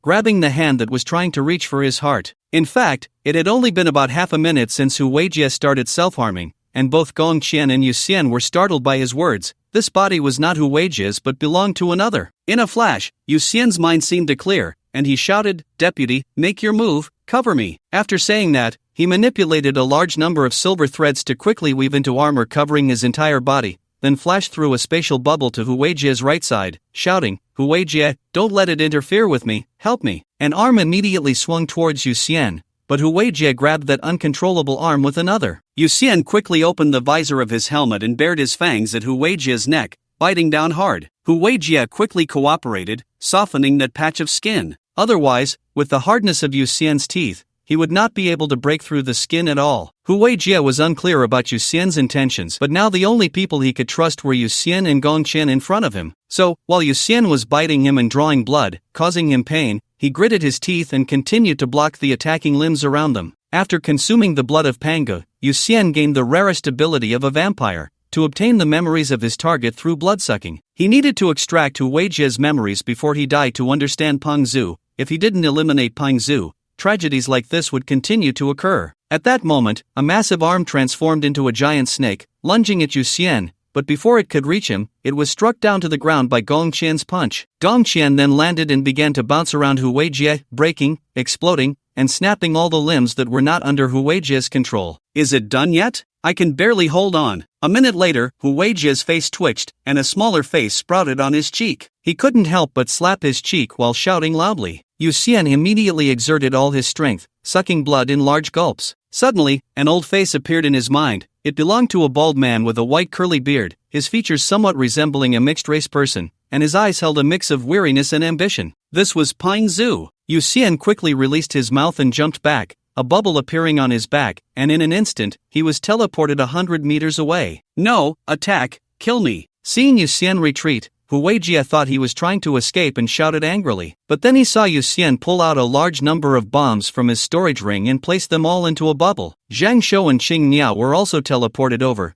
They had taken even more bombs from the equipment room than Yu Xian, and now they were pulling out an astonishing number of bombs from their storage rings. Technology was not useless, it was just that under normal circumstances, even insect-level monsters wouldn't foolishly stand still to be bombed. In fact, if extraordinary beings did not dodge or evade, thousands of enhanced bombs exploding simultaneously could severely injure or even kill most extraordinary beings. "Hurry, hurry, it senses danger, I can barely suppress it," Hu Weijie shouted anxiously. After Yu Xian was ready, he nodded to Hu Weijie, and the next moment, he teleported everyone away, leaving only a bubble filled with bombs rapidly flying towards Hu Weijie. "Xianer, Tuer, goodbye, you must live well, live happily." At that moment, Hu Weijie not only did not retreat or run away but instead opened his arms to embrace the bomb-filled bubble, completely lowering his defenses. In the final moment, his mind was filled with thoughts of Hu Xianer and Hu Tuer, filled with longing and reluctance, but devoid of any fear. On a distant hill, Yu Xian pulled the tab of a burning bomb and threw it into a small bubble. The next second, a terrifying explosion erupted in the large pit far away. In the equipment room of the office, although the weapon levels were not high, they were developed specifically for extraordinary beings,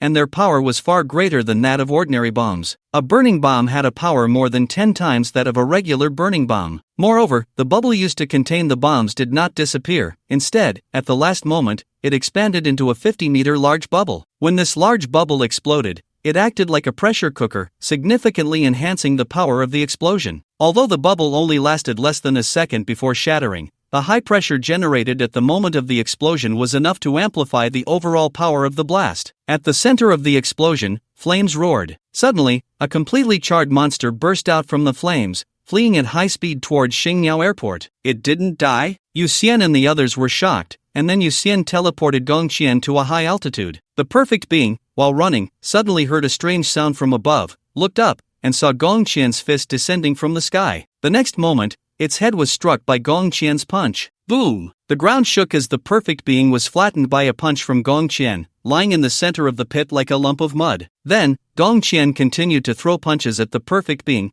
vowing not to stop until its flesh and blood were completely turned into a pulp. Yu Xian stood on a rock at the top of the mountain, seeing that Gong Qian had already suppressed the opponent, so he did not rush to take action. After absorbing a large amount of the perfect being's blood, he not only gained part of Hu Weijie's memories but also some of the perfect being's memories. Additionally, after digesting this special blood, it seemed that his body was quietly undergoing changes. The perfect being developed from an egg, which was injected with a large amount of drugs during its egg stage, ultimately taking shape. Therefore, although it was powerful, it was not intelligent. All its actions were almost driven by instinct. It possessed an incredible hunting instinct and was extremely adept at camouflage and color change. Even though the laboratory had employed a series of isolation and confinement measures such as formations, barriers, high-voltage electricity, and aqua regia, it still managed to escape easily. Through its memories, Yuxian could see that its brief life was spent either eating or searching for food until it caught the scent of Huijie and rushed from several kilometers away to the starboard airport where Huijie was hiding. After swallowing Huijie and the fox that Huijie had prepared for itself, it was infected by demonic energy,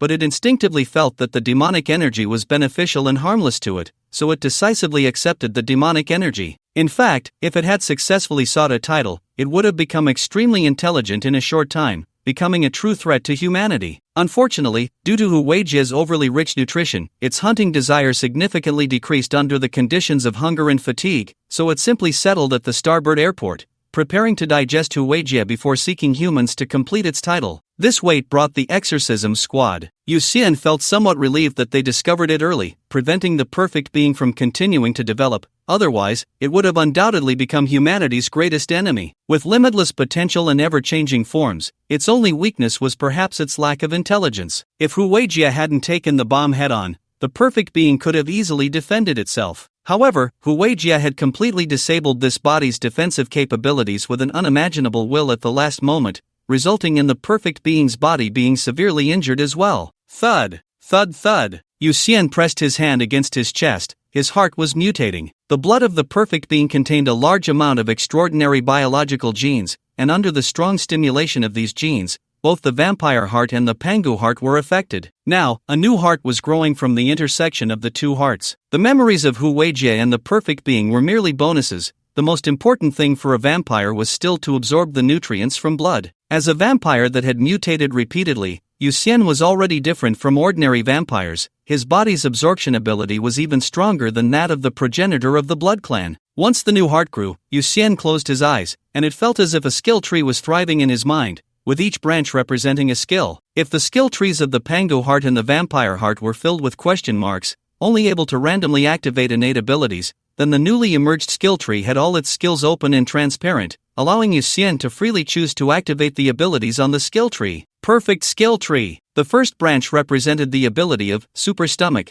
granting the host powerful digestive capabilities, allowing any food swallowed to be rapidly digested and absorbed by super gastric juices. The second branch represented the ability of super self-healing, which allowed every cell to infinitely divide as long as the body's energy was sufficient, thus achieving the effect of repairing all injuries in a short time. The ability represented by the third branch is super sense of smell. This is no ordinary sense of smell, but a mysterious superpower that can detect scents from several kilometers away, even if the scent has not actually spread that far. Yuxian continuously checked each branch's represented ability, becoming increasingly alarmed while also understanding why Huijie and Pang Zhu believed that the perfect being was truly perfect. Its abilities are so refined that it has no real weaknesses. The skill tree of the perfect being is similar to that of a vampire, with a talent skill that can be activated every 10 days. The problem is that this skill tree has hundreds of thousands of skills, and he cannot activate them all in a short time, so he must selectively activate some of the more important abilities first. For example, super stomach is likely to allow him to eat without digestion issues,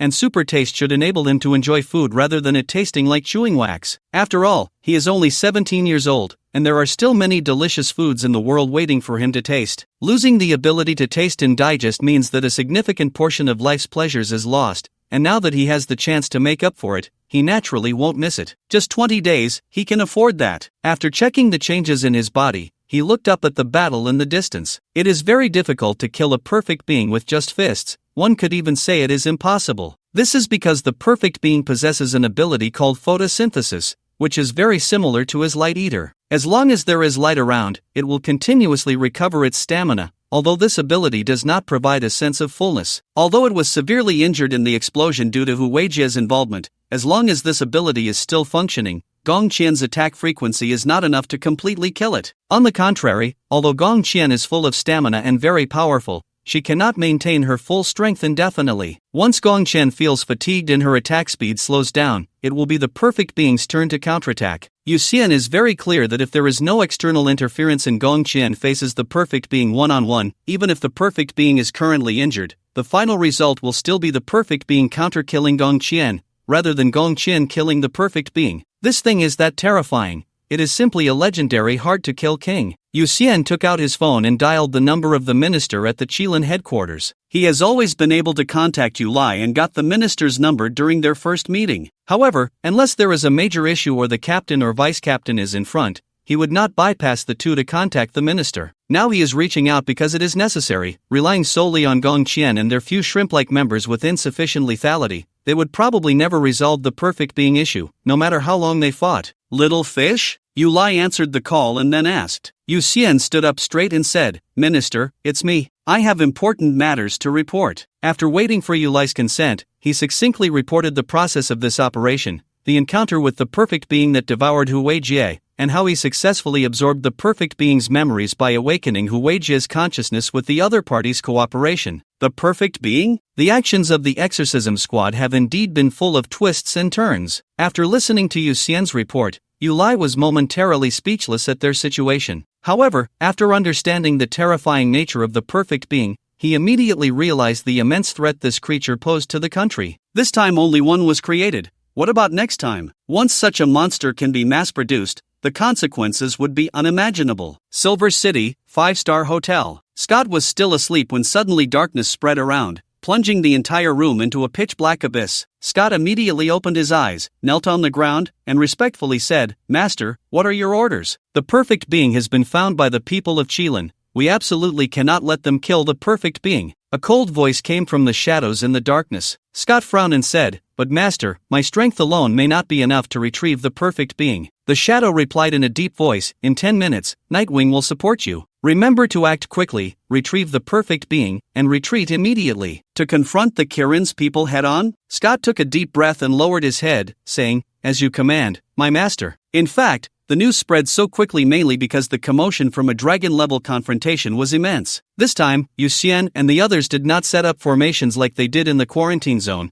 and the ground around Silver City could now feel a slight tremor. Every punch from Gongchen echoed far and wide. If Scott hadn't been sleeping, he would have likely sensed the commotion from the fight already. As the darkness around him dissipated, Scott returned to the hotel. He got up from the ground, quickly put on his trench coat, wrapped himself tightly in black bandages, and then swiftly left through the window. Once he left Silver City and arrived at an abandoned village outside the city, a masked man carrying 2 large machetes walked out of a house. Let's go, the man glanced at Scott and said coldly. On the other side, Yu Xian hung up the phone, waiting calmly for the follow-up support. Since Gongchen couldn't handle the perfect being alone, the simplest solution was to bring more people to help. For instance, Jin Dajuan, who was still dealing with the corpse of Daimos, the Tiger-level naval colonel stationed along the coast, and the evil slaying squad that had just arrived in Rong City, all of them were summoned. With these people coming to support, it would be enough to deal with the perfect being. Since it was highly likely that he had no further business here, he could focus on his own matters. He created a bubble, lay inside it, and began to summarize his situation. So far, he had absorbed blood 3 times. The first time was encouraged by Nora,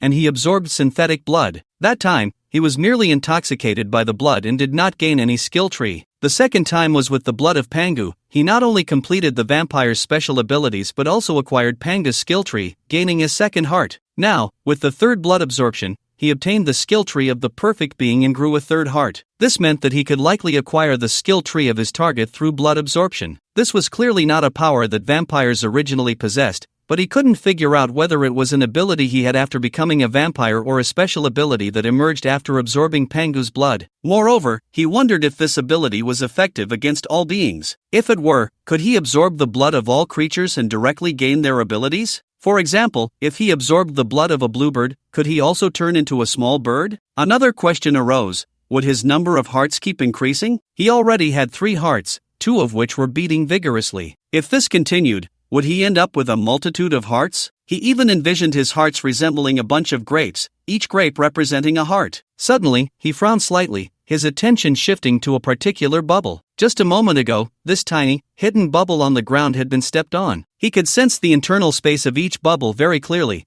so he could confirm that the material that stepped on the bubble was plastic. In other words, it wasn't an animal, someone had passed over the bubble. This bubble was located between Xingqiu Airport and Silver City, and on the side of Xingqiu Airport, there were only their evil slaying squad, which meant that someone was coming from Silver City towards Xingqiu Airport. Enemies? In an instant, Yu Xian already had the answer in his heart. After all, none of the reinforcements he called were on the Silver City side. The only answer for someone coming from that direction was enemies. In the dim jungle, Scott and Nightwing moved quickly. They had to reach the scene before the perfect being was captured by the Kirin's people and retrieve the perfect being. Suddenly, a seemingly inconspicuous silver thread appeared in front of Scott, and before he could react, his neck was instantly severed by the silver line. On the other side, Nightwing reacted quickly, drawing his sword and slashing forward just as the silver line was about to decapitate him, splitting the silver line in front of him in two. Be careful, it's a trap. Scott's body and head were separated, but the blood spraying from the severed neck connected like a rope to his head. This was one of his abilities, blood manipulation. He manipulated the blood to rotate his head, and upon closer observation, he discovered that the jungle was filled with silver lines. Each silver line was connected at both ends to a very tiny bubble, resembling a mini version of a meteor string,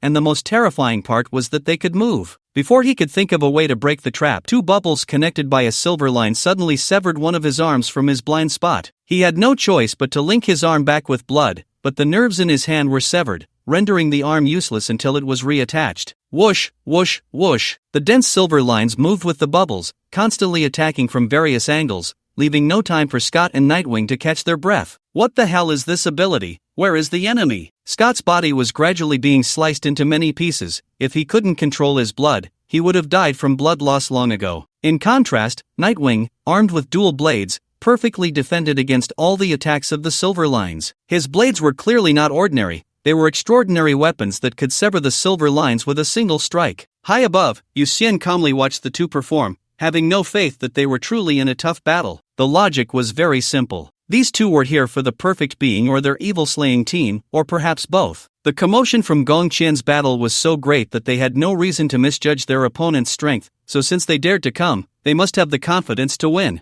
If they couldn't even handle this little trick of his, were they here to seek death? Assuming the two were stronger than him, Yu Xian had no intention of confronting them head-on. Battles were not about levels or values, but about adaptability, on-the-spot reactions, and combat intelligence. At this moment, Scott and Nightwing on the ground realized that the hidden enemy would not be fooled. They exchanged a glance, and then Nightwing took the lead, charging forward to break through. It was true that Scott had been decapitated, and the first attack had indeed been too sudden, but the second severing of his arm was false. The subsequent series of attacks from Yu Xian were a mix of real and fake, and he selectively endured some seemingly fatal attacks that actually caused him little harm. Logically, they should have been at an absolute disadvantage. The enemy should have come out to ask who they were or investigate their forces. However, the attackers showed no intention of revealing themselves. Since one plan had failed, Scott and Nightwing decided to use a straightforward approach, attack the enemy to save themselves. The opponent clearly did not want them to approach the battlefield where the perfect being was located,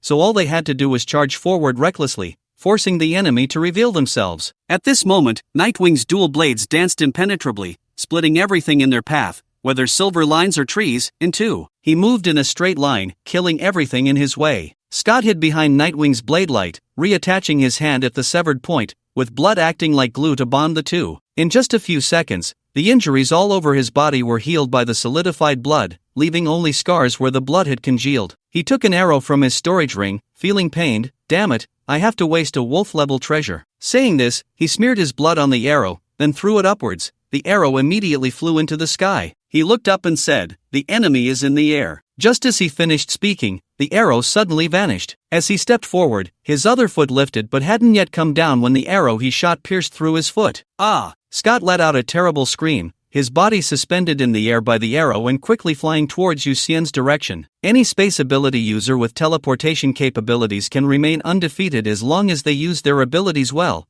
even if they can't defeat enemies of a higher level. After enhancing his vision with silver blood, Yu Xian had been observing the two from above, taking in every move they made. Scott's small actions were completely transparent to him. When he saw the arrow, he quickly manipulated a bubble hidden underground to move towards Scott, then used another bubble to collect the arrow and teleport it beneath Scott's feet. In theory, any attack he could react to could be redirected. Only attacks with speeds far exceeding his reaction time posed a threat to him. For instance, some attacks from perfect beings were so fast that he couldn't react in time, and the bubble would be instantly destroyed, leaving him no time to operate. Compared to perfect beings, Scott was far too slow, and Yuxian easily redirected all his attacks. Useless! Nightwing cursed inwardly upon seeing Scott injured by his own attack, but he still turned and leaped up, slicing off the arrowhead. After landing, he quickly severed the encroaching silver threads, buying Scott some time to heal. Scott pulled out the arrow without a tip from his foot, then took off his shoe, hastily spraying a healing spray before putting on a new pair of shoes. The entire process took about 4 to 6 seconds,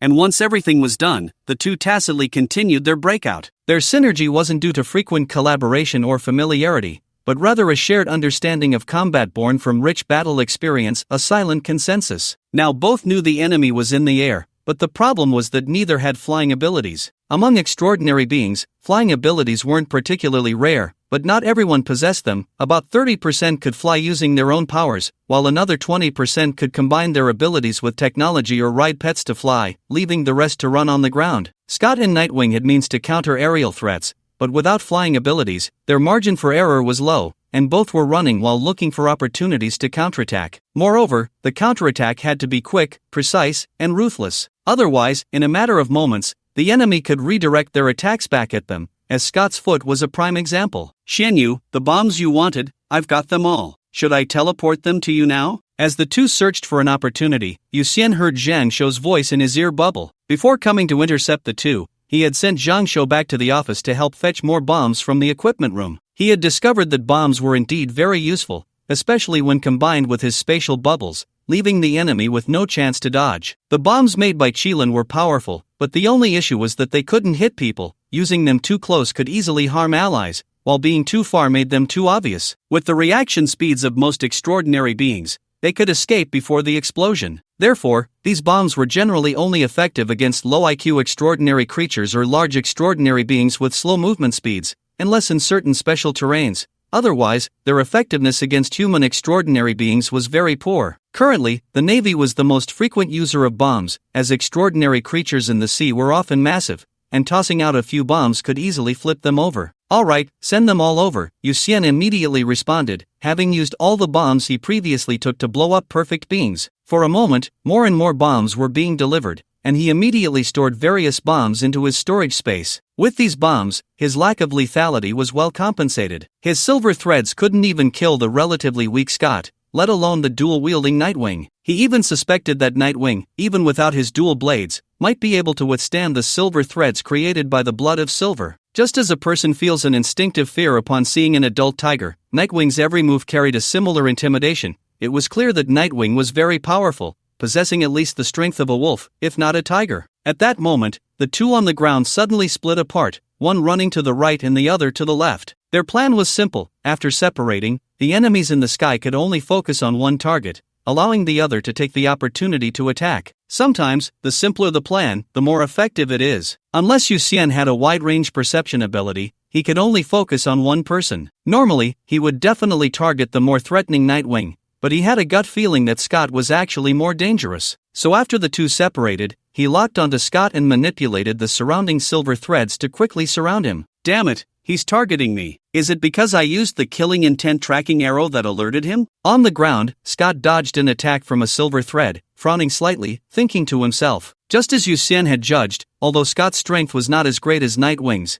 the equipment and items he possessed far exceeded Nightwing's. As long as he was given a chance, he could unleash lethality far beyond Nightwing's. The problem was that Yuxian had locked onto him, and he had no opportunity to use those items. Even if he did, Yuxian would have enough time to react and shift the attack onto him through spatial abilities. Now he could only hope for Nightwing. Suddenly, a silver-armored figure appeared ahead, rushing towards him with a steel knife in hand. Scott didn't expect the enemy to dare to close in. He sneered and immediately produced a dagger. As they approached, both struck at the same time, and the dagger easily severed the steel knife. Then, Scott thrust the dagger into the armored figure's chest. No! Something felt off. The moment Scott stabbed the dagger in, his smile quickly faded, and the next moment, the armor exploded violently. Boom! Scott was sent flying, crashing heavily against a rock, which instantly cracked like a spider web. In the air, Yuxian saw that the situation was settled and revealed a slight smile. The battle was never about brute strength but about wits. By weaving a suit of armor with the silver threads of the blood of silver and placing a large number of bombs inside the hollow armor, he easily tricked Scott. Put! On the ground, Scott spat out a mouthful of blood. He had no time to heal. Looking down, he saw 50 bombs waiting for him. Take advantage of your illness to take your life. Boom! This explosion was far more powerful than the last. In an instant, Scott's body was like a broken sack, trembling and splattering blood and flesh in the explosion. The combination of a spatial ability user and technology has such great lethality, Scott thought in his last moment, before his vision went dark and he lost consciousness. After the explosion, numerous silver threads quickly emerged from many tiny bubbles, dismembering Scott before one silver thread carefully retrieved the storage ring from his finger, while another found the blown-away dagger, which was definitely extraordinary equipment and would not be of low value. After collecting the spoils, Yuxian threw out another 100 bombs, completely turning Scott's body into dust. Most extraordinary beings have a vitality far exceeding that of ordinary people, especially vampires, werewolves, or the lucky ones with abilities like the immortality of Pangu. At high levels, they could survive even if only a head remained. There is a wealth of evidence within the Qilin that proves one must eradicate the roots when cutting down weeds, and eliminate evil thoroughly, leaving no opportunity for these enemies to make a comeback. Otherwise, regret is certain. After confirming that Scott was thoroughly dead, Yuxian looked to his right. It was time for the next one. He instantly vanished from one bubble and reappeared in another. Although he lacked the extra energy to monitor another enemy, he could control a bubble to fly in the direction the opponent was leaving. As long as the opponent didn't change direction erratically, his bubble shouldn't stray too far from the enemy. Where is he? The enemy is in the dark while I am in the light. We will settle accounts one by one. The enemy is in the dark while I am in the light. Proceed with caution. Yuxian sat in the bubble, overlooking the ground. But he did not spot Nightwing. He immediately sensed a dangerous signal and quickly shifted his position, teleporting himself to the nearest spatial bubble to the perfect being. No matter what plans the opponent had, he simply wouldn't engage. After all, the opponent's ultimate goal was either the evil extermination team or the perfect being. No matter how hidden they were, they would eventually have to come out. Yuxian didn't need to play hide and seek with the opponent, putting himself in danger. On the other side, Nightwing, disguised as a rock, was observing the sky. Because of Scott's arrows, Yuxian had just changed positions, so it would take some time for him to locate Yuxian in the sky. He believed in Scott's strength, thinking that even if Scott couldn't handle the enemy, he at least wouldn't die at their hands. He had enough time to find the enemy in the air. The opponent was hiding very well. Nightwing's expression was serious as he scanned the sky. Once he locked onto a target, he was confident he could eliminate this troublesome strong enemy with a single strike. In fact, both Scott, at the eagle level, and Nightwing, at the wolf level, were seasoned warriors. The number of extraordinary beings who had died at their hands was no less than 800, if not 1,000, and their ability to cooperate seamlessly stemmed from this wealth of killing experience. The reason they were toyed with by Yuxian was mainly because he was in the dark while they were in the light. Now, Nightwing wanted to turn the tables, hiding in the dark and waiting for Yuxian to expose himself in the light. Once he locked onto the enemy, with his rich experience in killing, he had 1,000 ways to eliminate the opponent. Half an hour passed in the blink of an eye. Nightwing had not found Yuxian hiding in the sky, and he also realized that the enemy seemed to have no intention of looking for him at all. A strong killing intent surged in his heart, and his hands gripped the knife handle tightly. Just as he was about to abandon his disguise, a powerful aura swept through the sky. The Golden Army. Nightwing's heart sank, and he immediately withdrew his disguise, not daring to move recklessly. Although he was confident in his strength and even possessed weapons capable of inflicting great damage to dragon-level beings,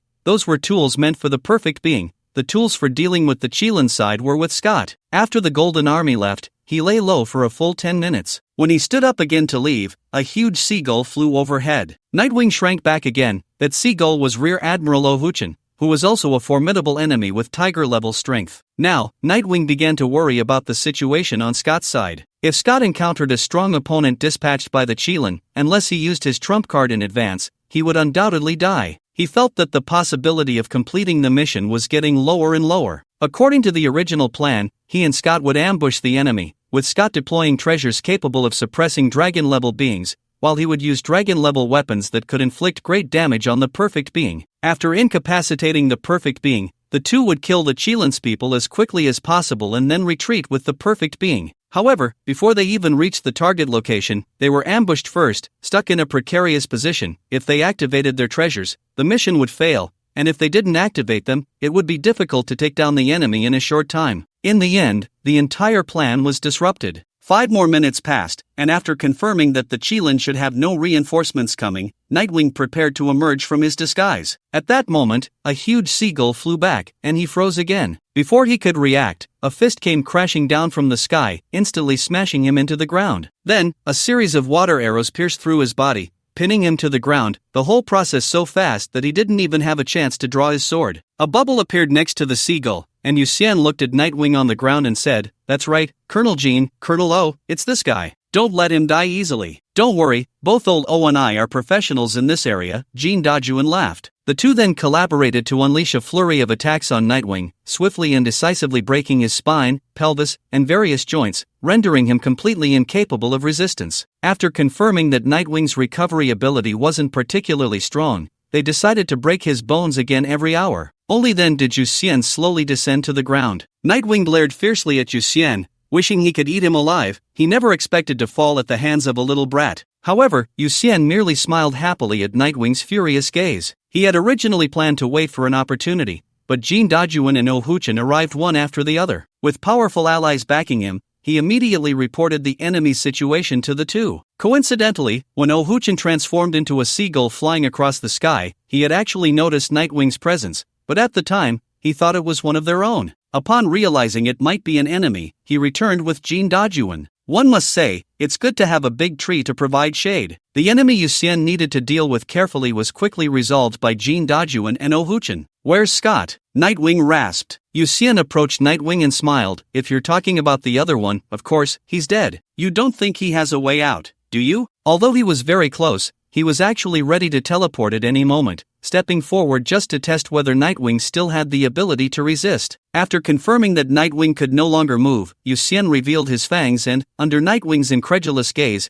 bit into his neck, beginning to drink deeply. "This kid finally looks a bit like a vampire." Jean Dajuan couldn't help but laugh. Mainly because in their previous encounters, Yu Xian was either basking in the sun or basking in the sun, making him seem more like a superhero who could grow stronger from sunlight than a vampire. At this moment, Yu Xian voluntarily released Nightwing, frowning as he said, "Nightwing, it seems like there's a bounty on the Qilin's list for capturing him, with a reward of 100,000 merit points." "He's the assassin Nightwing?" Jean Dajuan said, somewhat surprised. Although the three of them had captured Nightwing, they were actually unaware of his identity, only knowing he was an enemy trying to sabotage their operation. However, now Yu Xian had found a wealth of information from Nightwing's memories and was well aware of this person's identity. Nightwing was originally a martial artist, but not an extraordinary one. He was just an ordinary person who had practiced a particular sword technique to an extremely high level. Realizing that he could never defeat a bug-level extraordinary being even if he practiced to death, he was tempted by foreign forces and became a genetically enhanced individual. After gaining physical abilities far beyond those of ordinary people, his sword technique also became terrifyingly lethal due to his enhanced physique,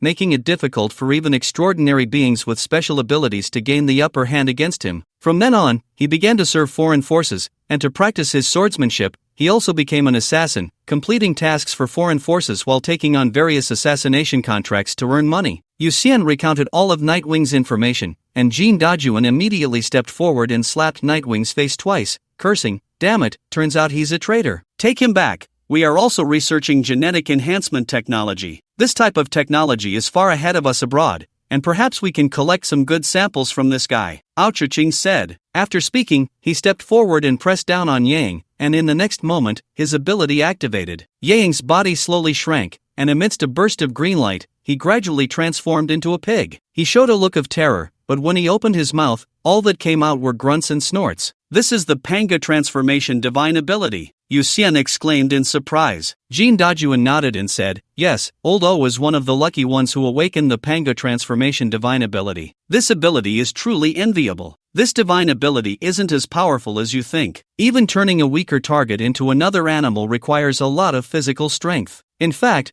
the true use of this ability is to change one's own form, allowing for endless transformations, and most importantly, changing oneself consumes very little energy," Ao Chiching said, holding Yang's pigtail and smiling at the two. He usually transformed into a giant seagull, which was actually using this ability. After dealing with Yang, the three returned to the front line of the battlefield. Jin Dajuan called out and immediately moved forward to suppress the perfect creature alongside Gongqian. Aochiching handed the little pig Yang to Yu Xian, then slowly moved forward, his body gradually transforming into a 3-meter-tall gorilla. Humph! The little pig Yang struggled fiercely in Yu Xian's hands. Unfortunately, he was now a pig, and with his tail in Yu Xian's grip, no matter how he twisted, he couldn't escape Yu Xian's large hand. Yu Xian carried the little pig Yang back to the mountaintop, where Zhang Shou had already been teleported back. Upon seeing the tender little pig in Yu Xian's hands, he immediately exclaimed in delight, "Xianyu, where did this little pig come from? Are we going to barbecue here?" The image of roasted pig appeared in his mind, and he instinctively swallowed. This pig was originally a person,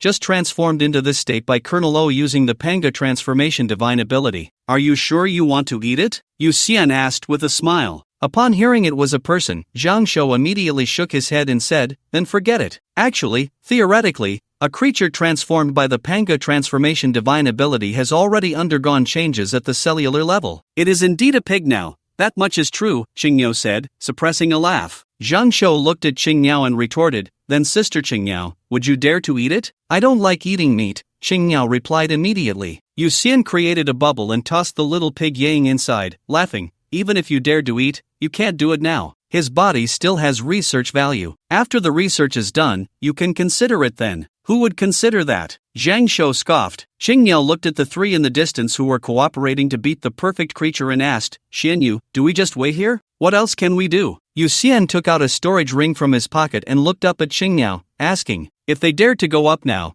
they would be killed by the shockwave from the three's attacks in an instant, so one must have self-awareness. Fragile mages shouldn't always think about charging to the front line. For example, when Yu Xian faced off against Scott and Yang, he never dared to appear in front of them. Both Scott and Yang were ridiculously strong for his level. Without spatial abilities, relying solely on silver blood and ordinary bubbles, it was impossible to inflict significant damage on them. Of course, with loss comes gain. Scott lost his life, so Yu Xian gained wealth because he killed Scott alone, meaning all the loot on Scott belonged entirely to him. Now, he was most curious about how much wealth Scott had and hoped that Scott had the habit of carrying all his possessions with him. He first carefully inspected the entire ring according to the knowledge in the Qilin app, especially the inner circle of the ring, to ensure there were no traps. Generally speaking, the internal space of a storage ring is self-contained, so it can't be tampered with, but the ring itself can have traps installed, like poison needles or other small hidden weapons. However, Scott probably had a lot of confidence in his own strength, as his storage ring didn't have such traps. After confirming safety, Yu Xian put the ring on his left hand,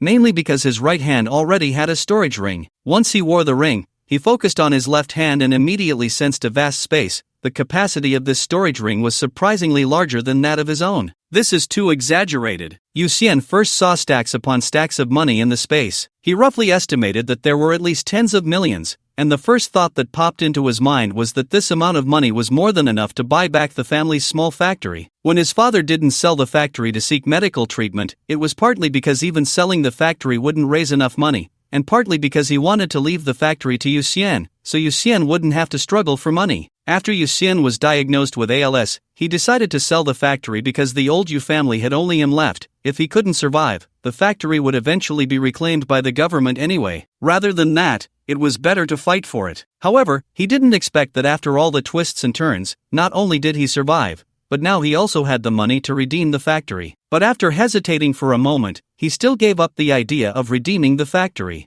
After all, he had already stepped into the world of extraordinary beings and shouldn't be too entangled with ordinary people. If an enemy were to use the factory to threaten him in the future, it would be too dangerous for the workers in the factory. Of course, with such a large sum of money, he would definitely not lack for money in the future. Once he activated the super stomach and super taste on his perfect skill tree, he could enjoy delicious food every day and savor life. He thought about how to handle this money and continued to check the items in the space. First, he saw a large pile of potions, all stored in exquisite bottles, each labeled with the name of the potion. So many healing potions. Yu Xian checked and found that there were more than 50 bottles just for healing, along with others that increased defense and enhanced reaction abilities. However, Scott had been caught off guard by his scheme. In a moment of calculated intent, it was a complete instant kill, so there was no time to use these potions. After looking at the potions, Yu Xian continued to explore. Scott's storage ring had too many good things. Next to the potions were a dazzling array of weapons, and these weapons were not ordinary standard ones. Just by looking at their appearance, it was clear that each was meticulously crafted, with the lowest quality being at least eagle level. Yu Xian took out a staff, and instantly felt a sense of extension between his hand and the staff, as if the staff and his body were one. He felt his spirit become very active, and his perception ability significantly enhanced. Even though he couldn't see the scenery behind him, he could vaguely sense the swaying of trees. In gaming terms, this staff should have attributes like Spirit +1, Perception +1, Spirit Recovery Speed +10%. After playing with it for a moment, he tossed the staff to Zhang Shou and laughed, "Old Zhang, try using it to activate a skill." "What the hell, a staff?" Zhang Shou exclaimed. Extraordinary equipment had always been in short supply. As a force from the east, Shilin didn't have many extraordinary weapons like staffs. Every time they managed to get a staff, it would be snatched up by his subordinates. Zhang Shou tried to activate Healing Touch, and instantly a tentacle appeared that was a third thicker than before. "The enhancement effect is too obvious," Zhang Shou said in surprise. Yu Xian laughed. "It's a gift for you, use it well." "This is too precious.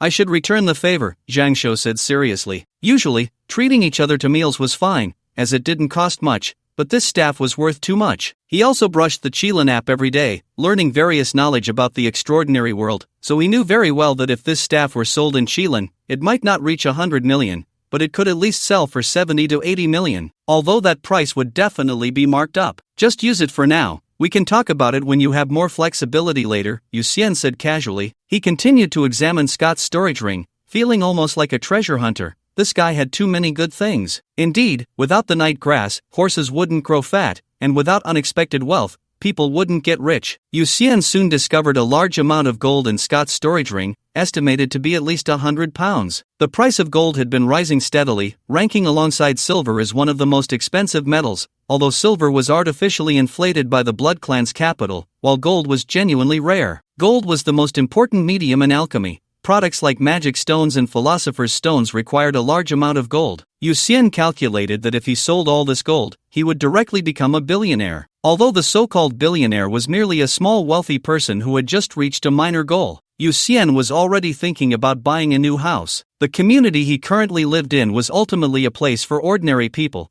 and he often felt constrained, fearing he might disturb others. If conditions allowed, he still wanted to buy a larger house, preferably a standalone villa with a big garden and high privacy, so he could bask in the sun in the garden and train his abilities without worrying about affecting others. 100 million should be enough. Yu Xian recalled the housing prices in Silver City and calculated in his mind. Not long after the outbreak of the aberrant insect disaster in Silver City, housing prices had dropped significantly. Houses that used to cost 4 to 500 million were now down to 1 to 200 million, and some poorly located houses could be bought for 70 to 80 million. It could be said that if one needed to buy a house in Silver City, now was the best time. Next, Yu Xian continued to inventory Scott's possessions. Scott might have had a habit of collecting and hoarding spoils of war, as there was a large amount of second-hand equipment in the storage space. Because there were too many types of weapons, and some equipment even bore the names of their original owners, Yu Xian was very clear that these were theoretically all stolen goods. The original owners were either dead or had been robbed by Scott. Yu Xian categorized the weapons and carefully examined each one. The quality of weapons was not necessarily related to the strength of the wielder.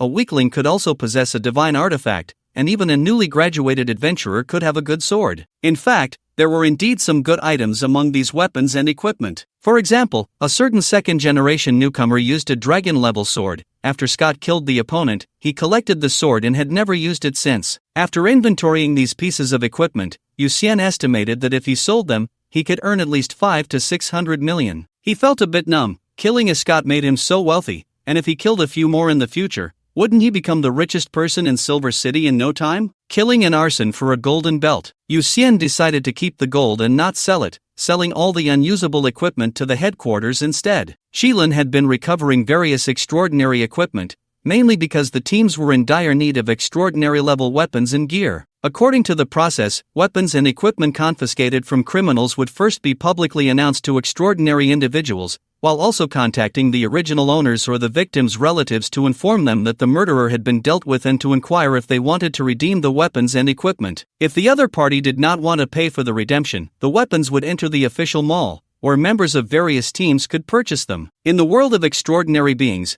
the law was limited to within the city. Once outside, it was the law of the jungle, where the weak were preyed upon by the strong. This was also the reason why extraordinary beings had to pay to redeem their equipment. Qilin killing the murderer was considered helping to take revenge, and the spoils naturally belonged to Qilin. This was a game rule acknowledged by all extraordinary beings. When Yuxian learned about these rules, he was also curious as to why it was necessary to make it public and even contact the original owners. Later, he learned from one of the files about the necessity of this rule. Hundreds of years ago, when the Qilin had no such regulations, a team member was killed by the father of a victim who mistook him for the murderer because he was holding a weapon seized from a criminal. After this case, the Qilin headquarters issued this regulation, which has been enforced ever since. In fact, many parents of missing persons have been keeping an eye on the SWAT team's website, hoping to receive news about their children while fearing that their children's weapons might appear on the public site. Yuxian glanced at Scott's spoils and knew that in the future, several hundred parents would likely be heartbroken again. Around 9 in the evening, the perfect organism finally died. Perhaps it was unable to continue photosynthesis at night, and the energy within it was insufficient to repair its injuries, ultimately leading to its flesh and blood withering away. When it died, its body resembled dried straw. After confirming the perfect organism's death, Jin Dajuan and Oh Huchin each left. Both had taken time out of their busy schedules to assist, and now that the matter was settled, they naturally had to return to their own tasks. The exorcism squad brought the perfect organism's corpse back to the office through a bubble. The body would be transferred to headquarters for research. Yuxian, Zhangshou, Gongxian, and Qing Miao discussed and decided to rest for the night, postponing any matters until tomorrow. All the clues about the potion were still in Yuxian's mind, and Peng Zhu had definitely gone into hiding. Even the Peng Zhu that Hu Weijie had seen in the past was merely a disguise, so there was no point in rushing. Yuxian returned home. He first had a confrontation with the perfect organism, followed by a battle of wits and courage with Scott and Nightwing. Even though his body wasn't tired, he felt mentally exhausted, so after a shower, he simply lay down on the bed and fell into a deep sleep. The next day, Yuxian and Zhang Shou returned to school first. The process was uneventful. After school in the afternoon, the two went to the office. With the help of the staff, Yuxian perfectly replicated Peng Zhu's appearance. As long as Peng Zhu had previously appeared in public with this appearance, he would definitely not escape investigation. Then, Yuxian took out a large amount of equipment for the staff to inventory, and subsequently sold everything to the Qilin headquarters. The Qilin headquarters would certainly not incur a loss, and Yuxian also benefited, directly becoming a small tycoon with several minor goals. After finishing his tasks, Yuxian leisurely returned to Jin Shang's office, where Zhang Shou was lying on the sofa playing games, while Gongqian and Qing Miao were quietly discussing their outfits. Yuxian sat on a single sofa and asked, "Who has free time this weekend?" "I'm busy. I saw a good mission and plan to head to Rongqing," Qing Miao immediately replied. Under normal circumstances, the team members rarely gathered together. Everyone was busy looking for tasks suitable for themselves, striving to earn merits and grow stronger. This time, due to a series of events involving the abnormal insect, Jotai, Demos, and the perfect organism, they had gathered for such a long time. Now that various matters had come to a close, and since Peng Zhu wouldn't be found in a short time, Qing Miao would leave after the memorial service on Saturday. "I'll go with Sister Qing Miao." Zhang Shou raised his hand at this moment. Yuxian was surprised. "You're going to Rongqing?" "Yeah, I also want to work hard to become stronger. I can't always be a spectator." Zhang Shou nodded seriously for once. This mission had a significant impact on both Qing Miao and Zhang Shou. Neither had played a role, and if it weren't for Yuxian, Qing Miao would have already died. Zhang Shou had merely watched the whole time, as if everything had nothing to do with him. When Yuxian went to intercept Scott and Nightwing, Qing Miao and Zhang Shou reached a consensus that they must catch up and at least not be the ones dragging the team down. Since the two really had matters to attend to, Yuxian had no choice but to look at Gongqian, but she also indicated that she had personal matters to handle. Yuxian felt helpless as a golden, silly goose suddenly popped into his mind. Since everyone was busy, why not try asking Nora? Saturday, the memorial service was held at the barracks outside Silver City. Because those who died in the attack by Demos left no bodies behind, they were all honored with symbolic graves. The service was presided over by Deputy Minister Xiao Chang, who had rushed from headquarters. When Gongqian heard the names of former members of her team, she cried bitterly. Qing Miao kept comforting her, but eventually, even Chang Miao was infected by the sorrowful atmosphere and began to cry softly. When Zhang Shou heard Yubo's name, he couldn't help but burst into tears. As he cried louder and louder, he drowned out everyone else. Gongqian looked at Zhang Shou's wailing and found herself unable to cry. After the memorial service, Xiao Cheng specifically met with Yu Xian. Besides inquiring about matters related to the perfect organism, he also asked Yu Xian if he had any difficulties or needed any resources. Headquarters was truly at a loss. They hadn't even figured out how to reward Yu Xian, and in the blink of an eye, he had achieved another feat. Fortunately, there was no saying about overshadowing the master with accomplishments, otherwise, they would really only be able to give Yu Xian a death exemption medal. In ancient times, granting a death exemption medal meant that the merits of this minister had reached a level that even the emperor feared, and there were no more rewards of position or wealth to give, so a death exemption medal was bestowed to express the emperor's gratitude. Of course, Yu Xian was still far from having nothing left to reward him with. The headquarters was troubled because they valued and cared for Yu Xian and wanted to give him the most suitable reward. After Xiao Cheng's inquiry, Yu Xian's eyes lit up as he mentioned a weapon he desired, which happened to be in the Kirin headquarters extraordinary containment facility, numbered 033, codenamed Great Fireflame Burning Heaven Blade. This was a mysterious weapon from the abyss. Once drawn from its sheath, the user would continuously burn their own lifespan. However, the power of this blade was terrifying. Even a slight burning of lifespan could unleash temperatures that even dragon-level beings would find hard to resist. If one were to burn their lifespan recklessly, it could even unleash power surpassing that of dragon-level beings. No, you can't use the Great Fireflame Burning Heaven Blade. Xiao Cheng immediately rejected Yu Xian's request. Yu Xian frowned and said, "Minister, that's not right. I'm a vampire, my lifespan is infinite. Why can't I use it?" "Who said vampires have infinite lifespans?" Xiao Cheng retorted. Yu Xian was taken aback and then incredulously asked, "Do vampires really age and die?" "Vampires do not age, but their lifespans are not infinite. You may not know this, but lifespan is actually a concept. If you possess abilities like the Eye of Data or Eye of Truth, you would find that vampires also have lifespans, and they are limited," Xiao Cheng explained earnestly. Yu Xian frowned and asked, "Then minister, what happens when a vampire's lifespan reaches 0? Generally speaking, when an immortal's lifespan reaches 0, it means that death has come to them. They could die from an enemy's attack or even be struck dead by lightning," Xiao Cheng replied. In simple terms, an immortal could also be killed by a car accident, so looking back from the future,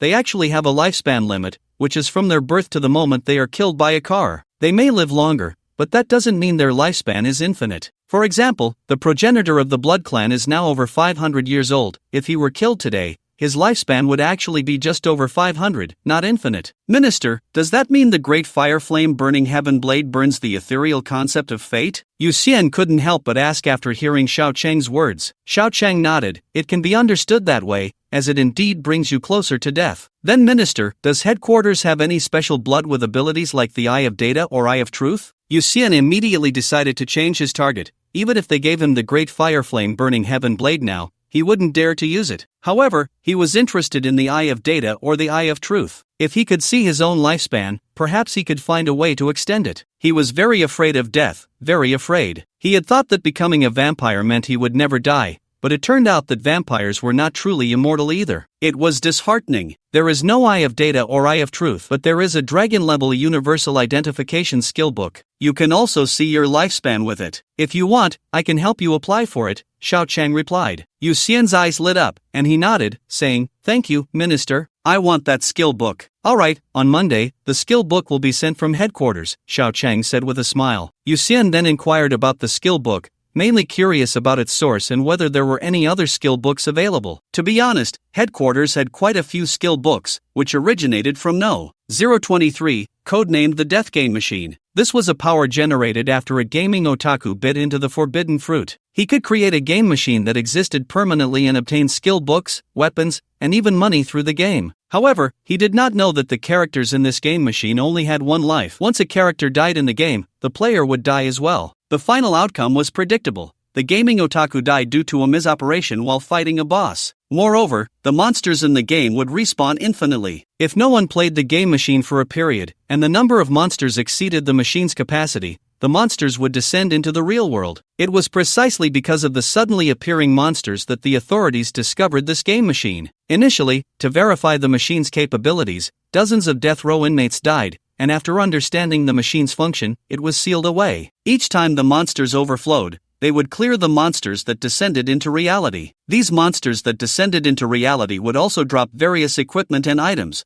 ranging from bug level to dragon level. Currently, there were only 9 dragon level skill books, each worth a fortune, and only those who achieved first-class merit were qualified to apply for exchange, which Yu Xian happened to qualify for. Under Xiao Cheng's introduction, Yu Xian learned about the remaining 8 skill books, which were Equipment Enhancement, Weapon Forging, Monster Immobilization, Spatial Teleportation, Domain Deceleration, Dragon Level Creation, Dragon Level Contract, and Dragon Level Sealing. To be honest, aside from Spatial Teleportation, which Yu Xian wasn't particularly interested in due to its collision with spatial bubbles, he wanted all the other 7 skill books. With Equipment Enhancement, he could create top-tier armor and enhance the most ordinary weapons to artifact level. If he had Weapon Forging, he could mass-produce extraordinary weapons, and then he could confidently say, "I have never liked money. I am not interested in money." The remaining abilities, although all combat-oriented, were terrifyingly powerful, especially the Dragon Level Sealing, which could truly seal dragon-level monsters. If no one was outside to help unseal it, the seal could last for tens of thousands of years. That was truly terrifying. On Monday, he didn't want to go to school. Yu Xian lay half-reclined in the large garden of his Chinese-style villa, exuding the aura of a salted fish. Yesterday, he had gone house hunting with Nora and chose this Chinese-style villa covering 3 acres among the many houses for sale in Silver City. The main reason was that this villa was very close to the school and also close to the east of the city,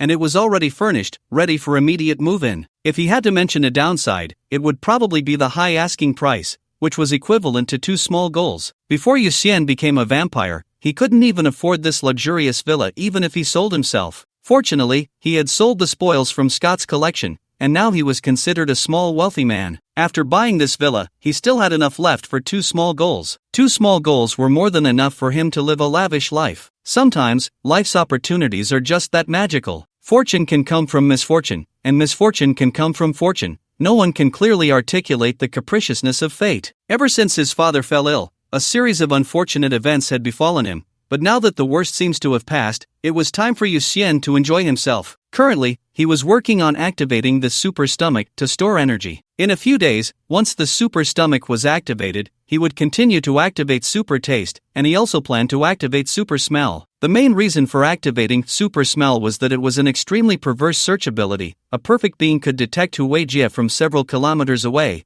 simply because its sense of smell was unreasonably strong. Even though the scent from Hu Weijie's side could not possibly reach several kilometers away, the perfect being could still smell it. Once these 3 skills were activated, Yu Xian would continue to cultivate the Pangu immortality technique. Although Deputy Minister Xiao Cheng's words cast a slight shadow over his thoughts about immortality, it was precisely because of this that he wanted to obtain the Pangu immortality technique even more. After all, theoretically, the harder it is to kill someone, the longer their lifespan must be. It was impossible for a situation to arise where the whole world targeted one person, insisting that one person must die. At that moment, a beam of golden light flew down from the sky, circling above Yu Xian's villa before gently landing. As the golden light dispersed, it revealed Ether, who had met Yu Xian once before. Ether stood in the garden, looking around at the scenery with a nonchalant attitude, constantly expressing admiration, and finally said enviously, "Xianyu, your life is just too wonderful, unlike mine. I have to hustle every day, and when I return to Yinjing, I can only squeeze into a 2-meter capsule dormitory. Why not come stay with me? I have plenty of space in many rooms," Yu Xian said with a smile. Ether quickly stepped back in fear, exclaiming, "I didn't expect you to be such a lazy person, coveting my beauty. It seems I need to keep my distance from you in the future." "You, beauty? You're not even as good as a goose." Yu Xian looked Ether up and down, then mocked him. "A goose? What kind of measurement unit is that?" Ether didn't understand, but it didn't stop him from realizing that Yu Xian was belittling him. After a bit of banter, Ether took out a packaged box from one of his storage bags and said, "All right, I have other tasks. This is your headquarters delivery. Please confirm receipt and it's best to open it and check." "Okay, thank you." Yu Xian stood up to take the box. He gently sliced it with a silver thread, and the box opened automatically, revealing a very plain book inside. He took out the book, and an instinct arose within him as he said, "Study." Instantly, the book transformed into light and merged into his body, and he naturally comprehended a skill, identification technique. He immediately glanced at Ether while silently activating the identification technique. Then various attributes of Ether appeared in his consciousness. Name, Cheng Pai code name, Ether race, human gender, male age, 22 lifespan, 269 level, Eagle faction, Huaxia Dragon Dynasty, Qilin division, support department abilities, light chaser, can mobilize internal ether energy to cover oneself, allowing near light-speed movement. This ability cannot generate kinetic energy, thus its destructive power is very low. Ether Light Arrow, mobilizes internal ether energy to transform into arrows to attack targets. Due to its low destructive power, it can only inflict damage on enemies below the insect level. Summary: this is a very fast weakling. Yu Xian raised an eyebrow and smiled at Ether. So your name is Cheng Pai, that's quite an interesting name. Hiss, did you apply for that identification technique? Ether gasped in shock, quickly realizing and asking. Seeing Yu Xian nod, Ether hurriedly covered his chest with both hands, excitedly saying, from now on, I need to keep my distance from you. I won't accept any tasks related to you. Goodbye. No, not goodbye. After saying that, he manipulated the ether energy to cover his body, not giving Yu Xian a chance to speak, and directly flew into the sky, escaping. Yu Xian had originally wanted to ask him if he wanted to know his lifespan, but seeing Ether run so fast, he had to give up. He sat back down in the lounge chair and raised his hand to use the identification technique on himself. Then, his attributes appeared in his mind. Name, Yu Xian. Code name, Salty Fish Race, Shining Vampire. Gender, male. Age, 17. Lifespan, 5322. Level, Sparrow Faction, Huaxia Dragon Dynasty. Qilin Division, Fighting War Department. Evil Extermination Team. Abilities, Light Eater, can absorb light energy that shines on itself to replenish various bodily needs. Silver Blood, can consume silver, combining it with its own blood to form silver blood, enhancing all attributes while also controlling the silver blood to form silver bloodlines for offense and defense. Spatial Blood Energy, a second mutation of blood energy, formed by the combination of Panga Spirit Pearl's divine ability and the first mutation of blood energy, capable of creating spatial bubbles that connect different spaces. Identification technique, can consume mental power to identify a target, forming an attribute panel for easy understanding of the target. Summary: among elves, those that are unique are called shining elves, and you are a shining vampire. After understanding his attributes, Yu Xian's gaze finally fell on the lifespan section. Although 5,000 years is indeed a long time, he couldn't help but want to say, I only have 5,000 years of lifespan? That's so short. This meant that after 5,000 years, he would die from some kind of accident? Just thinking about being killed in the distant future put him in a bad mood, and when he was in a bad mood, he didn't want to go to school. However, just as he was planning to take a day off, someone knocked twice on the front door bubble, and he sighed helplessly. Nora had arrived. Since Nora accompanied him to look at the house yesterday, she knew he had bought the villa and moved in overnight. This silly goose had wanted to try walking to school with a classmate for a long time, so they had agreed yesterday to walk to class together today. Yu Xian was teleported back to the master bedroom by the bubble, changed into his school uniform, and the next moment appeared at the front door. Because the villa covered a large area, he had specifically placed bubbles around so he could teleport directly to various places without taking a detour. He opened the door, and sure enough, Nora was standing outside, her golden hair shining brightly in the sunlight. When Nora saw him, she immediately smiled and said, "Good morning." "Good morning," Yu Xian replied instinctively with a smile. Just a moment ago, he didn't want to go to school. At this moment, he felt that going to school didn't seem so bad after all. Men can be quite fickle sometimes. The sun was just right, the wind gentle, and everything was lovely. Yu Xian and Nora walked side by side on the street leading to the Super Ability Academy. Passers-by, as they walked by, couldn't help but show a smile of seeing the beauty of the world. The two of them were handsome and full of youth, walking together like a prince and princess from a fairy tale, truly a match made in heaven. "I've always wanted to try this feeling. It's really nice," Nora said with a smile, seeing students heading to school not far away. Since she was a child, she had always been picked up and dropped off by a special car, and when she was in elementary school, she envied the few little friends outside the car who walked to school together, chattering away. Now she finally had a friend willing to accompany her to school, and she was genuinely happy. Yu Xian just smiled, but his attention was focused on identifying Nora's attribute panel. Name, Nora Rex. Code name, Silly Goose Race, Hybrid Mutant Vampire. Gender, female. Age, 17. Lifespan, 5322. Level, and faction, daughter of Duke Marcus Rex. Abilities, Daywalker, immune to damage from sunlight and enhances resistance to various light attribute attacks. Blood Flame, can manipulate blood to burn and form blood red flames at a temperature of 1500 degrees, possessing extremely strong lethality. Summary: this is a beautiful weakling. Yu Xian was aware that Nora's strength was not strong. What truly surprised him was that Nora's lifespan was exactly the same as his. Could it be that he would die on the same day as Nora? Everyone is 17 years old, and everyone has a lifespan of 5,322. This is too much of a coincidence. Unexplainably, images of a comic strip appeared in Yu Xian's mind. He graduated with Nora, then stepped into the hall of marriage, and the two raised children together. As the children grew up, they gradually aged, ultimately holding hands in a hospital, their faces showing satisfied smiles, passing away on the same day, while the children cried sorrowfully. Wait a minute. This script is wrong. He and Nora are both vampires. Even if they could have children, he and Nora would not die of old age. What's wrong? Nora, sensing Yu Xian's distraction, asked with a puzzled expression. Yu Xian looked at Nora and asked, "What do you think would happen if you and I died on the same day, same month, same year in the future?" Before he could finish his sentence, Nora's fair face turned as red as an apple,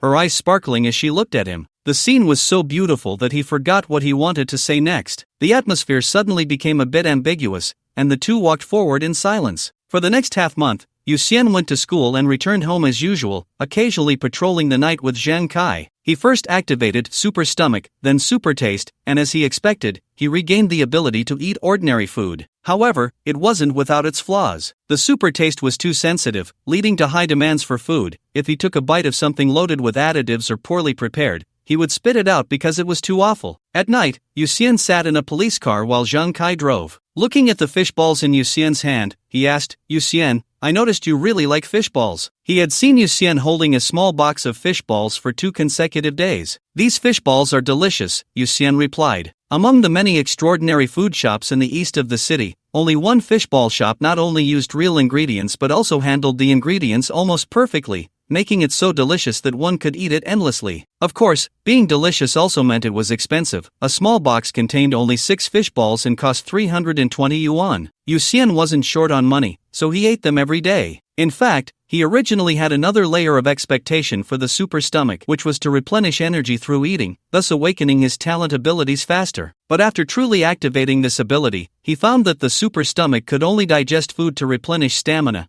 and could not accumulate the energy of heartbeats like the light eater. Because of this, he understood the value of the phrase supplementing the body's various needs in the introduction of the light eater. Clearly, the energy required for heartbeats was a different kind of energy. Vampires could only slowly accumulate it through blood-sucking in time, while he had the talent ability of the light eater, which allowed him to quickly replenish this special energy directly, hence the speed of awakening his talent abilities was particularly fast. As the two chatted, occasionally stopping to deal with invading extraordinary creatures, they thought they would pass the night safely. However, when the car reached the west of the city, a red beam of light suddenly appeared from the south. This beam rose from a 20-story residential building, turning the entire sky crimson. Yu Xian immediately created a bubble in front of the police car. Zhang Kai, having seen his ability, quickly stepped on the gas and drove into the bubble, the next second appearing in a park in the south of the city. "Go!" The two got out of the car and immediately ran towards the direction of the light beam. It wasn't far from the park, so Yu Xian didn't place the bubble. By the time they reached the scene, many residents had already come out of the building. "The red light is coming from the 16th floor, it must be Zhang Heng's house. My home is right below Zhang Heng's. I just heard him laughing, as if he found the forbidden fruit at home." Forbidden fruit? Then Zhang Heng is going to become an extraordinary person? The surrounding residents were discussing animatedly. Yu Xian and Zhang Kai exchanged glances, then Yu Xian created a bubble to wrap the two of them and quickly flew towards the 16th floor. The forbidden fruit has never been just beneficial.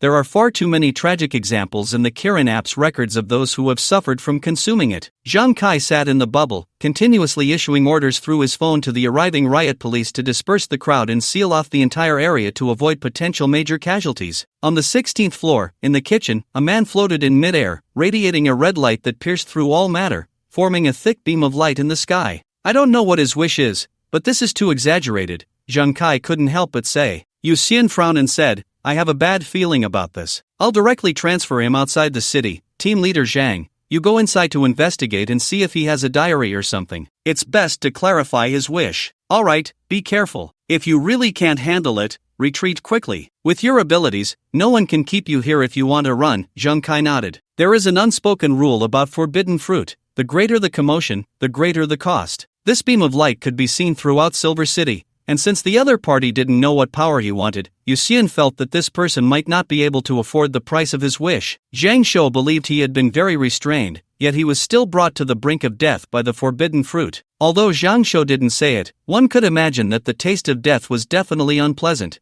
especially since he had to frequently end his own life to refresh his state. And now, this commotion was far greater than Zhang Shou's incident. Yu Xian was already mentally prepared for the worst-case scenario. At this moment, the riot police had investigated the homeowner's information and sent it to Zhang Kai's phone. Zhang Kai looked at his phone and frowned. Homeowner Zhang Hong, 38 years old, living alone after divorce, has a son named Zhang Lei, who was awarded to his ex-wife during the divorce. Over a month ago, Zhang Heng's parents, his sister Zhang Ling's family, his brother Zhang Chang's family, as well as his ex-wife and son all died in the anomalous insect disaster. He seems to have suffered a great blow, becoming quite erratic. Neighbors have seen him wandering on the rooftop multiple times, suspecting he has suicidal tendencies. How tragic! He is the only one left in his family. After hearing this, Yu Xian had a very bad premonition. It was one thing for Zhang Hong to lack power, but now he was consuming forbidden fruit, which was definitely a super unstable factor. Suddenly, the beam of light began to gradually shrink, and Zhang Hong, located within the beam,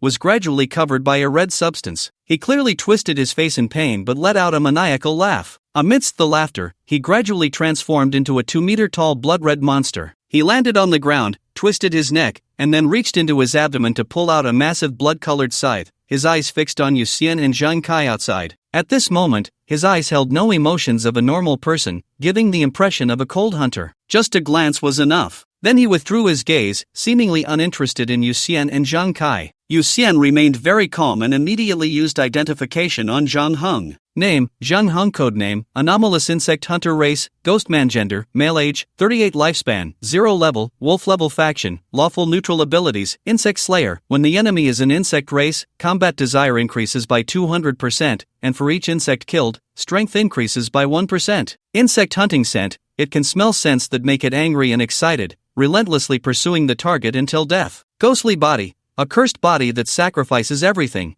It will not die until all target creatures are killed. Blood of Fury, can burn its own blood when angry, significantly increasing strength until the blood is completely burned out. Summary, although I am dead, I want to kill them all. After reading the attributes, Yu Xian silently watched Zhang Hong descend the stairs. Yu Xian? Zhang Kai frowned and asked when he saw Yu Xian not teleporting Zhang Hong away. Yu Xian's expression was complex as he sighed. Zhang Hong is already dead. All that remains of him is his obsession. He won't harm any innocent people, he will only target the aberrant insects, just wanting everyone to stay away from him. What if it causes panic? Zhang Kai worried. Yu Xian smiled bitterly. Let's try to guide it. Unless all the aberrant insects are wiped out, Zhang Hong will never be killed. Unless he keeps a close watch on Zhang Hong, even if Zhang Hong is not in Silver City, he will appear in other cities. Moreover, he thinks it's quite good. With Zhang Hong in Silver City, the more aberrant insects come, the more will die. At that moment, Zhang Hong had already descended to the ground. He scanned the crowd around him and suddenly his eyes lit up as he quickly rushed towards a young man. The battle police on guard immediately opened fire on Zhang Hong upon seeing this. However, Zhang Hong paid no attention to the bullets hitting him.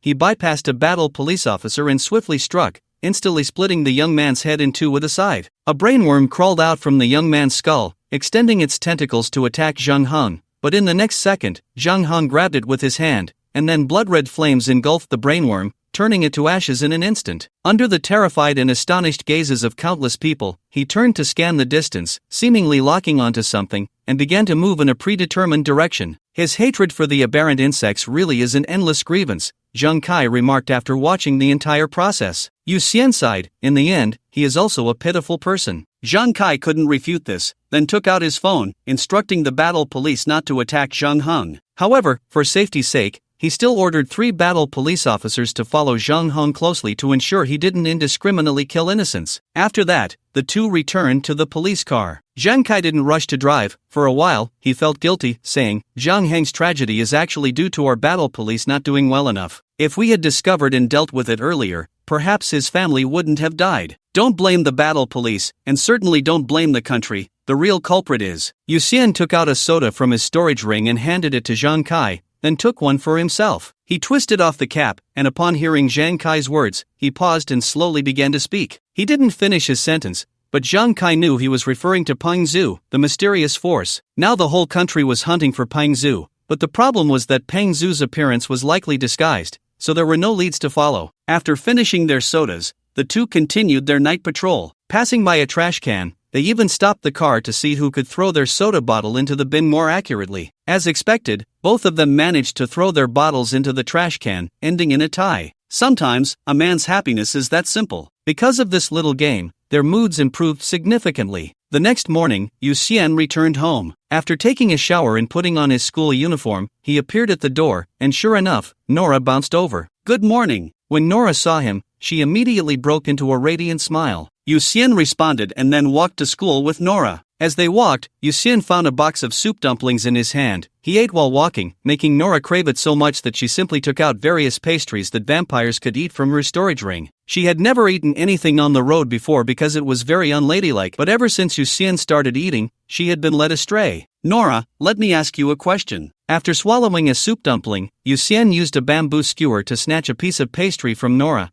quickly changing the subject before she could glare at him. Nora pouted and said, "You ask, what do you usually do at night when you don't sleep?" Yu Xian asked curiously. Vampires don't need to sleep, so he was quite curious about how other vampires pass the time. "I sleep," Nora blinked and answered as if it were obvious. Yu Xian was taken aback and pressed on, "But vampires don't need to sleep, right? That's the vampire of the first embrace, and you, a wild vampire, don't need to sleep." "I'm a vampire born from my mother, still growing," Nora said with a smile. Although she could also go without sleep, she still had the habit of sleeping regularly. This situation would probably continue until she stopped growing, which simply meant that once she no longer grew, she wouldn't need to sleep anymore. Suddenly, Nora realized something: she would continue to grow. But what about Yu Xian? During self-study class, Nora rested her head on the desk, distracted, occasionally glancing back. Although Yu Xian looked good now, she still wanted to see what a mature and handsome Yu Xian would look like in the future. "Why do you keep looking at me? Is there something on my face?" Yu Xian felt a bit uneasy under her gaze and couldn't help but ask. Nora shook her head in silence,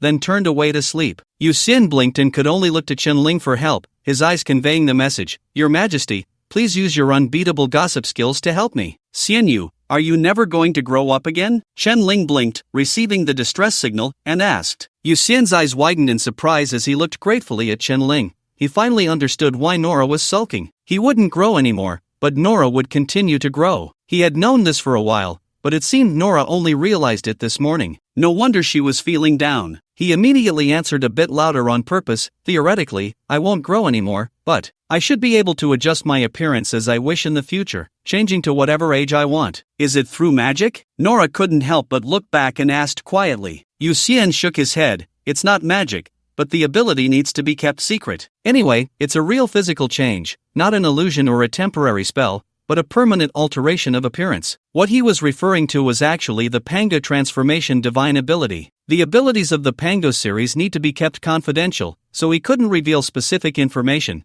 but he could hint at it a little since others using abilities couldn't just eliminate all witnesses. Theoretically, the Panga transformation divine ability could permanently change one's form. As long as he visualized his continued growth in his mind and then used the Panga transformation divine ability to change, it was equivalent to changing to whatever age he wanted. Moreover, each change would be permanent as long as he didn't use the Panga transformation divine ability to adjust again. "So can you turn into an old man?" Nora's thought process was quite unique, her eyes sparkling as she looked at Yu Xian, already imagining what he would look like when he was old. Yu Xian propped his face up with one hand, feeling relieved inside, and smiled. "Maybe." "Xian Yu, can you do me a favor?" Chen-Ling spoke up at this moment, blinking her eyes, signaling that it was time to collect a debt. Yu Xian immediately made a "please go ahead" gesture. Chen-Ling said, "I found an ancient Qigong manual at the antique street. I went to several appraisal offices, and the appraisers all said it was genuine. Can you help me see if it's really true?" Saying this, she took out a somewhat old book from her backpack. Yu Xian took the book, flipped through 2 pages, didn't understand the content,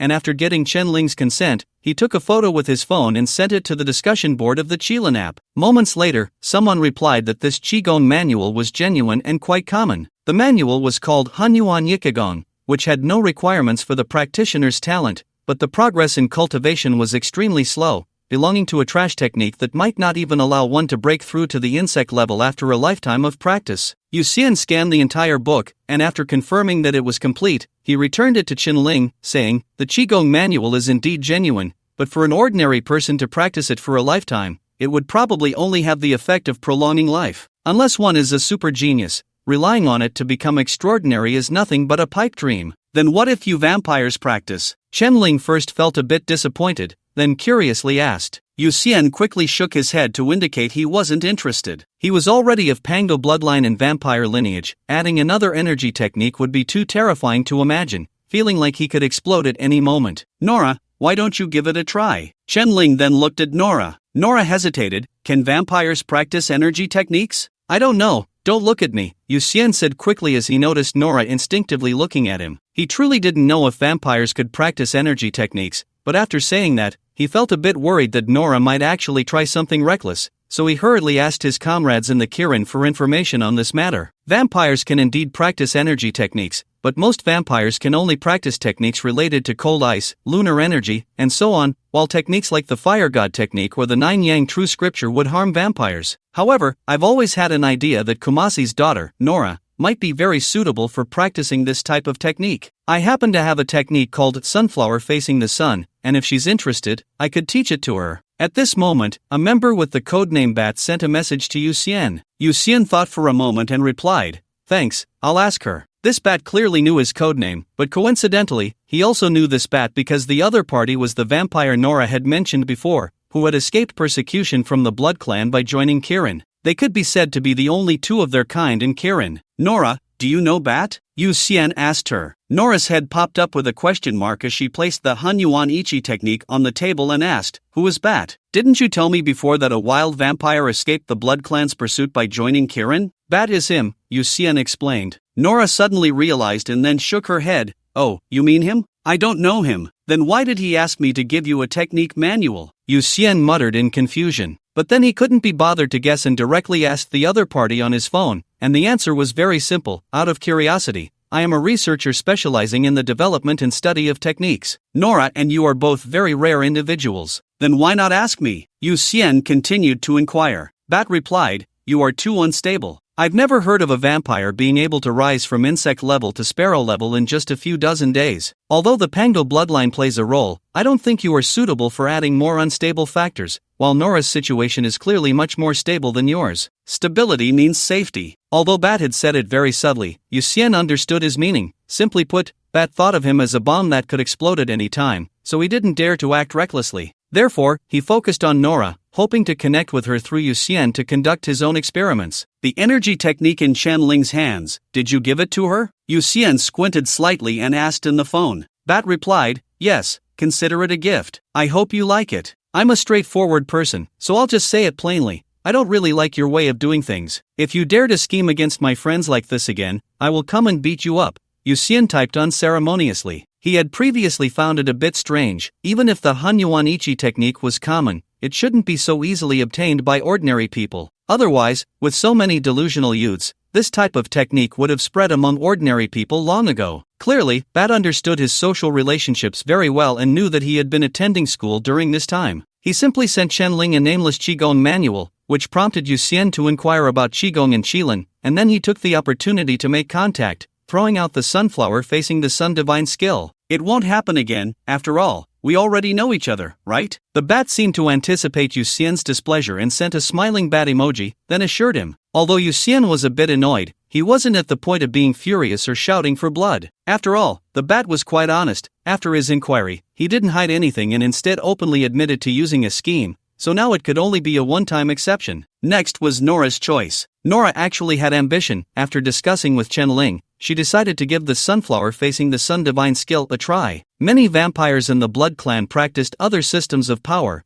but most were rather mediocre. For instance, Qigong was difficult for most vampires to master completely, and magic could only produce minor tricks at best. This was mainly because these systems were designed for the living. Strictly speaking, vampires were not considered living beings. They lean more towards the undead or dark creatures. The biggest difference between Nora and these vampires was, she was born of a mother. Simply put, as a half-blood vampire, she had a living side, which was the fundamental reason she would continue to grow, so she really had the potential to be a genius in practicing other systems. Of course, all of this was just the Bat's opinion. There were currently no reliable cases to support his speculation. Apart from Nora, other vampires with mothers in the Blood Clan were not hybrids. Their mothers were also vampires, so Nora was indeed one of a kind. Moreover, aside from Nora, Other vampires born normally were treated like princesses and princes by the blood clan. These frogs at the bottom of the well held themselves in high regard and looked down on the powers of other systems. Yuxian downloaded the sunflower facing the sun divine skill and then forwarded it to Nora,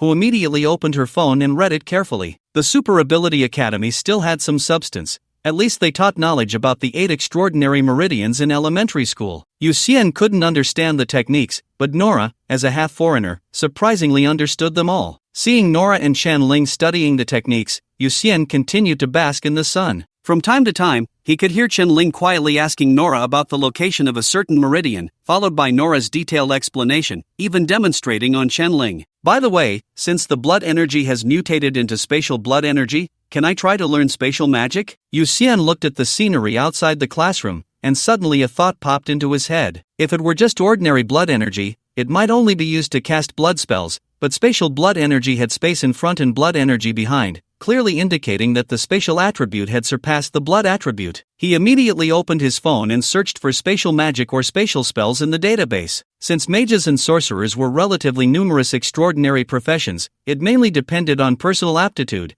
and many mages and sorcerers were willing to take on apprentices, so the confidentiality of magic and spells was not high, with a wealth of information available within Qilin. For example, the Demon Slayer squad, the 7 of them, strictly speaking, were sorcerers. Besides the spells they inherited, they would also look for suitable spells to learn in Qilin's database. Yuxian entered the word space in the search interface, and a bunch of witchcraft, magic, spells, celestial arts, and martial skills appeared. He carefully reviewed each skill, looking for abilities that suited him. Although the merit required to exchange for these skills was not high, he was unsure about his learning ability, so he planned to find the skill he needed most urgently to test the waters. A few minutes later, his gaze settled on spatial perception technique. This was a snake-level spell that allowed the caster to designate a specific spatial coordinate and, based on that as the center, perceive all surrounding information. In theory, the stronger the mental power, the greater the range of perception, and the more comprehensive the information perceived. Yuxian decisively exchanged for this spell and then began to learn it. First, he meditated on an invisible seed of space in his mind, then perceived the spatial coordinates needed for projection, releasing the seed to the coordinate position,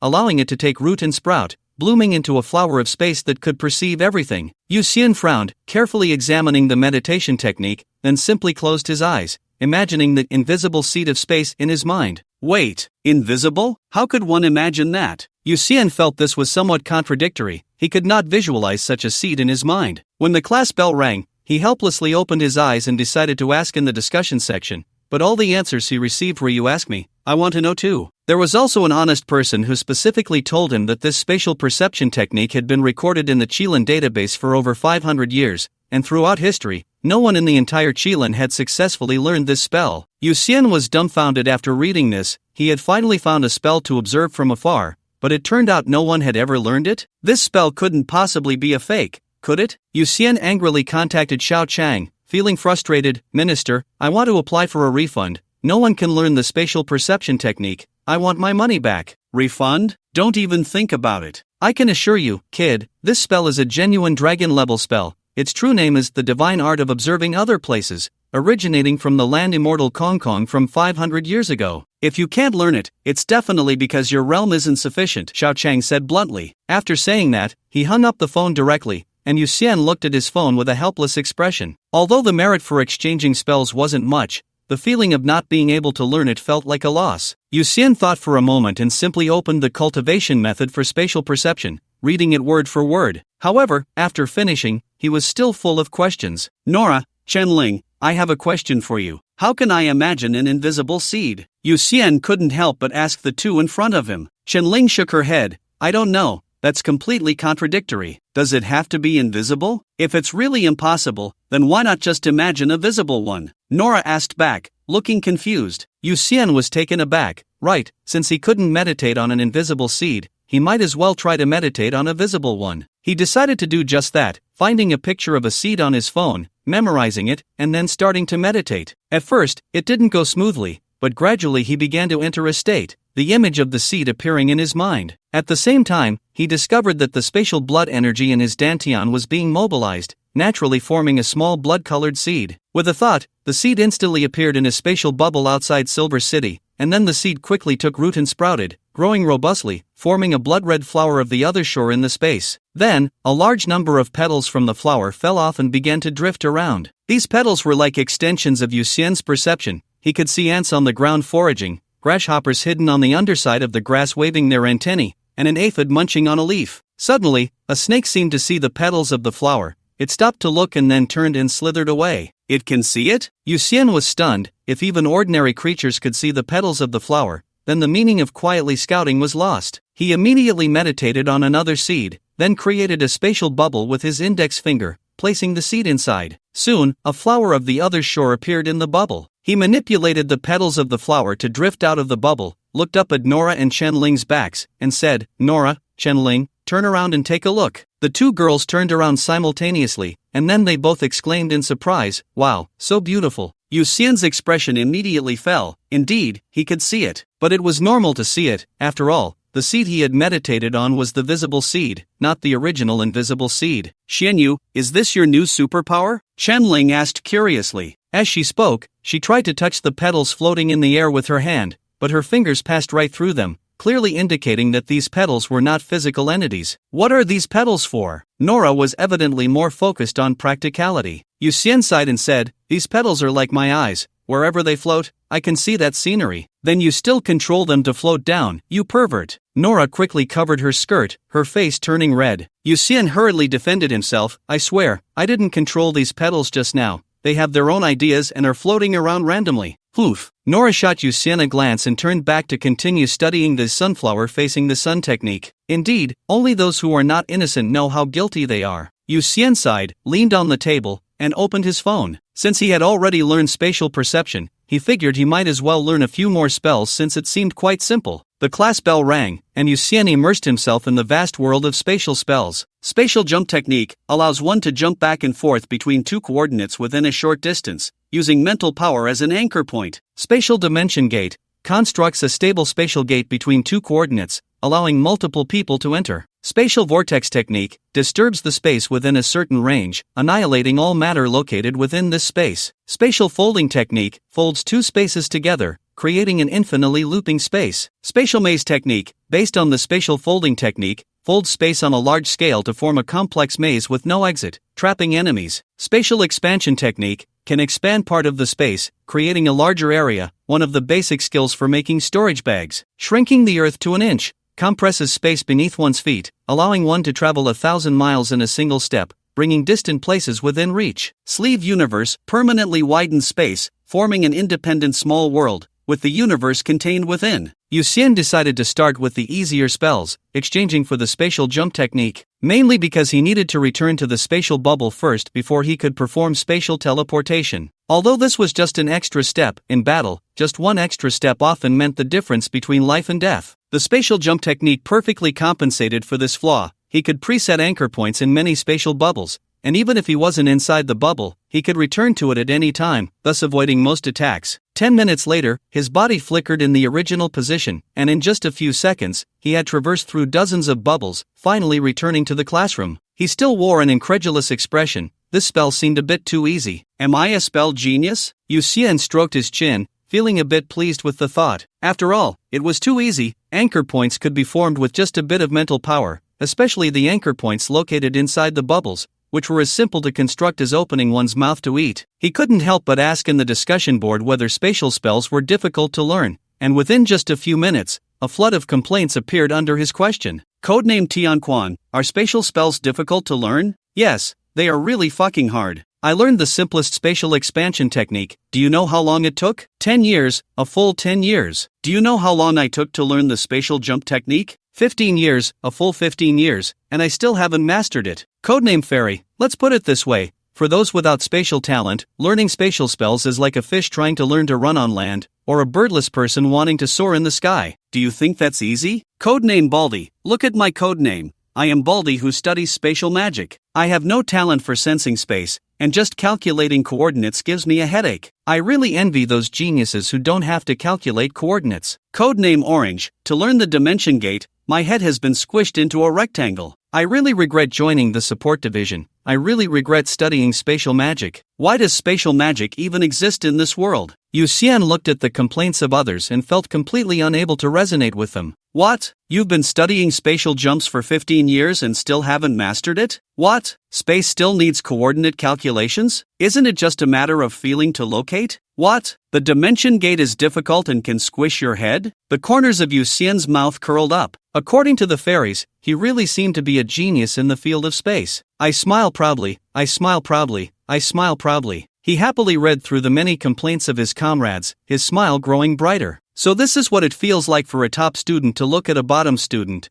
It's kind of refreshing. Then he exchanged for the space expansion technique, and indeed it was very simple. He easily expanded his desk cabinet to the size of a classroom. If he was willing to waste more spatial blood energy, he could even expand it to be wider than the entire school. Isn't this very simple? Yu Xian said to himself with a smile. Just thinking that Tianquan would take 10 years to learn made him feel secretly pleased. Having a cheat code is momentarily enjoyable, and being able to keep using it is even better. He held his phone, his gaze falling on the shrinking technique, which is like the sleeve universe, a spell of divine level. After spending a lot of merit, he successfully exchanged for the spell, but when he opened it, he was dumbfounded because the spell was filled with Taoist and I Ching terminology. He recognized every character on it, but when they were put together, he didn't understand any of it. I didn't expect that I couldn't learn the shrinking technique because I lack education. Yu Xian studied it for half a day, opened the I Ching for a word-by-word comparison, and finally gave up with a headache. This shrinking technique was too difficult. Indeed, one can lack strength,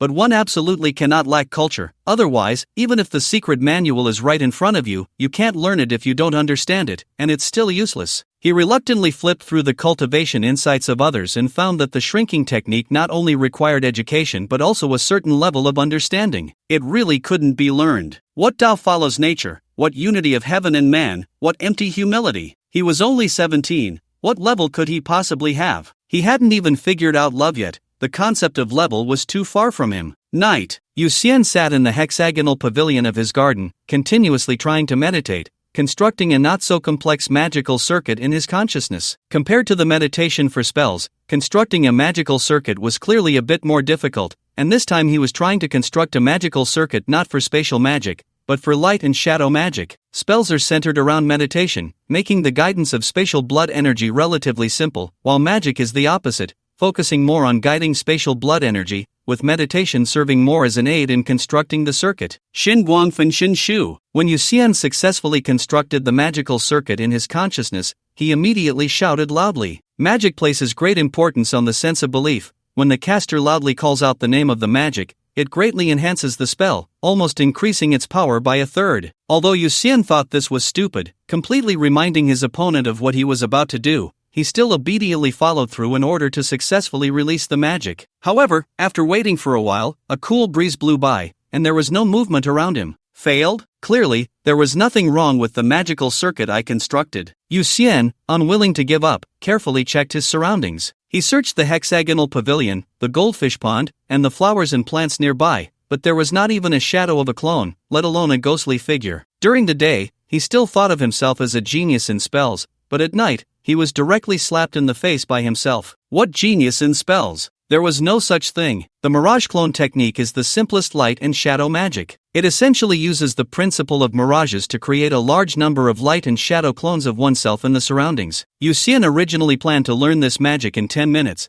but now 3 hours have passed, and he still hasn't mastered it. Identification. Yu Xian raised his hand and immediately cast an identification spell on himself. He couldn't believe he hadn't learned the Mirage clone technique. Name, Yu Xian. Code name, Salty Fish. Race, Shining Vampire. Gender, male. Age, 17. Lifespan, 5322. Level, Snakedown Camp, Huaxia Dragon Dynasty. Qilin Division, Battle Department. Exorcism Team. Abilities, Light Eater, Silver Blood, Spatial Blood Energy, Identification Spell, Otherworldly Observation Technique. Consumes mental power and spatial blood energy to create a visible seed of the otherworldly flower and deploy it to a designated spatial coordinate. When the otherworldly flower blooms, everything within the reach of its petals can be perceived. Spatial jump technique uses mental power as an anchor point to jump and move back and forth between different spatial coordinates. Spatial expansion technique can consume spatial blood energy to expand and stretch part of the space, forming a larger area. Spatial vortex technique can consume spatial blood energy to stir the space, creating a red spatial vortex that annihilates all matter within that space. Spatial folding technique can consume spatial blood energy to fold and overlap two spatial coordinates, forming a ring-shaped space. Spatial maze technique can consume a large amount of spatial blood energy to fold space on a large scale, creating a chaotic space with no exit to trap the target. Summary: the unique elves among elves are called shining elves, and you are a shining vampire. There really isn't any. Yu Xian looked at his attributes, feeling utterly defeated. Because spatial magic is so easy to learn, he developed an illusion that perhaps he didn't need to wait for the talent skills that awakened every 10 days. He could master a large number of skills just by self-study. But self-deception is pointless. After this failure, Yu Xian could basically confirm that his ability to easily learn spatial magic was not due to being a genius, but because the spatial attribute of spatial blood energy was too strong. Of course, spatial blood energy was originally his ability, so strictly speaking, he could also be considered a specialized genius. He lay on the bench of the hexagonal pavilion. Although a bit disheartened, he wasn't actually sad. After all, being able to learn so many spatial spells was already a huge gain. Moreover, being in a luxurious villa, just thinking about the 3 acres of land all belonging to him made it hard to feel down. Even if he truly felt down, he could look at the goldfish pond outside the hexagonal pavilion, feed the fat goldfish in the pond, or take a stroll in the garden, smelling the flowers and enjoying the scenery,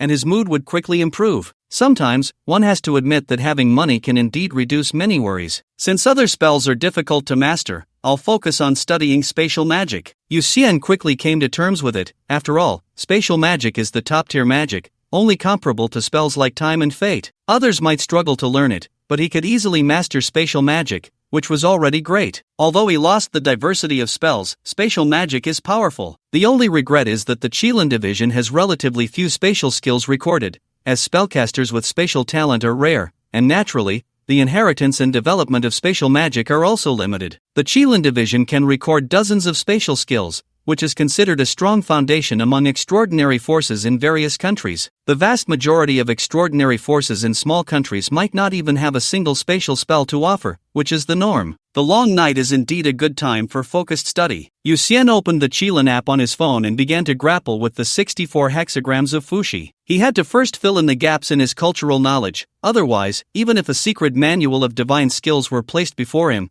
he would miss it simply because he couldn't understand it. While he was memorizing, Nora's guardian, Roki, appeared outside his door. As Nora's guardian, Roki had very complex feelings for her. He felt a bit like a father, a bit like an older brother, and occasionally even viewed Nora as a forbidden fruit. He had been her guardian since she was 6, watching her grow from an innocent and adorable little girl into a cheerful, lively, and sunny young woman. As a vampire who could not see the sun, Nora was, in a sense, the sun in his heart. During this time, Nora began to refuse the chauffeur service. At first, he didn't realize there was a problem, thinking Nora just wanted to challenge herself. After all, the wild child who had stolen Nora's blood had now become an official in Huaxia, and the task given to Miss Nora by the Duke had naturally ended in failure. It was a good thing that Nora was motivated to improve herself after the shock. However, he gradually felt something was off. It seemed that Nora was starting to enjoy school. Although she had never rejected school before, it felt more like she was going along with the crowd, lacking any real enthusiasm. Now, she left the house every day with a smile, which was too unusual.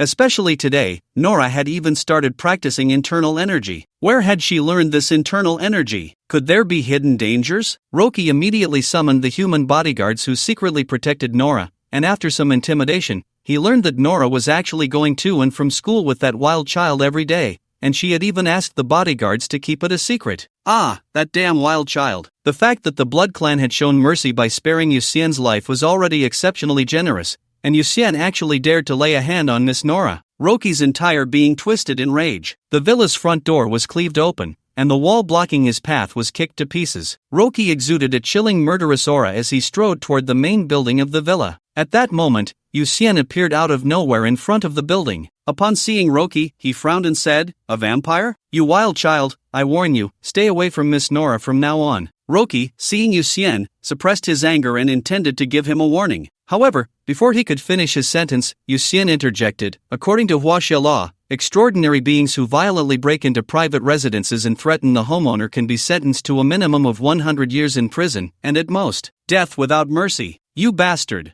Roki's eyes widened. Yu Xian pulled out his Qilin credentials and interrupted again. I am a formal member of the Qilin Department's Demon Extermination Team. According to our laws, I hereby officially warn you to kneel on the ground with your hands raised above your head and surrender immediately, or I have the right to execute you on the spot. Do not say, I did not warn you. He looked at Roki with a distinctly cold gaze. Nora had mentioned Roki to him and expressed her dislike for how he interfered in her affairs. Moreover, Roki's attitude toward her mother had also been very poor. He often obstructed her mother from seeing her when she was little. It was one thing that Yu Xian hadn't seen Roki before. Now that Roki had committed a crime and it had fallen into his hands, he was already prepared to ensure that Roki would spend the next 100 years in prison. Bastard, there's no need for bravado, no one can save you tonight. Roki had originally planned to beat Yu Xian up and then warn him to stay away from Nora. But after Yu Xian's words, he was so enraged that he nearly exploded on the spot. Now he didn't want to think about anything else, only to kill Yu Xian. The blood sword in his hand suddenly exploded, forming a multitude of blood needles. Only by torturing Yu Xian could he vent the pent-up anger in his heart. In his mind, he had already envisioned that Yu Xian, as a newly transformed vampire of only 2 months, would be forced to flee in embarrassment under his attack, ultimately ending up in a fate of being cut to pieces. A mere hybrid. How could he possibly compete with him? He is an elite of the blood clan who has lived for 200 years. When he shot the blood needle at Yu Xian, he found that Yu Xian's expression had not changed at all from beginning to end. Then, his eyes blurred, and Yu Xian had already appeared in front of him. Boom! Yu Xian raised his hand and directly smashed half of Rocky's head. The vampire's powerful vitality successfully preserved Rocky's life. He fell heavily to the ground, the other half of his face showing an expression of disbelief. How could this wild vampire, who had just been transformed for less than 2 months, be so strong? Hybrid? What about your mother? Remember this in your next life. Don't provoke me. Yu Xian looked at Rocky on the ground and said disdainfully. Then a spatial bubble appeared in his hand. The space inside the bubble was chaotic, as if it contained the power to strangle everything. That slap just now was purely impulsive, resulting in Rocky's blood spilling everywhere. It was too messy. Indeed, when humans are pushed to the limit, they can do anything except math. He suddenly had a flash of inspiration, combining the spatial bubble with the spatial vortex technique to create a combo that would destroy the corpse and leave not a drop of blood. Once he ground Rocky to bits, he could directly teleport the remains to the river outside Silver City to feed the fish. Before Rocky could react, his consciousness suddenly went dark, and his body was taken over by Nora's father, Marcus. Yu Xian, please wait, I am Nora's father. Rocky's half-face lifted, looking at the bubble descending, and quickly spoke up. Yu Xian controlled the spatial bubble to freeze in midair. Looking at Marcus, he asked, Duke Rex, do you want to shield this criminal? Breaking the law in our country is dealt with severely. Rocky has made a mistake and should bear the consequences, but he is ultimately my descendant. I don't know what I need to offer to gain your forgiveness as a victim? Marcus looked at Yu Xian and slowly spoke. Yu Xian didn't take Rocky seriously at all. Whether to kill him or not was irrelevant. After all, with his current speed of becoming stronger, even the ancestor of the blood clan would be just a small fry in a year. What you mean is, any request I make, you can fulfill? He thought for a moment, looking at Marcus with a half-smile. Marcus calmly replied, as long as you agree to forgive Rocky's mistakes. After all, this matter could be big or small, completely depending on whether Yu Xian wanted to pursue it. If he didn't pursue it, Rocky naturally wouldn't be considered a criminal. Old dang,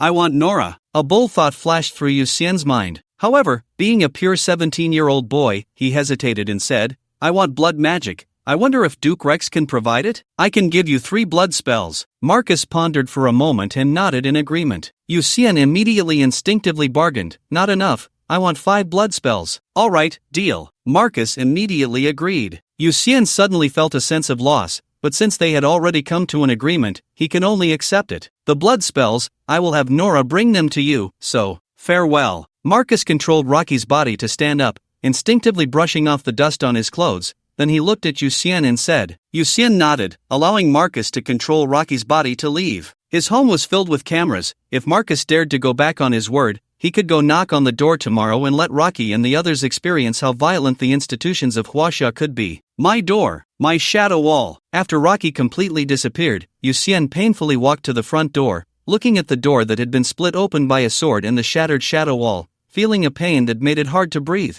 This home, he had lived in for less than a month, and now the door was gone, the shadow wall was gone. He had to shift his heartache. He took out his phone and called the property manager in the middle of the night, wanting the other party to feel his heartache as well, and instructed them to send someone to repair the gate tomorrow. As for the shadow wall, he planned to customize a style he liked and arrange it later. The next day, early in the morning, workers came to repair the gate. These workers, upon seeing the gate split by a sword, began to quietly discuss how strong the person who had split the gate must be. Yu Xian listened as the workers praised Luo Qi as a sword immortal, his lips twitching slightly, wanting to tell them that Luo Qi was just a snake-level little calamity. Of course, in reality, a snake-level individual is considered a backbone in any force, while an eagle level is elite among elites, and reaching tiger level means being in the upper echelons. Generally, extraordinary individuals do not level up quickly. It all relies on years of cultivation, gradually becoming stronger. Yu Xian's rapid rise to snake level in less than 2 months was indeed very rare. The most important thing was that he had not eaten the forbidden fruit, so he bore no irreversible side effects. The side effects of the forbidden fruit are inescapable. This is a consensus understood by all extraordinary individuals. Therefore, although the forbidden fruit can allow one to ascend rapidly, many extraordinary individuals are not very interested in it and do not actively seek it out. Especially practitioners like qi refiners, cultivators, and magicians,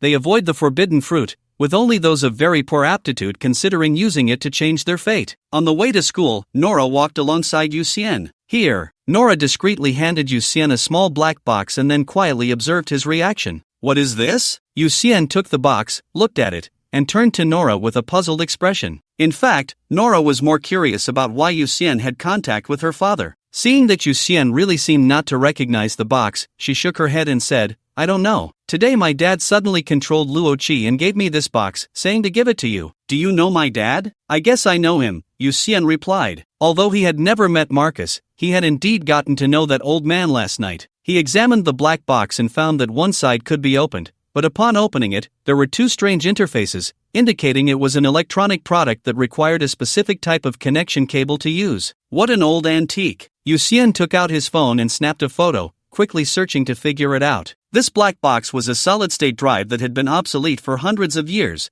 truly an old antique. Clearly, the solid-state drive should store the 5 blood spells they had agreed upon last night, but now he had to go buy a cable that could read the solid-state drive's information. Let's go, come with me to buy something. Yu Xian put his phone back in his pocket, took Nora's hand, and headed towards the electronics market. Nora had originally wanted to ask where Yu Xian was going, but the moment Yu Xian held her hand, her mind was filled with the sound of honking geese, and she could only follow closely in step with Yu Xian. At 9 in the morning, Yu Xian placed both hands on the desk, looking at the content read from the solid-state drive, his expression somewhat grim. He had underestimated Marcus's thick skin and felt that he was still too young. He should have asked what blood spells were available and chosen the spells himself. The 5 blood spells sent by Marcus were Blood Shield Technique, Blood Barrier Technique, Blood Regeneration Technique, Blood Guardian Technique, and Blood Healing Technique. How shameless. They were all defensive spells. What did he need Blood Shield Technique and Blood Barrier Technique for? As a space ability user, he could dodge most attacks through teleportation. These 2 spells had very little effect on him. And the Blood Regeneration Technique, who did he look down upon? Even if his arm were to break, he could grow it back after a good night's sleep.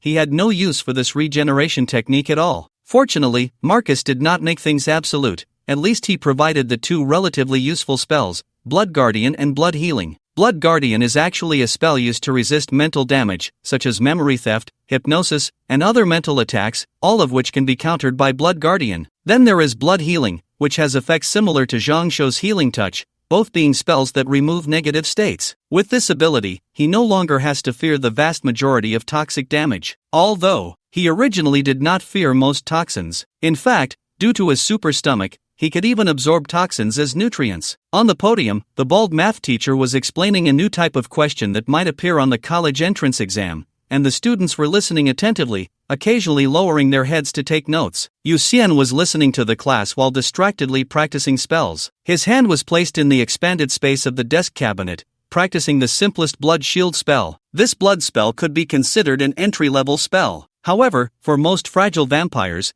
this spell is one of the most important. The blood shield can form a floating shield around the body, and depending on the blood energy consumed, it can form at least 1 shield, with no upper limit on the number of shields that can be created. With the protection of the blood shield, fragile vampires can output their power without fear of being instantly killed by various physical attacks. Yu Xian quietly recited a spell, constructing the spell circuit in his mind. Blood spells are somewhat like spells but also somewhat like magic. After he finished the last syllable of the incantation, a blood shield immediately appeared in front of his fingers. Fortunately, he had expanded the space of the desk cabinet, so this shield, which was about 1 meter long and half a meter wide, did not break the desk. Easier than I imagined, Yu Xian thought, feeling a slight sense of relief as the blood shield was successfully released. He had really been scared by the light and shadow magic, worried that he wouldn't be able to learn any spells other than space spells. Fortunately, he could still learn blood spells normally, giving him several more means to use. Next, he began practicing the blood barrier spell. If the blood shield is used to resist physical attacks, then the blood barrier is used to resist energy-based attacks. For example, if the enemy uses weapons like swords or arrows, the blood mage must use the blood shield, while if the enemy uses attacks like fire, lightning, or frost, the blood barrier should be used. Of course, if there is enough blood energy, it is best to use both for greater safety. Yuxian quickly discovered that his talent for blood spells was equally terrifying. He mastered all 5 spells in just half an hour. At this point, he also realized that he might not be biased in his studies but rather specialized. Because his space blood energy only had the attributes of space and blood energy, he could quickly learn spells of these 2 attributes. The reason he couldn't learn other spells wasn't due to poor aptitude, but because he simply didn't have those attributes. It was entirely a case of a skilled cook unable to make a meal without rice. Without the energy of those attributes, how could he possibly succeed in casting spells? However, could he modify it and change the Mirage Clone spell from light and shadow magic to space magic? Yuxian suddenly had an idea. Although many spells and magic are the products of others consuming forbidden fruits, many were also created by later generations based on these spells. For example, the Space Maze spell was actually created by later generations based on the Space Folding spell. Since others could create new spells,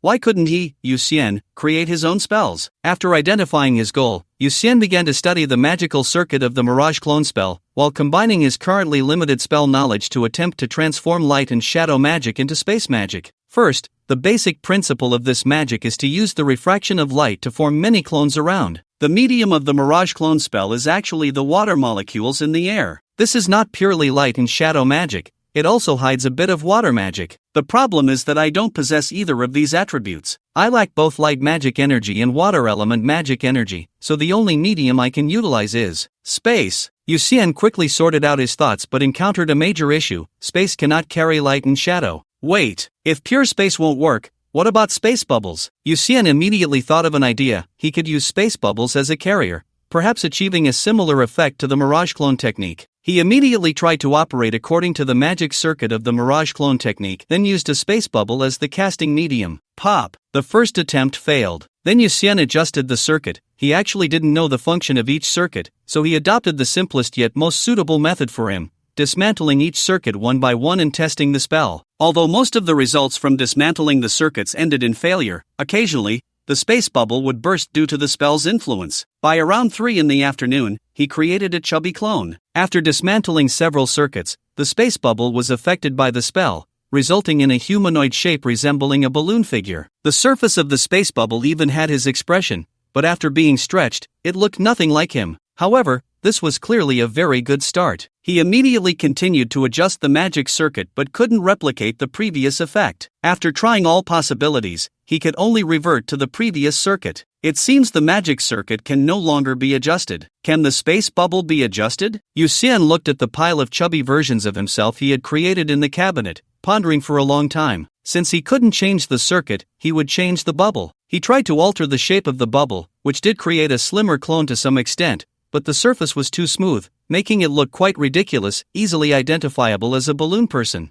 Then he simply created a large number of ultra-small bubbles, treating these bubbles as pixel points, and cast the spell again. This time, he produced a dense swarm of clones that would make anyone with a fear of clusters faint on the spot. Each pixel point moved like tiny worms wriggling. The scene was too beautiful, Yuxian almost threw up. However, he also saw the dawn of success. He continued to shrink the bubbles, this time reducing them to smaller than a pinhole, and countless bubbles formed a humanoid shape under the influence of the magic circuit. This time, it finally looked like a person. The problem was that Yuxian could still spot the flaws at a glance, even with his eyes enhanced by silver blood. But this time, he had already thought of the perfect solution: bubble clone technique. With a thought, Yuxian immediately recast the spell, adding a seed of the other shoreflower during the process. In an instant, a clone identical to him appeared in the bookshelf, with breath and demeanor completely consistent with his own. Even with his silver blood-enhanced eyes, he couldn't spot any flaws. Perfect! Yuxian looked at his clone, revealing a satisfied smile. At that moment, the bald teacher at the podium looked at Yuxian and said with a smile, "Classmates, it seems Yuxian has learned it. Yuxian, come up and solve this problem." Ah! Yuxian looked up, his eyes wide, staring blankly at the complex math problem on the blackboard. This problem was too difficult, he couldn't solve it. Nora, sitting in front, was secretly giggling. In the evening, as school ended, the sky was overcast, and suddenly it started to pour. Neither Yuxian nor Nora had brought an umbrella, so they stood together in a corner at the school gate, looking up at the sky. Although Yuxian could teleport home or create a space bubble to block the rain, he was feeling a bit under the weather today and didn't want to use his extraordinary abilities. As for Nora, even though she could call her bodyguard to bring an umbrella, she conveniently forgot the bodyguard's phone number. Rain is really nice. Yuxian looked at the raindrops falling from the sky and suddenly said without thinking, it seems like it hasn't rained in Silver City for a long time. Nora smiled gently, also looking up at the sky. Although the sky was overcast, her heart felt sunny. The two of them quietly gazed at the sky, occasionally glancing at each other, their eyes meeting briefly. When classmates appeared, they would look back at the sky, the ground, the leaves, and the colorful umbrellas, as if they were blooming flowers. Gradually, the classmates all left. The heavy rain blocked the chaotic world outside the school gate, and it felt like only the two of them remained in the universe. By the way, Nora, do you plan to go to college after finishing high school? Yuxian could smell Nora's unique fragrance. He watched the raindrops fall one by one, his gaze shifting to a wet leaf, and he felt a stir in his heart as he asked. Nora caught a glimpse of Yuxian from the corner of her eye and nodded. Of course I want to go to college. I want to apply to Yanjing Vocational Technical College. Yanjing Vocational Technical College? I remember the scoreline last year was around 600 points. How much do you still need? Yuxian looked at Nora with newfound respect, not expecting the seemingly dazed Nora to aim for the highest institution in Huaxia. Yanjing Vocational Technical College, fully named Yanjing Extraordinary Vocational Technical College, is currently the only extraordinary university in Huaxia. Moreover, the president, Zhang Daoqin, is the strongest dragon level in Huaxia, not only the highest-ranked Shi refiner but also a martial artist, immortal cultivator, alchemist, and formation master. He is proficient in various extraordinary cultivation methods, with unfathomable strength, and is regarded abroad as one of the three pillars of Huaxia. Yuxian knew this well because the minister of the Qilin department, Yulai, is one of Zhang Daoqin's disciples. A glance at Yulai's resume reveals that his teacher is Zhang Daoqin. The total score for cultural subjects is 360 points. I can get around 330 points, but for practical courses, I'm still quite far off. Upon hearing about the scores, Nora suddenly felt a bit insecure. Her cultural subjects were actually not bad, especially among extraordinary individuals, but she had never passed the practical courses. The practical courses are divided into three subjects: individual competition, team competition, and strength testing. For individual competition, with a total score of 100, Nora has always been at the bottom, never exceeding 20 points. In team competition, with a total score of 100, she always scored 0 because no one was willing to team up with her. For strength testing, with a total score of 100, Nora could score 90 points due to her awakened blood flame, which gave her sufficient attack power. After hearing Nora's words, Yuxian calculated a bit and couldn't help but feel a mix of laughter and tears. Nora's total score was only around 440, still 160 points away from the scoreline, which was quite a lot. With such a low score in practical courses, you probably won't be able to get in, Yuxian said, looking at Nora, unable to hold back. Nora nodded. Yeah, I'm over 100 points short. Luckily, I've saved a lot of pocket money. According to the rules of Yanjing Vocational Technical College, spending 10 million can buy 1 point, so I would need to spend about 1.4 billion to pass. Yuxian was instantly speechless. What was he going to say just now? Right. He originally wanted to say that he could help Nora with tutoring. Individual competition is just about practicing more. He was confident he could help Nora improve her score. Moreover, team competition wasn't that difficult either. He had previously worked with Nora to deal with the anomalous insects at school, and they had cooperated quite well. At worst, he could team up with Nora for the exam, and they should be able to score at least 90 points together. With those two scores combined, plus Nora's not low cultural subject scores, there should be a good chance of getting into Yanjing Vocational Technical College. But he never expected Nora was actually planning to spend 1.4 billion to buy points to get into Yanjing Vocational Technical College. Indeed, the world of rich women was too far from him. Nora was completely unaware of the shock her words had caused Yuxian. Her eyes sparkled with anticipation as she said, "If I can get into Yanjing Vocational and Technical College, I will definitely become a snake-level master after graduation." If she followed the usual path and waited, it would take at least 200 years to reach snake level. She couldn't wait that long, so she had to work hard to test into Yanjing Vocational and Technical College, where she could grow faster. Do you really want to get stronger? Yuxian snapped back to reality from his shock, looking at the determined Nora with curiosity. To be honest, Nora had never mentioned this to him before, he only learned about her short-term life goal now.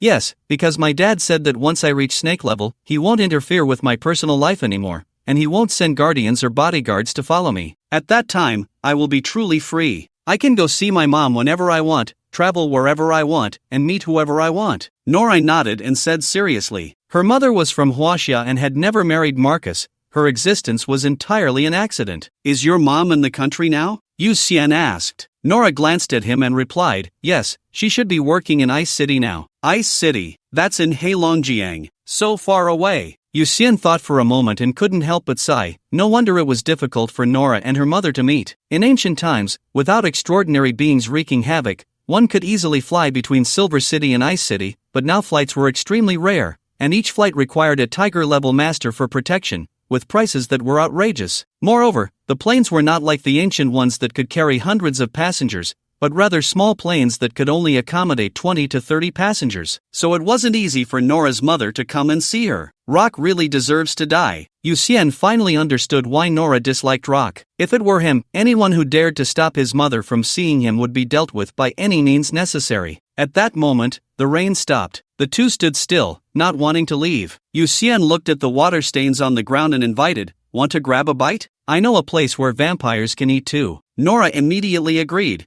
Yes, I'm just hungry. They exchanged smiles and walked side by side toward the school gate. East of the city, Big Mouth Barbecue Restaurant. Yu Xian and Nora sat at a street-side table, and he ordered a large amount of food, continuing to chat with Nora. At that moment, a few classmates in uniforms walked by and sat down not far away, laughing and chatting quietly. Yu Xian overheard their conversation and learned that one of them was celebrating their 18th birthday today, so they decided to venture into the extraordinary side to try the extraordinary food. That's a Class 2 student, Nora whispered to Yu Xian. Because of her high looks, she had received quite a few love letters from students during these days, but she had burned them all with blood flames without even looking at them. However, many boys often walked back and forth outside Class 1, trying to catch her attention. Although she wasn't interested, she still had some impressions, like this person is so childish, that person is so silly, and that person is so ugly. Being young is great, Yu Xian said with a smile. Nora immediately rolled her eyes at him. They were celebrating an 18th birthday, and Yu Xian was only 17, with several months to go before his own birthday. At that moment, the students at that table also noticed Yu Xian and Nora, and their voices dropped significantly. Old Zhao, your dream girl, but she's obviously with Fish God now, a chubby boy said quietly. Fish God? The corners of Yu Xian's mouth twitched slightly. When did this nickname come about? He had no idea. In fact, this nickname was spread by a group of classmates he had saved. After all, he had gone on a rampage at school, and before the abnormal insects could get close, they were instantly sliced into pieces by silver threads. The scene was so shocking, both terrifying and disgusting, yet also incredibly satisfying and cool. Moreover, Zhang Shou, Chen Ling, and some old classmates all knew that his nickname was Salty Fish. Therefore, many students at school secretly called him Fish God. However, he took too many leaves and usually only hung out with Zhang Shou, Chen Ling, and Nora, so he remained oblivious. Zhao Kan glanced over at Yu Xian and Nora, blushing as he whispered, "Don't say that, today is old Li's birthday. What's there to be afraid of? We're all classmates. Why not invite them over to celebrate together?" The chubby guy laughed a bit too enthusiastically. However, his suggestion was quickly rejected by the birthday boy, as he didn't want to celebrate with strangers. It was comfortable to eat and drink with a few good friends, but suddenly having two unfamiliar classmates show up would just be awkward. Yu Xian and Nora arrived first, so the waiter quickly brought over the items Yu Xian ordered, and soon the table was filled with various delicacies. So spicy. Can vampires really eat this? Won't they get diarrhea? Nora picked up a piece of blood tofu and ate it, then stuck out her tongue, looking at Yu Xian with suspicion. Yu Xian nodded while eating barbecue, swallowing a piece of meat as he said, "Of course. I've been here with old Zheng twice, and back then I couldn't even eat regular food." Nora watched Yu Xian devour the meat, somewhat doubting that he was just showing off. She also wanted to eat meat and was curious about what it tasted like. It's worth mentioning that spiciness is actually a sensation of pain, not a flavor, so vampires can indeed taste spiciness. At that moment, the other classmates also started to make a fuss. "Happy birthday to you! Happy birthday to you! Old Li, happy birthday! May you have this day every year and every year have this day." A few students saw the waiter bring out a specially made meat mountain cake and immediately stood up, smiling and offering their wishes. The classmate named Li Cheng stood up with a smile, looking somewhat moved by it all, but just as he was about to blow out the candles, his face suddenly turned red, and he felt a wave of dizziness. One hand was on the table while the other pressed against his head, his temples throbbing. "Old Lee, are you okay?" A few classmates, seeing him like this, expressed their concern. Li Cheng shook his head, wanting to say he was fine, but the next moment his eyes turned red. His clothes ripped with a crack, his body rapidly expanding, and his head gradually transforming into that of a werewolf. Li Cheng, 18 years old, probably a werewolf. Yu Xian got up from his seat and immediately cast an identification spell on Li Cheng. Name, Li Cheng. Codename, Old Li. Race, werewolf. Gender, male. Age, 18. Lifespan, 521. Level, Insect. Lower Camp, Super Ability Academy, Senior Class 2. Student Abilities, Night Wolf Transformation, can transform into a werewolf at night, significantly enhancing overall qualities. Summary, you may not necessarily be a ruthless person, but you are definitely a werewolf. After reading the attributes, Yu Xian immediately understood. Oh whoa! At that moment, Li Cheng completely transformed into a werewolf standing 2.5 meters tall, immediately spreading his arms and howling to the sky. A few classmates stared blankly at this scene. They had clearly agreed to be ordinary people together, so how did he suddenly become extraordinary? Suddenly, the werewolf Li Cheng opened his mouth and lunged at Zhao Kang. If he bit down hard, Zhao Kang's head would definitely be bitten off. However, at the critical moment, a bubble enveloped Zhao Kang, and Li Cheng's bite landed on the bubble. Because the bubble was too large, his fangs merely grazed the surface, creating no ripples at all. Yu Xian, don't be too rough. He must have awakened his werewolf bloodline, Nora quietly reminded. Yu Xian nodded, then used the space jumping technique to appear behind Li Cheng. With a gentle chop of his hand, he knocked Li Cheng down and smiled. Alright, everyone continue dining. It's all good now. He wrapped Li Cheng in a bubble and took out his phone to call Zhang Kai, asking him to come and take Li Cheng away. Thank you, fish god. Zhao Kang's legs were still trembling, and as the bubble dissipated, he plopped down onto a chair, quickly reacting to speak up. It's nothing, you all continue. Yu Xian waved his hand and returned to his original seat. As a serpent level capable of defeating enemies of higher ranks,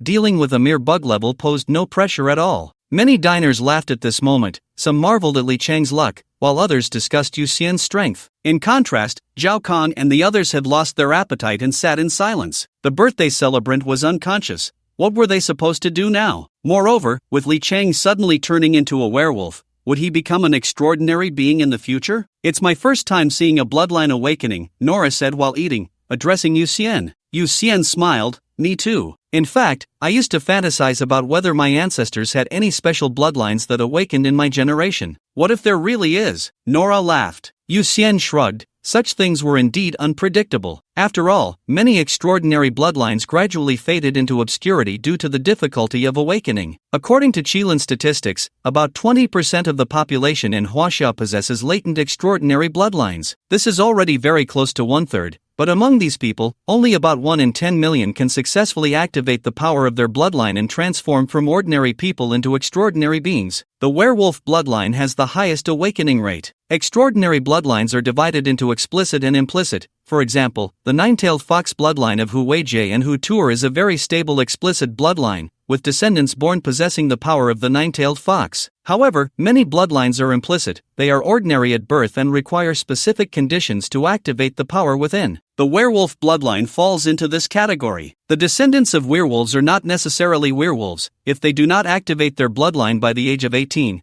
they will remain ordinary for life. Moreover, due to the low activation rate of the werewolf's implicit bloodline, if several generations are ordinary, many people are completely unaware of their werewolf heritage. The reason werewolves have the highest awakening rate among races is mainly because they reproduce prolifically, unlike vampires. Werewolves can have 5 or 6 children in one birth, making them notorious for their fertility among extraordinary races. In fact, because of the werewolf's reputation for having offspring, if an ordinary person suddenly gives birth to triplets or quadruplets, they are often suspected of having werewolf blood. Yu Xian didn't know if Li Cheng's mother had ever been suspected, but he could be 100% sure that one of Li Cheng's ancestors was definitely a werewolf. Moreover, the fact that Li Cheng considered himself an ordinary person indicated that it was likely many generations removed. His parents, grandparents, or even further back were unaware of their werewolf bloodline. A few minutes later, Zhang Kai hurriedly drove over. Upon seeing the unconscious Li Cheng, he exclaimed, "Good kid, just awakened in already such a big build. How tall was he originally?" "Old Li."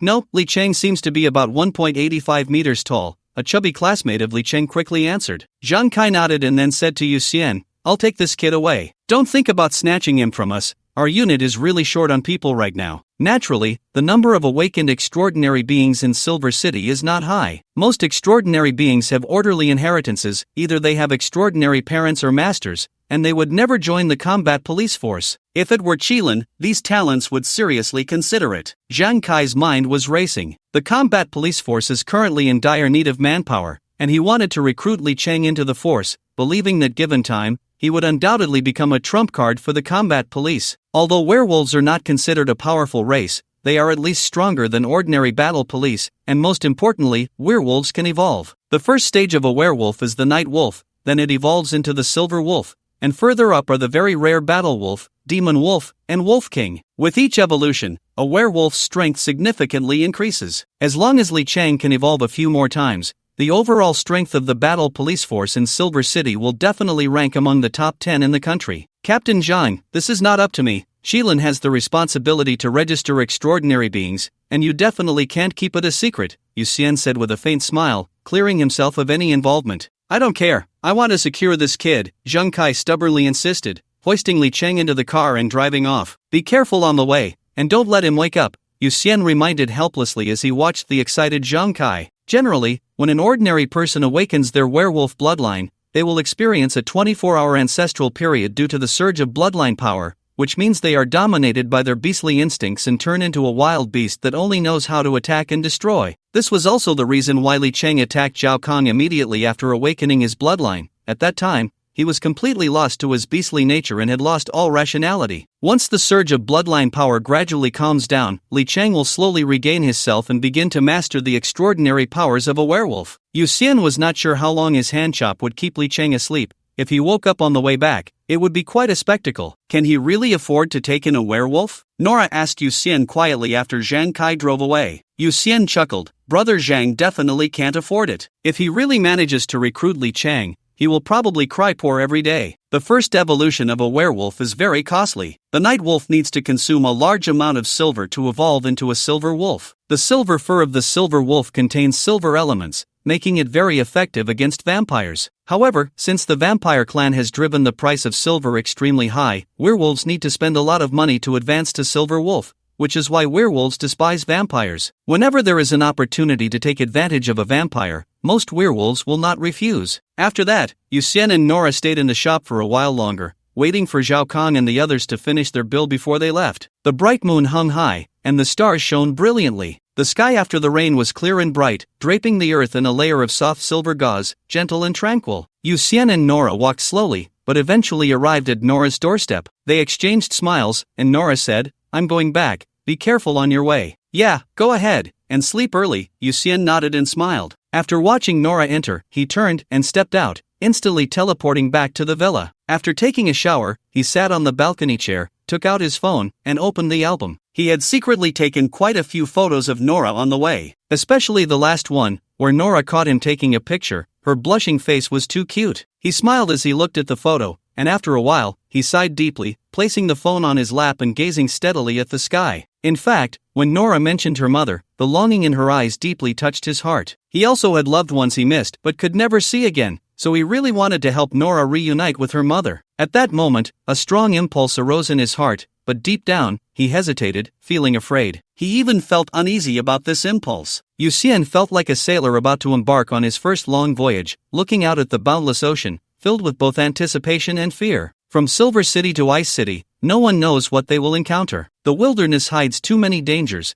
and even ordinary people are aware of the risks of the wild. Yu Xian had no guide, no experience, only the youthful passion and a bit of impulsiveness. There were 1,001 reasons not to go, but he wanted to go. Yu Xian's gaze gradually became resolute. He took a deep breath, and in the next moment, a bubble enveloped his body, and he was instantly transported outside the city. Sitting inside the bubble, he maneuvered it towards the direction of Ice City while opening the Qilin navigation app on his phone, using satellite positioning to ensure he was heading the right way. The long night stretched ahead, the road was distant. The young man was embarking on a journey filled with the unknown for the first time. The night sky was clear, with only moonlight, starlight, and the wind. The earth resembled a clear lake, rippling as the wind brushed past, causing the trees to sway. A transparent bubble hung high in the air, and the young man sat cross-legged inside, taking in the beautiful scenery below. Yuxian could see a massive silver stallion galloping on the ground, see the winged dragons and white wolves hunting the beetle herds in packs, see the boeing bat swooping down in a V formation, and see a giant cobra chasing a colorful python. At that moment, a giant eagle with a wingspan of 12 meters swooped down from the sky, shaking the ground. A fierce tiger, panting, was pinned beneath the eagle's claws, unable to move. Yuxian, witnessing this scene, quickly took a photo and, frightened, increased his flying speed, not daring to linger for a moment. Does this count as an eagle level crushing a tiger level? He posted the photo in the Chilan chat section and smiled, waiting for others' replies. Sure enough, it wasn't long before the night owls, who were still awake at midnight, began to share their thoughts. Codename Fairy, I said there was a problem with the level arrangement. Tigers can't fly, so how can they be placed before eagles? Codename Meow Meow, so, does that mean I'm stronger than a tiger level as an eagle level? Yay! Codename Science, just to clarify, the giant eagle photographed by the salted fish is a tiger-level magical beast, the golden-winged Damo eagle, while the tiger it hunted is a wolf-level demon beast, the dagger-toothed tiger. There's actually a big level difference between the two. Codename 17, a tiger, and it's not even tiger level but wolf level? What a disgrace. Codename Drunkard, what a disgrace. +1 codename Fat Cat, what a disgrace. +1 codename Peggy, what a disgrace. +1. Yuxian smiled as he read his comrades' amusing comments,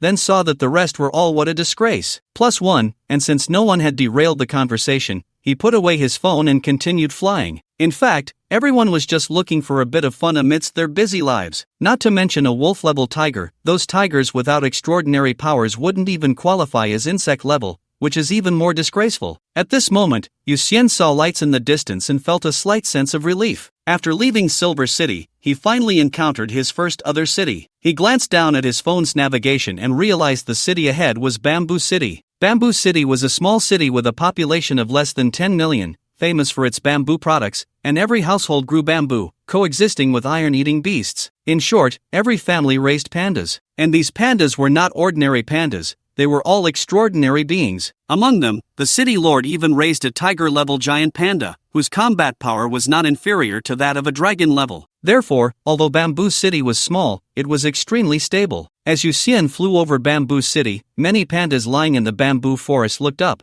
and some of the more vigilant pandas even roared at the sky. So cute! Seeing some chubby juveniles, Yuxian couldn't help but descend and take a flurry of photos. After leaving a few space bubbles smaller than pinholes, he hurriedly left Bamboo City. If he didn't run, he would be beaten up by the pandas. After distancing himself from Bamboo City, Yuxian looked at the scenery ahead and felt an inexplicable sense of peace. The anxiety and unease he felt when he first left Silver City vanished upon encountering Bamboo City. It turned out that in this vast land in this time and space, even far away from Silver City, there were compatriots with the same eyes and skin color striving to live, so he wouldn't be lonely. It was as if he had a home behind him. No matter how far he went, he wouldn't feel lost. 2 hours later, Yuxian looked at the red circle on the positioning map, curiously raising his head to look at the location marked by the red circle on his left. It was a forbidden zone. There are many such forbidden zones in Huaxia, formed for various reasons. For example, the mess left by demos, if the toxic residue cannot be cleared, that area will be marked as a forbidden zone. Additionally, if various extraordinary creatures of tiger rank and above occupy a certain area,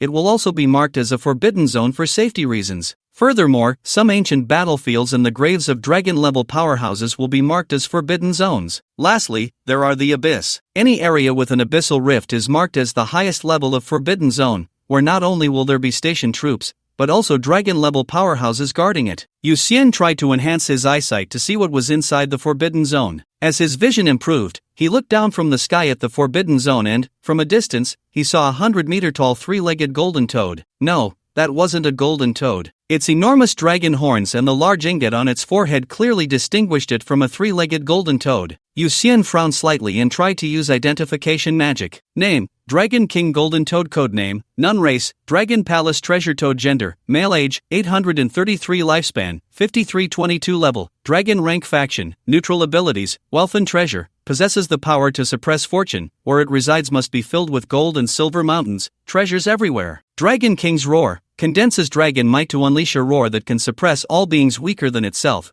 rendering them immobile. Heavenly Ingot consumes part of the fortune it suppresses to summon a massive meteor shower of golden ingots, striking large area targets. Evil repelling wealth. Strong fortune grants it immense power to repel evil, and its fortune will rise over time. When it reaches its limit, it will randomly summon a treasure to fall beside it. Summary: Gold and silver mountains are not as good as the Dragon King Golden Toad. After reading the attributes, Yu Xian's eyes nearly popped out. Such a divine beast exists in the world. At this moment, he no longer cared about dragons or phoenixes, he only loved this Dragon King Golden Toad. He really wanted to touch it. Would touching it bring wealth? Yu Xian looked at the motionless Dragon King Golden Toad, saliva almost dripping from his mouth. At that moment, the Dragon King Golden Toad suddenly slowly opened its eyes, facing Yu Xian, its red eyes quietly gazing at him. Yu Xian dared not move. He knew that frogs, toads, bullfrogs, and toads seemed to react to moving creatures and would shoot out their tongues at incredible speed to catch prey. The Dragon King Golden Toad couldn't possibly have this trait too, could it? What if it did? If he moved, would he be attacked? After all, he was already very close to the Forbidden Zone, and it was possible he was within its attack range. Thus, the two stared at each other from a distance,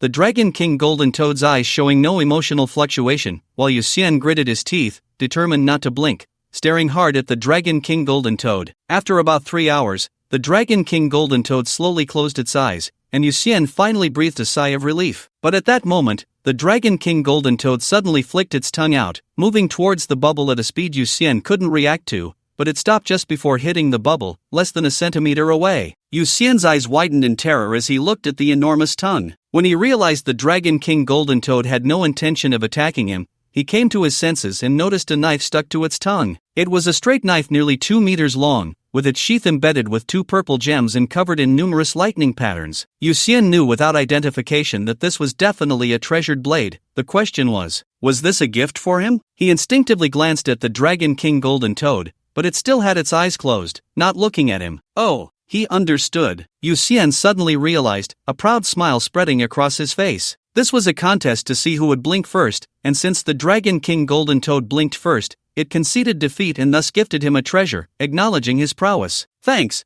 let's have a rematch next time, Yu Xian said, reaching out to grasp the treasured blade, smiling at the Dragon King Golden Toad. However, after the Dragon King Golden Toad retracted its tongue, it slowly turned around, facing away from him, clearly not wanting to continue the eye-blinking contest. Yu Xian, witnessing this scene, couldn't help but feel a mix of amusement and exasperation, but his mood was quite good. The Forbidden Zone wasn't so dangerous after all, at least some extraordinary creatures were rather friendly. Seeing that the Dragon King Golden Toad truly didn't want to engage with him, he simply left a bubble on the ground and told the Dragon King Golden Toad that he would come to see it next time, then continued on his journey. Along the way, he sat cross-legged in the bubble, constantly examining the treasured sword in his hand. This sword was quite heavy, weighing about half a ton, which most people couldn't even lift, but for him, it was just right. Perhaps the Dragon King Golden Toad had already seen through his strength when it gifted him this item, which was why it was so suitable. He grasped the hilt and slowly pulled the sword out. Instantly a flicker of electric light wrapped around the blade, emitting a white glow. Zzz, zzz, zzz.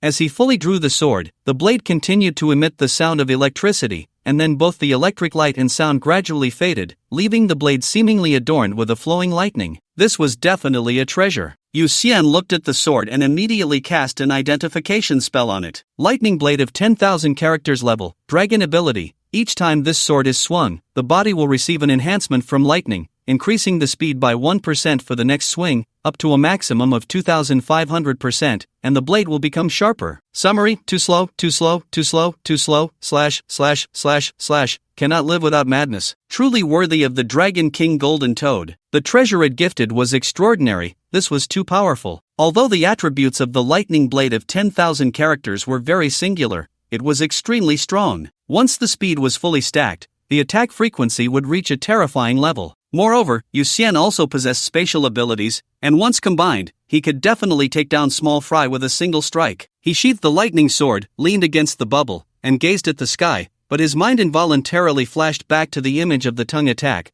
That moment had been quite perilous. What if the Dragon King Golden Toad had intended to attack him? The spatial ability wasn't 100% safe. The sudden tongue of the Dragon King Golden Toad was the best proof of that. He immediately thought of his bubble clone technique and created another bubble outside the first one, simultaneously releasing the bubble clone technique into that bubble. Then he used his silver blood to enhance his ability to absorb light, causing his body to turn pitch black, and adjusted the bubble carrying him to become completely transparent. In an instant, only one bubble remained in the air, and inside it was his clone. This should mislead some creatures, right? Yu Xian thought to himself as he sat in the bubble, watching his clone from a distance. The journey continued without incident. Perhaps humans were not on the menu for many animals, and since he was flying high in the sky, the extraordinary creatures on the ground had no intention of attacking him. It wasn't until dawn that he stopped, watching the sun gradually rise from the east. Because there were many forbidden zones to avoid, some of which were particularly large, his flight path wasn't a straight line, and he couldn't fly too fast, otherwise, he wouldn't have enough time to respond in case of an accident. As a result, he only covered a third of the distance throughout the entire night, still far from Ice City. He wanted to surprise Nora, so after watching the sunrise, he left several spatial bubbles at different coordinates in place, then teleported back home. What a long night! On the balcony's lounge chair, Yu Xian appeared out of thin air, lying down lazily. A few minutes later, he and Nora went to school together. Upon arriving at school, he simply lay down to sleep, feeling physically fine but mentally exhausted. He needed to clear his mind. He slept until noon, then got up to look at the sunlight outside the window, before continuing to ponder over spells. Last night, the method he came up with on the spur of the moment to use bubble clones instead of his true self was good, but there were still many areas that needed improvement. With his current mental strength, he could only control one clone at most. If there were too many, flaws would appear. The main issue was that these clones needed to be controlled by him. It wasn't as if once he cast the spell, the clones would have their own consciousness. In simple terms, the bubble clones were like puppets on strings, requiring him to control their every move. At night, he could transform into a non-reflective pitch-black form, but during the day, this trick wouldn't work. Additionally, the bubble clones ultimately lacked eyes, and their perception range depended on the petals of the other shoreflower within them, which had a very limited range, only about 1 or 2 meters around their bodies. This meant that Yu Xian couldn't control them from a distance, as he wouldn't be able to see them if they were too far away. Unless he created a large number of other shoreflower petals to form a perception space within 100 miles, he couldn't stray too far from the clones. These were all problems that needed to be solved. Furthermore, the defense of the bubbles also needed to be enhanced. He immediately thought of integrating the blood shield technique and the blood barrier technique into the space bubble. Since he could change the mirage clone technique into the bubble clone technique, why couldn't he also incorporate the blood shield and blood barrier techniques into the bubble? With the success of the bubble clone technique, his thought process was completely opened up. Since there was one, there could be two, and he never considered that he might fail. He placed his hands on the desk and first created a bubble, then used the blood shield technique to cover the bubble with it. The first step was successful. Yu Xian then attempted to shrink the shield and create more shields to completely envelop the bubble. It was somewhat like a bunker, leaving only a gap at a certain height of the bubble to see outside. When the enemy attacked, he could rotate the bubble at any time, constantly adjusting the position of the gap. Perhaps this method was too clever. He easily completed his idea. However, he soon discovered a new problem. As the shield shrank, it also became thinner, and its defensive power actually decreased significantly, while a shield that was too large was inconvenient to arrange. Ultimately, there were still many issues. Of course, the biggest problem was that it was not aesthetically pleasing. The numerous blood shields covering the surface of the bubble made it look like a red balloon. It had completely turned into a live target, and the target was too obvious. Yu Xian tinkered until after school but couldn't come up with a particularly good solution. The main issue was that the blood shield technique was somewhat complex. Unlike the mirage clone technique, which could be disassembled at will, it was the type that wouldn't work if even one screw was missing. Moreover, aside from being able to adjust its size, he couldn't change the shape of the shield at all. Yu Xian walked home with Nora, his mind constantly pondering how to increase the bubble's defense,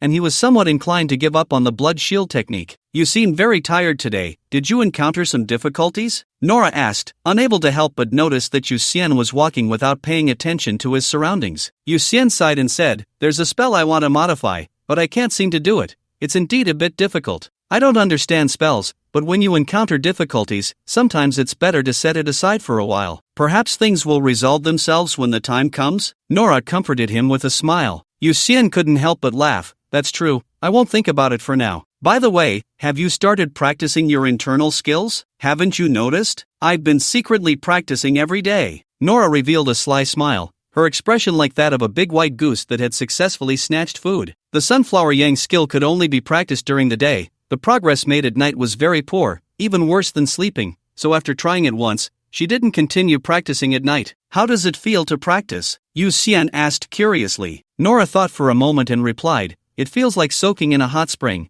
and my body temperature is about 10 degrees higher than before. Other than that, I haven't noticed anything particularly special for now. Is your body temperature rising? That should be a good thing. Yu Xian thought of his own situation and immediately said. After taking a large amount of silver blood, his body temperature had also risen, and with the increase in temperature, his physical condition improved as well. He estimated that Nora was in a similar situation. At that moment, Nora placed her hand on Yu Xian's face, blinked, and asked, "Is my hand hot now?" "Not hot, just a bit warm." Yu Xian felt the soft touch on his face and, looking at Nora's smile, couldn't help but laugh. Then, he had a thought and reached out to touch Nora's cheek, asking, "What about my hand? Is it warm?" "So cold." Nora quickly pulled away, pretending to be disgusted. Yu Xian enhanced the temperature of his palm with silver blood and pressed it against her again, laughing. "How about now?" "Huh, why is it hot again?" Nora looked at Yu Xian in surprise, her cheeks flushed. Yu Xian just smiled but didn't tell Nora the reason, which made her chase after him in a fit of playful anger. After that, the two of them took their time, laughing and joking,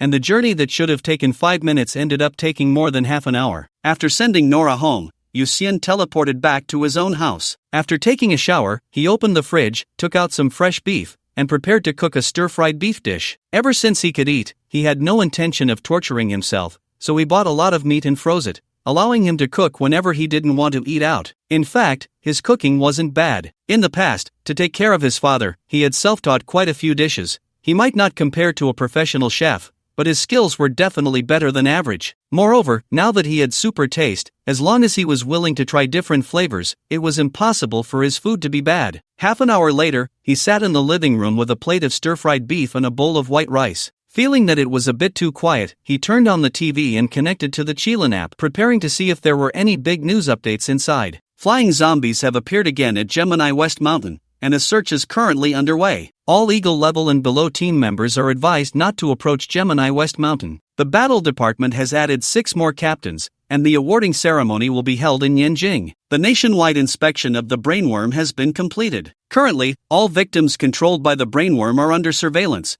and the research department will develop medication as soon as possible to save every victim. Regarding the weapon application details, members who meet the qualification standards can apply. Thanks to the weapon provider, codenamed Comrade Salted Fish. Yu Xian's expression was somewhat strange. What kind of feng shui treasure was Gemini West Mountain that flying zombies kept appearing? It was too frightening. Additionally, he thought that the inspection work for the brainworm had been abandoned by Qilin due to the Demas incident, but it turned out that Qilin had quietly checked the situation in major cities across the country. However, he didn't expect that Qilin did not immediately take action against those parasitized by the brainworm. Instead, they wanted to save these people. In fact, those parasitized by the brainworm were not dead yet. Their nerves had been replaced by the brainworm, but their brains were still alive. They were just under the control of the brainworm, and every move could be misled. If there was a way to save these people, Yu Xian felt it should be pursued rather than killing them all at once. I hope the research department can succeed. Yu Xian took a few bites of rice, silently wishing for their success. As for the last piece of news, although he sold extraordinary weapon equipment to Qilin,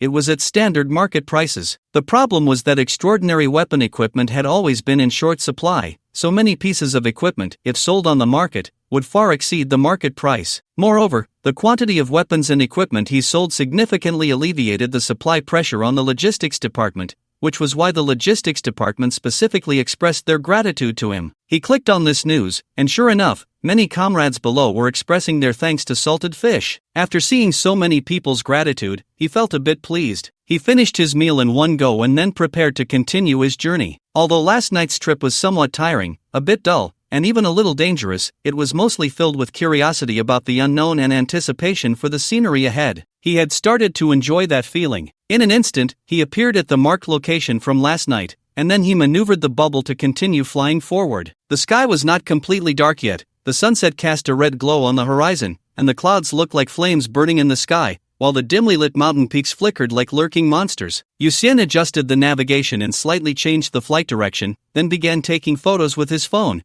capturing all the beautiful sights before him. However, just as he was reviewing the photos he had taken, a green shadow shot towards him from the ground at an incredible speed. A blood shield formed instantly, only to be sliced in half by a single strike. What a huge mantis! Yu Xian recognized the attacker and thought in surprise. The next second, as the mantis swung its scythe again, he shifted to another bubble nearby and instantly saw his original bubble being cut in half. Identification. Yu Xian seized the opportunity to activate his skill. The next moment, the mantis's attributes appeared before his eyes. Name, slashing mantis. Code name, none. Race, monster. Gender, female. Age, 30. Lifespan, 0. Level, eagle camp. Hostile abilities, iron cutting strike. With its sharp scythe, it can easily slice through even steel. Frenzied slash, wielding dual blades at its fastest speed, it slashes through everything around it. Summary, a super swordsman among insects. It's actually an eagle level, and clearly a high attack, low defense fragile creature. No wonder it could slice through his bubble with one strike. At that moment, the slashing mantis charged at him again, its sharp scythe gleaming coldly. Tisk, overestimating itself, seeking death. Yu Xian frowned slightly as he saw the slashing mantis was relentless. He raised his hand and shot out a bubble, which rapidly expanded during flight,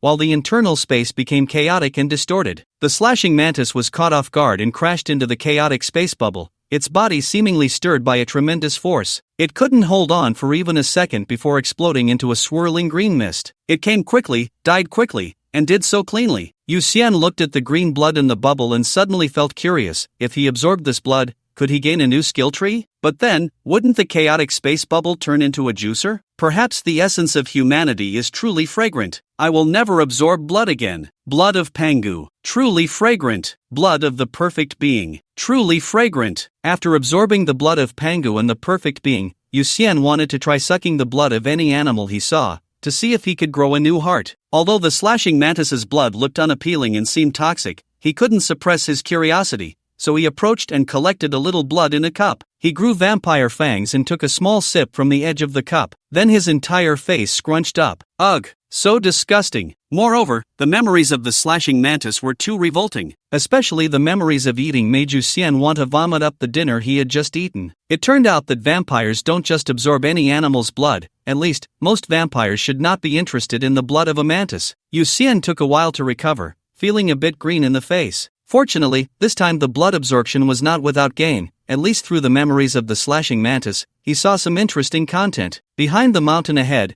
there was a very hidden cave that the slashing mantis had entered while chasing a large rat. Through the memories of the slashing mantis, Yu Xian could see that there were numerous signs of human excavation inside the cave. When the slashing mantis felt danger halfway through the tunnel, it quickly retreated from the cave. So, what exactly is hidden inside the cave? Could it be hiding a fugitive? Yu Xian immediately suspected that the cave was dug out by an extraordinary level fugitive. Many extraordinary beings flee the city after committing crimes because China has always dealt harshly with crimes committed by extraordinary beings. Therefore, these fugitives dare not easily show themselves in human society and can only live as wild men in the wilderness. At one point, Yu Xian also considered escaping to the wild to avoid the pursuit of the Blood Clan. Fortunately, he later followed Nora's advice and, with Jin Shang's help, successfully joined the Qilin, so he didn't have to actually live as a wild man. It's only a little past 6, let's scout the way. Yu Xian thought for a moment, seeing that it was still early, and decided to check out the cave. If there really were criminals hiding inside, he would act accordingly. If the criminal was stronger than him, he would call for help. If the criminal was weaker, he would capture them directly and send them to the Public Security Bureau. As for those who were neither strong nor weak, or only slightly stronger than him, they would just be out of luck, no mercy. He remembered that most extraordinary level fugitives had bounties placed on them by Qilin,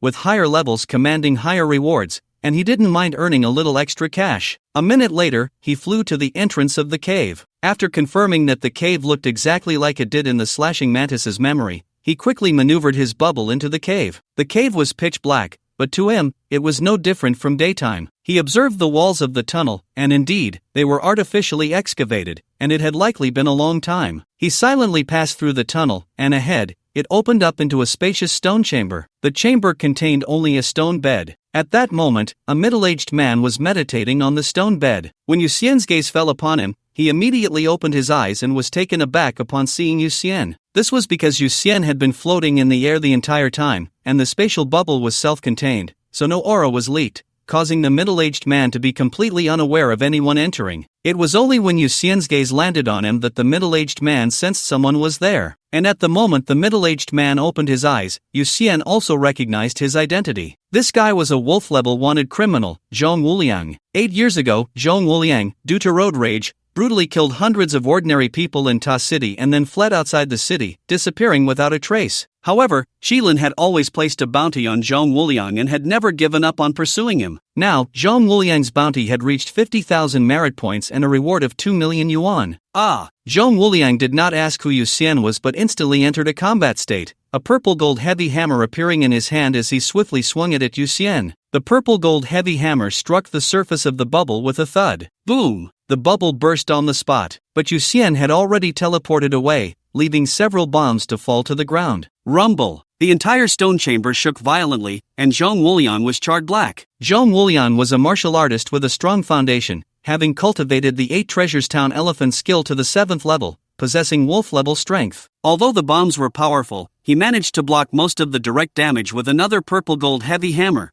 and the remaining shockwaves couldn't break through his defenses. Holding 2 purple gold heavy hammers, he knew he couldn't stay here for long and immediately ran quickly towards the cave exit. Thud! Thud! Suddenly, 2 sounds of something heavy hitting the ground came from both front and back. Zhang Wuliang's pupils constricted sharply, and he quickly used the purple gold hammers to shield himself from both sides. In an instant, 2 explosions went off simultaneously, shaking the entire cave, and stones began to fall from the ceiling. Not good, he wants to trap me here. Zhang Wuliang suddenly realized and gritted his teeth, exerting force to charge forward. But the next moment, a deafening explosion sounded from the cave entrance, shaking the entire mountain, and the tunnel quickly began to collapse. No! Zhang Wuliang was furious, wildly swinging his arms, smashing the falling rocks and those blocking his path, desperately trying to carve out a way to survive. But the tunnel collapsed too quickly. It had taken him half a day to dig this cave, the passage winding and long. He had thought it was concealed enough to avoid detection,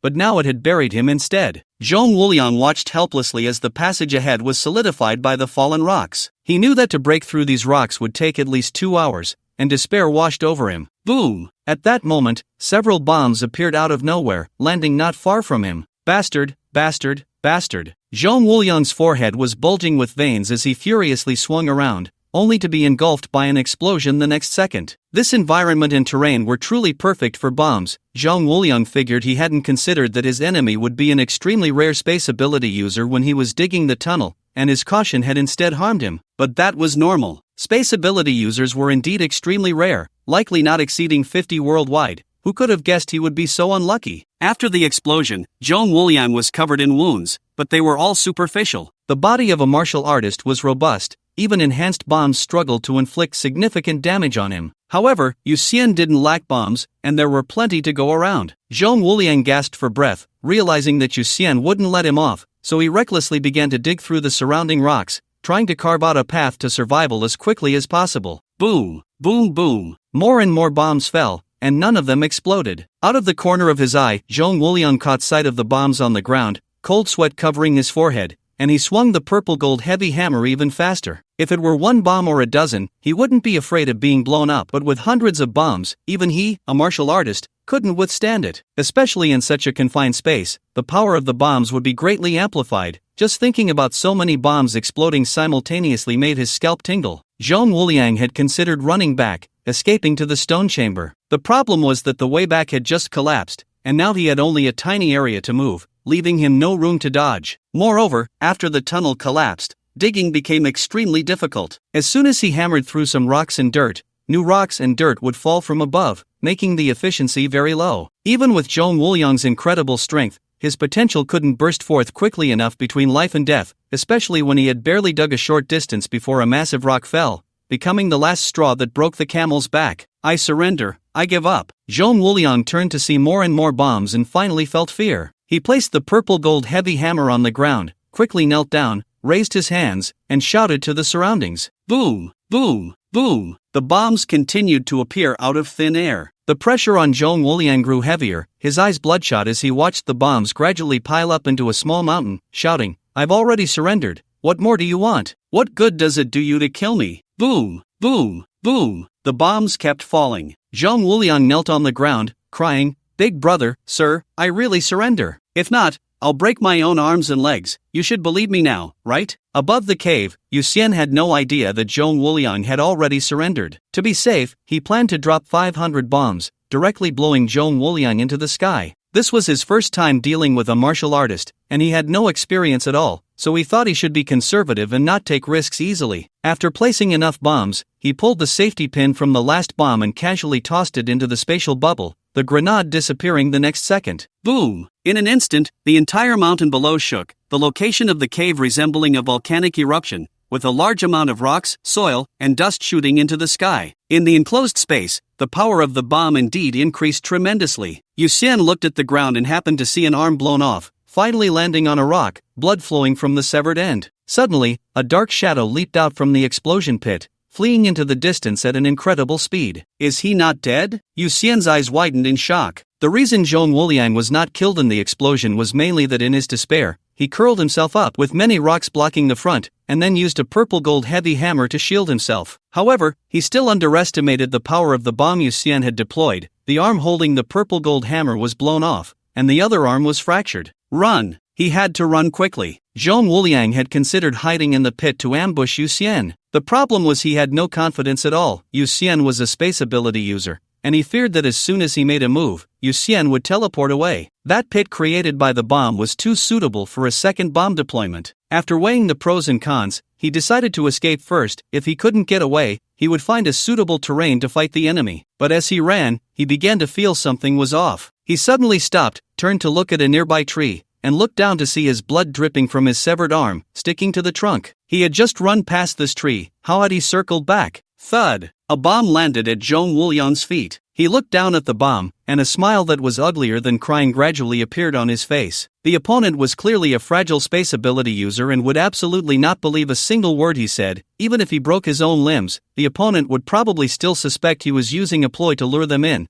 only to suddenly counterattack. Under such suspicion, the only way for the opponent to approach him was to kill him completely. From the very beginning, he had already been sentenced to death. Yuxian's storage ring now contained over 5,000 bombs. A few days ago, the office had specifically requested more bombs from headquarters, and when the next supply arrived at the office, he conservatively estimated he would receive over 10,000 bombs. Amidst the sounds of explosions, Zhong Wuliang was finally killed. From start to finish, he posed no threat to Yuxian, clearly at a higher level, with attributes stronger than Yuxian's in every aspect, yet he frustratingly died at Yuxian's hands, without even a chance to resist. After Zhong Wuliang's death, Yuxian continued to deploy bombs until he confirmed that Zhong Wuliang was completely dead, and only then did he feel at ease. In an instant, he appeared next to Zhong Wuliang's corpse, at which point Zhong Wuliang's limbs were all fractured and twisted, and his torso was blown out of shape with not a single good piece of skin left on his face. He took out his phone and began taking pictures of Zhong Wuliang, then silver threads extended from his fingers, swiftly removing the 2 rings from Zhong Wuliang's fingers. After confirming that Zhong Wuliang had no other valuables, he manipulated a space bubble to fly back to the explosion-created pit and picked up the 2 purple gold heavy hammers that Zhong Wuliang had left behind. These 2 purple gold heavy hammers were incredibly heavy, each weighing about a ton, made from materials like gold and purple river grass, among others. The 2 hammers were full of spirit and had self-repairing abilities, so he didn't have to worry about damaging them no matter how he used them. Yuxian stored the spoils, then opened the wanted section of the Qilin app, found Zhong Wuliang's wanted page, and uploaded the photo. Moments later, a red mark reading captured appeared on Zhong Wuliang's wanted photo. Yuxian checked and found that his merit had indeed increased by 50,000, and with a ding, the bank card he registered for salary payments showed a deposit of 2 million. Although this amount of money was not much for him, who had 2 small goals, seeing that string of zeros still brought him a sense of joy. Next, he continued on his journey while taking out the 2 storage rings of Zhong Wuliang. Previously, he had directly sold Scott's storage ring to the headquarters. This time, he planned to keep one of Zhong Wuliang's rings as a backup. Holding the first ring,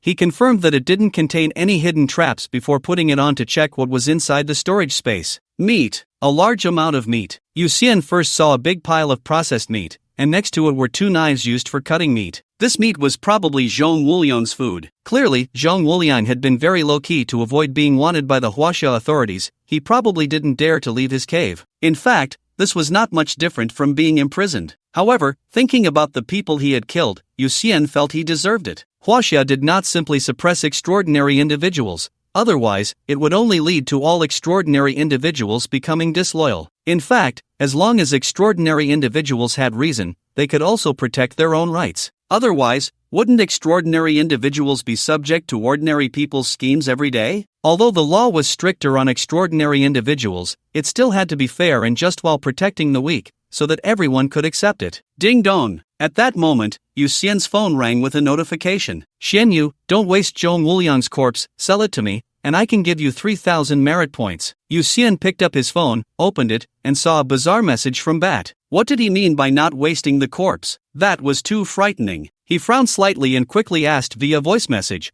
what do you want Zhong Wuliang's corpse for? After sending it, Bat quickly replied, for research. Zhong Wuliang is the sole disciple of the 8 Treasures Gate in Tower City. The 8 Treasures Town elephant skill he practiced is one of the best horizontal training techniques in Huaxia, but it has been passed down orally for generations without any written records. So I want to study Zhong Wuliang's corpse to try to deduce the 8 Treasures Town elephant skill. Yu Xian had to admit that Zhong Wuliang's defense was indeed very strong. Over 500 bombs didn't kill him, and he wasted several hundred more bombs before finally blowing him to pieces. The key was that Zhong Wuliang was only at the wolf level. If he were at the tiger level, he probably wouldn't have been able to do anything even if he used up all his bombs. If you figure it out, remember to share a portion with me, Yu Xian replied immediately. Codename Bat, no problem. With a thought, Yu Xian directed the space bubble to turn back. Fortunately, due to the smoke from the explosion, no animals dared to approach Zhong Wuliang's corpse for a short while. Yu Xian emptied the ring that contained Zhong Wuliang's meat and then placed Zhong Wuliang's corpse into this ring. One of his hands is broken. Do you need to recover it? Yu Xian thought of Zhong Wuliang's other arm lying in the big pit and asked via phone. Codename Bat quickly replied, yes, the body of a horizontal training martial artist must have traces of his training. Missing an arm means the technique we deduce might be incomplete. Okay, I'll go recover it, Yu Xian replied. He quickly returned to the big pit, remembering that Zhong Wuliang's severed hand had fallen on a rock and bled a lot. But when he found that rock, there was only a pool of blood. The arm had mysteriously vanished. Where's the hand? Yu Xian looked around, dumbfounded. He scanned the surroundings and found no traces of animals. Then he enhanced his sense of smell and carefully sniffed the air. The faint smell of blood extended upward, indicating that a bird of prey, like an eagle, had taken the hand away. If he had known Bat wanted Zhong Wuliang's corpse, he should have collected the severed hand earlier to avoid complications. Yu Xian sighed and then controlled the space bubble to move in the direction of the blood scent. Fearing that Zhong Wuliang's arm would be eaten by animals, he increased the flying speed to the fastest the space bubble could withstand, which was 20 times the speed of sound. After about half a minute, he saw a large black bird resembling a vulture flying with Zhong Wuliang's arm. At this moment, the vulture also sensed the presence of Yu Xian behind it. It immediately increased its speed and swiftly dove down, intending to shake off Yu Xian's pursuit. A chase ensued in the air between the man and the bird. This bird was undoubtedly a supernatural creature. It flew at full speed, even slightly faster than Yu Xian, and it was Yu Xian who was chasing it, not the other way around, so Yu Xian was being led by the nose. Every time the bird changed direction, it could create a significant distance, making it impossible for Yu Xian to catch up. Yu Xian extended his hand, and a large number of silver threads shot out rapidly from his fingertips. The bird sensed the danger and flapped its wings even faster, simultaneously spinning its body and veering to the left. By the time Yu Xian followed its turn, the bird had already flown hundreds of meters away. Goodness, it even had explosive potential. Yu Xian gritted his teeth, trying to fold the surrounding space, but the bird was flying too fast. Just as he locked onto a coordinate, before he could fold it, the bird had already flown beyond the distance he could bend. In the end, he simply gave up on intercepting it and abandoned any unnecessary tactics. As long as he didn't lose track of it, that was enough. After all, he had never feared anyone as long as he had stamina. He believed that once the bird got tired, it would naturally stop. He didn't believe this bird had infinite stamina. Sure enough, after a few more minutes of pursuit, the bird began to tire. It decisively released Zhong Wuliang's arm to lighten its weight. Yu Xian quickly dove down and bound Zhong Wuliang's arm with silver threads. Finally, he had retrieved it. Yu Xian let out a slight sigh of relief, storing the arm in his storage ring. Then he looked around at the environment and hurriedly took out his phone to check his location. He had been so focused on chasing the bird that he followed its flight pattern, only to realize he seemed to be lost. When he opened the map, the entire map glowed red, with warning signs. Damn, a restricted area. Yu Xian's expression changed. He hadn't expected to have chased into a restricted area. He couldn't really blame himself. After all, he had been flying with the bird, and for the bird, there probably were no restricted areas in this world. Just as he was about to teleport away, a massive lake not far away suddenly flashed with a blue shadow, and then a blue giant dragon emerged from the water, its eyes fixed on Yu Xian. The dragon's head alone was as large as the Bird's Nest Stadium in Beijing, and its eyes radiated a terrifying dragon might. Yu Xian felt as if he had been frozen by its gaze. Gulp! The pango heart within Yu Xian thumped violently. His nearly stagnant thoughts regained a bit of clarity, and he instinctively swallowed. For some reason, he felt a stirring in his heart and activated his identification technique on the blue giant dragon, then teleported away in the next second. The dragon, which had been staring at Yu Xian, flashed a hint of anger in its eyes the moment Yu Xian used the identification technique, and then a gem on its forehead shot out a thick, azure beam of light. The beam swept through the air, instantly shattering the bubbles left by Yu Xian, even affecting the higher clouds, which were cut through, leaving a massive scar. On the other side, Yu Xian returned to one of the bubbles he had previously located, letting out a sigh of relief. That dragon was terrifying. The wilderness was indeed fraught with danger. At this moment, Yu Xian's attention shifted to the attributes he had just identified, and he was once again dumbfounded. Name, Extreme Dragon Code Name, None Race, Dragon Gender, None Age, Lifespan, Level, Faction, Abilities. Summary: this was the first time Yu Xian had encountered a situation where everything was a question mark. He immediately suspected that his identification technique level was not high enough to identify the attributes of the extreme dragon. Since his identification technique was only at the dragon level, theoretically, he could only identify the attributes of creatures below the dragon level. Could it be that the strength of that giant dragon has surpassed the dragon level and reached the legendary god level? At this moment, he was once again filled with awe for the Forbidden Zone. Although there were friendly extraordinary beings like the Dragon King Golden Toad, there were also terrifying and powerful monsters like the Extreme Dragon, which might not be friendly at all. Fortunately, he might not excel in other areas, but his speed in fleeing was top-notch. Otherwise, accidentally entering the Forbidden Zone would be extremely dangerous. Suddenly, he had a bold idea. He had previously thought about placing bubbles at the Qilin headquarters, so that if he encountered an unbeatable enemy, he could teleport to the headquarters and let the big shots gang up on the opponent. Obviously, that method would not work. But what if he placed bubbles around the Extreme Dragon? The thought of the enemy being teleported there and encountering the Extreme Dragon made his impulse grow stronger. He decided to go back and secretly place spatial bubbles. His memory was excellent.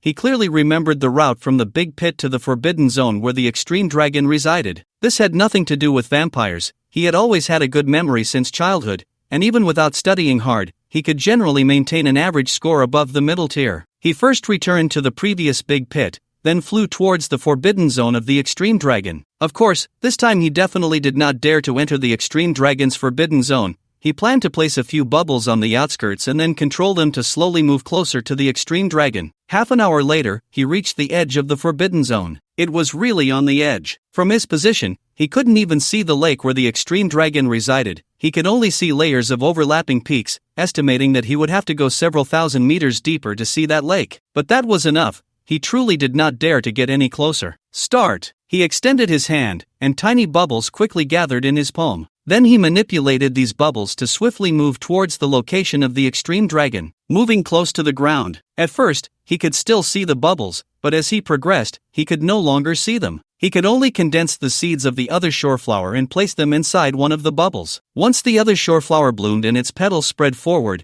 he relied on his limited perception to manipulate the spatial bubble to move at an extremely slow speed. Throughout the entire process, he was very cautious, afraid of startling the Extreme Dragon in the water. Fortunately, in the end, there were no surprises. The bubbles finally moved very close to the water's edge. When the petals of the other shoreflower touched the water, he immediately controlled all the petals to dissipate. For the last stretch, he completely relied on blind control. According to his calculations, the bubbles should have already entered the water, so he stopped interfering with them. Next, he rode the spatial bubble up into the sky and released a large number of tiny bubbles in the air. This part was relatively easy to control, and finally, all the bubbles hovered above the lake. In the future, when he encountered an unbeatable enemy, those who could fly would be teleported into the lake, while those who couldn't would be sent into the air. This way, even if the enemy could fly, they would have to face the Extreme Dragon immediately upon being teleported, and it was highly likely they would find it hard to escape. As for those who couldn't fly, it would be even more interesting. They would fall from the sky into the water, creating such a commotion that it should be enough to alert the Extreme Dragon. Yu Xian was already looking forward to the scene of those enemies being teleported and facing the Extreme Dragon in the future. He hoped the enemies wouldn't be too desperate. After thinking for a moment, he immediately created a lot more bubbles and placed them around the entire edge of the Forbidden Zone, some on the ground blending with the light, and others in the air accompanying the clouds. After completing all the preparations, he turned and left. A sleepless night. Without any surprises, Yu Xian flew another third of the distance. During this time, he passed through Green City, Fruit City, and Emerald City, placing spatial bubbles in each. In the future, if he wanted to go to these cities, he could arrive with just a thought, making round trips very convenient. Around 6 in the morning, he teleported back home, took a shower, and changed into his school uniform. By then, Nora had already bounced to the door. "Good morning," Yu Xian said with a smile as he opened the door. Today, Nora seemed particularly cheerful, responding with a smile,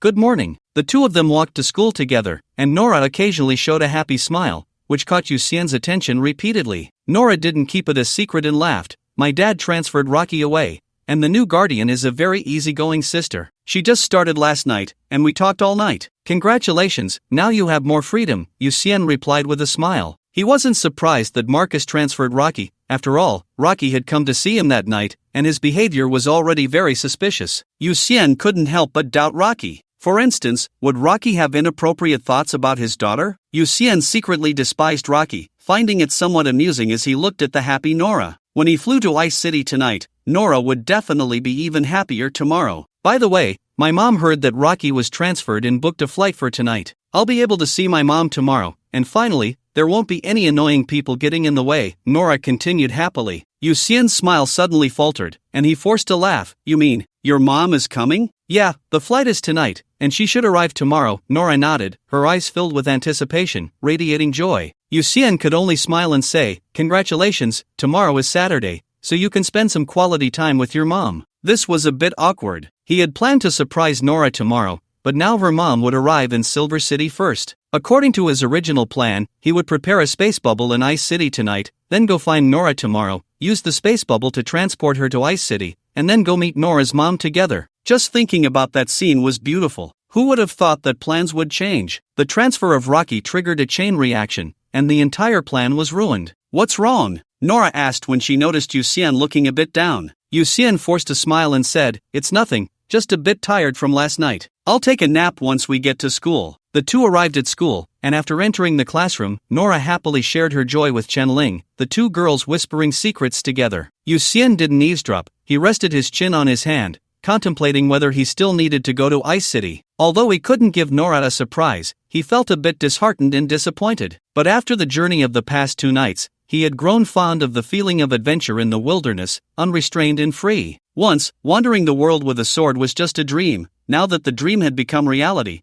what reason did he have to refuse? After a frog in a well has seen the vast sky, who would want to return to the bottom of the well to see only the small sky above? Moreover, if he didn't go out and explore, he wouldn't meet the Dragon King Golden Toad, wouldn't witness the power of the Extreme Dragon, and wouldn't understand how wonderful and magnificent this world is. Indeed, Ice City, I'm going to book it. Yu Xian took a deep breath, already having an answer in his heart. Not just Ice City, but also Buddha City, Stone City, Lion City, Dragon City, Fragrance City. He wanted to go to many, many places in the future, to experience different customs and cultures, to taste the food in different cities, and to meet more interesting people and things. Besides, since there was no rush to go to Ice City now, he could linger in other cities for a while. For example, on the way to Ice City, he would pass through Yanjing, where he could visit Jin Shang, and also gain some experience at headquarters, conveniently handing over Zhong Wuliang's body to the bat. There was no need to rush for a surprise for Nora, and suddenly, time became ample. Yu Xian realized that the outcome was actually quite good,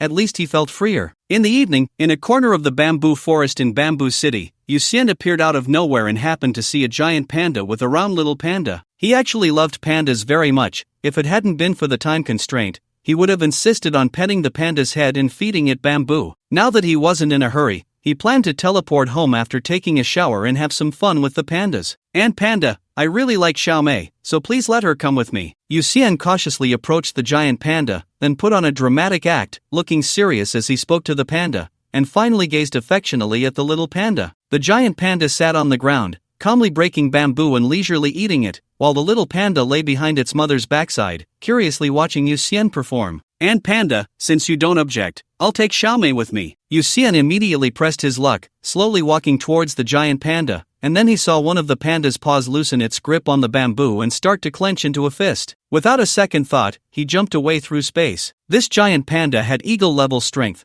A single slap from it would be unbearable for him. In fact, the intelligence of extraordinary creatures is quite high, especially those that often live with humans, as they can generally understand human speech. "Mom, am I called Xiaomei?" The little panda, seeing Yu Xian run away, curiously called out to the giant panda. The giant panda remained indifferent, picking up the bamboo and scolding, "Fool, you're a male panda, you can only be called ergo. But I'm a panda, not a dog, the little panda retorted. The giant panda calmly replied, then you can be called Ermao. But I'm a panda, not a cat. The little panda protested unhappily. The giant panda swatted the little panda, sending it rolling, and scolded, if your butt itches, it's none of your business. Undoubtedly, this was a typical mother, not holding back when it came to discipline. On the other side, Yu Xian was unaware that the little panda was getting scolded because of his impromptu performance. He sat by the window in a small noodle shop, slurping down a bowl of old chicken soup bamboo-flavored noodles. This type of noodle was a specialty of Bamboo City, with a strong bamboo aroma and a very unique taste. Those who liked it would probably love it, while those who didn't might find it hard to eat even a bite. Yu Xian felt he should like it. With his super taste buds, he could tell that these noodles were made from high-quality bamboo leaf juice mixed with flour,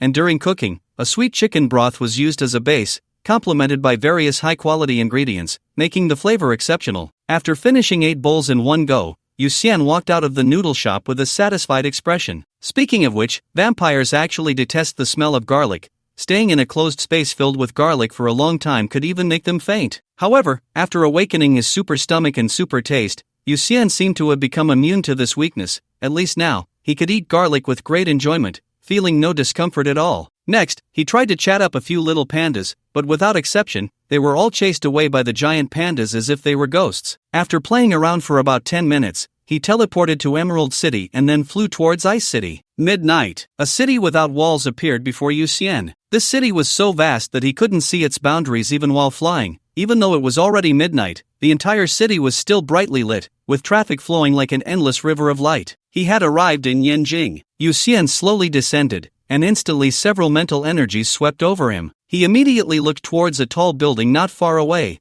where he saw a young woman holding a cane standing at the very top, also looking at him. The woman wore a black dress, and her red hair was blown by the wind. She had an eye patch over her left eye, and her only visible right eye emitted a sharp glint, giving Yu Xian a sense of defiance. Tiger level? No wonder Yanjing has so many strong individuals. Yu Xian withdrew his gaze and landed on the ground, and shortly after, a police car stopped beside him. A police officer in black combat armor got out of the car, saluted, and said, "Hello, please show your identification." Yu Xian nodded, took out the Kirin's identification from his storage ring, and handed it to the battle police. Soon, his identity was verified, and after the other party saluted, they returned the identification to him, while informing him that flying was prohibited in Yanjing, and if he wanted to fly, he needed to apply for permission first. Clearly, his flight over had already raised the alert of the entire battle police system. After that, no battle police came to verify his identity again. Even when police cars passed by him, they did not stop. Yu Xian took out his phone and contacted Bat. "Bat, I've arrived in Yanjing. I'll deliver Zhong Wulian's body directly to you. Send me a location." "Just send me the location. I'm driving right now," Bat quickly replied. Vampires are all night owls, and Yu Xian was not polite at all, directly sending his location to Bat, who said he would arrive in 15 minutes. Yanjing had been expanding, and a few years ago, the 35-ring road had already been completed. Now, Yu Xian was at a location that was probably not yet recognized as the 36-ring road. Since each ring is larger than the last, the total length of the 36-ring road was already quite exaggerated, so Yu Xian estimated that the Kirin's headquarters should be at the 34th or 33rd ring, otherwise, Bat couldn't possibly arrive so quickly. He sat on a bench by the roadside, attaching many tiny spatial bubbles to the indentations on the back of the bench, inexplicably feeling like he was secretly sticking boogers to the back of the chair. 15 minutes later, a bulletproof SUV stopped in front of him, the window slowly rolled down, and the young man in the driver's seat said, "Get in. Are you Bat?" Yu Xian stood up, opened the passenger door, got in, and closed the door before asking. Bat's demeanor was very similar to his, but Bat's skin was even paler, with a hint of blue, more like a corpse. In contrast, because he had 2 hearts beating, his skin was very close to that of a normal person, just a bit whiter, resembling what is called cold white skin. "Nice to meet you, I'm codenamed Bat." Bat introduced himself while driving. Yu Xian smiled and said, "Hello, I'm Xianyu. Are we heading to the headquarters?" Bat replied and continued driving. Yu Xian realized that Bat actually didn't like to talk, so he lowered his head and continued playing on his phone, looking at food guides for Yanjing, planning to indulge after placing the spatial bubbles in Ice City. Half an hour later, Bat drove the car into an unremarkable building, parked in the lot, and led Yu Xian inside with a swipe of his card. The moment Yu Xian stepped into the building, he was shocked. The exterior of the building was plain, but the interior was filled with a strong sense of technology, and the entire internal space had been expanded. A small room was larger than a football field. Yu Xian felt like Lu Laolao entering the Grandview Garden, dazzled as he followed Bat. The Dragon Clan girls were truly beautiful, and a mermaid manipulated the water as she passed by, while a masked Laixinzi descendant made his head feel numb just by looking at him. As they passed certain rooms, through the huge glass windows, he could see zombies, evil spirits, fierce ghosts, and monsters being suppressed by chains, talismans, and magical artifacts, with researchers collecting their special tissues. Truly the headquarters, it had all sorts of strange things. Yu Xian felt he was gaining knowledge. Bat walked ahead with one hand in his pocket, and the surrounding researchers seemed to fear him greatly, parting to make way. The two arrived in front of a room. Bat entered a password to open the door, and as Yu Xian followed him inside, the door suddenly closed automatically, startling Yu Xian. Just then, the lights in the room turned on, revealing bodies soaking in formaldehyde. Damn! It was Yu Xian's first time seeing so many different kinds of corpses, his hair almost standing on end. Just then, Bat turned around. Even though Yu Xian could easily take Bat down with a punch, in his eyes, Bat seemed incredibly terrifying at that moment. What kind of perversion was this? The Bat raised his hand, and Yu Xian warily asked, "What is it?" Zhong Wuliang's corpse, the Bat replied with a helpless expression. Yu Xian realized and quickly took out the storage ring to hand it to the Bat. The Bat took the ring and walked to an experimental table, putting on the ring to extract Zhong Wuliang's corpse from the space. When he saw Zhong Wuliang's twisted, pitch-black body from the explosion, he sighed slightly, took out a syringe from the workbench behind him, prepared the potion, and injected it into Zhong Wuliang's corpse. Then he took out a yellow talisman and stuck it on Zhong Wuliang's forehead, pressing a button on the side of the experimental table. A layer of transparent film instantly covered Zhong Wuliang's corpse. "What's the use of this?" Yu Xian leaned forward, asking curiously. The Bat replied calmly, "I injected him with a very small amount of corpse energy mixture. Over the next 24 hours, his body will undergo zombification. During this process, his cells will automatically repair the damaged parts, especially the meridians filled with corpse energy. Based on the concentration of the corpse energy, we can determine the strength and deduce the meridian route he practiced." "Isn't that too dangerous?" Yu Xian frowned after hearing this. The Bat said calmly, "Experiments inherently lack 100% safety. And besides, this is the headquarters." "That's true," Yu Xian thought. The headquarters is filled with experts. A mere zombie wouldn't cause much trouble. In fact, he could absorb Zhong Wuliang's blood to gain the 8 Treasures Town elephant skill from Zhong Wuliang's memories, but since Zhong Wuliang died in an explosion, the corpse was too disgusting for him to stomach. Moreover, the 8 Treasures Town elephant skill wasn't that important to him. Most importantly, he really didn't want to see the memories of a rugged, solitary, and particularly strong old man. The memories of slashing a mantis were already disgusting enough, and he felt Zhong Wuliang's memories would be even worse. For these reasons, Yu Xian chose to forego absorbing Zhong Wuliang's blood to avoid contaminating his mind with Zhong Wuliang's memories. The Bat took off the ring and returned it to Yu Xian, saying, "You came to Yanjing to visit Jin Shang, right?" "Yes, but it's too late now. I plan to see the captain tomorrow morning." Yu Xian nodded. The Bat walked to the sink, washed his hands, and said lightly, "Then shall I see you out?" "No need, I'll just wander around the headquarters first." Yu Xian declined. He also planned to place some spatial bubbles in the headquarters and would leave only after setting them up. "Well, make yourself at home?" The Bat hesitated for a moment and nodded. "All right, goodbye." Yu Xian nodded, then turned and walked to the door, which opened automatically. He immediately dashed out of the room. It was too terrifying and oppressive in there, and staying even a second longer felt like tormenting his mind. Next, he wandered around the first floor, placing the spatial bubbles in suitable corners. "Damn, salted fish." Suddenly, a familiar voice came. Yu Xian looked up and saw Yi Tai turning to run. A smile appeared on his face, and in the next moment, he wanted to use the spatial jump technique to chase after him. But this time the spatial jump technique actually failed. He belatedly realized that the Qilin headquarters probably had some kind of formation or barrier that prohibited spatial teleportation. Wait, didn't that mean the spatial bubbles were wasted? Yu Xian immediately controlled one of the spatial bubbles to enlarge, then stepped into the bubble and instantly appeared behind a 2-person chair in the 36th ring. He looked up at the pitch-black sky, then teleported back to the Qilin headquarters. It seemed that this ability to prohibit spatial teleportation couldn't stop spatial bubbles. As soon as he teleported back to the Qilin headquarters, he saw Itai's big face pressed against the bubble, looking at him as if he were a deity. "Salted fish, how did you do that?" Itai asked seriously. Seeing him so earnest, Yu Xian innocently replied, "What do you mean, how did I do it?" "That was spatial teleportation just now, right?" Itai asked with an exaggerated expression. Yu Xian nodded, and Itai immediately jumped up, excitedly saying, "Do you know how many layers of formations and barriers there are in the headquarters space? Don't even think about using spatial abilities, not even if a dragon-level boss comes, it's impossible for any artifact to teleport in or out. You, this is bad." Then, Itai shouted loudly, and soon the Qilin security team surrounded them. Half an hour later, Yuxian and Itai were sitting in the minister's office, while Yulai and others gathered around Yuxian, with Xiao Cheng taking the opportunity to ruffle Yuxian's hair,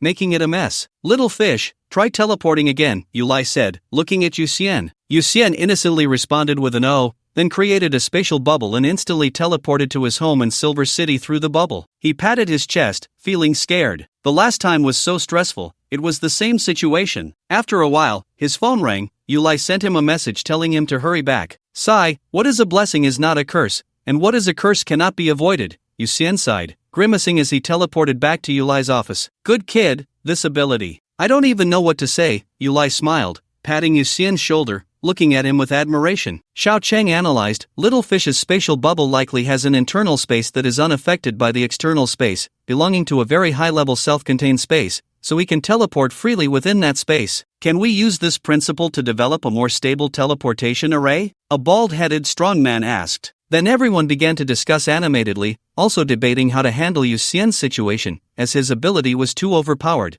allowing him to come and go freely at headquarters without being monitored. Finally, Yulai made a decisive conclusion. Yulai smiled and said, "Little fish, I allow you to place bubbles at headquarters, but the location must be determined by me. You are not allowed to place them secretly." "Yes." Yuxian immediately raised his head and promised. Xiao Chang gave Yuxian a light tap on the back of his head, joking, "Don't think about being sneaky. I'll have security check every day, and your bubbles won't escape their notice." "I promise I won't place bubbles secretly," Yuxian said, his cheeks slightly sweating as he hurriedly assured. Although he did have a moment of wanting to secretly place a few more bubbles. Qilin has always been unconventional in nurturing talent. The greater the ability, the larger the stage Qilin provides. Of course, as the saying goes, with great power comes great responsibility, and with greater responsibility comes more benefits. After discussion, Yulai, Xiao Chang, and others made slight adjustments to Yuxian's status. First, Yuxian's ranking was directly raised from 6330 to 33, with his codename remaining unchanged for now, mainly because salted fish is too misleading and might serve as Yuxian's camouflage. Underestimating the enemy can sometimes be an advantage. Although Yuxian still remained in the exorcism squad, his direct superior was changed to Xiao Chang, and he was granted the authority not to execute missions, even being able to forcibly interrupt tasks. In simple terms, everything prioritized Yuxian's safety. The welfare levels within Qilin are divided into 4 tiers: basic, elite, pillar, and national. Originally, Yuxian enjoyed basic welfare, but after discussion, his welfare was upgraded from basic to pillar, directly skipping the elite level, which is a significant promotion. Pillar-level welfare, in addition to the most basic accommodations, travel, medical care, and other guarantees, will also have a dedicated 5-person logistics team established specifically to serve Yuxian. As long as Yuxian's requests are legal, reasonable, and compliant, the logistics team must unconditionally obey orders and do everything possible to fulfill Yuxian's requirements. Of course, with power and benefits, there are also responsibilities. Yuxian needed to provide 10 teleportation points for the Qilin. For a while, Director Su Habai of the support department would take the time to personally lead him to place spatial bubbles in the 6 major forbidden zones. In case of emergencies, Yuxian would need to send designated personnel to specified locations. 10 teleportation points were truly not too many. Moreover, dragon-level powerhouses could not move freely, so this task was actually quite idle, completely disproportionate to his benefits. The benefits were too abundant, while the task was too simple for him. However, the reason for this outcome was mainly due to his significant potential. Ranked 33rd, it wasn't just because of his unique abilities, but also because Yulai and others saw great potential in him. If he possessed eagle-level strength, he might even rank in the top 3. If one day he drew the Pango Great Strength Divine ability, he would directly replace Gong Qian and take the first place. When Yuxian came out of the minister's office, he was still a bit dazed. He looked at Itai beside him and asked, "I don't need to take an assessment, and I'm already ranked 33? "Big brother, don't talk, I'm also feeling dizzy," Itai said, patting his cheeks, looking incredulous. He was the first to discover Yuxian's special ability and received a reward for it. This was the first time he had received so much praise from so many big shots, and while excited, he felt a bit dazed like Yuxian. "Then I'll head home first, bye." Yuxian took a deep breath, patted his cheeks, and then created a spatial bubble in front of him, instantly teleporting home. Hey! Itai watched as Yu Xian teleported away,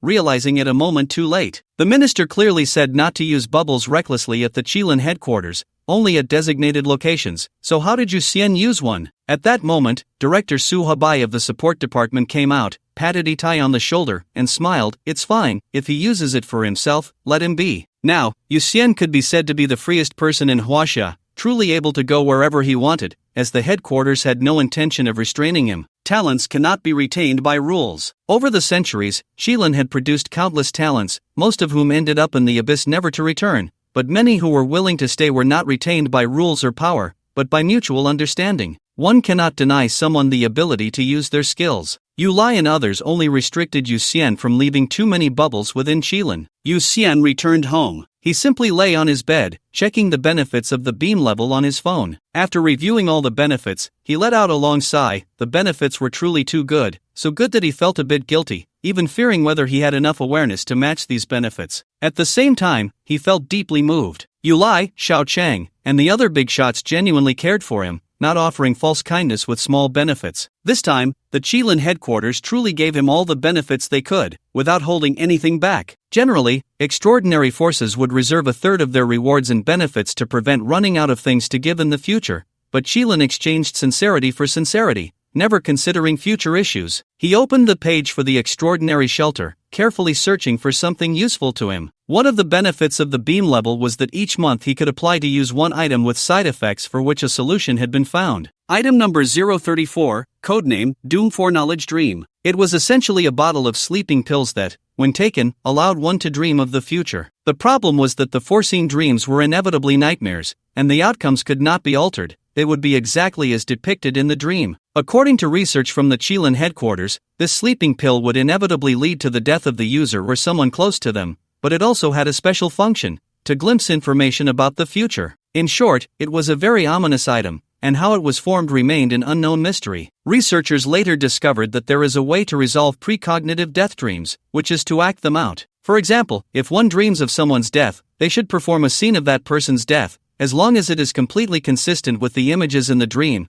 the precognitive death result can be directly dispelled. Yu Xian felt that this was too troublesome, and he didn't need to know information about the future. He continued to read. Item number 035, codename, Self-Tamer's Notes. This is a notebook that, once a goal is written down, subtly influences the writer, gradually guiding them towards that goal. For instance, if someone wants to lose weight and writes down a goal of losing 70 pounds, that person will slowly develop a habit of exercising until they successfully lose the 70 pounds. However, one must not write down unattainable goals, such as wanting to become a god or an immortal. Such goals would drive the writer to certain places with great opportunities. Surviving would grant them the chance, but failure would lead to death and the end of their path. So far, no one has been able to attain these opportunities, all have perished on the road to obtaining them. The side effect of this notebook is that self-taming is a lie. In fact, these people have all been tamed by the notebook. At first, users can write their wishes with caution and restraint, but the more they use it, the more severely they are tamed by the notebook, ultimately becoming its puppets. At that point, the wishes they write become increasingly exaggerated, until they are played to death by the notebook. As for the solution to this side effect, it is surprisingly simple. The method is to write in the notebook, I want to become a person who cannot be tamed by the notebook. Believe it or not, this notebook is quite honest. As long as one writes I want to become a person who cannot be tamed by the notebook, it will indeed tame the writer into a person who cannot be tamed by the notebook, thus granting immunity to its taming. It's like exploiting a bug. Yu Xian was very curious about how many times the researchers at Qilin tested this before discovering such a loophole. Moreover, this method is a one-time writing that is effective for life. From then on, one can use the notebook however they wish. Currently, many procrastinators at Qilin are using the notebook to force themselves to complete their work on time.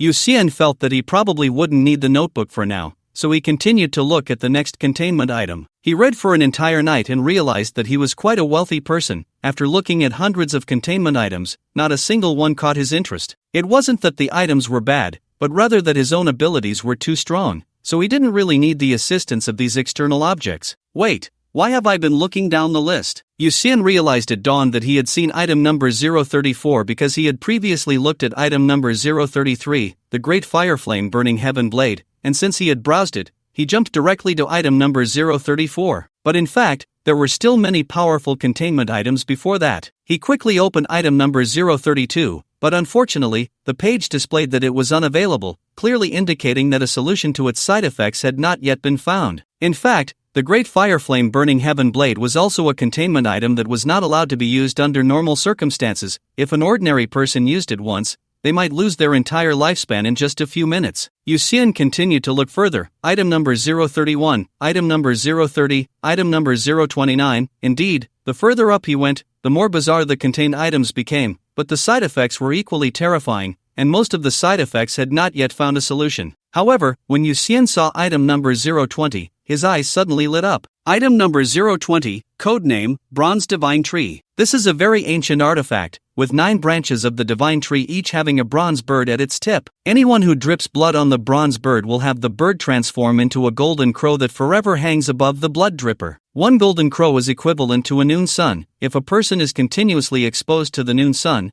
they will quickly die from heatstroke or dehydration. Even for extraordinary beings, very few can endure it. Having a golden crow following you is like facing 2 suns during the day and 1 sun at night. Even resting and sleeping becomes a problem. But for Yu Xian, this was not an issue. The more Yu Xian looked, the more he felt that the golden crow suited him. If there was still a sun shining at night, the time for him to awaken his innate abilities could definitely be significantly shortened. The only problem now was that the Bronze Divine Tree was not within the range of items he could apply for. Because a solution for the side effects had not been found, both the Bronze Divine Tree and the Great Fire Flame Burning Heaven Blade were prohibited items for application. Yu Xian thought for a moment and simply dialed Xiao Chang's phone number. "Hello, aren't you going to sleep? It's only 6 o'clock. Xiao Chang had stayed up late last night because of Yu Xian's matter, only falling asleep around 4, and was now woken up by Yu Xian's call at 6. Realizing this, Yu Xian quickly apologized repeatedly. Xiao Chang, not in a good mood, said, "Alright, spit it out." "Minister, I want to apply for the usage rights of containment item number 020, Yu Xian said directly. Xiao Chang was silent for a moment before agreeing. "Come over at noon.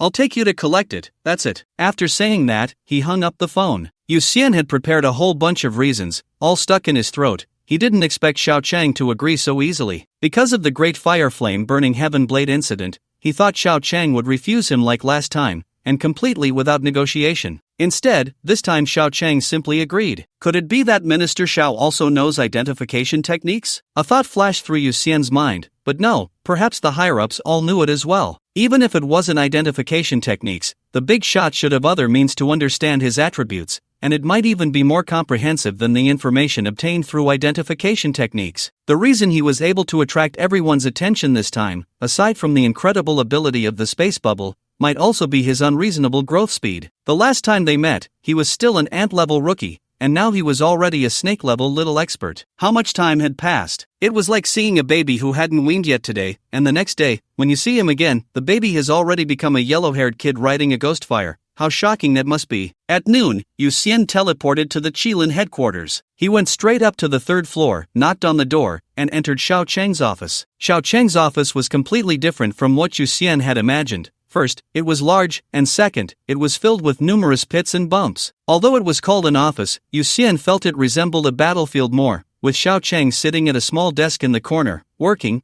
completely out of place with the surrounding environment. "Wait a moment." Seeing Yu Xian come in, Xiao Chang said without turning his head, quickly handling the documents on his computer. After about 2 minutes, he shut down the computer and stood up, saying, "Alright, let's go." Leaving the office, they began to climb the stairs. Yu Xian followed behind Xiao Chang and couldn't help but ask, "Minister, why is there no elevator in the headquarters?" "Because the headquarters doesn't need an elevator for even this little staircase," Xiao Chang replied as he walked. Anyone who could join Qilin was an extraordinary being. Even the weakest extraordinary beings had much better physical qualities than ordinary people. If they couldn't even climb this little staircase, wouldn't that be a joke? Of course, there were other reasons, but Xiao Chang was too lazy to explain. However, then Xiao Chang saw Yu Xian create a bouncy bubble, sitting on it and leisurely floating up the stairs. Xiao Chang inexplicably felt an urge to smack Yu Xian on the back of the head. Finally, he took a deep breath and said, "Make one for me too." "Oh," Yu Xian responded and created another bouncy bubble. The two sat on the bubbles and quickly moved upward, soon reaching the 50th floor. Then Xiao Chang stood up and led Yu Xian into a pitch-black room.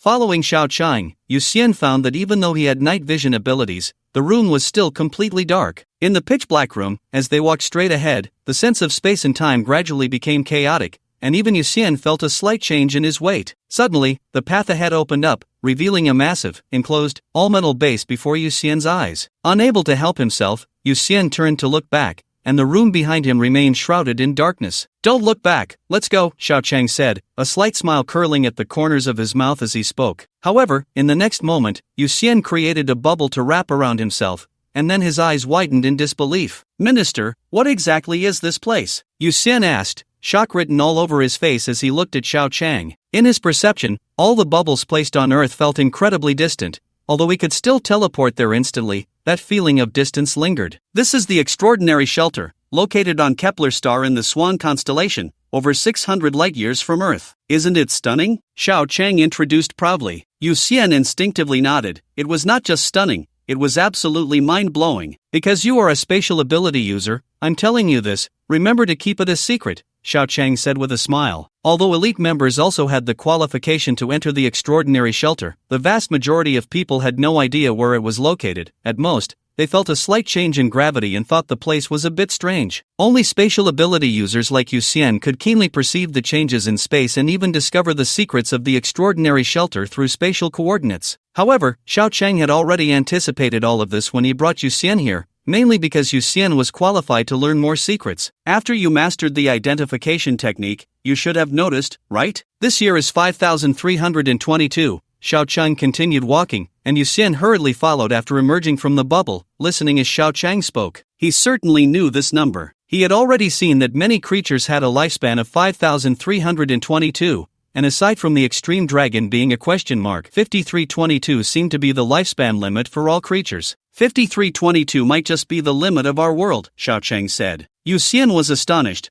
What will happen after 5322 years? I don't know. Perhaps our world will be destroyed, or it might be completely swallowed by the abyss. Every year, a large number of talented individuals enter the abyss in search of ways to save the world. Do you know how many talents we lose each year in our Qilin? Xiao Chang sighed and asked Yu Xian. Yu Xian shook his head, and Xiao Chang answered himself, every year, we lose more than 10 eagle-level elites to the abyss. We can't keep them, nor do we want to, because they go in search of hope with the belief of saving the world. But most of them never return. We don't know if they have died or are still struggling. However, many at headquarters are also looking for other ways out, like this vast sea of stars beyond Earth. Kepler star is one of the results of such attempts. The Qilin had always regarded 5322 as the ultimate hypothetical enemy, with an unknown disaster level. Compared to the unknown level crisis of 5322, the Anomaly insect crisis was merely a small dish. As they spoke, the two arrived at a glass room, where an ancient bronze divine tree stood inside. Xiao Chang took out his identity card and pressed it against the glass. Then, beams of light began to converge within the glass, quickly focusing on the identity card. After confirming the identity, the glass automatically shattered. Go ahead, you can only take one golden crow, Xiao Chang instructed Yu Xian. Yu Xian nodded, excitedly stepping forward. He instantly condensed a silver thread to cut his finger, letting his blood drip onto a golden crow. The originally bronze-colored golden crow quickly turned blood red,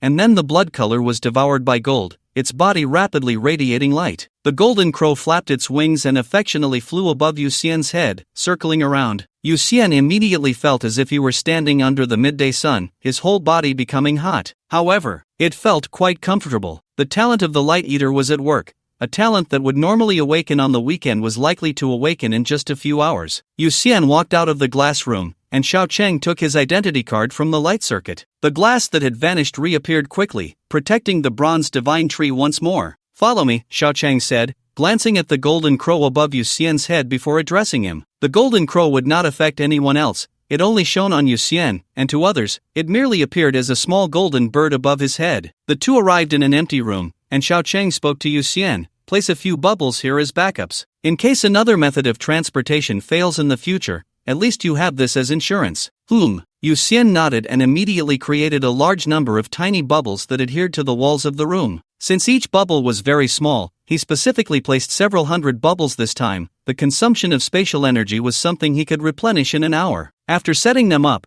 The two did not return to the Kirin headquarters via the previous route but instead directly used the spatial bubbles to teleport back. However, as they stepped out of the spatial bubbles and had not yet had a chance to speak, both Xiao Chang and Yu Xian noticed that the golden crow was gone, and they almost simultaneously looked up. "Where's my golden crow?" Yu Xian exclaimed in surprise. Xiao Chang furrowed his brow, but before he could speak, Yu Xian's expression turned strange as he said, "It seems to have been left on Kepler star." As he spoke, Yu Xian controlled the bubble from Kepler star to teleport the golden crow back. As soon as the golden crow was teleported, it flapped its wings and happily flew in circles above Yu Xian's head. "Minister, it seems to be a living creature," Yu Xian said seriously, looking at Xiao Chang. He had mistakenly thought the golden crow was an inanimate object, so when teleporting, he only thought about sending himself and Xiao Chang, leaving the golden crow behind as an independent life form. "Are you sure?" Xiao Chang looked at the golden crow above Yu Xian's head, his expression changing, disbelief evident. The Kirin had studied the golden crow of the bronze divine tree. In their search for a way to eliminate the side effects, all these golden crows had been researched, and the conclusion was that they were just a massive light. There was no evidence to prove that the golden crow was a living creature. At that moment, Yu Xian created a spatial bubble and directly wrapped the golden crow above his head in it. The golden crow that had been resting on his head was now a bird in a cage. His spatial bubble could imprison the golden crow. Although Xiao Chang had repeatedly overestimated Yu Xian's abilities, he was still stunned to see Yu Xian easily imprison the golden crow. The golden crow, which the Kirin had struggled with for hundreds of years, was resolved just like that. The problem was that the Kirin had actually tried to use spatial abilities to imprison the golden crow in the past, but it had never worked. So what was up with Yu Xian's spatial bubble? "I can only imprison living creatures," Yu Xian proved to Xiao Chang. Xiao Chang frowned, thinking a lot,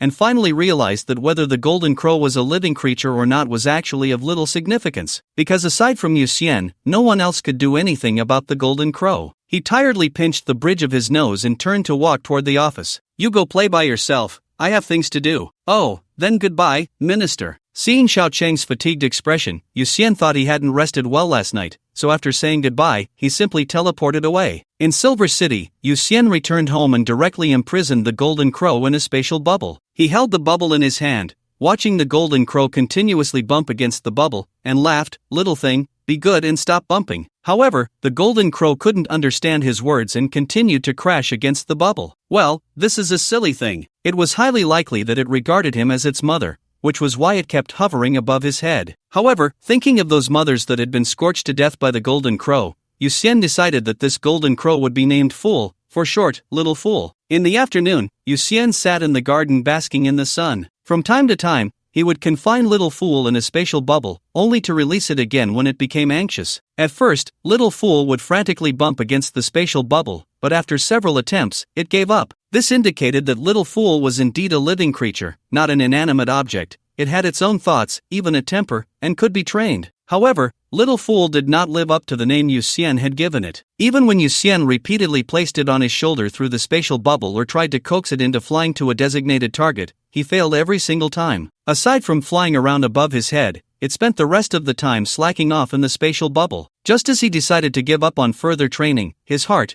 which carried the perfect biological skill tree, thumped violently. In an instant, he chose super sense of smell, and countless heat waves surged from his heart to his nose. He felt a warmth in his nose and, upon touching it, realized he was bleeding. The next second, with his breath, a torrent of sense flooded into his mind, causing his eyes to roll back, and he began to convulse in the lounge chair. In his struggle, a spatial bubble quickly expanded from his fingertips, enveloping him entirely and isolating him from all sense. It took him a while to recover. "Super sense of smell is just too perverse," Yu Xian said as he took out a tissue from his storage ring to wipe his nosebleed, still feeling shaken inside the bubble. Just now, it seemed he had sensed the myriad scents accumulated in Silver City over thousands of years through his breath, even tracing their origins. He could even tell who had left a particular pile of dung. Going further, he could analyze the changes in that dung within the other party's intestines, the changes in the stomach, and what food it originally was, all through scent. If it were just a small amount of scent, it would be manageable, but the scents of the entire Silver City were overwhelmingly vast. It was too complex, to the point where his brain couldn't handle it. Originally, Yu Xian planned to activate super sense of smell and continue accumulating energy to cultivate the Pangu Immortal technique, but now he had to activate the super brain first. The super brain wouldn't make a fool smart. At most, it would improve memory and increase the speed of problem solving, akin to upgrading a computer's CPU to a more powerful one,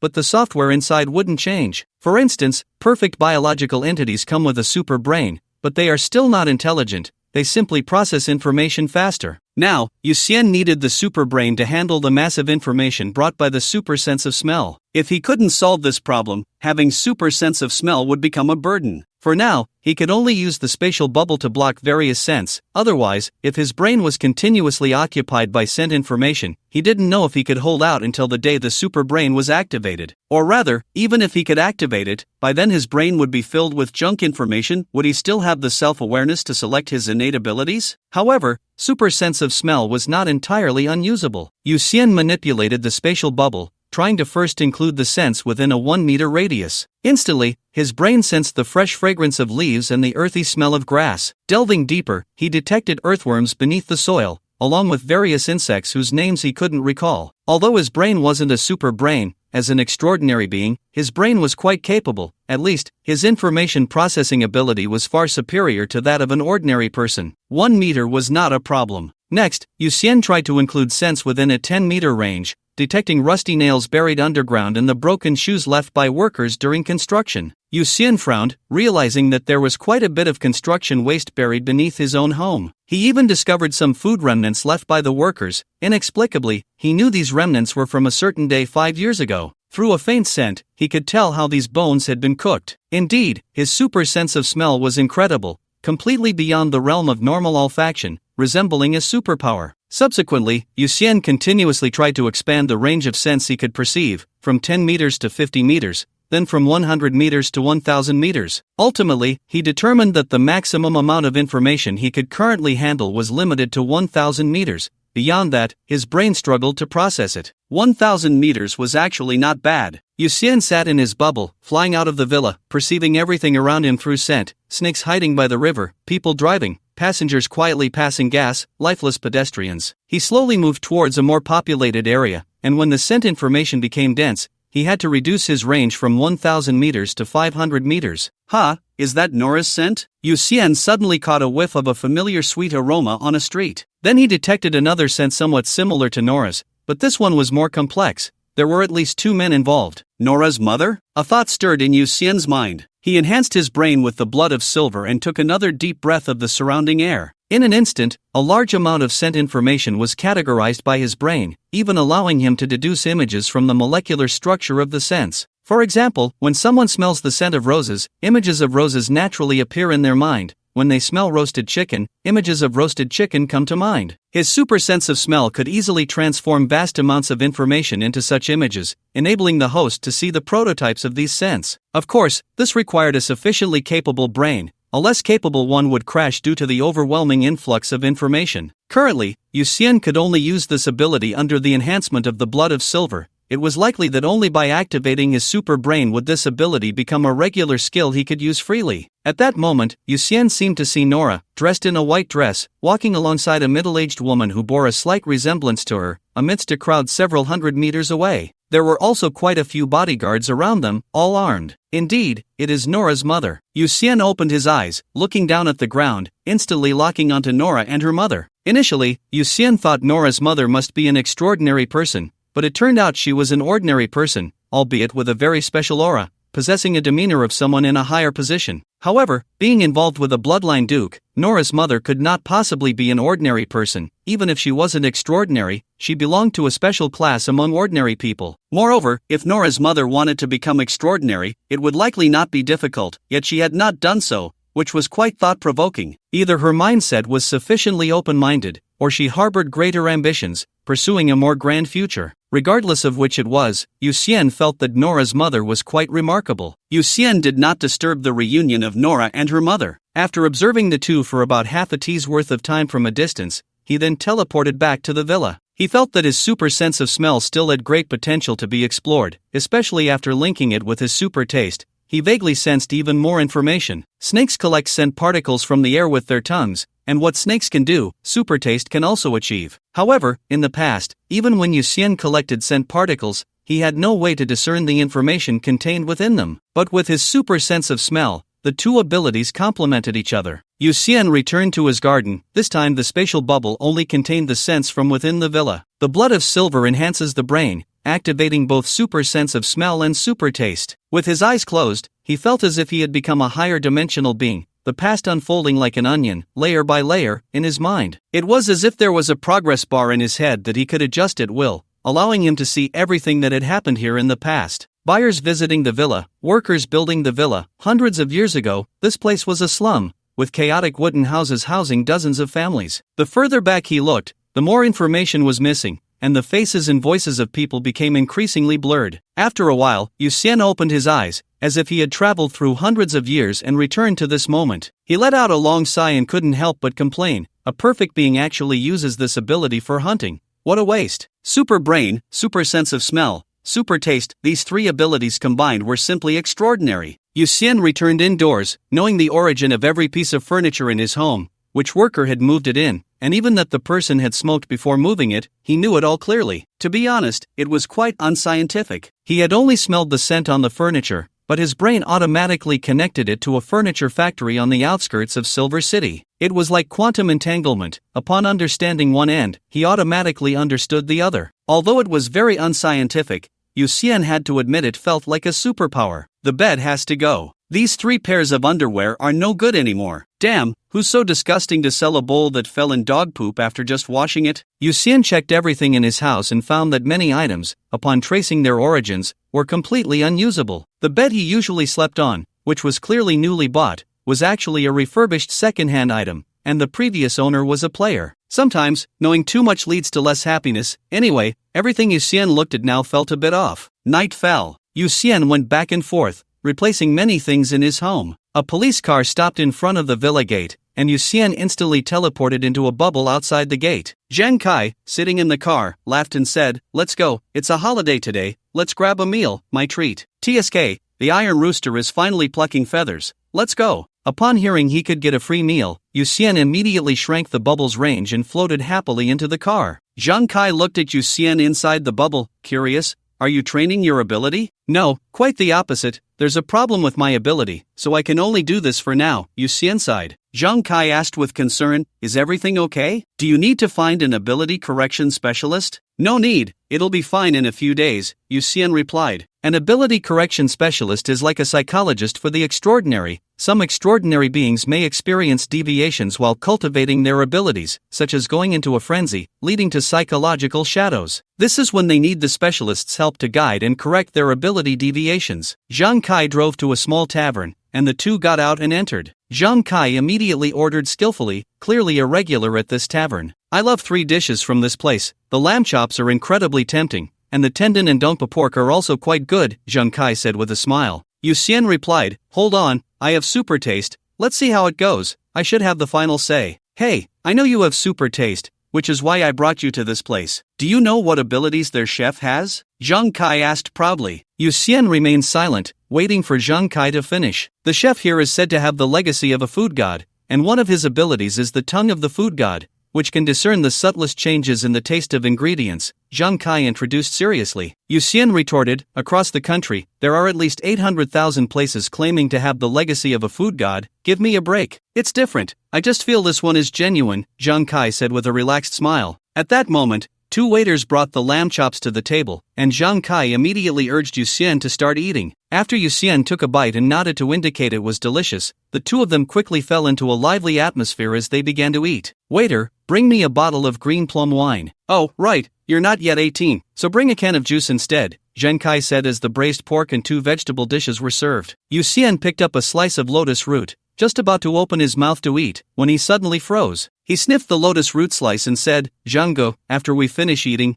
ask the waiter where they sourced these lotus roots." "What's wrong?" Zhang Kai noticed Yuxian's unusual expression and asked quietly. Yuxian placed the lotus root slice on the table and whispered, "Others might not smell it, but I have a super sense of smell. These lotus root slices have a hint of a corpse's odor." "Then what are we waiting for? I'll go ask right now," Zhang Kai said, immediately getting up. Yuxian quickly spoke up, "Be discreet, don't ruin their business." "Don't worry, I know how to handle it," Zhang Kai nodded. Yuxian put down his chopsticks, already lacking appetite. After a while, he simply let the surrounding odors enter his bubble, and then he detected a stronger corpse odor coming from the kitchen's lotus roots than from these slices. In fact, it was only stronger than the slices. The corpse odor was very faint, so faint that even an ordinary person eating it wouldn't turn into a zombie. The human body has detoxification functions. As long as there is enough yang energy and one gets some sunlight during the day, even a little corpse odor wouldn't cause any harm. But the presence of corpse odor definitely indicated a source of zombies, and Yu Xian wanted to find that source. Moments later, Zhang Kai returned with his hands in his pockets. After sitting down, he said, they sourced their goods from the Green Lotus Pond in the south of the city. Do you want to go check it out? Let's go. I'm afraid there are zombies under the pond. Yu Xian nodded. Zhang Kai had known Yu Xian for a while and was well aware that Yu Xian wasn't someone who made empty claims. Since Yu Xian said it, there was a high probability that there were indeed zombies by the Green Lotus Pond. He felt a tightness in his chest, disregarding his meal, and immediately went to settle the bill. After leaving the small tavern, the two got into the car, and Zhang Kai drove towards the south of the city. This time he drove very fast, and Yu Xian could sense that he was a bit nervous. A few days ago, while I was on night patrol, I saw several little ghosts catching loaches over there in the middle of the night, so I chased them all home. But yesterday, I heard from a Bing in the team that those little ghosts were catching loaches again, Zhang Kai said, looking ahead at Yu Xian. If there really were zombies in the pond, it would be better if the children catching loaches didn't encounter them. If they did, once the zombies' ferocity was provoked, it would be certain death. Clearly, Zhang Kai was worried about the safety of those children. At the Green Lotus Pond, fireflies danced among the lotus leaves under the night sky. For children were holding buckets, catching loaches. A police car drove up from a distance and stopped on the road by the pond. Zhang Kai got out of the car and immediately shouted, come here, all of you come over. The 4 children looked up, and one by one, they obediently came ashore. Zhang Kai was furious and scolded them, then said to Yu Xian, I'll take them back first. You'll be okay here, right? Go ahead, I can handle this, Yu Xian replied, sitting cross-legged in his bubble, glancing at Zhang Kai before scanning the curious children, finally nodding. Fortunately, nothing happened to the kids. Zhang Kai nodded and took the 4 children away. It wasn't until Zhang Kai and the others had walked far that Yu Xian slowly floated above the Green Lotus Pond. He let the air from the pond in, and the next second, his face turned green, nearly causing him to vomit the lamb he had just eaten. Quickly closing the odor entrance, Yu Xian took a while to recover, still feeling quite uncomfortable. This pond was terrible. Various rotting animal corpses, human waste, and animal droppings mixed with the mud. While others only smelled the stench, he smelled an overwhelmingly foul odor. However, he still managed to locate the source of the corpse odor amidst the stench. In his mind, the entire pond seemed to be turned upside down, the stench of corpses like tree roots, taking root and sprouting from the underground source, eventually spreading throughout the pond. This zombie was likely of a very high level. Because the foul smell affected Yu Xian's judgment, he could only determine that this zombie had been around for over 400 years, most likely a tiger-level zombie king. Although Yu Xian was a spatial ability user, he had never fought against a zombie before. The zombie rabbit didn't count. He really wasn't sure how strong a tiger-level zombie was. For safety's sake, he decided to call for help. Yu Xian thought for a moment, then took out his phone to contact Xiao Chang. After Xiao Chang answered the call, neither of them spoke first. What is your dad's dad called? What is your mom's mom called? A child's tender voice came from Xiao Chang's side. Finally, Xiao Chang handed the child over to his wife's side and said, let's get to the point. Minister, how about I contact Minister Yu Lai, and you stay home with your wife and child? Yu Xian said a bit awkwardly. Xiao Chang stood up and walked to the balcony, saying, speak quickly. Oh, it's a long story, but I'll try to keep it short. While I was eating at Bamboo Sea Residence, I discovered that the lotus slices had a stench of corpses. Then I found out that the lotus slices came from Green Lotus Pond. When I came here, I discovered that there is a zombie over 400 years old beneath the pond, most likely a tiger-level zombie king, and it might even be dragon-level. What should I do? Yu Xian said all of this in one breath. Xiao Cheng frowned and said, don't act rashly. If it really is a zombie king, then it has probably completed the yin to yang transformation. Once it emerges, the entire Silver City will be engulfed in flames. Hurry and call the combat police force,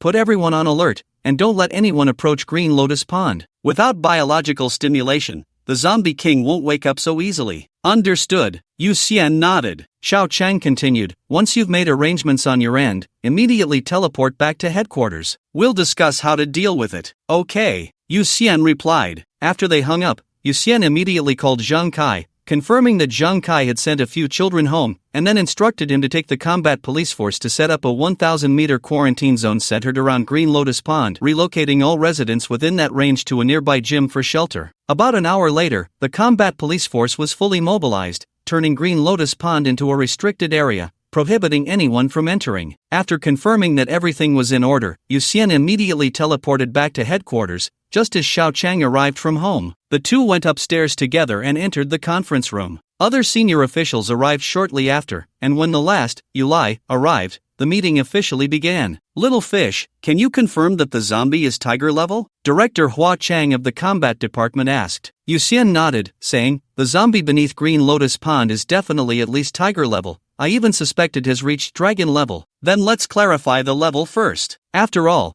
the difference between tiger level and dragon level is significant. If it's tiger level, we'll set up the 13 heavy locking void formation and send people to subdue it. If it's dragon level, we might have to take drastic measures. Su Habai looked at everyone and said. Yu Xian gritted his teeth and said, I can determine the level of the zombie king, just give me some time. Oh, good, then it's up to Little Fish. Thank you for your hard work. Yu Lai smiled at Yu Xian. Yu Xian nodded and directly teleported to the bubble by Green Lotus Pond, leaving only a bubble in the conference room. At Green Lotus Pond, Yu Xian looked at the muddy water, his expression becoming very serious. The ancients said that a true warrior must dare to face a bleak life and confront the bloodshed head-on. Now was the moment for him to face the world's foul stench and confront the countless people's filth. No matter how disgusting it was, he had to endure it. Yu Xian took a deep breath, then slowly exhaled the air. The next moment, he opened the scent channel and took a deep breath, the silver blood enhancing his brain. Instantly, it felt as if lightning was coursing through his mind, the veins on his forehead bulging, and his eyes quickly filled with bloodshot veins. The entire pond replayed in his mind, from nothing to existence, and from existence to its current form. The zombie beneath the ground was originally a Xingtian warrior, who had fallen from the sky into the pond, and ultimately, his powerful body sank to the deepest part of the pond, only coming into contact with a wisp of corpse energy 400 years later, beginning the transformation into a zombie. Xingtian warrior. Initially, there was an extraordinary outbreak. At that time, Pangu had not yet appeared, and there were no battle police. To protect Huaxia, a group of armed police voluntarily injected Xingtian's blood, wielding battle axes to fend off various extraordinary creatures, even continuing to fight after death until the Xingtian blood in their bodies was exhausted. The Xingtian warriors gradually faded from the historical stage only after the battle police who injected Pangu's blood appeared, and Yu Xian had only heard their stories in history class. The heroes of the past had now become the source of disaster. Yu Xian was very clear that if this Xingtian warrior were alive, he would absolutely rather die than become a zombie and wreak havoc. He took a deep breath, slightly bowed, and then was teleported back to the conference room at headquarters. So, is it tiger level or dragon level? Hua Chang immediately asked. Yu Xian's expression was grave as he replied, dragon level, and there's bad news, the zombie king is a Xingtian warrior who has exhausted his Xingtian blood? Everyone present changed their expressions. First of all, the zombie king itself had an extremely strong physique.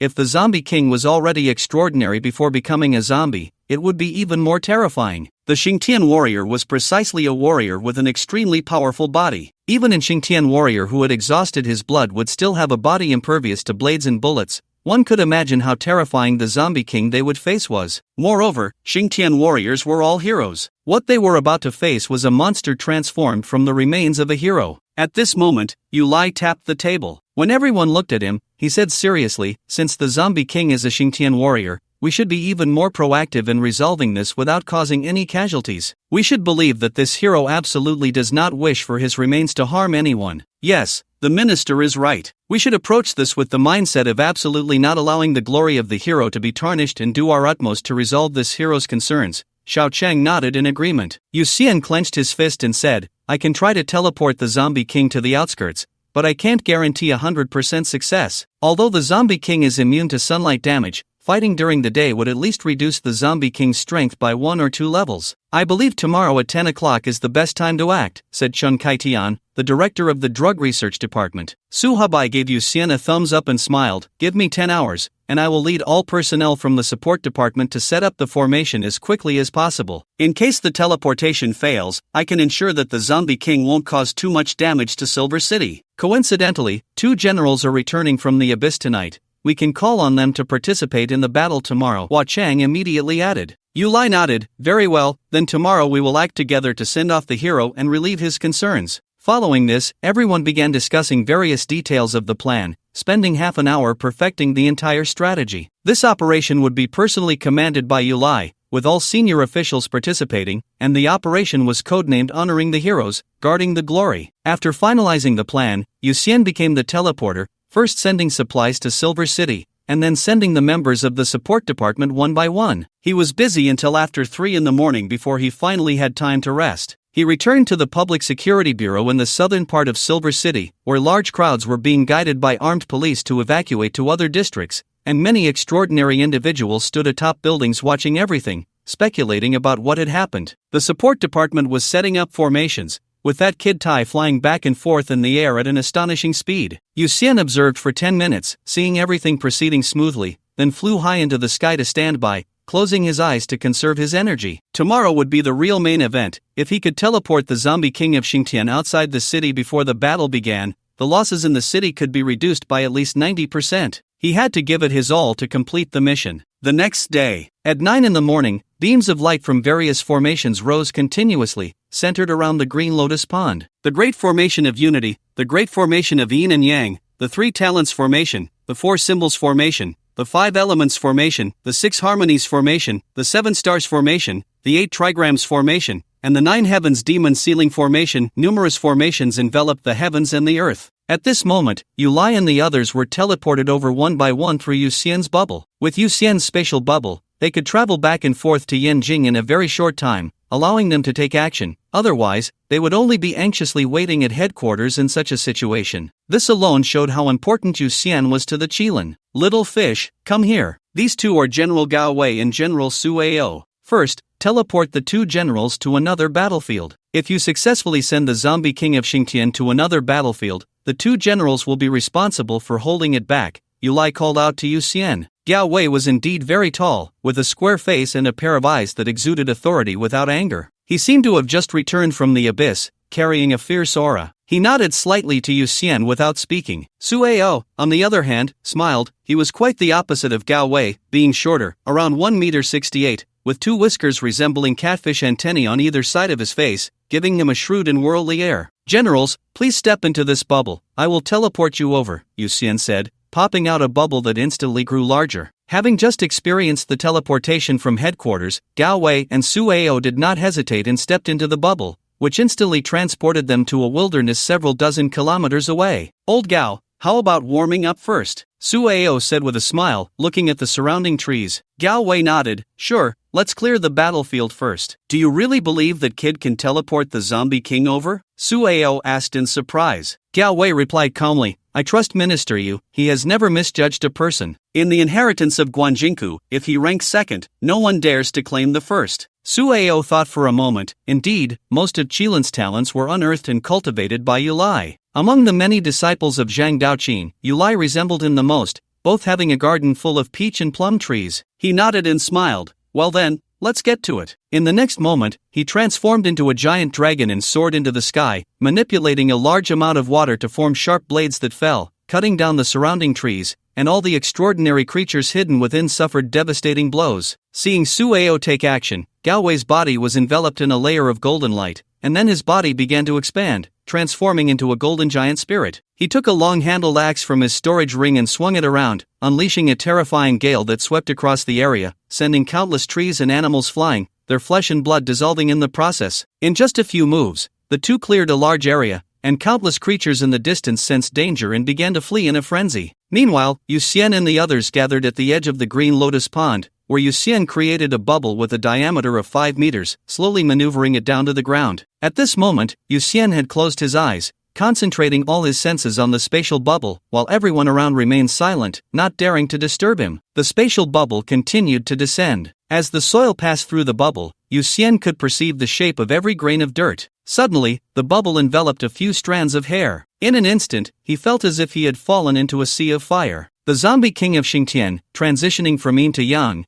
would surely bring about a scorched earth on the day of its emergence, burning everything in its path. It is said that a mere glance from an ordinary person would ignite them spontaneously. Yu Xian enveloped the Xingtian zombie king with a spatial bubble, which was akin to embracing the Xingtian zombie king with his consciousness, one can imagine how dangerous that was. However, Yu Xian had been conserving his energy until now, and his heart was already aware. He endured the sensation of his skin and blood seemingly on fire, gritting his teeth to control the spatial bubble as it descended. Xingtian Zombie King, teleport to me. Boom! In the next second, Yu Xian transformed into a being of fire. Upon seeing this, Yu Lai immediately formed a hand seal and shouted, "Water dragon, come forth, swiftly as the law commands." A water dragon appeared in the air and quickly descended towards the bubble. Yu Xian, still conscious, allowed the water dragon to enter, and soon he was submerged in water. His entire body was charred black, and he exhaled a puff of white smoke, giving Yu Lai a thumbs up from outside the bubble. Good, good, good. The teleportation was successful. Seeing Yu Xian's gesture, Yu Lai's spirits lifted, and he joyfully informed the others. Meanwhile, Gao Wei and Su Ao had already cleared a battlefield when suddenly a bubble appeared, revealing a towering corpse, causing the bubble to burst. As the corpse touched the ground, the area around it began to turn black, with terrifying high temperatures distorting the air and spreading outward. Both Gao Wei and Su Ao, upon seeing the Xingtian Zombie King, had their pupils slightly constrict, their expressions turning serious and cautious. The Xingtian Zombie King stood at 3.5 meters tall, his body covered in well-developed muscles. After becoming a zombie, his muscles were as defined as marble, each muscle giving an impression of being unbreakable. Moreover, his right hand had deformed, merging with a super alloy battle axe, veins and muscles extended onto the axe, its blade radiating a fierce blood-red glow. Undoubtedly, this axe had become a weapon of extraordinary caliber. Additionally, he wore armor specifically crafted by the military for Xingtian warriors, made of super alloy. This armor weighed 10 tons and had exceptional defensive capabilities, with each piece being astonishingly thick, allowing only Xingtian warriors to wear it and move freely. Even more terrifying was that under the nurturing of the corpse energy, the armor had evidently undergone some incredible transformation, changing to a bluish-green color, with faint ghostly light rising like smoke. Be careful of its axe. Su Ao, flying in the air, transmitted a message to Gao Wei on the ground. Gao Wei, gripping his axe, nodded. In the next moment, he exerted force in his right leg, instantly appearing behind the Xingtian Zombie King, swinging his axe towards its neck. Bang! A terrifying sound shook the earth. Gao Wei's eyes widened in disbelief. His full-strength strike landed on an unprotected spot without armor, yet it didn't even break the skin. Retreat, retreat, retreat. Gao Wei instinctively stepped back, suddenly feeling a pain in his abdomen, looking down to see it charred black. He raised his head to look at the Xingtian Zombie King, realizing it hadn't even moved an inch. A question mark flashed in his mind. How was he injured? Old Gao, be careful of the extreme yin to yang corpse energy on it. This energy has an extremely high temperature and is formless and colorless, making it hard to defend against, Su Ao warned. Gao Wei took out a healing potion and swallowed it, grumbling, "You should have said that earlier." He circulated his internal energy, golden light covering the burned area, and a sizzling sound erupted as a large amount of black smoke billowed from the wound. Finally, he took out a bottle of alcohol and poured it on the wound,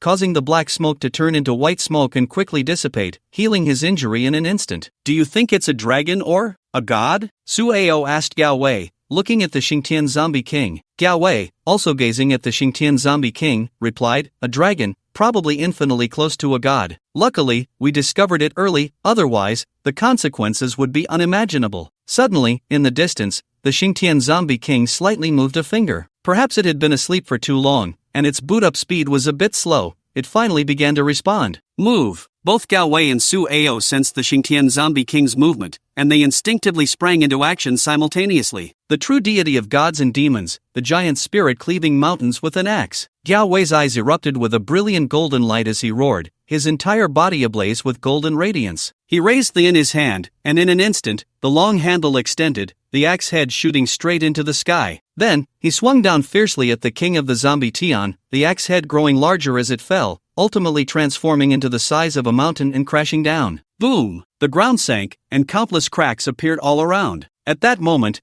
dark clouds gathered in the sky, and the giant dragon transformed from Su Ao circled above. Gao Wei controlled the axe to shrink, just as a bolt of lightning, almost like a beam cannon, descended from the heavens. Boom! The lightning instantly engulfed the king of the zombie Tian, melting the surrounding ground into magma with its intense heat. 30 seconds later, the lightning dissipated. Su Ao and Gao Wei both looked shocked, unable to believe their eyes as they stared at the king of the zombie Tian standing on the magma. Although the king of the zombie Tian was not unscathed, their attacks had merely broken its skin. Its defensive power was terrifying. Roar! The king of the zombie Tian suddenly opened its eyes, one looking up at Su Ao and the other glancing sideways at Gao Wei, that it let out a beast-like roar towards the sky. Danger! Gao Wei's sixth sense flashed, and he immediately saw the crimson axe cleaving towards him, so fast. He quickly countered with the against the king of the zombie Tian's axe. The two axes collided, and in an instant, the shattered upon impact, and Gao Wei was knocked to the ground by a swing from the king of the zombie Tian. Old Gao. Su Ao was taken aback at this scene. Among the dragon ranks, Gao Wei's defense and strength were top tier, yet he was completely suppressed in battle against the king of the zombie Tian. At this moment, the king of the zombie Tian raised its axe, preparing to deliver a fatal blow to Gao Wei. 3 yuan heavy water, super shield machine. Su Ao immediately dove down, water swirling around his body. As he approached, 4 streams of water spiraled into drill heads and charged at the king of the zombie Tian. But a red light flashed, and the water drill heads instantly collapsed. After the king of the zombie Tian cleaved through the water, its left hand immediately struck Su Ao's dragon head with a punch, sending Su Ao's massive body rolling aside, flattening the uneven ground. Roar! The king of the zombie Tian surveyed the surroundings, seeing all enemies resolved, and let out a long howl to the sky. It then looked down at the immobile Gao Wei, its gaze gradually locking onto Gao Wei's neck, its throat twitching as its blood-sucking instinct began to awaken. However, when it lunged towards Gao Wei's neck, opening its mouth to bite, its body hesitated, as if another instinct was preventing it from biting down. Roar! The king of the zombie Tian felt inexplicably angry, raising its axe to behead Gao Wei. At that moment, a beam of golden light shot down from the sky, and the king of the zombie Tian immediately raised its axe to block. When the golden light struck the axe, the powerful impact sent the king of the zombie Tian flying hundreds of meters away, leaving 2 deep grooves in the ground where its legs had plowed through. Yulai, Shaochang, and Huachang descended from the sky, with Yulai's third eye glowing with golden light and 3 rings of merit radiating from his back. The king of the zombie Tian was illuminated by the light from the merit rings, emitting hissing white smoke from its body. Little fish, send General Gao and General Su back to the city for treatment, Yulai said to Yu Xian in the air, looking at the king of the zombie Tian. High above, Yu Xian sat in a bubble, hearing Yulai's words through the bubble in his ear. He nodded and manipulated the spatial bubble to send Gao Wei and Su Ao back to Silver City. In this battle, he remained in a supportive role, not participating in direct confrontation. After all, with his small frame, a single blow from the king of the zombie Tian would likely be enough to obliterate him completely. However, he also had an advantage, which was that as long as his injuries were not fatal, he could recover quickly. Just a few minutes ago, he had suffered extensive burns all over his body, but now there was not a trace of burn marks on him. Of course, it still hurt. At least when he was burned, it hurt so much that he wanted to cry. Yu Xian looked at the 2 sides confronting each other below and immediately mobilized the spatial blood energy within him, using the spatial maze technique around him. Once he folded the surrounding space into a closed space with no exits, unless the king of the undead had spatial abilities as well. Even if Yulai and the others were defeated, Yu Xian was confident he could trap the king of the undead here. The spatial maze technique was actually an advanced version of the spatial folding technique. The difference between the two was merely the number of folded spaces, and the spatial maze technique was not a random folding but followed certain rules. Up and down, left and right, north and south, east and west would overlap. The entire space seemed to transform into countless lines, with different lines needing to connect with different lines, which required Yu Xian to continuously consume blood energy as the adhesive between the lines. Yu Xian had practiced the spatial maze technique before, but it was only on a small scale. This was his first time using it on a large scale. At first, he was a bit clumsy, but after a few successful connections, he became adept, even having extra energy to use the appraisal technique on the king of the undead below. In an instant,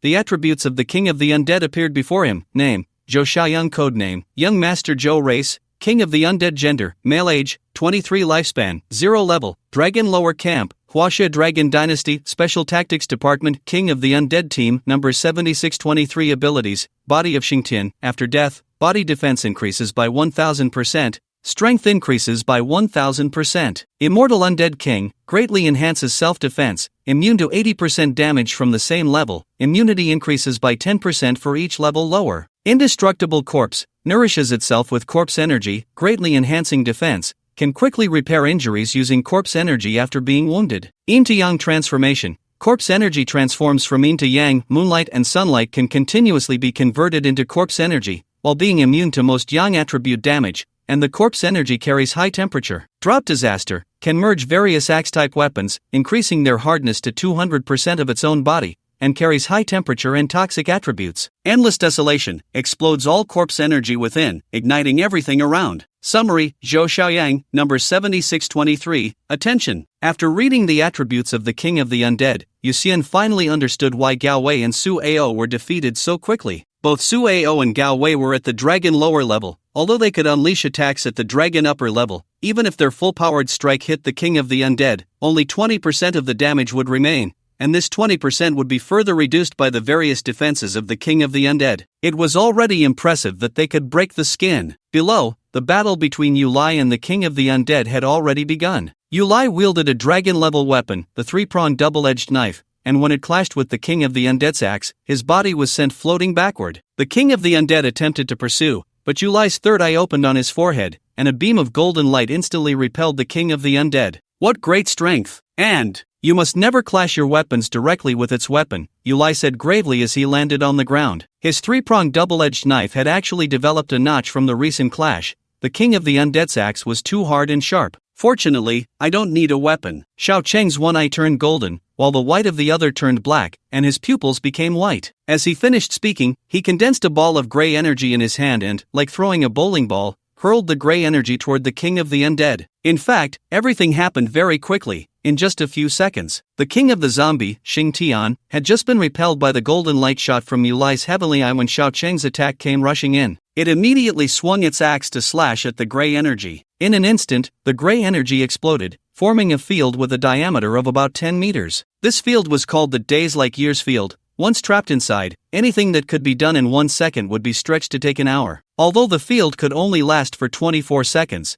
it effectively controlled the opponent for that duration. Time-based control abilities are often of an extraordinary nature, and even enemies of a higher level than Xiao Cheng could not be immune to such an attack. Xing Tian, the Zombie King, was frozen within the field, its movements becoming extremely slow. Everyone present knew this was a great opportunity to attack, and even Yu Xian, who was releasing the space maze technique in mid-air, couldn't resist joining in. However, the first to strike was Hua Chang. As the director of the battle department, it was surprising that Hua Chang was an archer. He held a large, exaggerated crystal longbow that could only be shot sideways, and immediately drew the bow, aiming while silently reciting a mantra. 3-foot arrow, 6 June bow, 1 arrow pierces the clouds. The longbow bent like a crescent moon, and the sharp arrow flew as fast as the wind. Boom! In an instant, a loud explosion sounded. A crystal arrow shot out, causing the ground to shatter and dust to fly. But when the arrow entered the Days Like Years field, it was instantly frozen just half a meter from Xing Tian's forehead. The attack temporarily halted.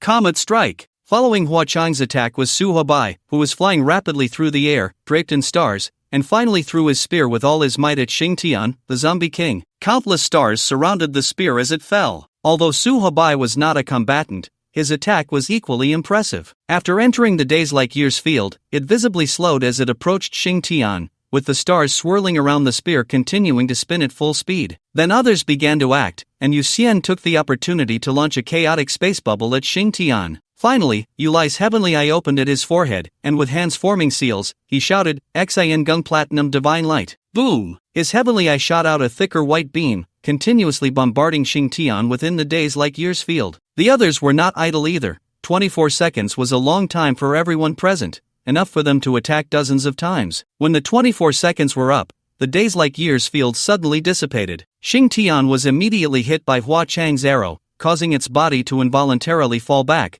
but it was then struck by a spear from behind. At the same time, various attacks hit it, especially Yu Lai's attack, which triggered a terrifying explosion, sending a thick beam of light soaring into the sky. Roar! A flash of red light appeared within the beam. Xing Tian actually used its axe to cleave through all the attacks, instantly emerging from the explosion, and immediately locked onto Yu Xian. At this moment, most of its body had minor injuries, with only a dented and twisted mark on its shoulder, clearly indicating that the greatest damage had come from Yu Xian's chaotic space bubble. Attacks based on space and time often defy logic. Spatial damage is essentially a fixed value of damage, and the stronger the space one occupies, the greater the attack power. Undoubtedly, Xing Tian had not yet become strong enough to oppose the world. Boom! It kicked off the ground, instantly flying into the air. But just as the axe was about to strike Yu Xian, its body passed through space, and the axe smashed down onto the ground, creating a massive crack in the earth. Damn! That scared me to death. Yu Xian only then realized that Xing Tian had chosen to attack him first. The main reason was that Xing Tian's movements were too fast, so fast that Yu Xian's nerves couldn't react in time. Everything was at least a second behind. Fortunately, he cast a spell to create a spatial maze, first folding the space in front of him and connecting it to a certain coordinate on the ground. So when the Xingtian Zombie King attacked him in a straight line, it instantly appeared at the other end of the folded space. However, the situation began to take a turn for the worse. The Xingtian Zombie King missed its attack and immediately changed targets, quickly charging towards Xiao Chang. Seeing Xiao Chang unleash a gray energy ball, it swiftly dodged to the side. Its movements became significantly more agile compared to when it was under concentrated fire, as if the previous attacks had awakened it. Too fast, can't lock on. Xiao Chang watched as the Xingtian Zombie King drew closer, gritting his teeth as he shot a gray energy ball at the ground, instantly unfolding the days like years domain beneath his feet. If the Xingtian Zombie King dared to rush in and attack him, it would also be frozen in place. At that moment, Xiao Chang was already prepared for injury or even death, hoping to buy time for others. However, the Xingtian Zombie King clearly understood the terror of the days like years domain. It suddenly slammed on the brakes, spun around, and instantly appeared in the air, perfectly overlapping with Su Hubai's flight trajectory. This is bad. Su Hubai's expression changed, gripping his spear tightly and launching an attack, but the spear was directly severed by the Xingtian Zombie King's axe. As the two crossed paths, the Xingtian Zombie King opened its mouth, revealing its nearly 8-centimeter-long fangs, and bit down fiercely at Su Hubai's neck. But just as the fangs were about to touch Su Hubai's neck, the Xingtian Zombie King's movement stalled again, as Yu Lai's support finally arrived, and in an instant, a golden light sent the Xingtian Zombie King flying. Boom! The Xingtian Zombie King crashed to the ground, creating a large pit, yet its body sustained little damage. Everyone present found this monster, with its overwhelming defense and attack, to be quite troublesome. In the air, Yu Xian instead showed a look of confusion. After the battle meeting last night, he had attached a communication bubble to everyone's ears. Just as the Xingtian Zombie King and Su Hubai crossed paths, he manipulated the bubble on Su Hubai's ear to expand, intending to teleport Su Hubai away. However, his actions were far too slow compared to the Xingtian Zombie King. Because of this, he was the only one to notice the Xingtian Zombie King's momentary stutter in movement. Could it be that the Xingtian Zombie King still possesses the self-awareness of a Xingtian warrior? Yu Xian's heart stirred as he looked down at the Xingtian Zombie King continuously battling with everyone, gritting his teeth as he took a deep breath. Stinky. Super stinky. But then everything about the Xingtian Zombie King began to peel away like an onion. Initially, only by consuming the forbidden fruit could one gain powers beyond the ordinary. At that time, the extraordinary beings were like superheroes or supervillains, staging magnificent battles in a world dominated by ordinary people. But with the emergence of extraordinary beasts, the balance was shattered. Many villages were easily destroyed by extraordinary beasts, and thousands of people, young and old, were slaughtered and hunted overnight. Troops were deployed, militias organized, but casualties continued to mount. Humanity was no longer at the top of the pyramid, as the number of extraordinary beasts increased too rapidly. In just a few months, a beast could give birth to a litter of cubs, and in just 2 years, those cubs could grow into invulnerable monsters that preyed on humans. The human sphere of activity kept shrinking, and activities like mountain climbing and outings became extremely dangerous adventures. At this time, the Xingtian warriors were born. A large number of armed police injected with Xingtian blood were dispatched everywhere, wielding axes to fight against various extraordinary beasts while also slaying all extraordinary beings that committed wrongdoing. No one knew the origins of the Xingtian warriors, and no one knew where they trained, but every time extraordinary powers invaded, the Xingtian warriors would appear. At that time, the Xingtian warriors represented hope, represented light. But, behind this peace, countless young lives were actually fading away. The average lifespan of a Xingtian warrior is only 2 years, and after death, they can still fight for humanity for 3 more years, until the Xingtian blood in their bodies is completely exhausted, leading to their final demise. Zhou Xiaoyang was born in a peaceful era protected by Xingtian warriors, and his greatest goal in joining the army was to become a Xingtian warrior. However, due to a twist of fate, he became a commander instead. After death, Xingtian warriors can still battle for 3 years, but without a commander, they are merely indiscriminate killing machines. Therefore, from the day they become Xingtian warriors, they must continuously self-hypnotize, strategize, set action programs, and imprint these programs into every cell of their bodies with the aid of equipment. This way, after death, the commander can control the Xingtian warriors through specific commands, directing them to continue fighting rather than allowing them to become monsters that wreak havoc. Zhang Xincheng, ID 7323, stand at attention. Bai Heshi, ID 6557, stand at attention. Guyuatao, ID 5244, stand at attention. Tang Wenhua, ID 2288, stand at attention. Guan Yulin, ID 6699, stand at attention. Zhou Xiaoyang had a total of 5 Xingtian warriors under his command, safeguarding the safety of Silver City. It was only on the day he became a commander that he learned the secret of the Xingtian warriors. He admitted that he hesitated at that moment, as he was still young and did not want to die young. Now, as a commander, he could still protect people's safety, and he was very satisfied with that. The thing he did most every day was to control the Xingtian warriors to patrol through commands, day after day, year after year. From 18 to 20, it continued like this. But in his 21st year, the Xingtian warriors he controlled ceased to move due to the exhaustion of their Xingtian blood. It was also that year that he was assigned new Xingtian warriors and participated in the Blood Sea battle. In that battle, he witnessed countless Xingtian warriors fighting fearlessly. The Xingtian warriors under his command changed batch after batch, and those who had died continued to fight, not resting until they were completely annihilated. What shocked him the most were several commander comrades he knew, who resolutely became Xingtian warriors during the battle, only to become soldiers under his command within a month. They died in battle, yet continued to fight after death. The Blood Sea battle lasted for 9 months, with hundreds of thousands of warriors sacrificed, ultimately defeating the evil organization Eye of the Blood Sea. Zhou Xiaoyang returned to Silver City with Xingtian warriors who had either lost an arm, a leg, an eye, or an ear. A month later, the Xingtian warriors he controlled all died due to excessive consumption of Xingtian blood during combat. Another half-month passed, and he applied to become a Xingtian warrior. He would always remember how he frantically sought out those commander comrades, asking them why, and their answers. This era is tough. Countless people have silently sacrificed their young lives to protect this peace, and their thoughts are simple. Their best comrades have already sacrificed, and now countless others are sacrificing their lives to fight. If they sacrifice first, perhaps they can save 1 or 2 others from sacrificing. And now, it was his turn. He hoped that somewhere, some child would not have to sacrifice or fight because of his sacrifice. Time returned to the present, and the battle below continued. The Xingtian zombie king forced Yu Lai back with a single axe, and the next moment, it sent the director of the drug development department, Cheng Kaitian, flying with a punch. Boom! Cheng Kaitian crashed to the ground, instantly creating a large pit. He spat out a mouthful of blood, quickly slapped the ground with his right hand, and rolled in midair. The Xingtian zombie king's axe narrowly missed, splitting the entire pit in two. The Xingtian zombie king missed its strike, and as Cheng Kaitian rolled to its right side, it immediately kicked out, sending the still airborne Cheng Kaitian flying. In the vast sky, the bow of the moon palace, one arrow pierces the 9 heavens. At that moment, Hua Chang stood at a distance, unleashing a series of cold glimmers in an instant. The Xingtian zombie king, who had originally intended to pursue Cheng Kaitian, quickly dodged, as a dense rain of arrows fell to the ground,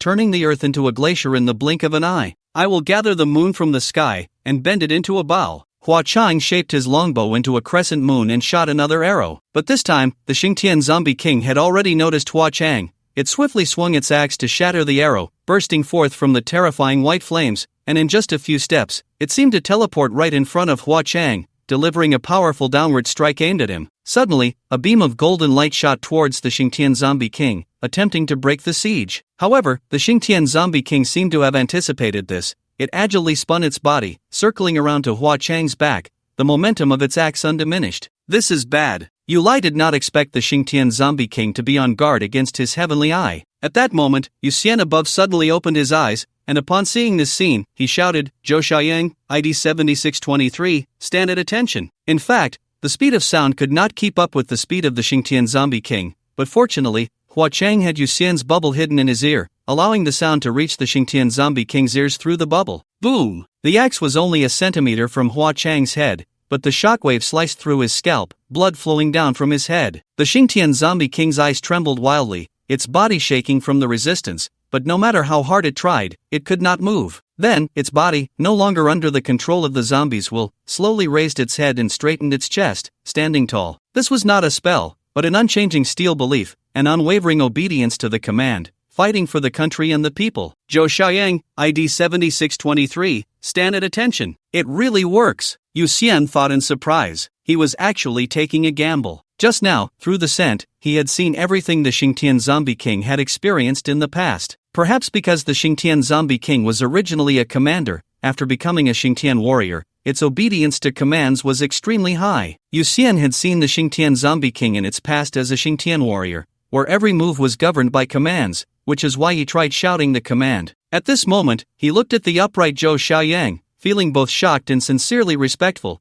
The warrior from 400 years ago deeply moved his soul. This unwavering steel belief could not be diminished by time. It was because of the selfless dedication and sacrifice of these ancestors, shouldering everything with a will of steel, that Silver City enjoyed its current prosperity. Fortunately, 400 years ago, they silently bore the weight, and 400 years later, countless like-minded heroes continued to contribute quietly, striving forward. Yu Xian's mind flashed with images of the fallen, such as Yu Bo, from the memorial service. At this moment, death seemed less frightening. After experiencing life and death battles and witnessing separations, he felt he had truly grown. Everyone must die. Some deaths are heavier than Mount Tai, while others are lighter than a feather. If one day he had to choose between living in a cowardly manner or bravely facing death, perhaps he would have enough courage to fight to the death, just to protect all the important people behind him. Below, Yu Lai looked at the Xingtian Zombie King in disbelief, his heavenly eye wide open. The action program of the Xingtian warriors was still effective. During their meetings, they had considered various battle plans and last resort measures, but they had never thought that the command of the action program would still have an effect. Hua Chang quickly turned and retreated, spraying blood spray on his head from his storage ring, then looked at the Xingtian Zombie King with uncertainty. He had just narrowly escaped a heroic sacrifice. Others gathered around, but none got too close to the Xingtian Zombie King. Yu Lai and Su Hobai descended from the sky, with Yu Lai leading the way, slowly approaching the Xingtian Zombie King, then circling around it. Safe, Yu Lai then said to the others. Xingtian warrior, I remember it was at the B level, and after death, it could reach the snake level.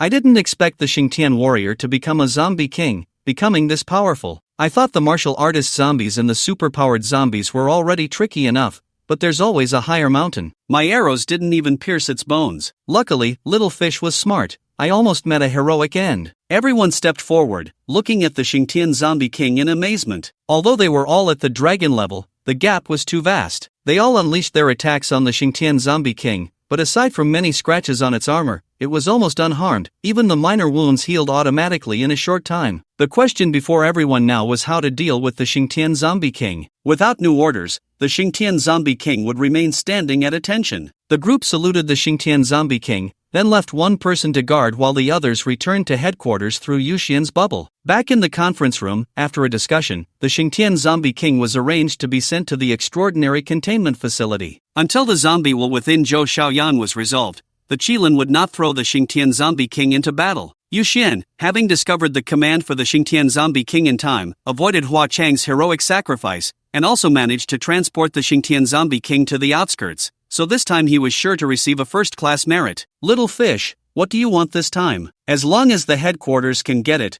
you can ask for anything. If the merit isn't enough, I'll cover it, Hua Chang said kindly, looking at Yu Xian, who was sitting at the very end. If everyone present had only admired Yu Xian before, after fighting together, they felt close to and trusted him. Although Yu Xian's level was low and he couldn't withstand damage, he was incredibly reliable. Whether it was his spatial abilities or his intellect, he was truly capable, deserving the trust of everyone present. Minister, Director, can I exchange my merit for money to donate to the families of those comrades who have already sacrificed? If they are having difficulties in life, I want to help them. Yu Xian thought for a moment and said to everyone. Xiao Chang replied irritably, what do you take Qilin for? For any member who sacrifices, we will take care of their families. You should keep your merit for yourself. The Qilin won't let soldiers bleed and cry. Anyone who sacrifices, their family becomes our family. You can rest assured about that, Hua Chang said seriously. Yu Lai instead smiled and said, Little fish has this awareness. To be honest, I'm very happy and comforted. This time, I will take charge and give the dragon shield to Little fish. What does everyone think? Dragon shield. Everyone looked at Yu Lai in shock. Hua Chang then smiled and said, this is good. It really suits Little fish. I agree. I agree too. Xiao Chang immediately followed up. The others exchanged glances, and eventually, they gradually agreed with Yu Lai's proposal. Since everyone present agrees, then good. The dragon shield now belongs to Little fish. Don't think about it anymore, Yu Lai said with a smile. The others sighed helplessly, while Hua Chang and Xiao Chang smiled. What is the dragon shield? Yu Xian couldn't help but ask curiously. Hua Chang explained with a smile, the dragon shield, fully named the reverse scale dragon shield. You should have heard the saying a dragon has reverse scales. Touching them means death. This is mainly because the reverse scale is used to protect the dragon's weakness. You could say the reverse scale is the hardest scale on the dragon's body. In the abyss, there is a dragon species called the shield dragon, and the reverse scales from it are indestructible. We spent hundreds of years, using a lot of manpower and resources, to collect 3,000 reverse scales from the shield dragon, ultimately forging the ultimate armor, which is the reverse scale dragon shield. The most important thing is that the core of the reverse scale dragon shield is a piece of divine essence from the abyss, something only god-level beings possess, and it has infinite growth potential. Once you acknowledge it with your blood, the reverse scale dragon shield will accompany you as you grow. You are currently at the serpent level, while the reverse scale dragon shield is at the god level, so its defensive capabilities will always be 5 levels higher than yours, Xiao Chang added.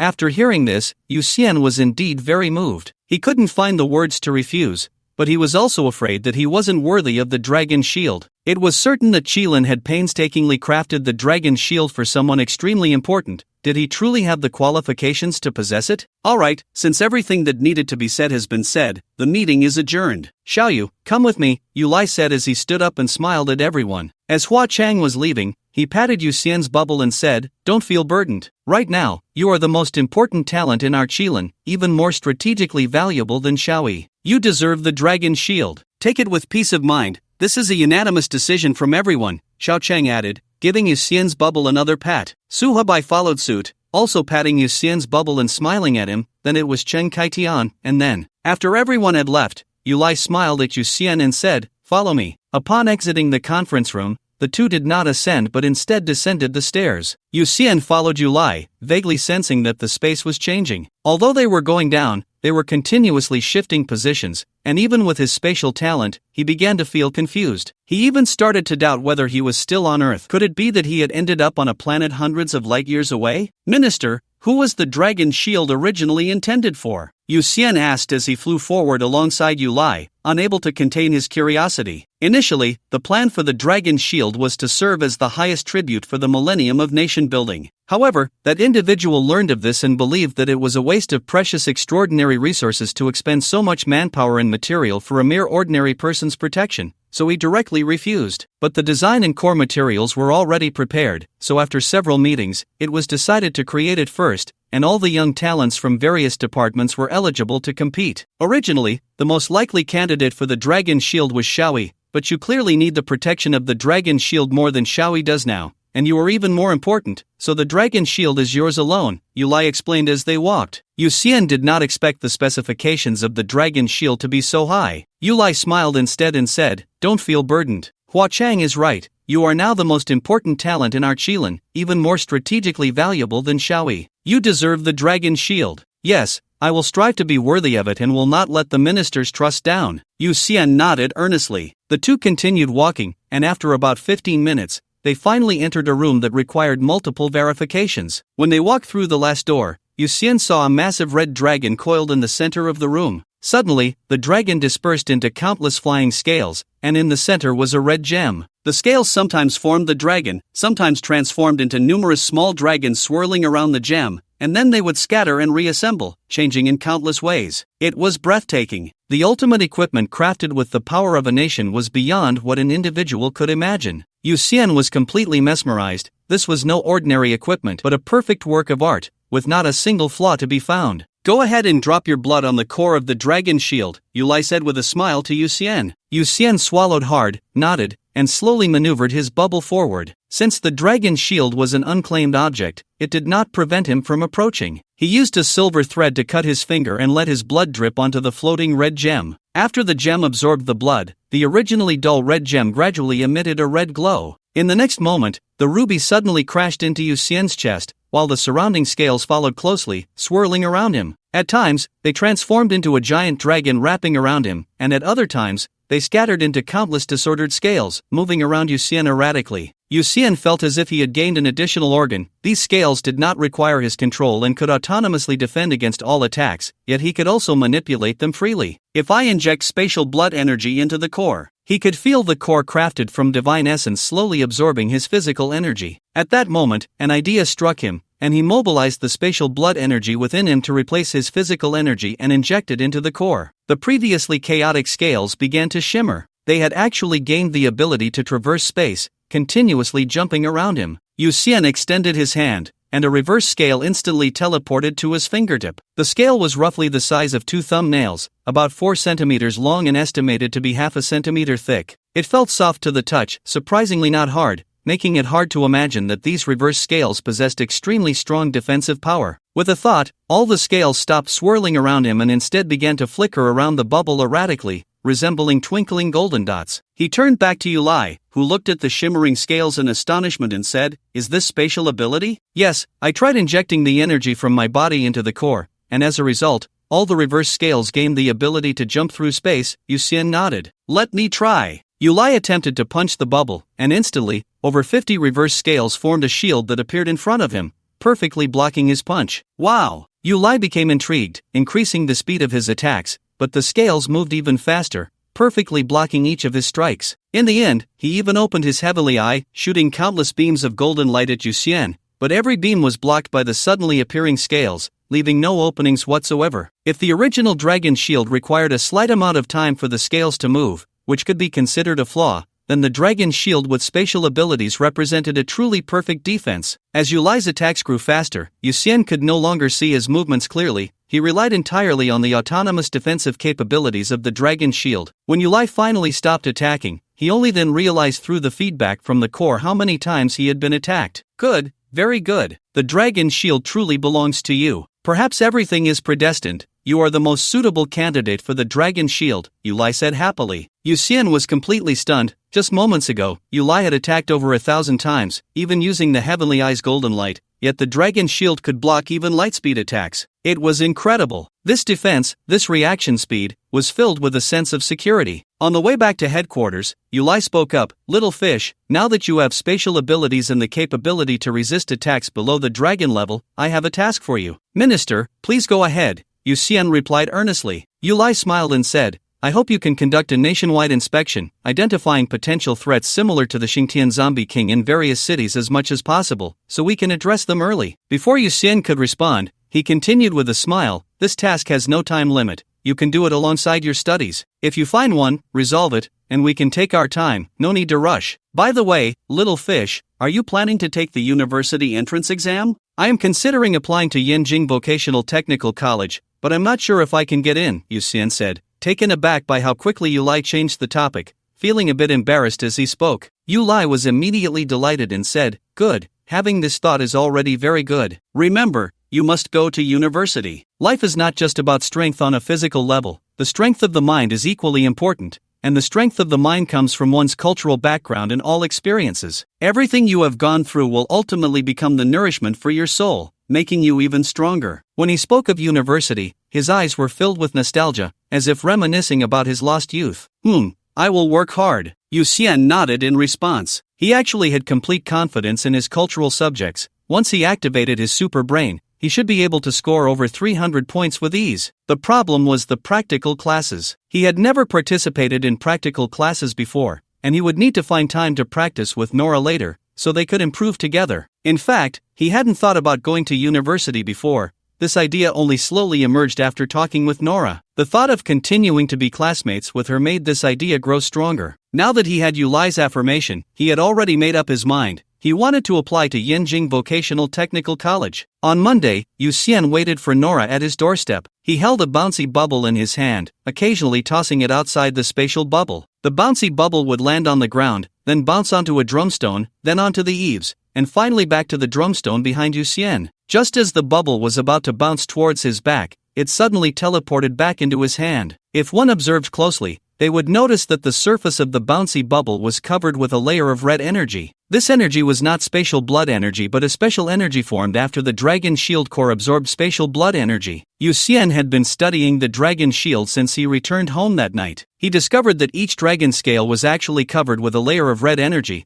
but because the scales themselves were red, it was hard to notice this energy without careful observation. After discovering this energy, he tried to inject more spatial blood energy into the core and then extract the energy that had been transformed by the core. The result was that he obtained a type of red energy. This energy was not as crimson as blood energy, nor as transparent as spatial blood energy. It was a faint red light. Yuxian found that as long as he covered an object with this energy, he could freely manipulate the object to move through space, just like those dragon scales. He spent the entire night experimenting, covering various objects with the energy. In the end, he discovered that each teleportation consumed a portion of the energy covering the object, but compared to spatial blood energy, its greatest advantage was the convenience of transportation. It was like a convenient version of spatial jumping or item teleportation. If activating spatial jumping required a tiny bit of casting time, then using this energy to cover objects or himself was completely instantaneous, making it hard for others to defend against. He thought of many tactics. For example, throwing a bomb directly at the enemy. When the enemy dodged, the bomb would teleport to where the enemy was trying to evade,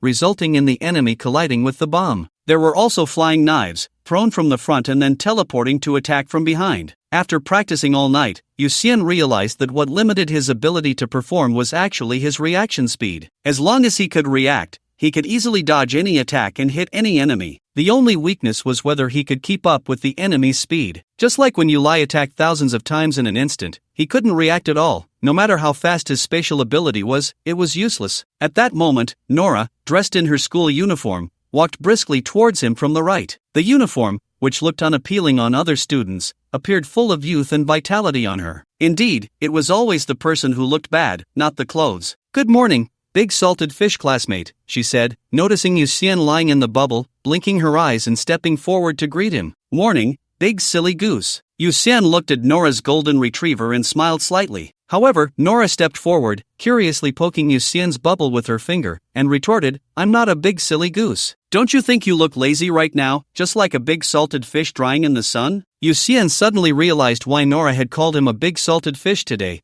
She used to call him by his name. He then briefly explained why he had to stay in the bubble, assuring her that it would only be for a while, which eased Nora's worries. On the way, Yu Xian asked, "Nora, what do you think about us taking the entrance exam for Yanjing Vocational Technical College together?" "Really?" Nora visibly brightened up. Yu Xian nodded. "Yeah, I've decided. I want to take the entrance exam for Yanjing Vocational Technical College too, so let's work hard together. Then when we get to school, I'll help you arrange a review plan. You haven't attended the Super Ability Academy, so there must be a lot of knowledge you need to catch up on," Nora said enthusiastically. Just the thought of going to college with Yu Xian filled her with motivation, and her mind was already buzzing with various key points of knowledge. Although her practical course grades were dismal, her academic performance had always been outstanding, and she was fully capable of helping Yu Xian fill in the gaps. Yu Xian smiled and said, "Then I'll help you with the practical course. By the way, can we still apply for the practical course at the Super Ability Academy?" "Should be possible. When we have a break, let's go ask Teacher Wang about the practical course," Nora replied. At the same time, she was recalculating in her mind how much it would cost if both of them attended Yanjing Vocational Technical College, just in case Yu Xian's grades weren't ideal. Having never worried about money before, she suddenly felt a pinch and secretly resolved to save her weekly allowance of several hundred million,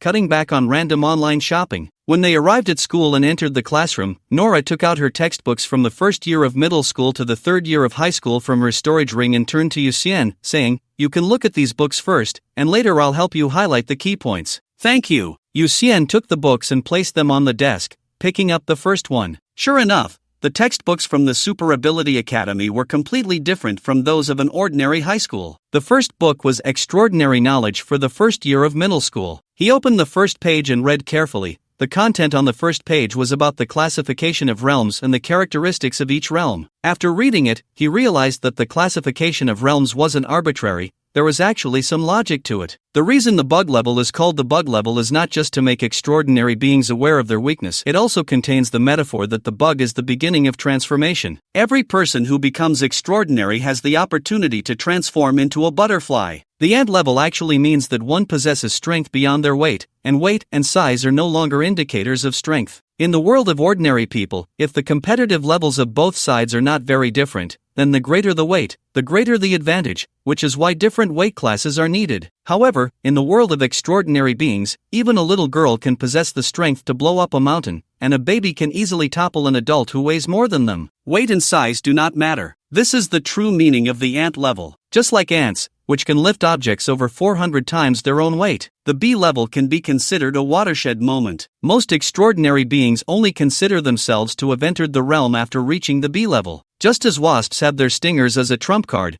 most extraordinary beings only truly possess their own trump card or ultimate skill after reaching the B level. This trump card can even allow them to defeat enemies of a higher level or turn the tide in a disadvantageous situation. After reading this section and considering his own situation, Yu Xian had to admit that it was indeed the case. Although he awakened his silver blood at the ant level due to his exceptional talent, he truly became powerful after consuming the Pango blood and reaching the B level. Originally, he found it very difficult to fight Zhou Tai, suffering setbacks twice, but after reaching the B level, he could easily handle the enhanced Zhou Tai No. 5. And capturing Zhou Tai No. 3 was just a matter of a small trick. It's important to note that capturing someone alive is much harder than killing them. This was enough to prove how much his strength had improved at that time. After the first class ended, Yu Xian and Nora headed to the combat class building together. Due to various special reasons, the combat class had its own dedicated building. Upon entering the combat classroom, Yu Xian immediately locked onto a muscular female teacher, about 2.5 meters tall. This teacher was the combat instructor for the senior year, named Wang Xingnua,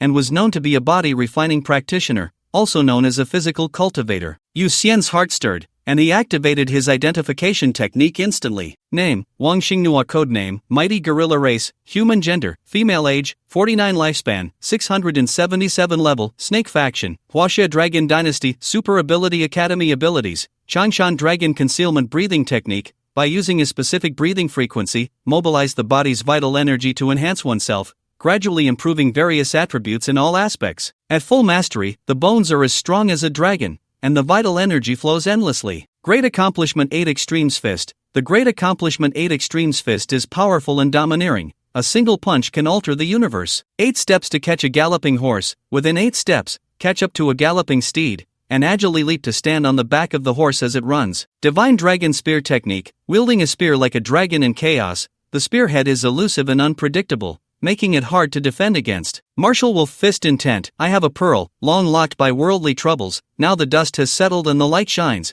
breaking through the mountains. Martial Wolf Spear Technique. Inquiring with a sincere heart, responding without failing the opportunity, now there is a mutual understanding, listen to the dragon's roar, and watch the spear. Summary: a fierce big sister, definitely don't provoke. There really are such people. A legendary figure with a low level but high realm. After reading Teacher Wang's attributes, Yu Xian was secretly amazed. Most extraordinary beings have little difference between their strength and realm, while geniuses often have strength that exceeds their realm. For example, Yu Xian is currently in this situation, where his mindset and strength are completely mismatched. Wang Xingnua's case is the opposite of a genius. She has poor physical aptitude but exceptionally high comprehension, resulting in a low level but high realm. In fact, improving this is very simple: either eat forbidden fruit or stop being human. For instance, after Yu Xian became a vampire, his aptitude greatly improved. Many major powers actually welcome such talents. After all, once the realm is up, raising the level will definitely make one a great master. Teacher Wang. Nora stepped forward and called out to Wang Xingnua. Nora, it's been a long time. Although Wang Xingnua looked like a female Zhang Fei, her voice was unexpectedly gentle. However, recalling the notes from the identification,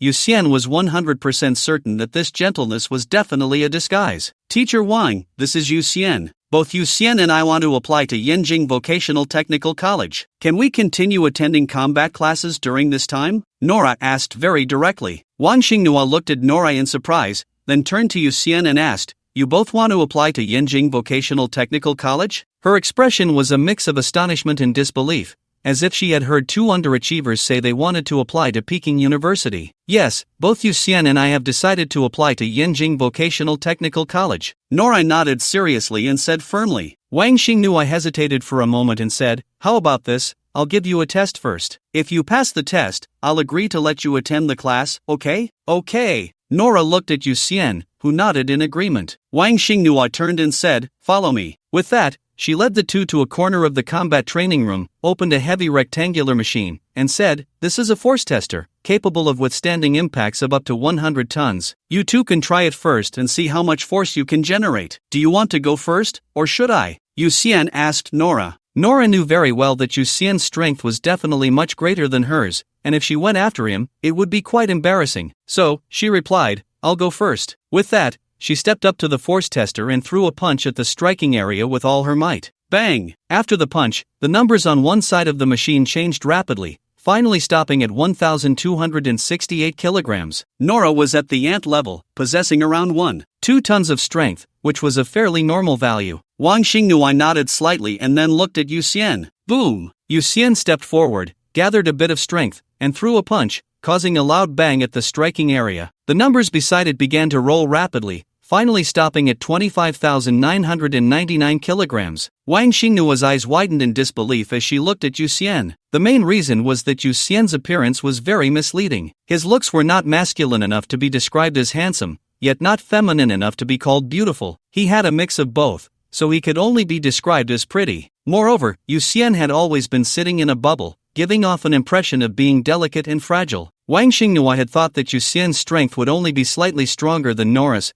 probably around 1,300 kilograms, but instead, Yu Xian had directly punched out 26 tons. Terrifying. A little milk dog with monstrous strength? Wang Xingnua secretly nicknamed Yu Xian in her heart. She suppressed her thoughts and said, "Alright, let's test destructive power next." Nora's destructive power is quite impressive. With that, the three walked to another machine, which could test the students' destructive power and score them accordingly. Again, Nora went first. She approached the machine, and suddenly a ball of blood-red flame appeared in her hand. This was the blood flame. Yu Xian had seen Nora's attributes and naturally knew she could use blood flame. Boom! Nora waved her hand, sending the blood flame towards the machine, and the humanoid puppet inside was instantly turned to charcoal. The machine quickly gave a score, 90 points. Wang Xingnua smiled and said, "Not bad. If you can skillfully use the blood flame, you actually have a great chance of getting into Yanjing Vocational Technical College." Thank you, teacher," Nora nodded. Then it was Yu Xian's turn. Yu Xian thought for a moment, created a bubble, and moved it 20 times the speed of sound, directly crashing into the newly refreshed puppet in the machine, causing it to explode. The score on the machine changed rapidly, finally turning into 100 points. Wang Xingnua was stunned. Some students who had come to class also gaped at this scene, looking at Yu Xian in disbelief. A perfect score for an attack. It was their first time witnessing such a thing. Where did this monster come from? At that moment, someone recognized Nora, and then quickly recognized Yu Xian. After a flurry of whispers, all the students present knew that the fish god who had saved many students from class 3 was indeed a true monster. Ahem, very good. So next is the individual competition. Wang Xingnua snapped back to reality, coughed a couple of times to cover her embarrassment, and then said to Nora and Yu Xian, "Sometimes, having great destructive power does not equate to being strong in actual combat," and Nora was a perfect example of that, having never qualified in years of practical combat. The individual competition does not mean that losing results in a score of 0. If one truly loses, it would be 0 points. According to the exam rules, the individual competition is a one-on-one match drawn by lots, and probably only half of the students in the entire school would qualify, while the other half would score 0. That was absurd. Anyone with a bit of common sense would know that such a situation could not exist. In fact, the individual competition scores students based on their performance in battle. Even if they lose, they might only score 1 or 2 points lower than the winning student. If a weaker student wins against a stronger one through intelligence, they often receive a higher score. Nora can score 20 points, and the reason is that she surrenders very quickly. Sometimes, knowing that one cannot win, surrendering is also a strategy. Surrendering quickly can lead to survival, so Nora has consistently maintained her 20 points. Zhou Qingmei, He Xing, you two come over and compete in a personal match with classmate Nora and this classmate Yu Xian. Wang Xingnu looked around and then his eyes lit up as he waved to the two students. A spirited girl with a bun hairstyle and a sword on her back, along with a squinting boy, heard Wang Xingnu's words and walked over. Yu Xian looked at the two and immediately used his identification technique. After checking their attributes, he felt reassured. Name, Zhou Qingmei. Codename, heroine. Race, human. Gender, female. Age, 17. Lifespan, 148. Level, B Camp, Huaxia Dragon Dynasty. Divine Sword Sect. Abilities, 9 turns. Sword Classic.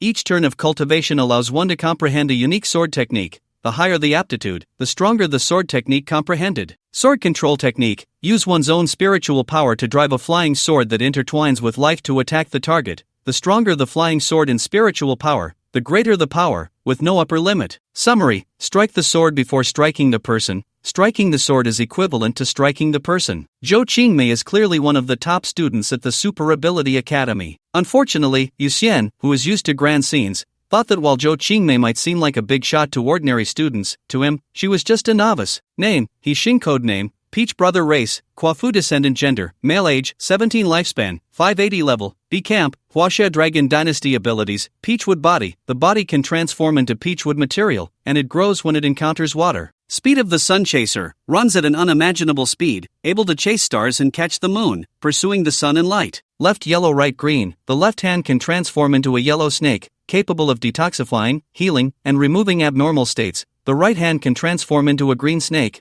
capable of devouring various toxins, forming 5 different types of highly toxic effects. Summary: a fast-running little peach tree. Yu Xian felt that He Xing had good potential. If he were to be promoted to captain in the future, he might consider inviting him to join his team. Under Teacher Wang's arrangement, Nora would compete with Zhou Qingmei, while Yu Xian would compete with He Xing. Everyone moved to the arena, with the first match being Nora against Zhou Qingmei. The most expensive equipment at the Super Ability Academy is the arena used by students for sparring. The full name of the arena is Candle Dragon Inverting Sun and Moon Reversal Great Array Arena. After the teacher activated the array, students fighting in the arena would fully recover from any injuries the moment they left the arena, and the arena has the effect of predicting the future, allowing students to be teleported out before they die. This array was designed by Zhang Daoqin and requires all super ability schools nationwide to build it, with all material costs available at half price through official purchases. However, even so, most Super Ability Academy's arenas were built with the combined efforts and funds of the entire city along with countless extraordinary individuals. One can imagine how expensive this is. Nora and Zhou Qingmei stepped onto the arena, and Wang Xingnu immediately activated the Great Array. The array patterns around the arena emitted a faint glow, and the candle dragon heads in the 4 corners slowly opened their eyes. The match begins, Wang Xingnu said as he looked at the two on the field. In the next second, Nora raised her hand and unleashed a blood flame, but it was easily split apart by Zhou Qingmei's sword. However, after the flame was split, she saw Nora holding a gun, and at that moment, she began firing continuously. Not good. Zhou Qingmei immediately dodged to the side while manipulating her flying sword to slash at the bullets. One bullet after another was blocked by the flying sword, but then they exploded with a loud bang,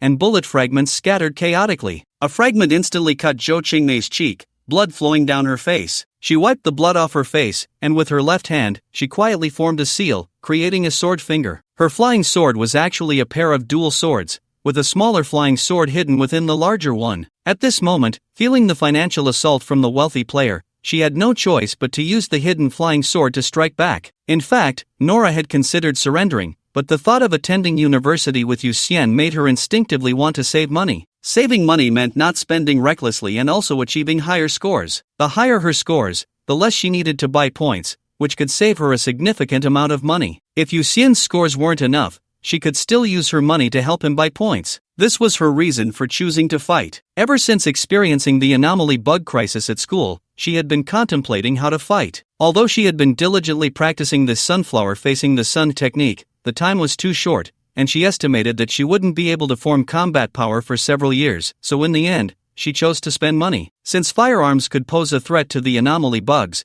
they could naturally threaten other extraordinary beings as well. Moreover, the equipment she could buy was far more than just firearms. She had simply never experienced such things before and had always stayed in a safe environment, which was why a group of ordinary people had successfully ambushed her. She had grown since then. If she encountered such a situation again, it would definitely be the enemy who died. At that moment, a small flying sword suddenly shot out from the smoke of the explosion, darting towards Nora with lightning speed. With Nora's speed, she had no time to react. But she didn't need to react. Ding! The flying sword was blocked by an energy shield. The bracelet on Nora's wrist emitted a blue light, forming an oval shield that protected her completely. Seeing this scene, Zhou Qingmei frowned slightly. She said, "Nora, if you rely solely on equipment, your scores in the exam will still be low. Is this approach meaningful?" But winning with a weaker force can earn high scores, and the winner already gets 20 points, which is not bad, Nora replied seriously. Compared to these scores, the money spent on equipment was nothing. Seeing that she couldn't shake Nora's fighting spirit, Zhou Qingmei had no choice but to continue the battle. She recalled her subsword to her feet, using sword control techniques to dodge bullets in the air while manipulating the main sword to continuously attack Nora's shield. Meanwhile, Nora focused on shooting at the wildly flying Zhou Qingmei, completely unconcerned that the main sword was consuming the energy of her shield. Now it was a matter of who would exhaust whom first. In the end, Zhou Qingmei's spiritual energy was about to be depleted,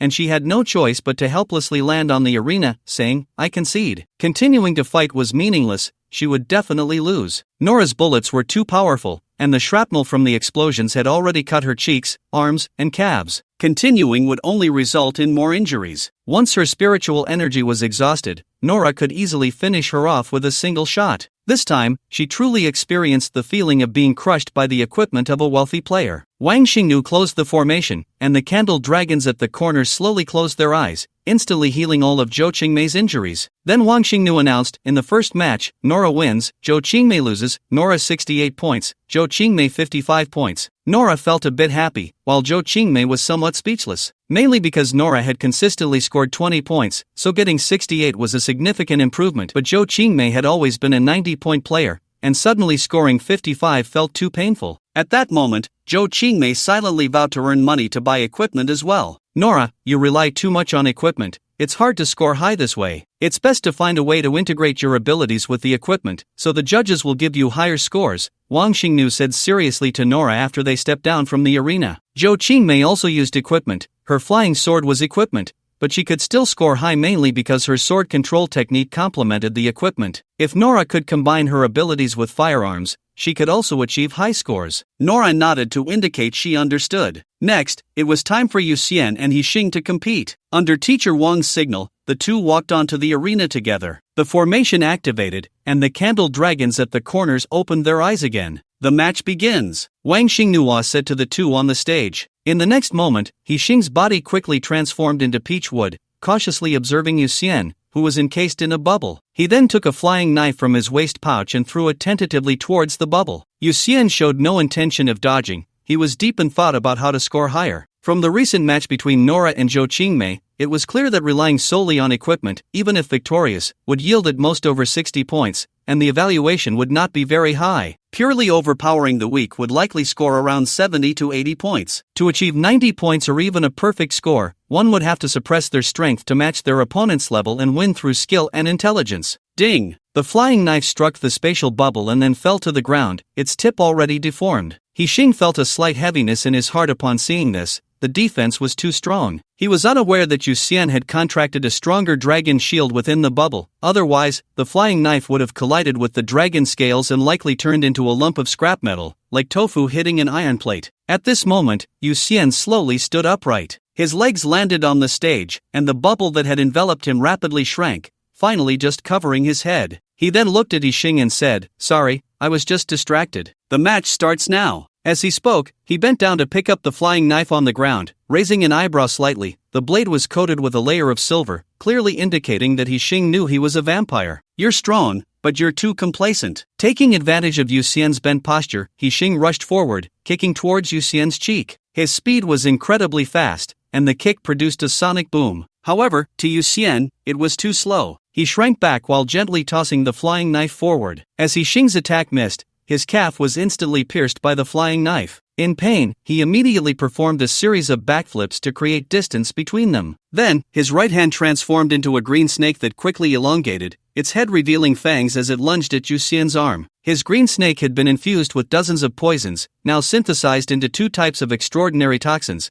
As long as the snake could inject the venom into Yu Xian, the outcome would be without question. But it was still too slow. Yu Xian stood still, his right index finger flicking against the attacking green snake's chin. Bang! The green snake's chin immediately rippled with visible sound waves. Its eyes rolled back, and it was instantly sent flying by the immense force, while this power spread like waves along the snake's body towards He Xing. He Xing had to spin his body to dissipate the force, while his right hand quickly retracted into a series of peachwood stakes. A force of 26 tons was indeed terrifying. He Xing's legs smoked from the high-speed rotation, and he finally managed to exhaust this force. Great Peach Forest, Chaotic Thorn Peach Spear. In the next moment, he abruptly stopped spinning. Transforming into a tree, every branch on his body grew wildly, turning into countless peach branches that stabbed towards Yu Xian. Seeing the dense mass of peach branches coming at him, Yu Xian immediately raised both hands, striking the incoming branches at an incredible speed. The peach branches, harder than metal, bent and deformed under his fists, and the sharp points that should have pierced him all bent, forming an archway. So fast, so strong. In pain, He Xing controlled all the branches to retract quickly. He transformed back from tree form to human form, staring at Yu Xian, gasping for breath, his hands and legs trembling uncontrollably. Although in the Super Ability Academy, his strength was not in the top 10, he at least ranked in the top 20, and even against the strongest, Yumarin, he felt confident he could injure her. But facing Yu Xian,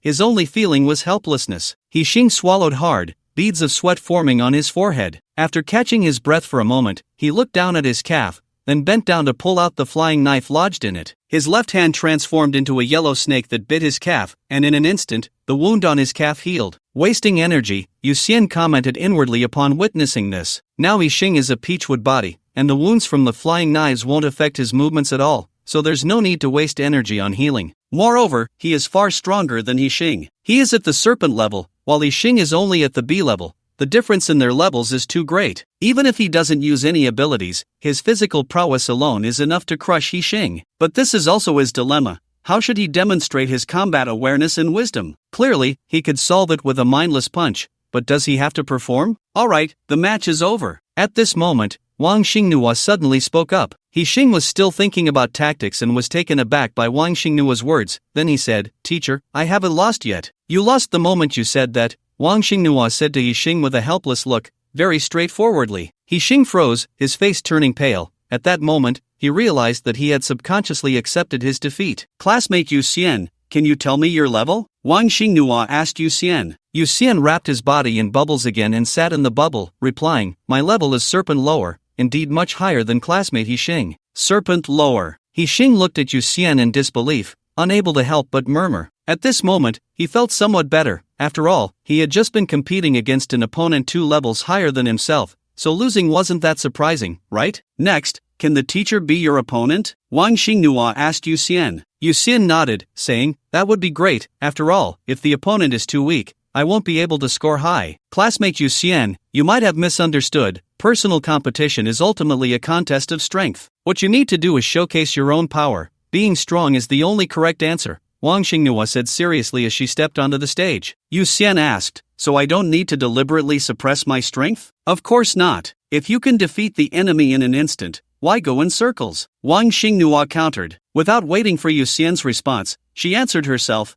"Why does the winner in personal competition always get 20 points? Because the truth of extraordinary education is singular, victory. If it's not for victory, then everything is meaningless. Strength is justice, no matter what means you use." Classmate Nora used equipment, and her score isn't high because she used it too simply and brutally, not because she used equipment. "I understand now, thank you for your guidance, teacher," Yu Xian said, enlightened. Wang Xingnuo smiled, "That's good to hear. Now, let's have a good match." As she spoke, the 4 corners of the candle dragon opened their eyes again. The match began. Wang Xingnuo's entire body suddenly erupted with terrifying vitality, and with a push from her feet, she was already rushing towards Yu Xian. In an instant, countless shadows of fists enveloped Yu Xian, as if countless meteors were falling. Many classmates had already gathered around the stage. After Wang Xingnuo's strong assault ended, she quickly retreated like a white crane, and the students were immediately in an uproar. The space bubble remained unscathed. Yu Xian sat in the bubble, seemingly still savoring Wang Xingnuo's attack, completely unharmed. "That defense!" Xing gasped at the sight. Just now, when Yu Xian had come out of the bubble, he couldn't even defeat him if Yu Xian had stayed inside the bubble. "Teacher Wang, no need to hold back. If possible, I want to see what the teacher looks like when going all out," Yu Xian said seriously, looking at Wang Xingnuo, who wasn't even out of breath. He was actually very curious about the realms described in the Qilin app and how much they enhanced combat power, even allowing the same amount of energy to unleash greater damage. It is said that sword cultivators, under the enhancement of sword intent, can increase the power of the same spiritual energy by 100-fold when transformed into sword energy. Unsure of how much Mr. Wang's use of fist intent would enhance his attack, he thought, "Although the exam is important, I want to experience what the realm truly is. Alright, I will give it my all." Upon hearing this, Wang Xingnuo couldn't help but smile. She clenched her fists, producing a series of crisp cracking sounds, and then said, "Be careful, Yu Xian." In the next moment, her fists radiated light as she launched a punch at Yu Xian from a distance. Boom! A massive fist imprint slammed directly towards the bubble. Yu Xian could even see the flowing energy within the fist imprint, which maintained its form like blood. He quickly created a smaller bubble to protect his head, and in the next second, the larger bubble shattered with a sound, followed by the light fist striking against the dragon's shield, which was composed of hundreds of dragon scales, forming a shield 1 meter long and half a meter wide. The same punch, under the enhancement of fist intent, had its power increased by at least 50 times. Comparing Wang Xingnuo's 2 punches, Yu Xian was secretly shocked, and he realized that attacks enhanced by fist intent had more concentrated energy and were less likely to disperse. Simply put, fist intent actually binds or manages all energy, ensuring that every bit of energy is used effectively. Below the arena,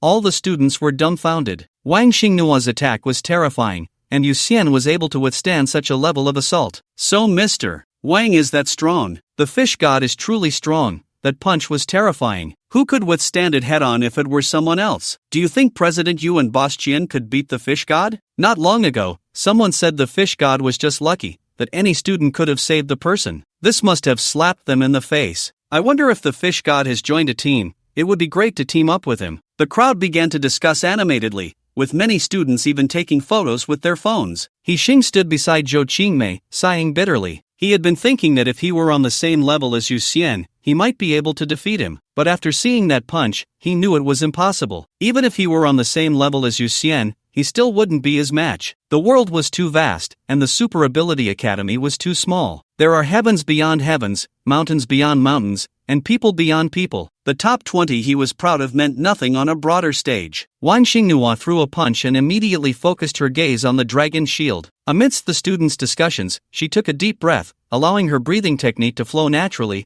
her hair starting to move without wind. Although she had used fist intent for that punch, she ultimately hadn't gone all out. After all, she was the teacher, and Yu Xian was the student. She worried that her fist intent might be too fierce and cause psychological harm to Yu Xian. While the arena could protect the students' lives, it couldn't heal their wounded spirits, so she had held back. Now seeing the dragon's shield, she knew she need not worry. She didn't know if the dragon's shield was an equipment or Yu Xian's ability, but once it appeared, she had a strong intuition that she couldn't harm Yu Xian. In fact, she might even lose. But once she stepped onto the arena, she wouldn't allow herself to easily concede. I have a pearl, long locked away by dust and toil. One day, when the dust clears, its light will shine, illuminating mountains and rivers. 8 Extremes Fist, King of Hell's 3 points hand. In an instant, it seemed as if countless clones of Wang Xingnua appeared, attacking from different angles, filling the entire arena with her presence. The students below gaped at the countless figures of Wang Xingnua above. Meanwhile, Yu Xian remained in place, surrounded by flashing red scales, which flickered so quickly that everyone could only see a red shield. Wang Xingnua gritted her teeth, her breathing technique continuously operating, her blood surging like a great dragon, each punch and kick infused with terrifying fighting spirit. But it couldn't break through. It was truly unbreakable. Clearly, just a second ago there was a flaw, but after she threw her punch, it was blocked by dragon scales, and the defense had no weak points at all. Gun, come. Suddenly, she took a deep breath and whispered, her right hand stretching back. Boom! A long spear shot out from the teacher's office in an instant, and in the blink of an eye, it was in her grasp. The Divine Dragon Spear Technique. The spear in Wang Xingnua's hand instantly transformed into a giant dragon,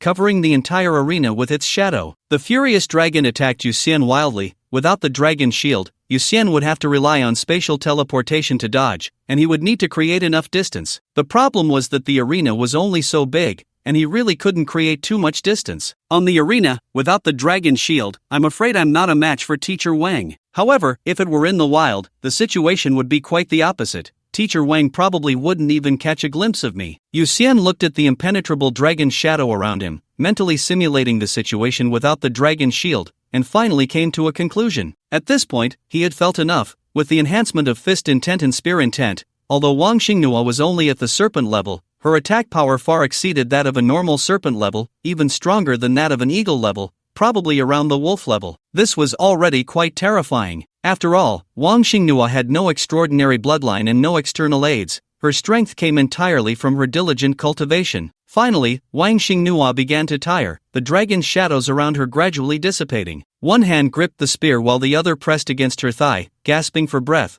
sweat streaming down her cheeks and dripping onto the arena. She looked at the unscathed Yu Xian and revealed a wry smile. She had thought she could have a good fight with Yu Xian, but in the end, she couldn't even break through his defense, and the sense of frustration was quite strong. Yu Xian, with your strength, you should be able to be specially recruited by the Beijing Vocational Technical College. If you need, I can be a reference. She adjusted her breathing and said seriously to Yu Xian. Yu Xian was surprised. Special recruitment? Yes, Beijing Vocational Technical College has special recruitment quotas. Students under 18 years old who reach at least serpent level can be recommended to take the special recruitment exam, and passing the exam means they will be directly admitted by the school. Wang Xingnui nodded and explained. Yu Xian quickly glanced at Nora below the arena and then asked, Teacher Wang, if one is directly admitted, can they still take the exam? Of course, these two do not conflict. Wang Xingnua noticed Yu Xian's little action, gave Nora a knowing smile, and then smiled at Yu Xian. Below the arena, Nora blushed slightly when Wang Xingnua looked at her but felt happy for Yu Xian's opportunity to be recommended. If Yu Xian passed the special recruitment, it would be a sure thing for them to attend university together. Then I'll leave the special recruitment matter to you, Teacher Wang. After confirming that he could still accompany Nora for the exam, Yu Xian nodded in agreement. The two descended from the arena, and Yu Xian inquired in detail about the special recruitment exam specifics. After understanding the situation, he looked at Wang Xingnua and couldn't help but ask,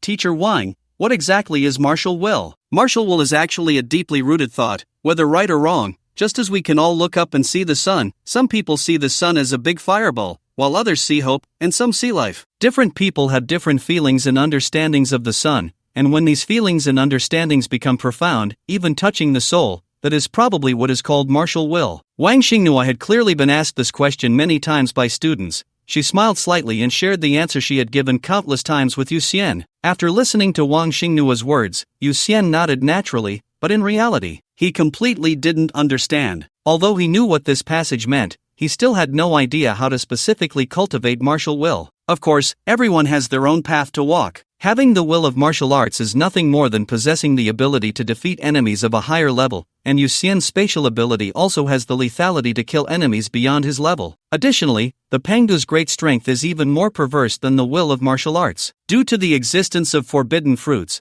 there are too many extraordinary abilities in this world. Cultivating immortality and magic coexist, vampires and zombies dance together, and different systems have different abilities. Understanding these abilities is also a way to strengthen oneself. Yu Xian does not intend to cultivate martial arts, his inquiry is merely out of curiosity. After all, strength can be divided into hard power and soft power, and knowledge is a form of soft power. At this moment, Wang Xingnua glanced at the clock on the wall and noticed that half a class period had already passed, quickly saying, Alright, remember to come tomorrow to fill out the application form. Now you all hurry back to class. Okay, goodbye, teacher. Yu Xian and Nora nodded, then bid farewell to Wang Xingnua. Coming out of the practical class teaching building, the two did not rush back to the classroom. This class was still a self-study class, and returning would only mean reading books. Yu Xian sat in his bubble, subconsciously moving it very slowly, enjoying the morning breeze and sunlight, along with the sweet scent beside him. Yu Xian, do you have confidence in the special recruitment exam? Nora asked at this time. Yu Xian nodded, saying, It should be fine. Didn't Teacher Wang say so? The special recruitment exam is just a test of the student's strength. As long as the hard power meets the standard, everything else is not important. Given his current situation, he has the strength to fight against a dragon-level opponent. Unless all the judges from the Beijing Vocational and Technical College are blind, he is 100% sure to be internally approved. So have you thought about what profession you want to apply for? Nora continued to ask. The Beijing Vocational and Technical College, as the name suggests, is a school where one can learn various extraordinary vocational skills, such as martial artists, Taoists, geomancers, mages, sorcerers, alchemists, and so on. I'm more interested in geomancers and alchemists. I should try both professions first and then choose one to specialize in, Yu Xian replied. Both of these professions are support-type professions that rely on equipment. Geomancers excel in alchemy, artifact crafting, talisman drawing, and formations, while alchemists are also skilled in creating various magical equipment. Most importantly, these two professions do not require the cultivation of any messy techniques but focus on learning knowledge. Yu Xian has already mastered 3 skill trees. Whether it's the Pango skill tree or the perfect biological skill tree, the potential is unfathomable. Even the vampire skill tree, after merging with the talents of the other 2 skill trees,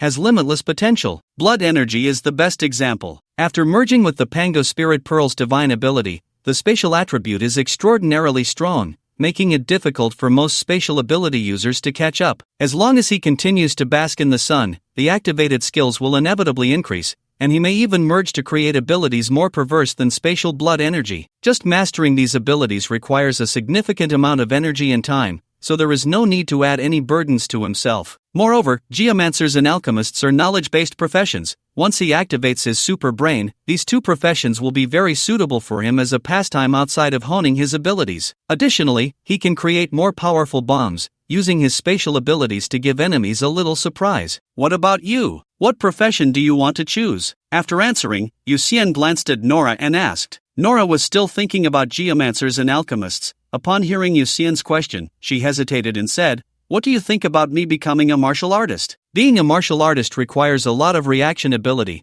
If you can eliminate all distractions, it should be fine, Yuxian seriously helped analyze. Nora's biggest flaw is that she has too many distractions. Under prepared conditions, she actually performs quite well. Just like earlier on the arena, her bullets were really accurate, forcing Zhou Qingmei to use a flying sword to block her bullets. The problem is that when faced with unexpected events, Nora often finds her ability to cope significantly diminished, turning into a silly, dazed goose without preparation. Nora is aware of her issue. After listening to Yuxian, she visibly transforms into a dejected goose. But Nora, your current line of thought is very good. Since you can't react in time, then use equipment to make up for it. Zhou Qingmei should be quite strong at school, but didn't you win? Yuxian continued with a smile. In fact, he also relied on equipment to compensate for his defensive shortcomings. Without the dragon shield, he really couldn't compete with Teacher Wang on the arena. Are you talking about the shield bracelet? But it's only an eagle-level equipment, and high-level defensive gear is hard to come by. Nora revealed her pale wrist, showing the bracelet to Yuxian, then added somewhat helplessly, "It's not that it's hard to buy, it's that it's simply unavailable. Extraordinary armor above eagle level has always been in short supply, and major factions definitely keep it for internal use, making it impossible to sell. Then you might consider also training as an alchemist. You're actually quite smart. Since you can't buy it, why not make it yourself? You can always buy the raw materials, right?" Yuxian thought for a moment and suggested. Nora's eyes immediately lit up. This idea was great. Since she couldn't buy better armor, she might as well make it herself. "Then I'll choose warrior and alchemist," she said happily, looking at Yuxian. Yuxian smiled slightly. "Good, let's work hard together. You two, come here." At that moment, the director of the Super Ability Academy stood on the third floor of the teaching building, glaring at the two who were still loitering outside during class time. "It's over." Yuxian's expression changed, and he quickly grabbed Nora's shoulder. In the next moment, red energy enveloped Nora's entire body, and the two instantly vanished. On the third floor, the director watched the two disappear into thin air, taking a while to react. The problem was, he hadn't actually seen what they looked like. But that school uniform. Ordinary class, yet they were extraordinary beings, so it didn't seem hard to identify. But the next second, his expression stiffened.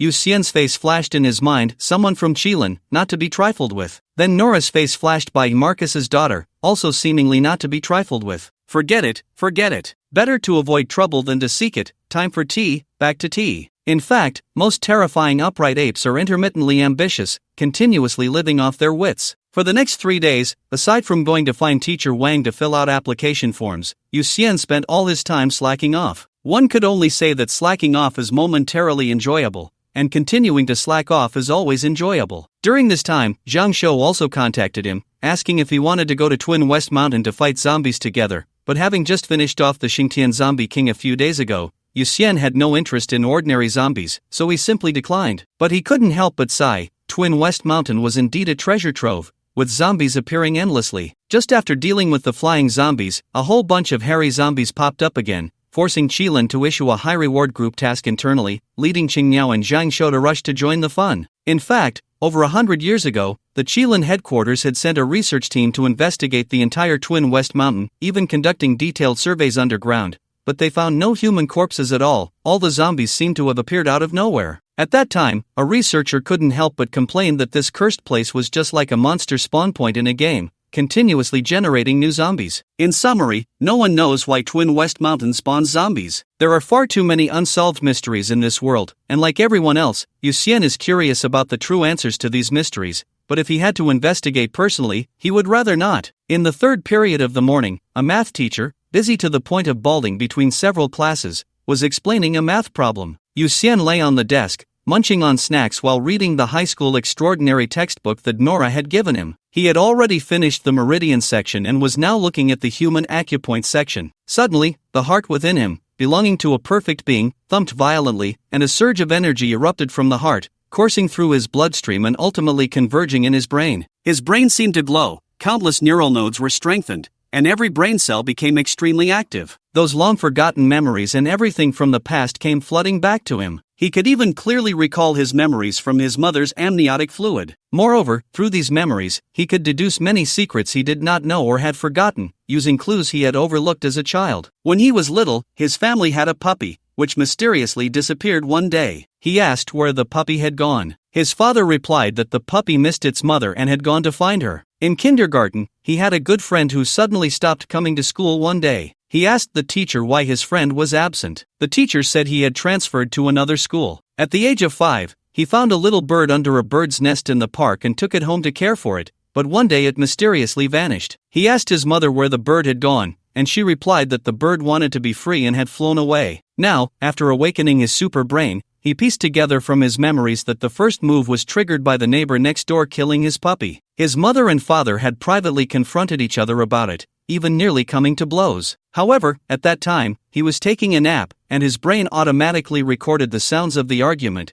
but he forgot everything upon waking. As for his kindergarten friend, he had not transferred. He had accidentally caught the teacher and the principal in an affair, and as a result, the principal had strangled him to death, hiding the body beneath a toilet in the school. This case was only solved when he was in elementary school and even made it to the local news in Silver City. But while the news was being broadcast, he was in his room doing homework and never connected the two events. As for the little bird he had been caring for, it had actually been eaten by a stray cat. The evidence was the blood that his mother had not cleaned off the balcony wall, along with a tuft of the bird's feathers. He had naively thought the bird had truly been set free. Should I recite a poem, like Life is but a dream, how many autumns have passed, or today I finally know I am me? Nora must like me, there's no doubt about it. Given my current situation, the cost-effectiveness of Pangu's immortality is too low. I should first activate the super heart, super kidneys, super lungs, super liver, super spleen, super self-healing, photosynthesis. The answer is A equals 1, B equals 0. At this moment, Yu Xian felt an unprecedented clarity in his brain. Countless thoughts flashed through his mind,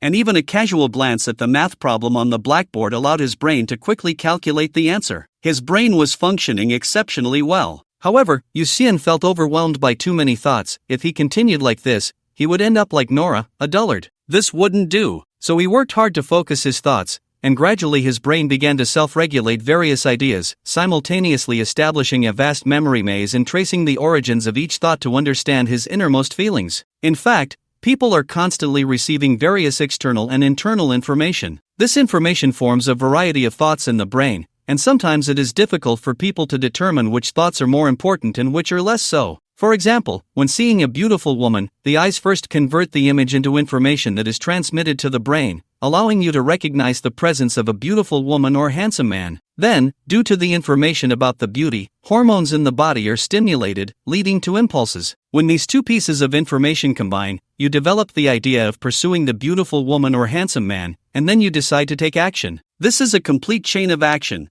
with each part being indispensable. Just like children, who, due to a lack of hormonal influence, have no interest in women, even if they exhibit certain seemingly adult behaviors, they are actually just influenced by some negative information from society, rather than acting from genuine desire. Understanding the root of every thought allows one to know what they truly want and what they should pursue. The thought of reciting poetry stems from humanity's need to show off. But in reality, showing off is a lowbrow interest born from an unsatisfied sense of self-existence. The reason I have this thought is actually influenced by low-level information from society. This is not my primary need. Nora's fondness for me is good. I can continue to believe firmly in it. My analysis of ability is completely reasonable and correct. Next time, I can activate the super heart first to provide the brain with more oxygen, achieving higher efficiency. Math problems are so boring, I won't need to calculate them again next time. Thoughts have been organized. After taming each thought, Yu Xian felt a sense of lightness wash over him. He exhaled a long breath of stale air and then, with a serious expression, dissolved the spatial bubble. In an instant, various scent information flooded into his brain through his super sense of smell,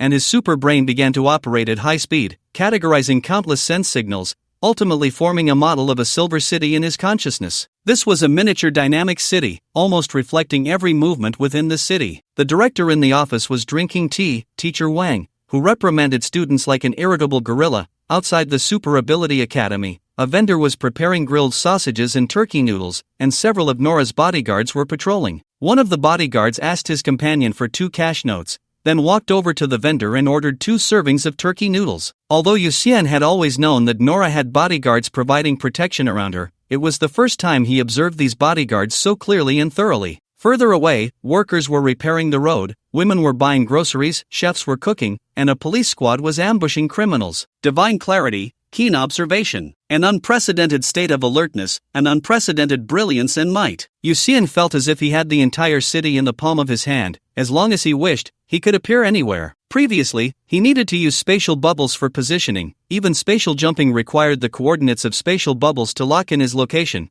but now he no longer needed any coordinates. The entire city was his coordinate. As long as it was within his olfactory range, he could arrive in an instant. Perfect beings possess this terrifying reconnaissance ability. If not for the influence of Hu Weijie, if not for the influence of demonic energy, it is hard to imagine how difficult it would be to deal with. If it wanted to hide, probably no one could find it. Fortunately, it was precisely because it was sufficiently foolish that Yu Xian gained this terrifying ability. However, the next second, Yu Xian created another bubble to protect himself. Chen Ling at the front table farted, and he didn't want to smell Chen Ling's stinky fart. Yu Xian originally had the illusion that he had become a god. But then, a fart from Chen Ling pulled him back from his pedestal, and he looked at Chen Ling with a speechless expression. Chen Ling, who was distracted at the front table, sensed Yu Xian's gaze, wiggled her butt, and turned around with a calm face to ask, "What's up?" "Nothing." Yu Xian hesitated, ultimately unable to voice his thoughts. After all, normal people fart. You can't ask others not to fart. Fortunately, vampires don't fart and don't even need to poop. He gently tapped the spatial bubble, filtering out the smells of farts, excrement, and household garbage, and the city model reappeared in his mind. In the south of the city, at an overpass, a truck suddenly crashed through the barrier because the driver dozed off, and the pedestrians below watched as the vehicle fell from the sky, realizing it was too late to dodge. At that moment, a bubble formed in the shape of a palm, perfectly squeezing the truck from above and holding it suspended in midair, causing passersby to react and quickly avoid it. Yu Xian manipulated the bubble to lower the truck and then retracted the bubble. In fact, Yu Xian had always been able to change the shape of the bubble, but it was very taxing on his brain. He had to first form a specific shape in his mind before he could manipulate the spatial blood energy to alter the bubble's form. But now, with his super brain, he could quickly simulate any shape. Thus, the bubble's form became ever-changing. He could create square bubbles, star-shaped bubbles, or even transform a round bubble into the shape of a palm, or even a long spear. At this moment, his bubbles were appearing all over Silver City. A building was billowing black smoke, and before the firefighters arrived, bubbles entered the building, rescuing all the trapped individuals. On the outskirts of a neighborhood, a child was drowning and was pulled from the water by a palm-shaped bubble. In the industrial area to the north of the city, a heartbroken factory girl was about to take her own life. She jumped from the rooftop and was caught by a bubble, landing on the ground in a daze. For Yu Xian, all of this was just a matter of convenience, using less than 1% of his brainpower, but for those he saved, it was enough to change the course of their lives. "Captain Zhang, I'm controlling the bubbles, and the third extraordinary person on your side, Li Dahan, is a murderer from a missing persons case 10 years ago. By the way, arrest him. The body is buried 50 meters under a tree in his yard, with a dog's corpse on top as a cover." Yu Xian took out his phone, and after unlocking it, Zhang Kai happened to call. He answered the phone and immediately told Zhang Kai the answer without waiting for him to ask. Because so many palm-shaped bubbles had appeared, some extraordinary individuals were frightened and ran to the police to report it. When Zhang Kai saw the photos taken by these extraordinary individuals, he immediately thought of Yu Xian's bubbles, which led to this call. Yu Xian was fully aware of everything happening in the security bureau, so he switched to rapid response mode and directly provided Zhang Kai with the answer. Zhang Kai, hearing the busy signal on the phone, turned around in confusion to look at one of the seemingly honest extraordinary individuals, who immediately flashed a harmless smile when he noticed Zhang Kai looking at him. Although it was somewhat hard to believe, Zhang Kai knew Yu Xian too well, he wouldn't joke about such matters. "Mr. Li, please come over. We need your cooperation in an investigation." Zhang Kai immediately smiled and walked towards Li Dahan, signaling the surrounding police to prepare for an arrest. Yu Xian, using the scent model, watched as Zhang Kai apprehended Li Dahan, who then resisted and shouted that the police were hitting him as he escaped from the security bureau. Both sides chased after each other, causing chaos, until Yu Xian could no longer stand by. He manipulated a palm-shaped bubble to punch Li Dahan down to the ground, finally ending the farce. The reason Yu Xian could control the spatial bubbles to appear anywhere in Silver City was actually quite simple. He used a large number of ultrafine bubbles in the fingerprint indentations to transfer the energy from the dragon shield core into a specific bubble, and then this energy enveloped the bubble, allowing him to control its teleportation within the boundaries of Silver City at will. One could say that his attack range was now extremely large, and his strike speed was incredibly fast. As long as the enemy was within his perception range, they would likely be hit before they even realized he was there. In the time of a math class, he saved more than 10 people, caught 3 thieves, found 6 wanted criminals, and even helped the police knock out a criminal holding hostages. Although there were some things he didn't want to tally, even after filtering, the model of Silver City in his brain still showed blank spots, which represented the sense of flatulence, feces, and household garbage that had been filtered out. Through the appearance of blankness, he knew that Chen Ling had farted 3 times during one class, and the entire class had farted more than 50 times in total, averaging once to twice per person. In fact, vampires have a more acute sense of smell than ordinary people. Nora's expression changed several times during the class, clearly suffering from the farts of her classmates, yet she had no words to express her discomfort. As for Yu Xian, he could do nothing about it. After all, people need to fart,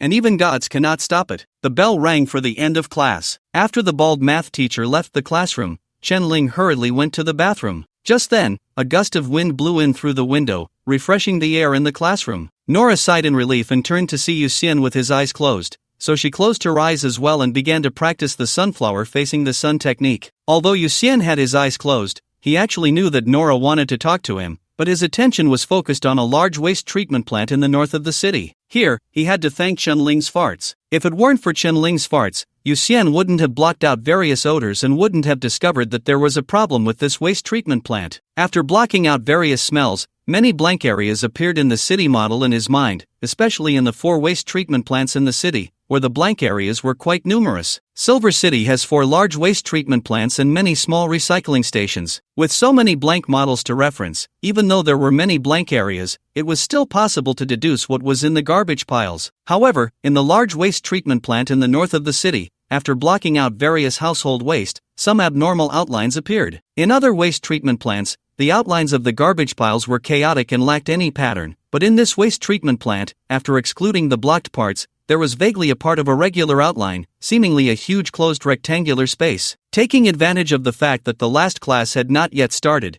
Yu Xian left a clone behind and then teleported above the waste treatment plant. He looked down at the garbage piles, where large amounts of waste formed small hills, and workers were categorizing the garbage at the edges. On the surface, the entire waste treatment plant showed no flaws. However, the more flawless it appeared, the more suspicious it seemed in Yu Xian's eyes. He pointed at a bubble that flew out, quickly transforming into a palm that descended, sweeping away the garbage around the mountain in an instant, creating ripples in an invisible barrier. Not good. Several workers in protective suits and masks realized that the base had been exposed. They immediately turned to run, but before they could get far, Yu Xian knocked them down with a punch, and just as the plant manager stepped out, he was struck in a vital spot by Yu Xian's punch, falling down with wide eyes in disbelief. It is worth mentioning that they were all dealt with by the palm bubble, and not even Yu Xian himself was seen. Yu Xian took out his phone and dialed Xiao Cheng's number. When Xiao Cheng answered, he said, "Minister, I have discovered a suspected secret base for creating perfect beings in Silver City, and I need to request support." This base had a very high-level barrier, and his super sense of smell was completely ineffective. Although he had the dragon shield and was not afraid of danger, if there were a large number of perfect beings inside the base, he certainly couldn't stop them all. As long as one escaped from the base, it would be a huge disaster for Silver City. 10 minutes later, Yu Lai and others teleported to the waste treatment plant. This kind of barrier, whether it's Chinese or foreign, does have a bit of an island nation style, Yu Lai said as he approached the barrier, placing his hand on it. The third eye on his forehead opened and scanned the surroundings, then he spoke. His third eye shot out a golden light, slowly opening a large window in the barrier. Inside the barrier, there was indeed another world. The space was surprisingly large, far exceeding the scale of the garbage mountains, and around a factory-like building, there were teams of guards in combat uniforms, armed and patrolling. When the rift in the barrier appeared, the guards immediately opened fire towards it. Yu Lai smiled faintly, and in the next moment, his body transformed into a peregrine falcon, flying through the rift into the interior. He easily dodged the bullets, and as he approached the guards, he transformed back into human form. The golden light from the heavenly eye on his forehead swept across, and the surrounding guards were all split in two. "Let's go," Xiao Cheng said to Yu Xian. The two of them jumped through the rift and quickly advanced towards the building. Once inside, a model of the interior rapidly appeared in Yu Xian's mind. He frowned slightly, glanced at the ground, and said, "Minister, there is still a large space underground. This is bad. A suspect resembling Peng Zhu is trying to escape." He immediately pulled Xiao Cheng, and the two of them teleported to a room hundreds of meters underground, with a teleportation array behind them. Ahead, an elderly man in a suit and several researchers stopped in their tracks, staring at the two who had appeared out of thin air. "Should I call you Peng Zhu?" Upon seeing the old man, Xiao Cheng instantly understood the situation and couldn't help but ask with a smile, while already preparing to attack at any moment. The old man sighed, threw away his cane, and said, "Actually, ever since Perfect Biological 001 escaped, I knew this day would come. I just didn't expect it to arrive so quickly. Minister, be careful. He is a clone and wants to self-destruct." At that moment, Yu Xian moved his mouth, and his voice was transmitted through the bubble to Xiao Cheng's ear. Without a second thought, Xiao Cheng immediately threw the gray energy in his hand, instantly enveloping Peng Zhu and the others in a field of time that felt like years, freezing their bodies in place. However, far away, Peng Zhu's main body sensed the situation with the clone and took out a remote control, opening the cover and gently pressing the button. Originally, he intended to wait until the clone and several key researchers had left before pressing the button, but now that escape was impossible, he had no choice but to destroy them all together. Boom! Inside the factory, many researchers had not yet reacted before their bodies were engulfed in the flames of the explosion. Below the teleportation array where Yu Xian and the others were located, a powerful bomb exploded with a deafening roar, and in the instant of the explosion, Yu Xian teleported away with Xiao Cheng. What happened? Yu Lai had just entered the factory when he saw Yu Xian and Xiao Cheng appear beside him. His heavenly eye on his forehead slightly closed, and he immediately asked. Xiao Cheng looked at Yu Xian, who replied, "We found Peng Zhu, but it was just a clone. After we controlled the clone, someone remotely detonated the explosives that had been buried in advance. He was certain that it wasn't an insider who triggered the explosion. After all, he was monitoring the entire factory, and he was well aware of every move made by everyone here. Here it comes." Yu Xian then looked towards the interior of the factory, his expression serious. In the next second, a monster, burned all over, charged out from the flames of the explosion. Seeing Yu Xian and the others blocking the way, it immediately roared and launched an attack. Perfect biological? Yu Lai frowned slightly, and the heavenly eye on his forehead shot out a beam of golden light, instantly splitting the monster in two, which was then consumed by flames. Weaker than expected. Yu Xian spoke up at that moment, "Minister, don't be careless, that's a semi-finished product. There are more perfect biological entities awakening below. The explosion destroyed the cages that held them, and some strange experimental subjects are coming out of the cultivation tanks." In his sensory perception, although some perfect biological entities were killed by the explosion, more of them had actually broken free from their cages due to the explosion and were fleeing towards the surface. If one has ever kept animals, they would find that in a confined space, if danger occurs, most creatures instinctively run upwards. Perfect biological entities may not be intelligent, but they also possess the instinct to escape. Boom! The flames of the explosion surged out first. The three stood in place, and Yu Lai pointed his right hand like a sword, chanting, "Wind Dragon, come forth, swift as the law commands." He then pointed his sword forward, and a gust of wind instantly blew from the sword,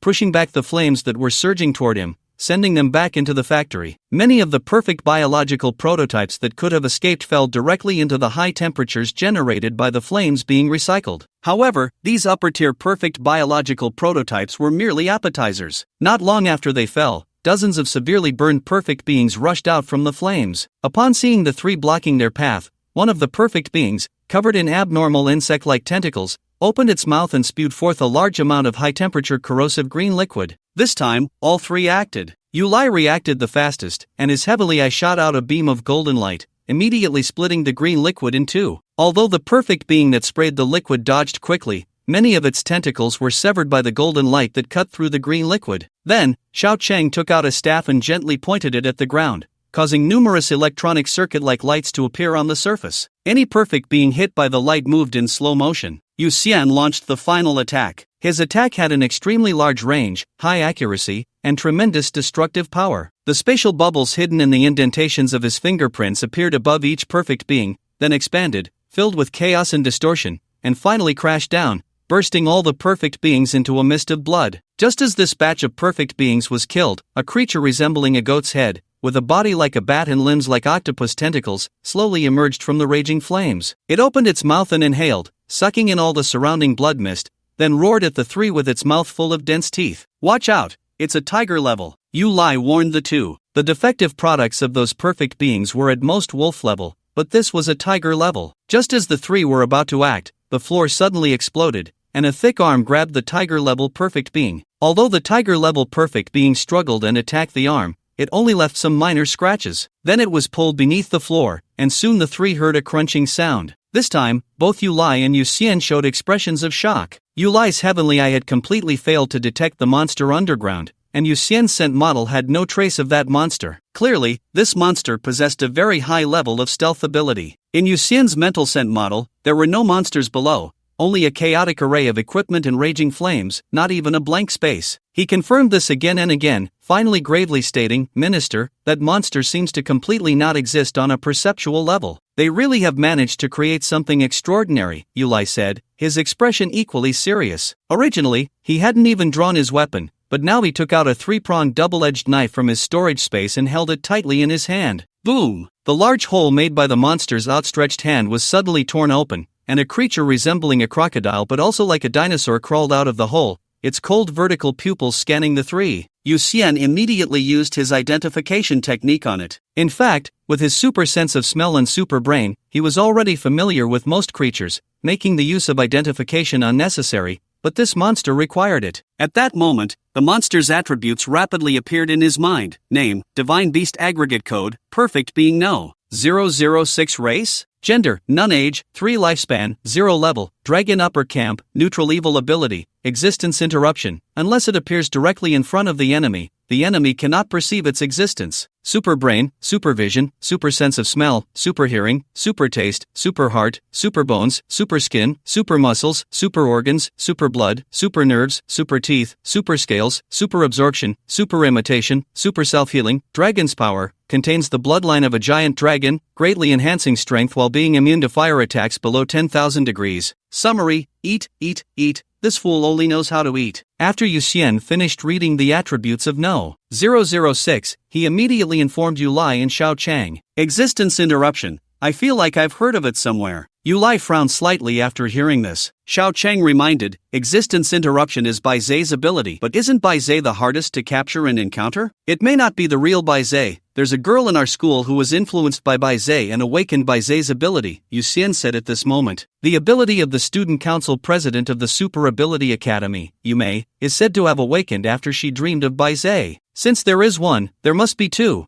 and there may be more people or animals who have gained abilities under Bai Zai's influence. Existence Interruption might be included among them. Although Pang Zhu intended to disrupt Qilin from obtaining more information by blowing up the factory, Yuxian had already grasped everything about the factory after entering the barrier. Through the factory model that had not yet been destroyed, he found a lot of experimental data and learned many insider situations. The series of super abilities of the perfect beings actually come from various creatures with divine beast bloodlines, such as Super Sense of Smell, which is actually extracted from a black dog with the bloodline of the howling celestial dog. This black dog did not inherit other abilities, but it did inherit the super sense of smell of the howling celestial dog. For example, Super Brain actually comes from the descendants of the divine beast Xieji. Although it is intelligent, it is ultimately just a beast, and unfortunately fell into the net during the large-scale capture of strange beasts by Peng Zhu and his group, ultimately becoming one of the materials. Can we stitch together the abilities of different divine beasts through the special properties of the abnormality in sex? Yulai looked at No. 006, his expression serious. There isn't much research on perfect beings by Qilin. Mainly, the liquid of the abnormality insects will blend the original genes together, making them unrecognizable, as if they were encrypted. This leads everyone to know that perfect beings are very strong, but the source of their abilities remains a mystery. Xiao Chang sighed deeply and scolded, why do some people always take the crooked path, eager to create chaos? Isn't it nice to cultivate properly and live a good life? While the three were talking, No. 006's leg muscles bulged, and the next moment it leaped up, opening its mouth wide to pounce on the three. Xiao Chang immediately unleashed a ball of gray energy, freezing No. 006 in midair, and then Yulai, filled with anger, struck. The three-edged two-bladed knife slashed out, and the golden blade light shot straight towards the factory's ceiling. No. 006 was instantly split in half by this strike, and at least 1/10 of its flesh and blood turned to ashes in the blow. From this strike, it can be seen that Yulai's attack is indeed powerful. The reason he couldn't move the Xingtian Zombie King is that the Xingtian Zombie King's defense is too abnormal. In front of Yulai, an ordinary dragon-level creature is nothing more than a mere chicken. The appetizer has ended. The flames in the factory were still burning fiercely, and some strange abnormality insects that just showed their heads were quickly killed by the three working together. In fact, using strange to describe them is not very appropriate. it's mainly because there are no more fitting descriptive words. Their appearance is not particularly strange. For example, there is an abnormality insect whose body is half wolf and half red bug. After being burned by the fire, one half of its body was completely charred, while the other half was bright red, but due to its strong vitality, it remained lively until Yuxian killed it with a single strike. The factory is deep, and there are many chaotic creatures below, so Yuxian also had to conserve space and blood energy. He grasped the Wanzi Flash Thunderblade, gifted by the Dragon King's Golden Toad, with a palm-sized bubble, effortlessly dispatching weaker monsters with a single stroke. The Wanzi Flash Thunderblade was incredibly sharp. Against extraordinary beings below the wolf level, it was one strike, one small fry. At that moment, a blood-filled space bubble floated over, and Yuxian took out a cup to fill it. Without changing his expression, he took a sip, finding the taste acceptable, and then drank deeply until the blood was gone. "Did you gain a new ability?" Xiao Chang asked curiously as he saw Yuxian finish the blood. Yuxian shook his head, helplessly saying, "No, but it seems the heart of the perfect being is absorbing this blood. Let me try again." Just then, a shadow darted swiftly through the flames. Yuxian, quick enough to sense its presence, couldn't react in time. However, confident in the dragon's shield, he didn't need to react, so he continued to drink blood leisurely with his cup. In an instant, the shadow bounced off a nearby pillar and lunged at Yuxian with a flurry of attacks. The dragon's shield flickered beside Yuxian, perfectly blocking all the assaults. When the shadow realized Yuxian was not a breakthrough point and attempted to retreat, Yulai pierced it with a single strike. He then flicked it aside, and the shadow fell to the ground, already on the brink of death. It was a cat-shaped perfect being, possessing super speed, super acceleration, super agility, super muscles, super neural reflexes, and a series of abilities that enhanced speed. Clearly, the researchers in the factory aimed to create a swift monster. In fact, there were many experimental monsters in the factory, and after being created, the researchers did not destroy them but kept them as better genetic extraction materials. Fortunately, these monsters lacked the intelligence to unite and cooperate. Many of them even fought among themselves in the lower levels, devouring each other, so Yuxian and the others did not have to face a horde of monsters. After finishing the extracted blood of specimen 006, Yuxian glanced at the cat on the ground but ultimately dismissed the idea of drinking its blood. Mainly, the cat lay dead, its eyes wide open and tongue out, looking rather gruesome. Although Yuxian was curious about what would happen to the heart of the perfect being after absorbing this blood, he wasn't in a hurry. There were still many perfect beings below. While other things might be scarce, the blood of perfect beings was definitely abundant. Next, various perfect beings occasionally sprang from the flames, only to be shot down by Yulai or Yuxian. Yuxian extracted a large amount of blood from a perfect being that resembled a hippopotamus, continuing to drink blood to provide energy for the heart. After about half an hour, the flames began to die down as the underground became severely oxygen depleted, forcing many perfect beings that had been fighting to flee upwards. Essentially, the perfect beings that remained in the lower levels were the stronger ones, their bodies truly qualified as perfect beings, with almost no fixed forms. A perfect being whose head sometimes transformed into a snake and sometimes into a large-mouthed bird burst through the ground, quickly extending its neck to break through the factory's roof, creating a whirlwind that sucked in air. Yulai immediately severed its neck with a single strike, but after being decapitated, the perfect being did not die. Instead, it quickly grew a second head, swallowing the original head and neck whole. It sprouted a cow-like face and looked at Yulai, then roared as it opened its mouth. It was then fixed in place by Xiao Cheng's time dilation domain,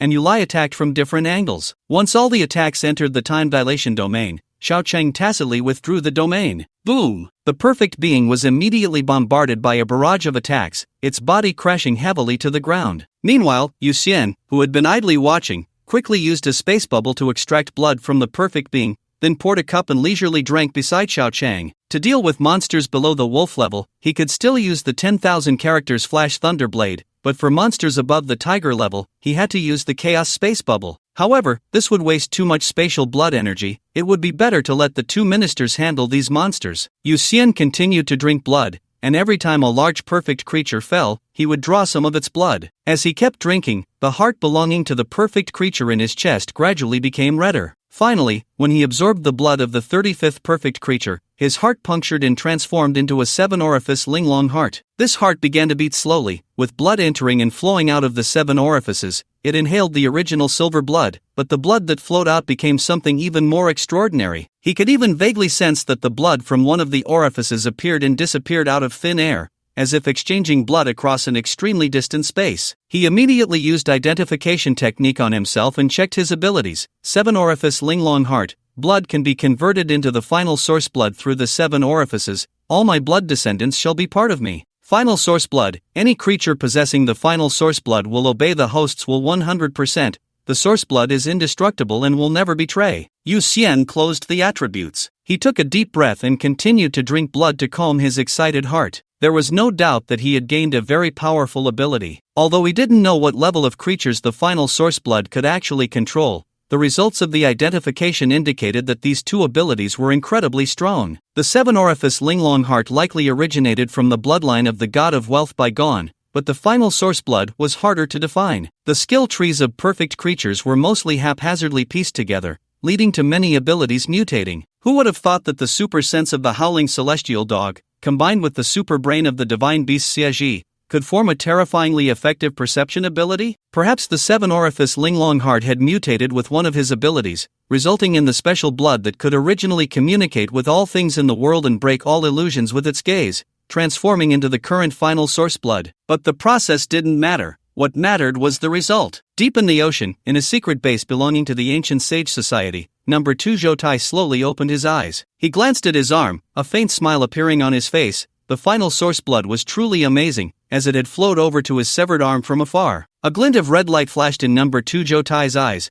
clearly indicating that he had already been controlled by Yu Xian's final source blood. Yu Xian had always thought that the arm taken by number 3 Zhoutai was long gone. It had either rotted after being discarded by number 3 Zhoutai or been eaten by wild beasts in the wilderness. He never expected that number 3 Zhoutai had actually reattached that arm to his own body. Although Yu Xian didn't understand the logic behind this, he was very grateful for number 3 Zhoutai's actions. Through number 2 Zhoutai's body, Yu Xian quickly realized that the final source blood could indeed control other creatures. Any creature controlled by the source blood was his blood descendant. Blood descendants would unconditionally obey his commands. Under the influence of the final source blood, even without his control, the blood descendants would act in his interest. He could directly ignore the distance to manipulate the blood descendants, with a total of 7 positions, perfectly corresponding to the 7 orifices of the 7 orifice Linglong heart. Now, the final source blood from one of his orifices was continuously being transmitted to number 2 Zhoutai's severed arm, allowing him to project his will through this orifice and easily control number 2 Zhoutai's body. Fortunately, he had previously activated the super brain, so even multitasking wouldn't delay things. His main body continued to drink blood in the factory of perfect creatures,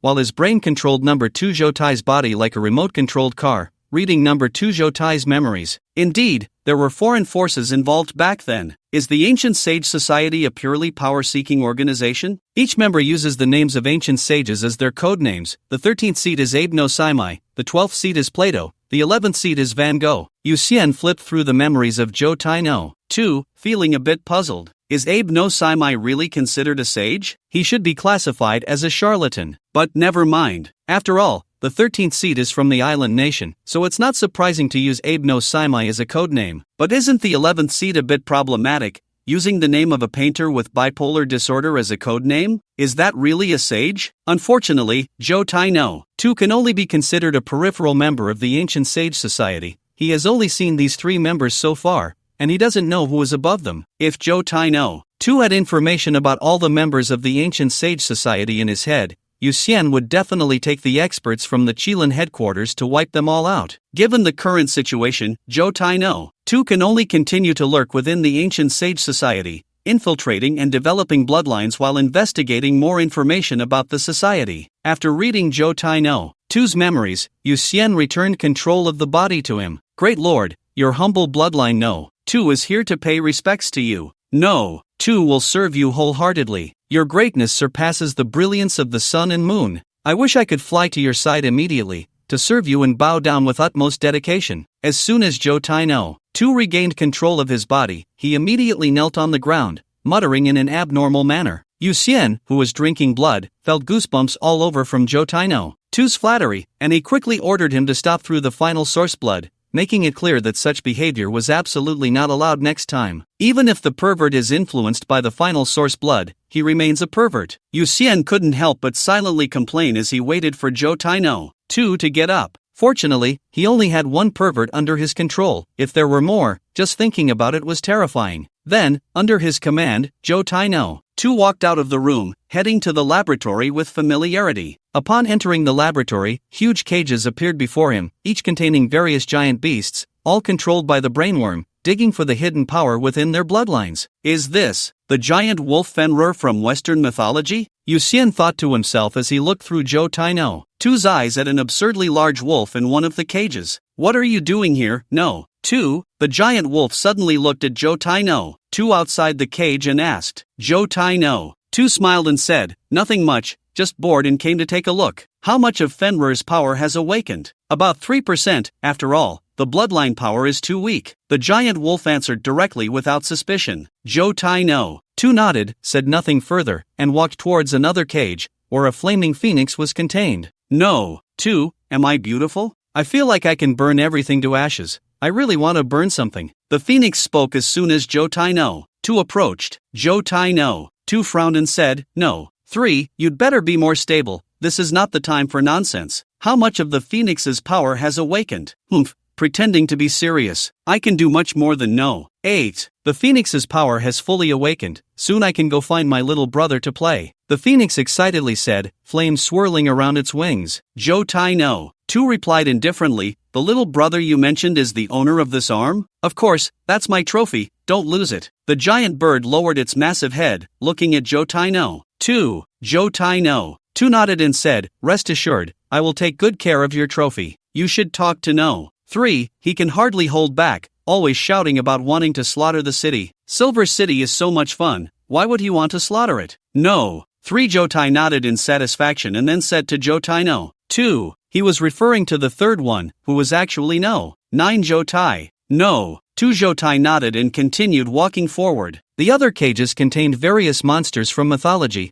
Although only a portion of the latent power in their bloodlines had been unearthed, many characteristics were already quite evident. Finally, No. 2 Zhou Tai stopped in front of an enormous cage, where a snake of unimaginable size coiled within. The earthly giant python Umoja. Through No. 2 Zhou Tai's memories, Yu Xian understood the backstory. The one controlling this body was No. 9 Zhou Tai, the white ape that had been captured by the Silver City hunting team and sent to the beast fighting arena for performances. No. 9 Zhou Tai had a domineering personality, believing himself superior to all, and had a very strong sense of pride. He regarded his past experiences as the greatest humiliation of his life, and only by bloodily washing away Silver City could he erase that shame. Second, do you want to advise me? No. 9 Zhou Tai asked in a rough voice upon seeing No. 2 Zhou Tai outside his cage. No. 2 Zhou Tai shook his head and said, not at all, I just wanted to see your awakening progress. I am not comparable to those mediocre fools. I have already awakened 35% of the earthly giant python Yamoja's power. No. 9 Zhou Tai said proudly. 35%. He indeed had the right to be proud. No. 9 Zhou Tai's eyes gleamed with a cruel light as he spoke. I might as well tell you, once I awaken 50% of the earthly giant python Yamoja's power, I will go to Silver City to wash away the humiliation I suffered back then. At that time, no one will be able to stop me, not you, nor the ancient Virtue Society. Then I wish you good luck. No. 2 Zhou Tai smiled. Now Yu Xian already knew No. 9 Zhou Tai's plan in advance. When he truly arrived, the Qilin would have one more test subject. The ancient Virtue Society kept secrets well. This base was clearly not a key one. Under Yu Xian's instructions, No. 2 Zhou Tai took a turn and then returned to his room. Seeing that this matter was settled, Yu Xian no longer paid attention to him and continued to enjoy food and drink in the perfect biological factory. After a while, a beautifully designed perfect creature burst through the floor from the lower level. It resembled a griffin, and its mouth revealed a dense array of sharp teeth. Yu Xian's eyes lit up, and he quickly said, Minister, spare the monster. What for? Yu Lai, who was in the midst of a killing spree, paused and looked at Yu Xian. Meanwhile, Xiao Chang did not stop. He struck the ground with his staff, instantly freezing the griffin-like perfect creature in midair. I have awakened a new ability to control these perfect creatures. I want to give it a try, Yu Xian said directly. Yu Lai put down his knife and confirmed. Are you sure you can control it? Your level is far below theirs. Despite him easily dispatching small fry, these perfect creatures were actually all dragon-level monsters. Even if Gong Qian came, she could at most suppress one, and might not even win. It was just that Yu Lai was too strong, making these perfect creatures seem weak. Of course, in comparison, the defense of the Xingtian Zombie King was still on the rise. I'll give it a try. Yu Xian was also unsure if his ultimate source blood could control this dragon-level perfect creature. However, if he didn't seize the opportunity to cling to the two ministers while they were present, he didn't know when he would have such a good chance again. In fact, when he saw the monsters controlled by No. 3 Jotai and the others, he had a fleeting thought of using his ultimate source blood to control them. But those monsters were actually a combination of the brainworm and the monsters themselves. Although they were controlled by the brainworm, they were not dead, existing as two independent entities. In this case, he was uncertain about who his ultimate source blood would control. If it ended up being the monster instead of No. 3 Jotai, then No. 3 Jotai would immediately realize that No. 2 Jotai was being controlled, and he would be exposed. In the end, considering various uncertain factors, he decided not to take action against several Jotai. Excluding the second Jotai, who was controlled in a muddled manner, the perfect griffin-like creature before him was the first biological entity he truly attempted to control using the final source blood. Yu Xian stepped forward, using a spatial bubble to draw his own blood, then adjusted the spatial bubble into a needle shape. However, he soon discovered an embarrassing issue. The spatial bubble couldn't pierce the skin of the perfect griffin-like creature, while Yu Lai could easily cut one down. His usual methods were ineffective here. Minister. Yu Xian turned back awkwardly. Yu Lai approached speechlessly and made a cut on the griffin-like creature with his three-pronged double-edged knife,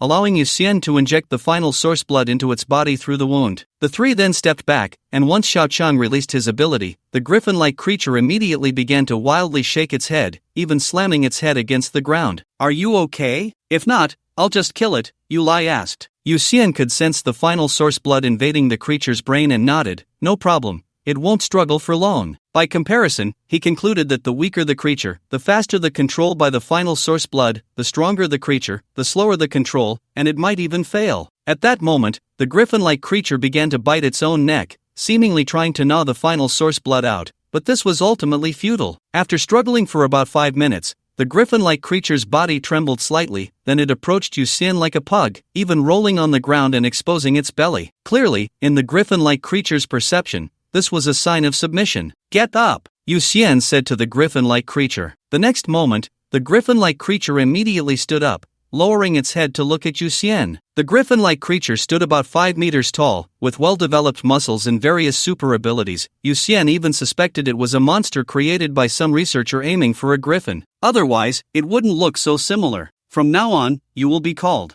Yu Lai, the Hunter's Hunt. A smile appeared on Yu Xian's face, but before he could finish, he received a slap from Yu Lai. Yu Lai said irritably, "You brat, stop being so cheeky. Then let's call it Little Griffin, the Griffin's Griffin." Yu Xian quickly changed his words. Xiao Cheng couldn't help but comment, "Your naming talent is really terrible. I think it should be called Lion Griffin." Both Yu Lai and Yu Xian looked at Xiao Cheng speechlessly. If Jin Shang woke up and heard that name, he would probably be so angry he'd go back to sleep. At that moment, another perfect creature emerged from the ground, and both Yu Lai and Xiao Chang looked at Yu Xian. Yu Xian glanced at the newly appeared perfect creature and shook his head. "Too ugly, don't want it." "Wait, do you have a limit on the number of creatures you can control?" Xiao Cheng quickly asked. Yu Xian shook his head. "No, as long as there is source blood, I can control other creatures infinitely." "Then control it. If you don't want it, just command it to follow my orders, and I'll command it to guard the ordinary school," Xiao Cheng said with a shrewd glint in his eyes. Yu Lai nodded. "That's a good idea, but it needs training first. It can only be deployed after passing." The crisis of the abnormal insect had indeed passed,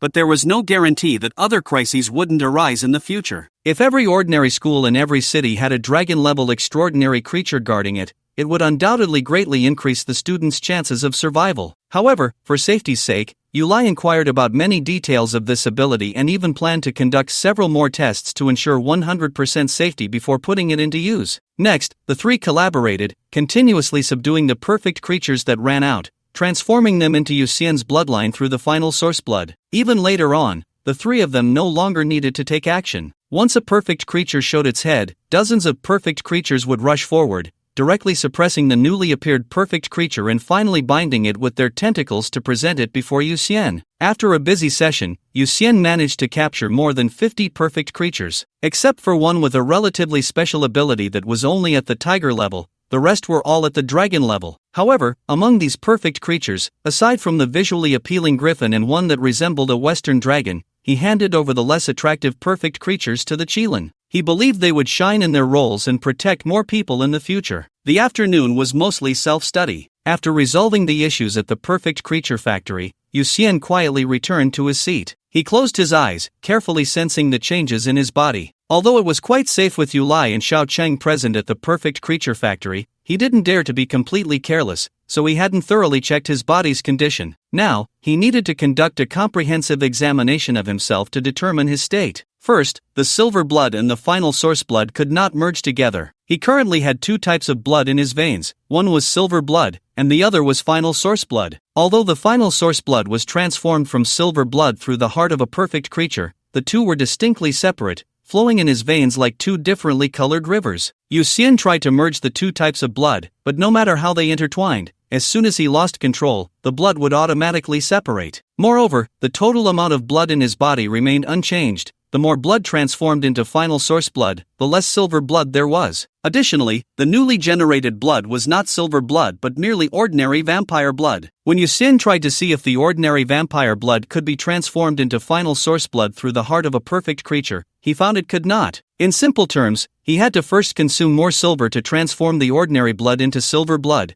and then convert the silver blood into final source blood. Originally, he had planned to capture a large number of creatures and control them all through final source blood, but after learning about the conditions for producing final source blood, he immediately dismissed that idea. Silver was just too expensive. No way! The silver blood consumed in capturing so many perfect creatures accounted for nearly 1/3 of his current total amount of silver blood, so he had to seek reimbursement from the Qilin. Yu Xian took out his phone and directly contacted Xiao Chang, informing him of the method for producing final source blood while also applying for reimbursement for the consumed silver blood. At the Qilin headquarters, Xiao Chang sat in the conference room. Upon seeing the text message from Yu Xian, a smile appeared on his face. He looked at the others and said with a laugh, "I was just wondering what to reward little fish with, and here it is, the answer has come." He then flipped his phone to show Yu Lai, who couldn't help but smile after reading it. Since silver was so important to Yu Xian, they decided to reward him with a ton of silver this time to prevent him from falling into poverty due to his abilities. In the classroom, Yu Xian quickly received a reply from Xiao Chang. When he saw that the Qilin had decided to reward him with a ton of silver, he let out a slight sigh of relief. This way, he wouldn't have to worry about lacking silver in the short term. Next, he put away the Qilin's phone and took out his newly bought ordinary phone to start goofing off. The Perfect Creature Factory had been destroyed, but there were still many matters to handle afterward, such as investigating the source of the factory's materials, the background of each member, the source of funds, and so on. However, these trivial matters didn't require Yu Xian to handle personally. They could be left to the battle police force and the staff of the office. He goofed off until school was over, and then he walked home with Nora. The two chatted and laughed along the way, but as they approached Yu Xian's front door, he furrowed his brow slightly, gradually slowing his pace, and eventually came to a stop. "What's wrong?" Nora asked when she saw Yu Xian's serious expression. Yu Xian replied, "Old Zhang's distance suddenly changed. Something must have gone wrong. He had placed bubbles in the ears of every member of the evil extermination squad, so he could know each person's approximate location at any time. Just now, Zhang Shou's position had suddenly shifted to a faraway place, even farther than the extraordinary containment facility. Yu Xian couldn't even clearly say where that was, only that it was very far. "Sorry, I need to go see what happened to old Zhang," Yu Xian said, looking at Nora with concern. Nora smiled understandingly and said, "Go ahead, you know I've always had bodyguards with me, and I'm strong too." At the end, she proudly made a fist, as if she truly had great power. "See you tomorrow." Yu Xian smiled slightly. Nora waved her hand and nodded, "Yes, see you tomorrow." Then the two exchanged smiles, and Yu Xian immediately used a bubble to teleport to the location of the blue bird. With the situation unclear, he couldn't rashly teleport to Zhang Shou's side, nor could he disturb Zhang Shou carelessly. If Zhang Shou were distracted because of him, and failed to overcome a crisis he could have easily managed, that would be a grave mistake. Twin West Mountain. The blue bird was continuously searching for Zhang Shou's figure when suddenly the bubble in her ear rapidly enlarged. She immediately stopped and looked at Yu Xian appearing inside the bubble. "Blue bird, what happened?" Yu Xian asked directly. The blue bird transformed back into human form, standing on a tree branch, and said, "I don't know what happened either." The Death Doctor's abilities have a strong restraining effect on zombies. These days, he has been handling zombies separately from me at Twin West Mountain, and his efficiency in killing zombies is even higher than mine. However, we gather every noon and afternoon. I just came to find him, but I couldn't find him. It seems like an unexpected event, Yu Xian muttered to himself after hearing the blue bird's words. If Zhang Shou had truly discovered something, he would definitely discuss it with the blue bird. Now that even the blue bird was unclear about the situation, it meant that Zhang Shou must have been teleported very suddenly, almost instantaneously taken away. "Blue bird, you don't need to worry about this. I'll bring old Zhang back, You can continue with your tasks, Yu Xian thought for a moment and said to the anxious blue bird. He then shrank the space bubble and returned it to the blue bird, and next, his body was covered in red light as he directly returned home. At home, the little griffin and the dragon-shaped perfect creature were waiting in the yard. He wrapped the two perfect creatures in a space bubble and then stepped into the bubble himself. Although he was worried that the danger on Zhang Shou's side might exceed what he could bear, some things require one to venture into the tiger's den even when knowing the risks. Moreover, with the dragon shield and two dragon-level pets, he might not be in too much trouble. In the next moment, he controlled the bubble in Zhang Shou's ear from a distance, making it rapidly enlarge, and then teleported himself, the little griffin, and the dragon-shaped perfect creature together. In an instant, the surrounding scene changed, and he found himself on a pitch-black land, the sky overcast with heavy clouds, exuding a sense of death. Dried fish. Zhang Shou was controlling several healing touches to fend off zombies when he saw Yu Xian appear out of nowhere and immediately shouted excitedly. At his shout, the surrounding zombies became even more agitated and jumped forward, causing the healing touches to deplete faster. He had to quickly cast a spell to summon the healing touches again. Yu Xian scanned the surroundings and noticed that zombies were continuously waking up from their slumber on the black land. He landed on the ground and asked, "Old Zhang, what's going on?" "I don't know. I saw a zombie appear out of nowhere, so I used my tentacles to hit it." Who knew the zombie died, but the surrounding space also shook a bit. "By the time I came to my senses, I was already in this hellish place," Zhang Shou said innocently and quickly. After listening to the analysis, Yu Xian said, "So, the zombie from the Twin West Mountain was most likely teleported from this place. At that time, the space around that zombie wasn't very stable, and your attack caused even greater spatial turbulence, resulting in you being pulled back here. The chance of encountering a zombie refresh was already extremely low,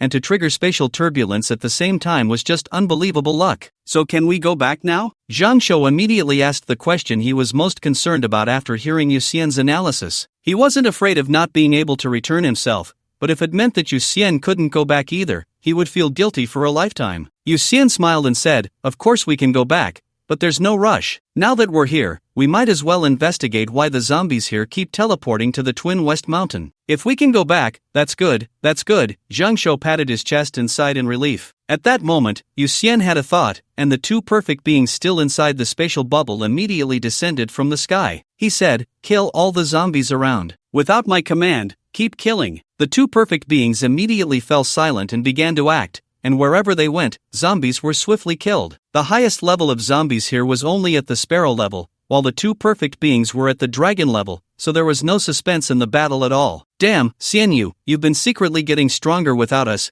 Zhang Shou exclaimed, his eyes nearly popping out of their sockets as he couldn't help but complain. He had been working very hard during this time but had only leveled up twice and learned 2 skills on his own. Compared to Yu Xian's seemingly cheat-like speed of getting stronger, he felt like the little brother among little brothers. "When did you get the illusion that you could catch up to me?" Yu Xian looked at Zhang Shou with a half-smile and directly retorted. Zhang Shou widened his eyes and opened his mouth, ultimately speechless. After all, the facts were right in front of him, and whatever he said would just be a defense. He looked at the fallen zombies around and changed the subject, saying, "There are way too many zombies in this place, and their clothes are so ordinary, as if they suddenly turned into zombies after dying as regular people. Is it possible that they were just ordinary people who turned into zombies after dying?" Yu Xian said softly as he looked at the zombies awakening from the ground. These zombies were in rags, but from the style of their clothing, it was clear that they were not any special extraordinary beings in life, just ordinary civilians. It was only after death that they were affected by the corpse energy, leading to their transformation. "Let's go, let's take a look around first," Yu Xian said to Zhang Shou, then ordered the two perfect beings to clear the way in front and behind. The two walked on the black earth, surrounded by desolation, with not a single tree or blade of grass in sight, only a continuous stream of zombies awakening from the ground, easily killed by the perfect beings. In Yu Xian's mind, this space was extremely chaotic. The model formed by his super sense of smell and super brain was completely blank, as if this place shouldn't exist. Only when the zombies emerged from the ground did models of zombies appear in his mind. These zombies were so foul-smelling that he eventually decided to block out the stench, leaving even more blank space in his mind. Half an hour later, Yu Xian and Zhang Shou stopped, spotting a strange tree in the distance. Hanging from this tree were about 50 corpses, which sensed the presence of the two and twisted like worms, but were completely unable to break free from the ropes tied around their necks. "Xianyu, look at that zombie over there," Zhang Shou whispered to Yu Xian, pointing to the third corpse hanging from the tree. Yu Xian looked over and found that the zombie was actually carrying a tattered briefcase. He immediately extended his finger to manipulate the silver thread, quickly cutting the rope from the briefcase and bringing it back. The zombie deliberately tied the briefcase tightly to its body with a rope.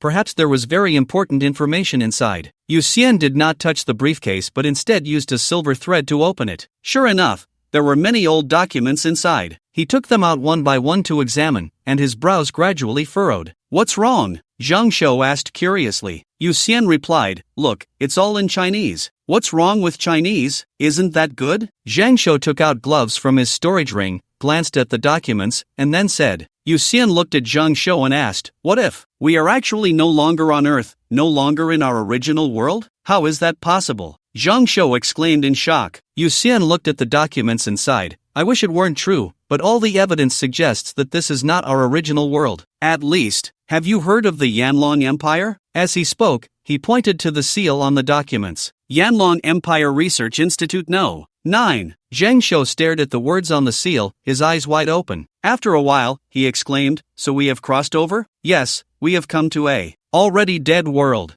Yu Xian nodded gravely while looking at the documents. He had actually read about the theory of corpse gas expansion long ago, but he scoffed at it. After all, there were so many capable individuals, a mere corpse gas could always be dealt with. But now it seemed he had arrived in a world where the theory of corpse gas expansion was perfectly realized. The concentration of corpse gas in this world was already very, very high. Although it had not yet reached 50%, it was at least 30%. This concentration was already very lethal for living beings. Zhang Shou was fine in this world because his body did not accept any special abilities invasion, and the reason he was unharmed was that he was a vampire. Theoretically, he was quite similar to a zombie, both belonging to the undead category. The problem was that their safety did not mean other beings were safe. Other creatures could not survive in such a high concentration of corpse gas. Even if they were alive, they would gradually become infected with corpse poison and eventually turn into zombies. Could it be that the fate of this world is the future fate of our world? Yu Xian wondered as he looked at the documents. These documents detailed the process of corpse gas expansion and mentioned the final fates of many extraordinary beings. Powerful extraordinary beings could not survive in this world and ultimately fled to the abyss, mostly never to return. After losing the protection of the strong, the weak became food for the zombies. Even without being attacked by zombies, in a high concentration of corpse gas environment, people would gradually become extreme, irritable, and volatile, with their minds filled with negative thoughts. In the end, they might even turn on each other and then all become zombies together. The terrifying thing was that corpse gas had no solution. As long as there were zombies,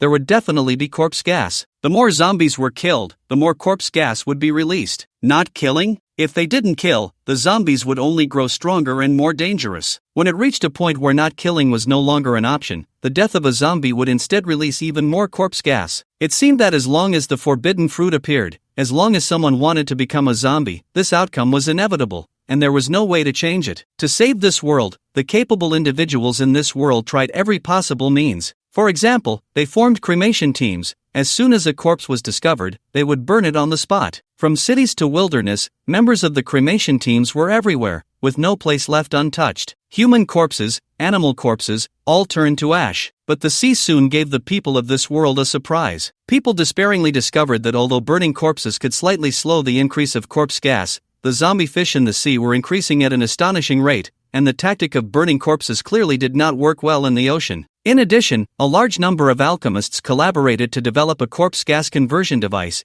intending to transform corpse gas into harmless energy. After researching for hundreds of years, they did achieve some success, but the conversion efficiency was completely inadequate compared to the growth rate of corpse gas. More critically, this conversion required a massive amount of secret silver, making it unsustainable. Some even considered consuming forbidden fruit to become a race that could devour corpse gas, but ended up turning into zombies. Others tried to consume the forbidden fruit to become a non-zombie race capable of consuming corpse gas, and succeeded, transforming into a corpse demon, a creature even more brainless than a zombie. In an effort to save this world, everyone was like headless flies, recklessly trying any method they could think of. But without exception, after sacrificing a vast amount of manpower and resources, all methods ended in failure. Yu Xian and Zhang Shou did not linger long in front of the strange tree. After figuring out the origin of this tree, the two continued on, aimlessly exploring the unknown world. This tree was called the Tree of Despair, and it was actually a product created by humanity in this world in an attempt to save it. It could absorb corpse gas to grow, and people had high hopes for it,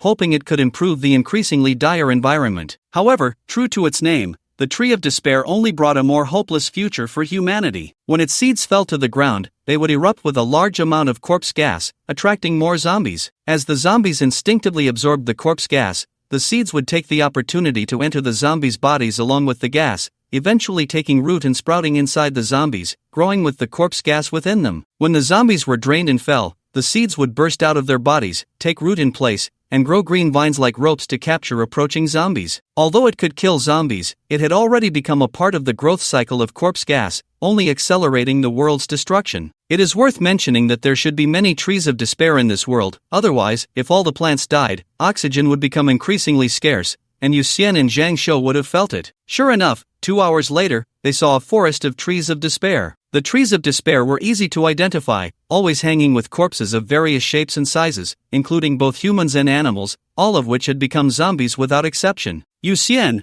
what should we do if our world ends up like this in the future? Zhang Shou asked gravely. His gaze fell on the corpses hanging from the Tree of Despair, and among the many zombies hanging on the outskirts of the forest, several young zombies were particularly conspicuous, some looking only 3 or 4 years old, and even some appearing to be just 1 year old, still in diapers. I don't know, Yu Xian shook his head. All along the way, he had been contemplating how to save the world, but he was very clear about an undeniable fact. No matter how powerful his super brain was, it could not compare to the wisdom of an entire world of people. The humans in this world had almost tried every conceivable method, but the results were too despairing. Boom! At that moment, a huge sound came from the distance. Yu Xian and Zhang Shou immediately looked in the direction of the sound, only to see dazzling sword lights in the distance, with a large number of zombies instantly turning to ashes. Someone! Zhang Shou exclaimed excitedly. Yu Xian quickly grabbed the collar of Zhang Shou's shirt and effortlessly jumped onto the back of the dragon-shaped perfect creature, commanding it to move forward at full speed. With a low roar, the dragon-shaped perfect creature immediately surged forward, crushing any zombies that stood in its way. Moments later, as Yu Xian and the others sat atop the dragon's head, they saw a wasteland. Through the surrounding ruins, they could vaguely make out that this should have been a city, though now even its outline was very blurred. In front of this wasteland, a zombie in tattered armor, holding a blood-red greatsword, stood motionless, showing no reaction to Yu Xian and their approach. Although the zombie did not appear imposing, it exuded an indescribable aura, as if 1,000 troops were before it and countless lights were behind it. A sword, yet it seemed like a gate. It was mesmerizing. Yu Xian took a deep breath and immediately used identification on this zombie, while mentally preparing to teleport away at any moment. After a moment, he saw the zombie's attributes: name, Yenling Ban code name, Martyr of the Nation race, Martial Extreme Zombie King gender, male age, 627,811 lifespan, 0 level, God lower camp, neutral lawful ability, 5 extremes undying body, gathers the power of the 5 extremes of heaven and earth, refines the 5 extremes cycle,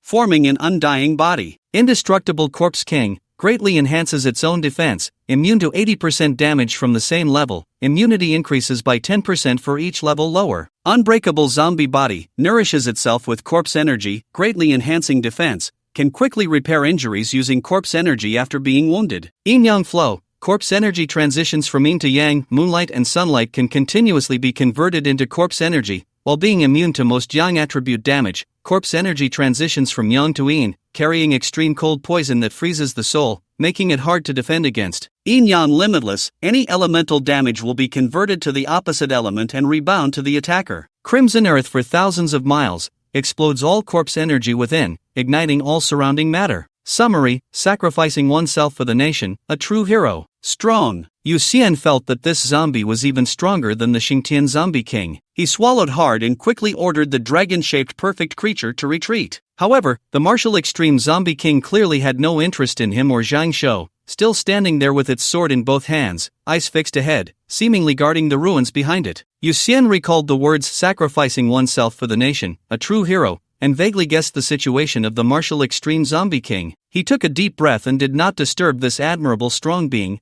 guiding the perfect creature to take a detour. Many strong beings had fled this world, but not everyone would run away. In times of crisis, there are always those who stand up, using their own backs to shield those behind them. Even in death, they stand tall and die honorably in battle. Yu Xian and Zhang Shou sat atop the massive dragon head, gradually distancing themselves from the martial extreme zombie king. After more than 10 minutes, Zhang Shou gasped for breath, sweat pouring down like rain, and exclaimed in terror, "Damn, that scared the hell out of me." That zombie was terrifying. He did not have identification and was unaware of the martial extreme zombie king's true nature, but weak beings naturally develop a strange intuition when encountering stronger beings. Just like a person facing a tiger, even without knowing how powerful the tiger is, fear still arises. Zhang Shou was in this situation, overwhelmed by the terrifying aura of the martial extreme zombie king, which is why he had remained silent, afraid of drawing attention to himself. "Xian Yu, aren't you afraid?" Zhang Shou, seeing Yu Xian's calm demeanor, wiped his sweat and looked at him skeptically. Next to him, Yu Xian appeared as calm as Zhang Taigong fishing, and said nonchalantly, "The other party is a hero, what is there to fear?" He then shared the details of the martial extreme zombie king with Zhang Shou. After listening, Zhang Shou fell silent for a moment, then begrudgingly admired, "Damn, what a real man. One man holding the pass against 1,000. This is undoubtedly one of the dreams deep in the hearts of countless men." Although the martial extreme zombie king failed and lost everything, no one could blame him for sacrificing himself for the nation. "One day, if our world truly comes to an end, Xian Yu, will you choose to leave, or will you stay like him?"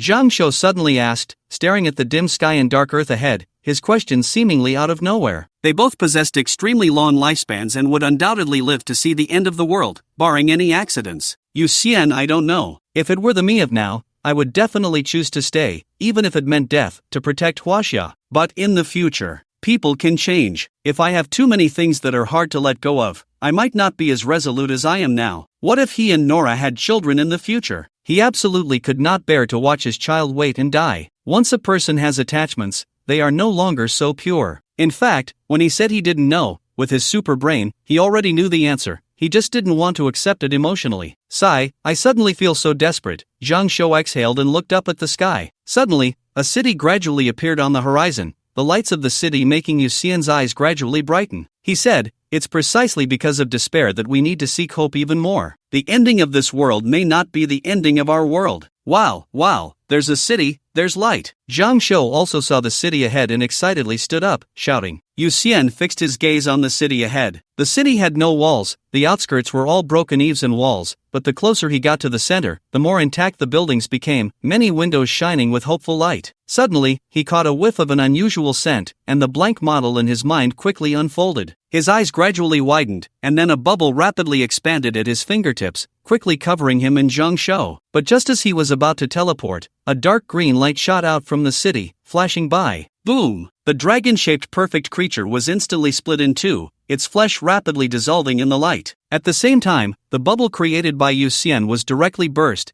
and the two were separated in the terrifying shockwave. Zhang Shou's body was twisted into a pretzel and died on the spot, while Yu Xian's body was constantly flashing with scales, perfectly resisting all attacks. As they landed, Yu Xian immediately looked towards Zhang Shou's direction and shouted, "Old Zhang." His body was covered in red light, and he instantly flashed to Zhang Shou's side, just as Zhang Shou revived. He pulled Zhang Shou and flashed again to a kilometer away. A green beam cannon shot out from the city again, engulfing the spot where they had just been. What happened? Zhang Shou, still in shock, looked at the bombarded ground and shouted. However, Yu Xian did not answer but continued to flash, increasing the distance from the city. 3 seconds later, the city behind him came to life, with countless windows appearing as pupils. A colorful giant snake, covered in windows, raised its head, its body covered in countless eyes that had locked onto Yu Xian and Zhang Shou. In fact, there was no city at all. This was a giant snake disguised as a city, coiled on the ground, motionless, its patterns perfectly mimicking the appearance of a city. One can imagine how surprised countless refugees fleeing their homeland would be upon seeing it at the most desperate moment in this world, and how despairing they would feel upon discovering the truth. Wow.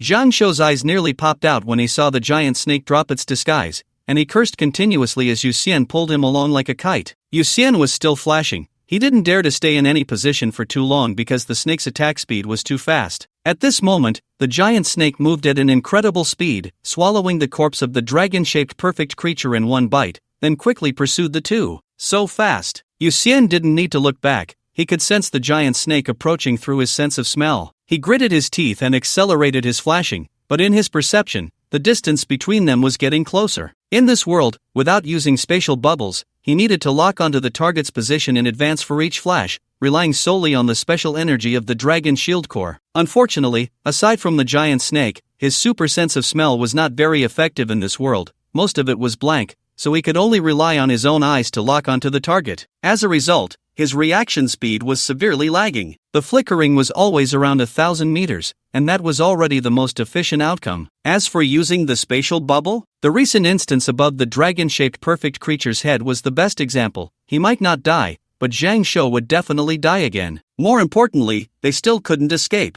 Boom! Rumble! Countless beams shot out from the giant snake's eyes, almost blocking all of Yu Xian's escape routes. Fortunately, Yu Xian didn't rely on his legs to run but flickered through space, so he could always appear in the blind spots of its attacks. In fact, the initial beam attack was aimed at the dragon-shaped perfect creature, not at Yu Xian and Zhang Shou. The two only suffered from the aftermath of the attack. Yu Xian was very skeptical about whether the dragon shield could withstand the giant snake's frontal strike. This giant snake was too strong, almost comparable to the extreme dragon they had unexpectedly encountered before. Yu Xian knew while fleeing that their only chance of survival lay in the ruins. Here it comes! Just as the giant snake was about to catch up, Yu Xian's eyes lit up as he looked at the imposing figure that resembled a stronghold and immediately accelerated to teleport over. In an instant, he appeared among the ruins, and the giant snake roared as it charged toward the martial extreme zombie king. Bang! The red greatsword collided with the giant snake's sharp fangs, erupting in a tremendous sound. The martial extreme zombie king instinctively held the greatsword to block the giant snake, and its pupils, which had shown no light, gradually ignited with flames. It opened its mouth and roared, swinging its arms forcefully, causing the giant snake to be sent flying backward,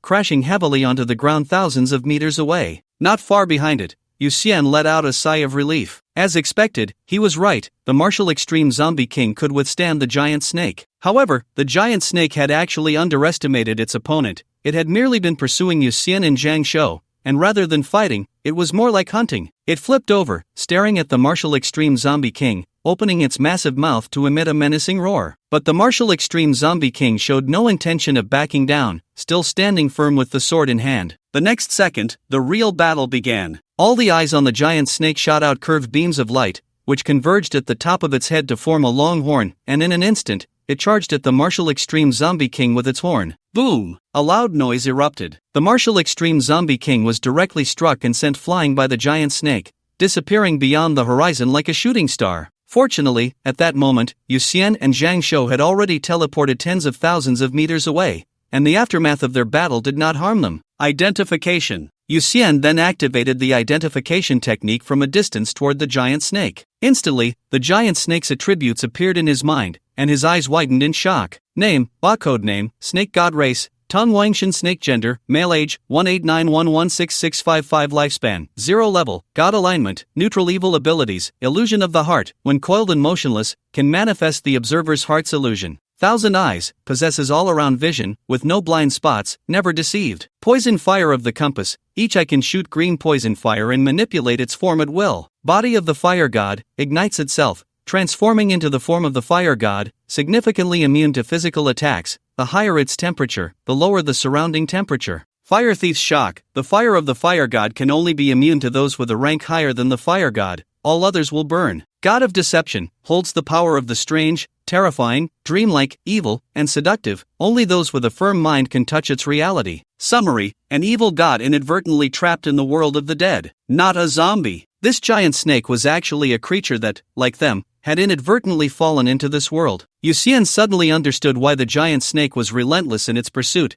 This world was too lacking in food, and not everyone could feed on light like he could. Moreover, even he, if it weren't for the little fool of the golden crow shining and radiating above his head, wouldn't be able to last long in this world, because the light in this world is too dim, and this kind of light has no nourishment. That's right, the light in this world is strange, dim as if even the light is dead, casting no warmth upon the body. Now, Yu Xian can maintain his state entirely thanks to the radiance emitted by the little fool. This is also the reason he is not afraid of starving to death. The battle in the distance has not yet ended. The martial extreme zombie king flies away like a meteor, and the next moment, it returns just as swiftly. In an instant, it appears before the giant serpent, forcing it back with a single sword strike, and both sides continue to attack each other, the clash of fire and sword light erupting wildly. The mere shockwaves from their collisions shatter everything around them, the ground filled with spiderweb-like cracks that are rapidly spreading, and many zombies buried underground are blown apart before they can even emerge. As a mere B-level, can I really witness such a scene? Zhang Shou trembles as he watches the martial extreme zombie king and the giant serpent battle. Yu Xian immediately laughs. Shall I send you back first? No, let me watch a little longer. If things go south, you can take me away directly, Zhang Shou quickly replies. Yu Xian thinks for a moment,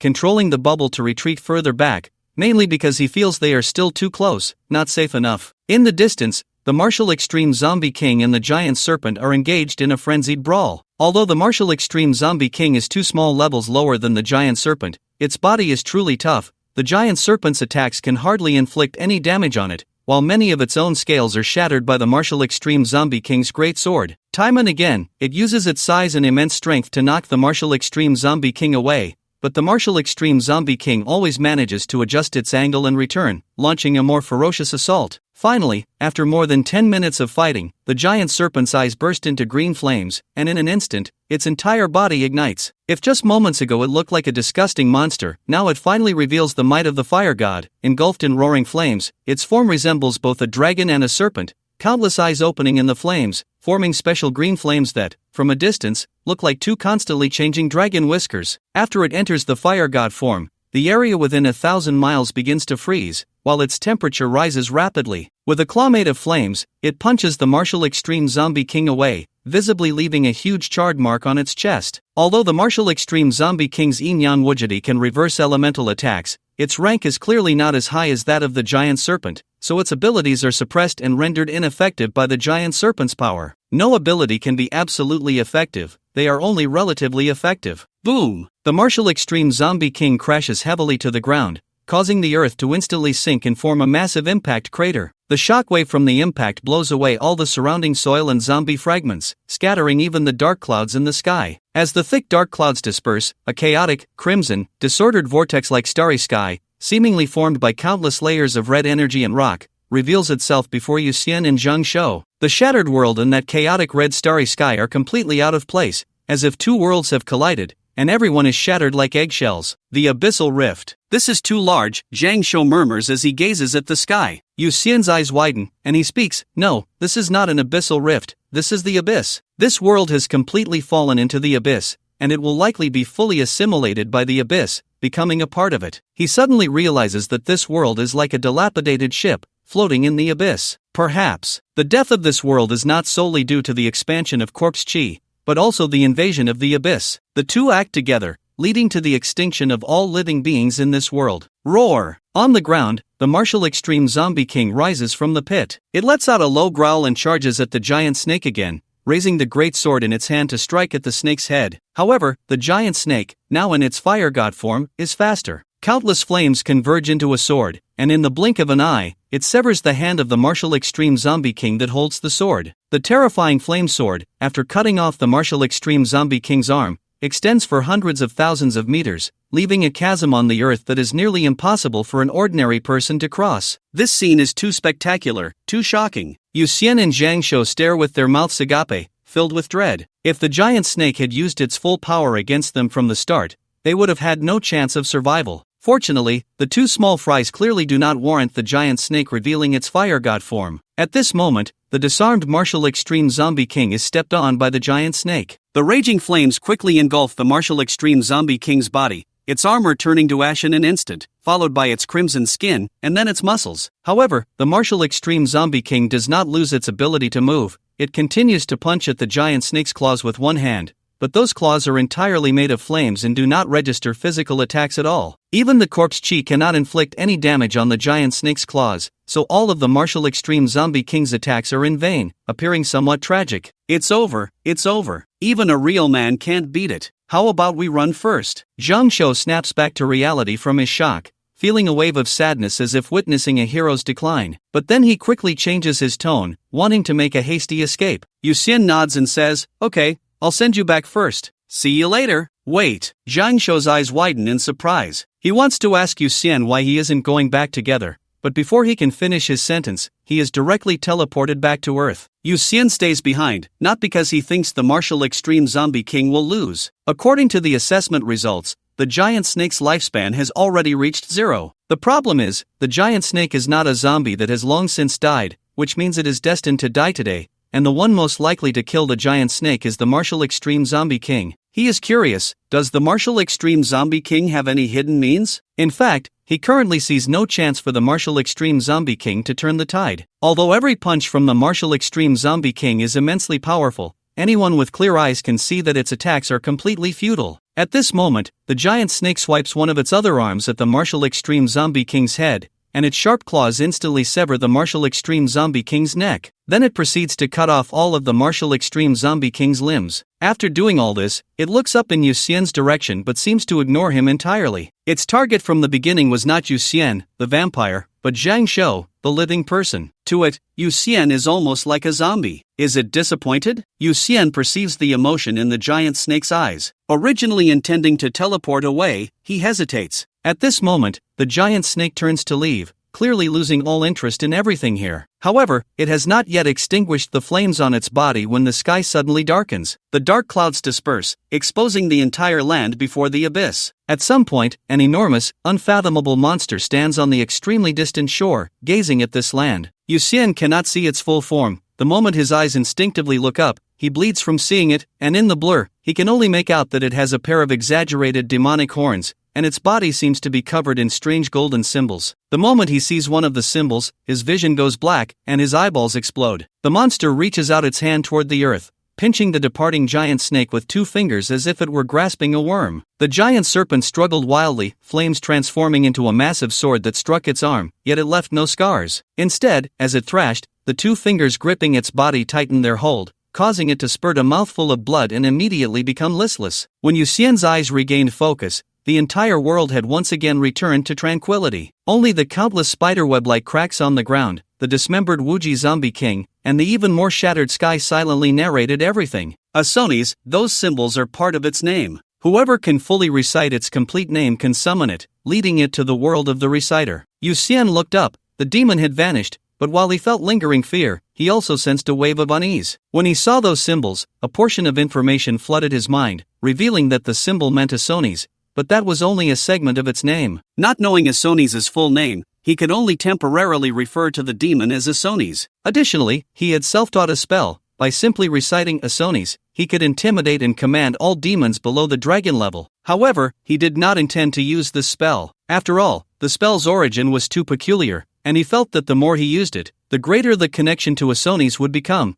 possibly leading to another encounter with it in the future. I never expected the giant serpent to die at the hands of a demon. I thought the Wuji zombie king could turn the tables. Yu Xian landed on the ground and slowly walked to the severed arm of the Wuji zombie king, his thoughts complex. This severed arm still tightly gripped the blood-red greatsword, but Yu Xian merely covered the greatsword with the red energy of the dragon shield core, and in the next moment, the greatsword transferred from the Wuji zombie king's hand to his own. Thud! However, as soon as he grasped the hilt, his expression changed, and he quickly released the great sword. It fell to the ground, causing the surrounding earth to tremble violently. The sword weighed over 100 tons, far beyond his strength. Fortunately, he let go quickly, otherwise, he would have been slammed to the ground along with it. Identification. Yu Xian looked at the great sword and immediately initiated an identification, crying blood sword level, divine ability. After drinking blood, it fully enhances the wielder. The more blood it drinks, the greater the enhancement. Fed by the wielder's own blood, effects doubled, duration doubled. Summary: the last divine sword forged for the purpose of protection, but it has failed to protect anything, leaving only blood and tears. The sword's ability was simple and brutal, yet its effect was astonishingly powerful. Unfortunately, the Wuji zombie king's blood had long since dried up, failing to unleash its strongest power. Yu Xian bent down to grasp the hilt, then cut his finger to let his blood drip onto the sword's body. The crying blood sword immediately emitted a faint red glow, rapidly absorbing the blood. Then, a tremendous power surged back through the hilt into Yu Xian's body, allowing him to effortlessly pick up the sword. At that moment, he felt an illusion that he could slay the giant serpent with a single strike. He raised the sword in his hand and gently waved it at the ground, the sword energy instantly cleaving a crack into the earth. Based on my original strength, it has at least amplified my power over 20 times. How powerful! Yu Xian held the crying blood sword, a hint of shock appearing on his face. Divine artifacts were indeed extraordinary, incredibly powerful. Moreover, this amplification of over 20 times was not merely strength but an all-encompassing enhancement. His speed, defense, and reflexes were all strengthened. He felt as if the entire world had shrunk, and he had become a giant,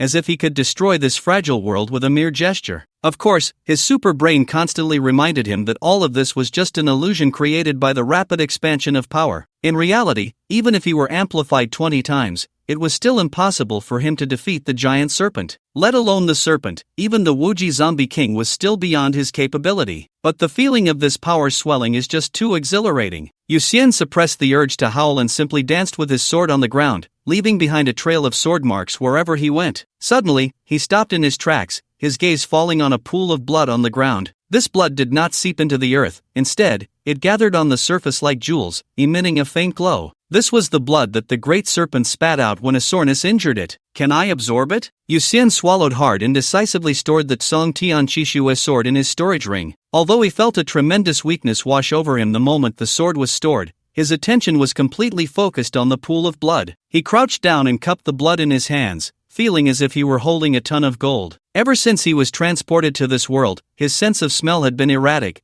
but as he held the blood, his nose became sensitive again. He could detect a special scent in the blood, and through that scent, he envisioned a scene of a great serpent being worshipped as a deity by countless people. To absorb or not to absorb? This was the first time Yu Xian encountered such special blood. This was probably the highest grade blood he had obtained so far. Even the blood of Pangu was inferior to that of the great serpent. After all, the so-called Pangu was merely a counterfeit created from the forbidden fruit, not the true Pangu from mythology. After hesitating for a second out of respect, he decisively chose to absorb it. Heaven had given him an opportunity, and it must be useful. Otherwise, heaven would scold him, saying, "I gave you a chance, and you didn't make use of it." He opened his mouth, revealing his fangs, and gently pierced the blood droplet of the great serpent, then forcefully sucked the blood. The blood was free of impurities but terrifyingly viscous. It felt almost like sucking snot. When the blood droplet was drained, his body jolted, and his skin began to crack all over, as if the flesh beneath was trying to burst out. It was too much. The nutritional value of this blood was too high. He couldn't handle it. Suddenly, the skin on his shoulder split open, and a lump grew from the flesh, which then cracked open, revealing an eye that spun continuously within the fissure. His spine protruded, also splitting open, growing an eye that occupied his entire back. As his flesh distorted, the core of the dragon's shield within him suddenly began to absorb his blood, while the strange power from the great serpent was rapidly devoured by it. His body quickly returned to its original state. After a while, he gasped for air. Aside from his school uniform being torn apart, it felt as if everything that had just happened was merely an illusion. That power, divine power? Yu Xian touched his shoulder, his heart still racing. In truth, the blood of the great serpent was only a notch or two above that of a perfect being, but it contained a special power. That power was something he couldn't digest, so it acted upon his body, nearly turning him into a monster covered in eyes. Fortunately, he couldn't digest it, but the dragon shield core could. When this strange power spread to the dragon shield core, it automatically absorbed it. The originally red core now took on a somewhat dreamy quality. With a thought, dragon scales appeared around his body, and the once very real dragon scales seemed to become ethereal, shrouded in a layer of mist. He raised his hand to poke at the dragon scales, but his finger passed right through them, as if they didn't exist. Then he changed his mind and poked again, and the dragon scales became solid and real. Illusory divine power. True and false, real and unreal, at will, ever-changing. Yu Xian gained insight, pinching a piece of dragon scale, which suddenly transformed into a petal. Then, with another thought, the petal turned into a gold coin. He smiled and flicked the coin. The coin immediately emitted a crisp sound, spinning rapidly in the air, before finally turning into foam and disappearing. The great serpent possesses two divine aspects. The primary aspect is that of the fire god, while the secondary aspect is that of the deceptive god. The former focuses more on offense, while the latter emphasizes defense. In reality, the martial extreme zombie king was never able to truly harm the great serpent's true form from beginning to end. The shattered scales of the great serpent were all illusions. Once the battle concluded, the great serpent could easily refresh them by slightly utilizing its deceptive divine power. Only Asonis truly touched the essence of the great serpent, effortlessly grasping its nature. Simply put, the surface of the great serpent is covered by a layer of deception. Attacks that fail to damage this deceptive exterior cannot reach the true form of the great serpent, and thus cannot inflict real harm. It was then that Yu Xian understood the true meaning of the description in the appraisal. Only those with unwavering minds can touch its reality, because now, the dragon shield also possessed this layer of deceptive exterior. As long as the enemy's strength did not exceed the limit that the great serpent's deceptive divine power could bear, they could not truly harm the dragon shield or him. What a windfall! After fully understanding the changes in the dragon shield, Yu Xian couldn't suppress the smile at the corner of his mouth. If his previous defense was 100, now it was 1000, and out of that 1000, 900 was special defense, requiring specific conditions to be worn down. If one's mind was not steadfast, any attack would be futile. Indeed, the heavens had laid the feast right before him. It had to be useful. In a cheerful mood, Yu Xian whistled as he continued to search for more blood belonging to the Great Serpent. Just now, the Great Serpent had spewed blood like a celestial maiden scattering flowers, so there must be more blood droplets on this land. This precious blood, he could never have too much of. He even wished the Great Serpent would expel all its blood at once. Picking up trash was a momentary joy, but picking up trash continuously was an ongoing delight. Soon, Yu Xian discovered another blood droplet. The Great Serpent's blood was completely free of dust, astonishingly high in quality, and it would not seep into the ground, making it very conspicuous. He quickly approached, scooped up the blood, and without a second thought, opened his mouth to drink. So delicious! Indeed, a vampire must drink blood. In the next moment, his body began to go berserk, instantly filled with cracks, but he was completely unperturbed, even taking an interest in observing the locations of his body's mutations, such as an eye growing on his knee. Then, the core of the dragon's shield absorbed the deceptive divine power belonging to the Great Serpent, and the abnormalities in his body quickly vanished. He vaguely grasped something. With a thought, an illusory power was drawn from the core of the dragon's shield,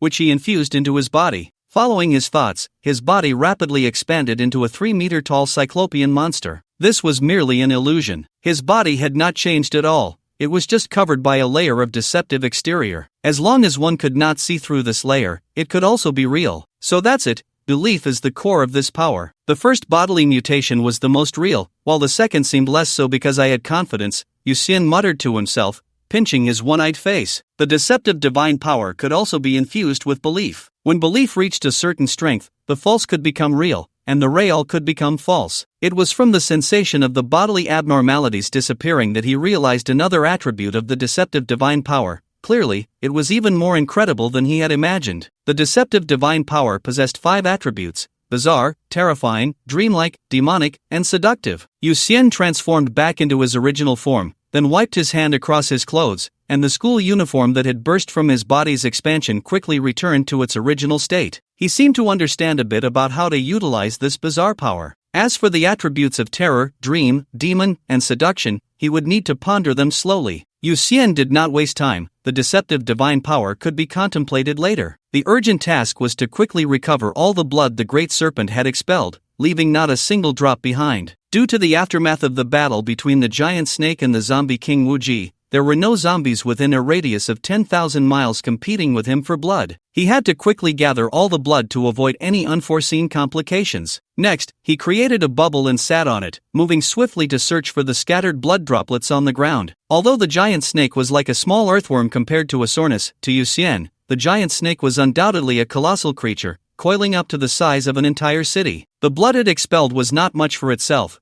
but for Yu Xian, it was a significant amount. He collected one drop and absorbed it immediately, without any hesitation. His adaptability to the giant snake's deceptive divine power also strengthened with each blood absorption. By the time he absorbed the 10th blood droplet, he could even guide this power directly into the core of the dragon's shield with his mind, without any changes occurring in himself. Of course, the main reason he could do this was that the giant snake was already dead. If the giant snake were still alive, with its divine power having a master, daring to do this would be akin to an old man eating arsenic, living impatiently. In fact, the giant snake's blood contained far more than just deceptive divine power. After absorbing the deceptive divine power into the core of the dragon's shield, the remaining nutrients in the blood were absorbed by Yu Xian's body. His muscles, bones, nerves, and internal organs were all comprehensively strengthened, and his body became as flexible as a snake, allowing him to perform many movements that normal humans could not, such as rotating his neck 360 degrees. Essentially, he had become immune to all joint locks and grappling techniques. Although few could restrain him with his monstrous strength, his strength had been further enhanced, increasing by dozens of tons. This power, compared to Gong Qian, was indeed nothing much, but for most extraordinary beings, he was undoubtedly a strong man with a pretty face, delivering painful punches. Half an hour later, Yu Xian held up a blood droplet and skillfully drained it. Suddenly, he felt 3 hearts beating simultaneously, and then a large amount of blood wrapped around the 3 hearts, gradually forming a new heart. This heart coiled around the 3 hearts like a snake, and its shape resembled a snake's head. Yu Xian closed his eyes and carefully sensed the 4th heart within him. He discovered that this heart was very special, it not only required energy from the body but also needed to absorb the emotions of others, especially feelings of terror. It would only beat once when it had sufficient energy and had absorbed enough emotions, awakening a new ability for Yu Xian. Based on his estimation, he figured that basking in the sun for a month would provide enough energy for it, but as for the emotions, he was uncertain for now and would need to experiment later to find out how much was required. However, he now had a shortcut. He could continue to consume the giant snake's blood. As long as there was enough blood of the same origin to provide energy for this heart, it could also be made to beat ahead of time. Yu Xian was very curious about what skills the giant snake's heart possessed, so after clarifying the situation with the heart, he immediately took action and continued searching for blood droplets. Along the way, he belatedly realized something. The giant snake's pursuit of him and Zhang Shou was not simply because it couldn't kill them instantly, there was also an element of cat and mouse play. At that time, it was actually feeding, but it was consuming their emotions instead. Only by completely draining their feelings of terror would the giant snake truly devour them. No, it should be devouring Zhang Shou. As a vampire, he was not on the giant snake's menu, although he was still likely to be killed. Next, he worked like a diligent little bee, collecting one blood droplet after another, continuously providing blood for the fourth heart. The heart of the giant snake visibly began to resemble a snake, with the capillary patterns looking like scales. Finally, after a long day of hard work, his efforts were rewarded. The heart of the giant snake suddenly beat fiercely, and a special energy quickly filled his body,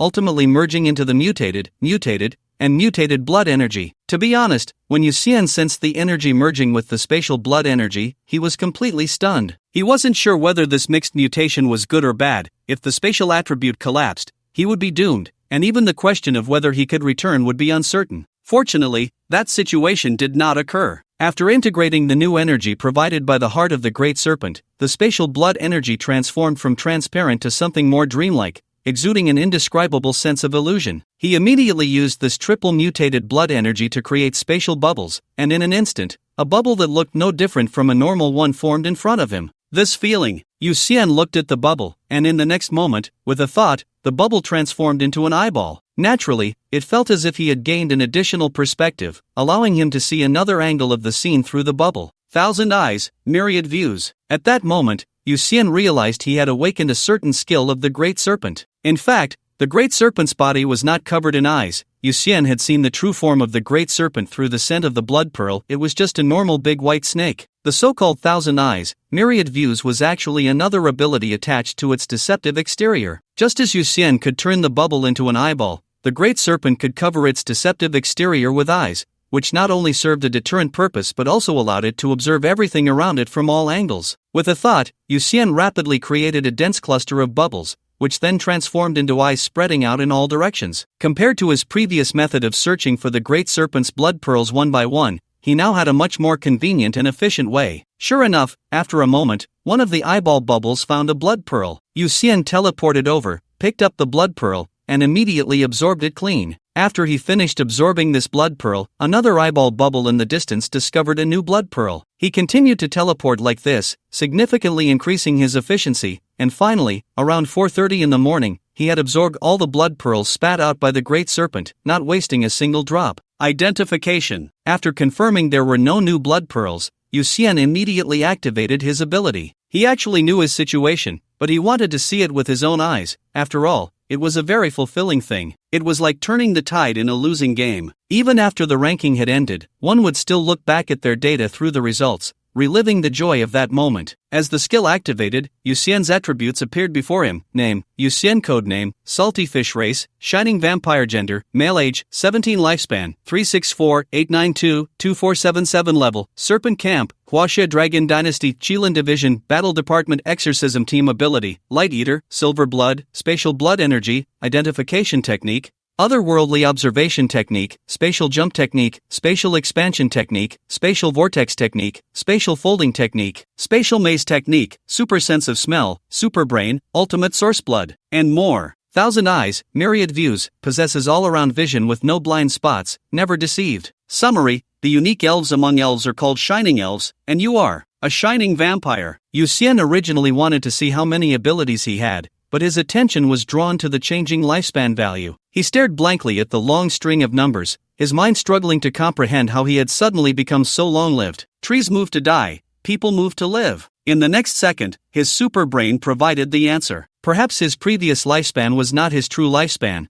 but rather the maximum lifespan of all life in that world. When the lifespan value reached 0, a disaster capable of destroying the world would erupt, and any life lingering in that world would undoubtedly perish. But as long as one left that world, they could actually continue to live, even for a very long time. The lifespan value was not fixed. It seemed that only when the lifespan value reached 0 was it truly a situation to be wary of. Just as the lifespan of the giant snake reached 0, it was directly taken down by Asoni's. However, there should be a decimal point after 0, like a few hours of remaining time. It's just that his identification technique couldn't check smaller units, so it was unclear how long the opponent could survive after reaching 0. The giant snake had fought fiercely against the martial extreme zombie king after he had identified it, and only then was it killed by Asoni's, so there was actually a bit of time for self-rescue involved. For instance, if it could sense its lifespan reaching 0, it could immediately burrow underground to escape or hide, perhaps avoiding Adonis's gaze and thus escaping with its life. Yuxian realized this and secretly decided that from now on, he would use his identification technique on himself, whether there was a reason or not, just to check if there were any changes in his lifespan. In case his lifespan reached 0, he would immediately switch worlds until his lifespan returned to normal. At 5 in the morning, Yuxian quietly returned home. He immediately used the identification technique on himself, and sure enough, back in this world, his lifespan value had returned to the original 5,322. However, strangely, although his lifespan had decreased, he felt a sense of relief instead. He had gained a lot from this trip. Not only had he successfully rescued Zhang Shou from another world, but he had also obtained the giant snake's inheritance, especially the newly awakened talent,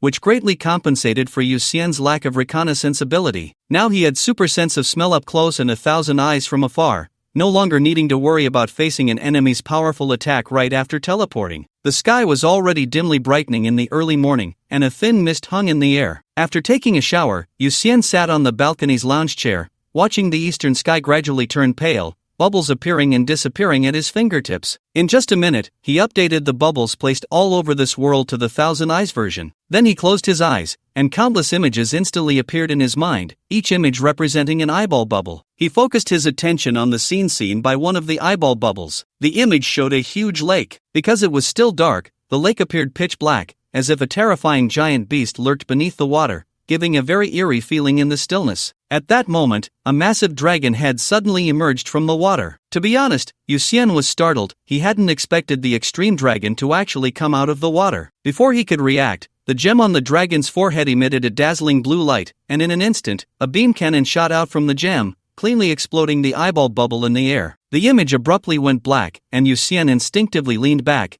beads of sweat covering his forehead. Clearly, the extreme dragon had sensed his gaze and attacked without hesitation. Fierce, truly worthy of being one of the two existences I can't see through. It took Yuxian a while to recover, wiping the cold sweat from his forehead, muttering to himself that after successfully identifying the martial extreme zombie king and the giant snake, he realized he could identify targets above the dragon level. But because of this, the extreme dragon became even more mysterious in his mind. This was also the reason he peeked at the extreme dragon right after updating the bubbles. He just didn't expect the extreme dragon to notice him watching so quickly. Time was almost up. Yuxian didn't want to disturb the extreme dragon any further. If he really angered it, that would be bad. He got up and walked into the kitchen to start making breakfast, as he still had to go to school with Nora after eating. The next 3 days passed uneventfully. Indeed, the excitement was only temporary, only the mundane was real. However, with Zhang Shou back at school, life became a bit livelier again. Mainly, to prevent Zhang Shou from interrupting his alone time with Nora, Yuxian had a clever idea to give his good brother a little benefit. Thus, Zhang Shou joyfully received a 1-second school service,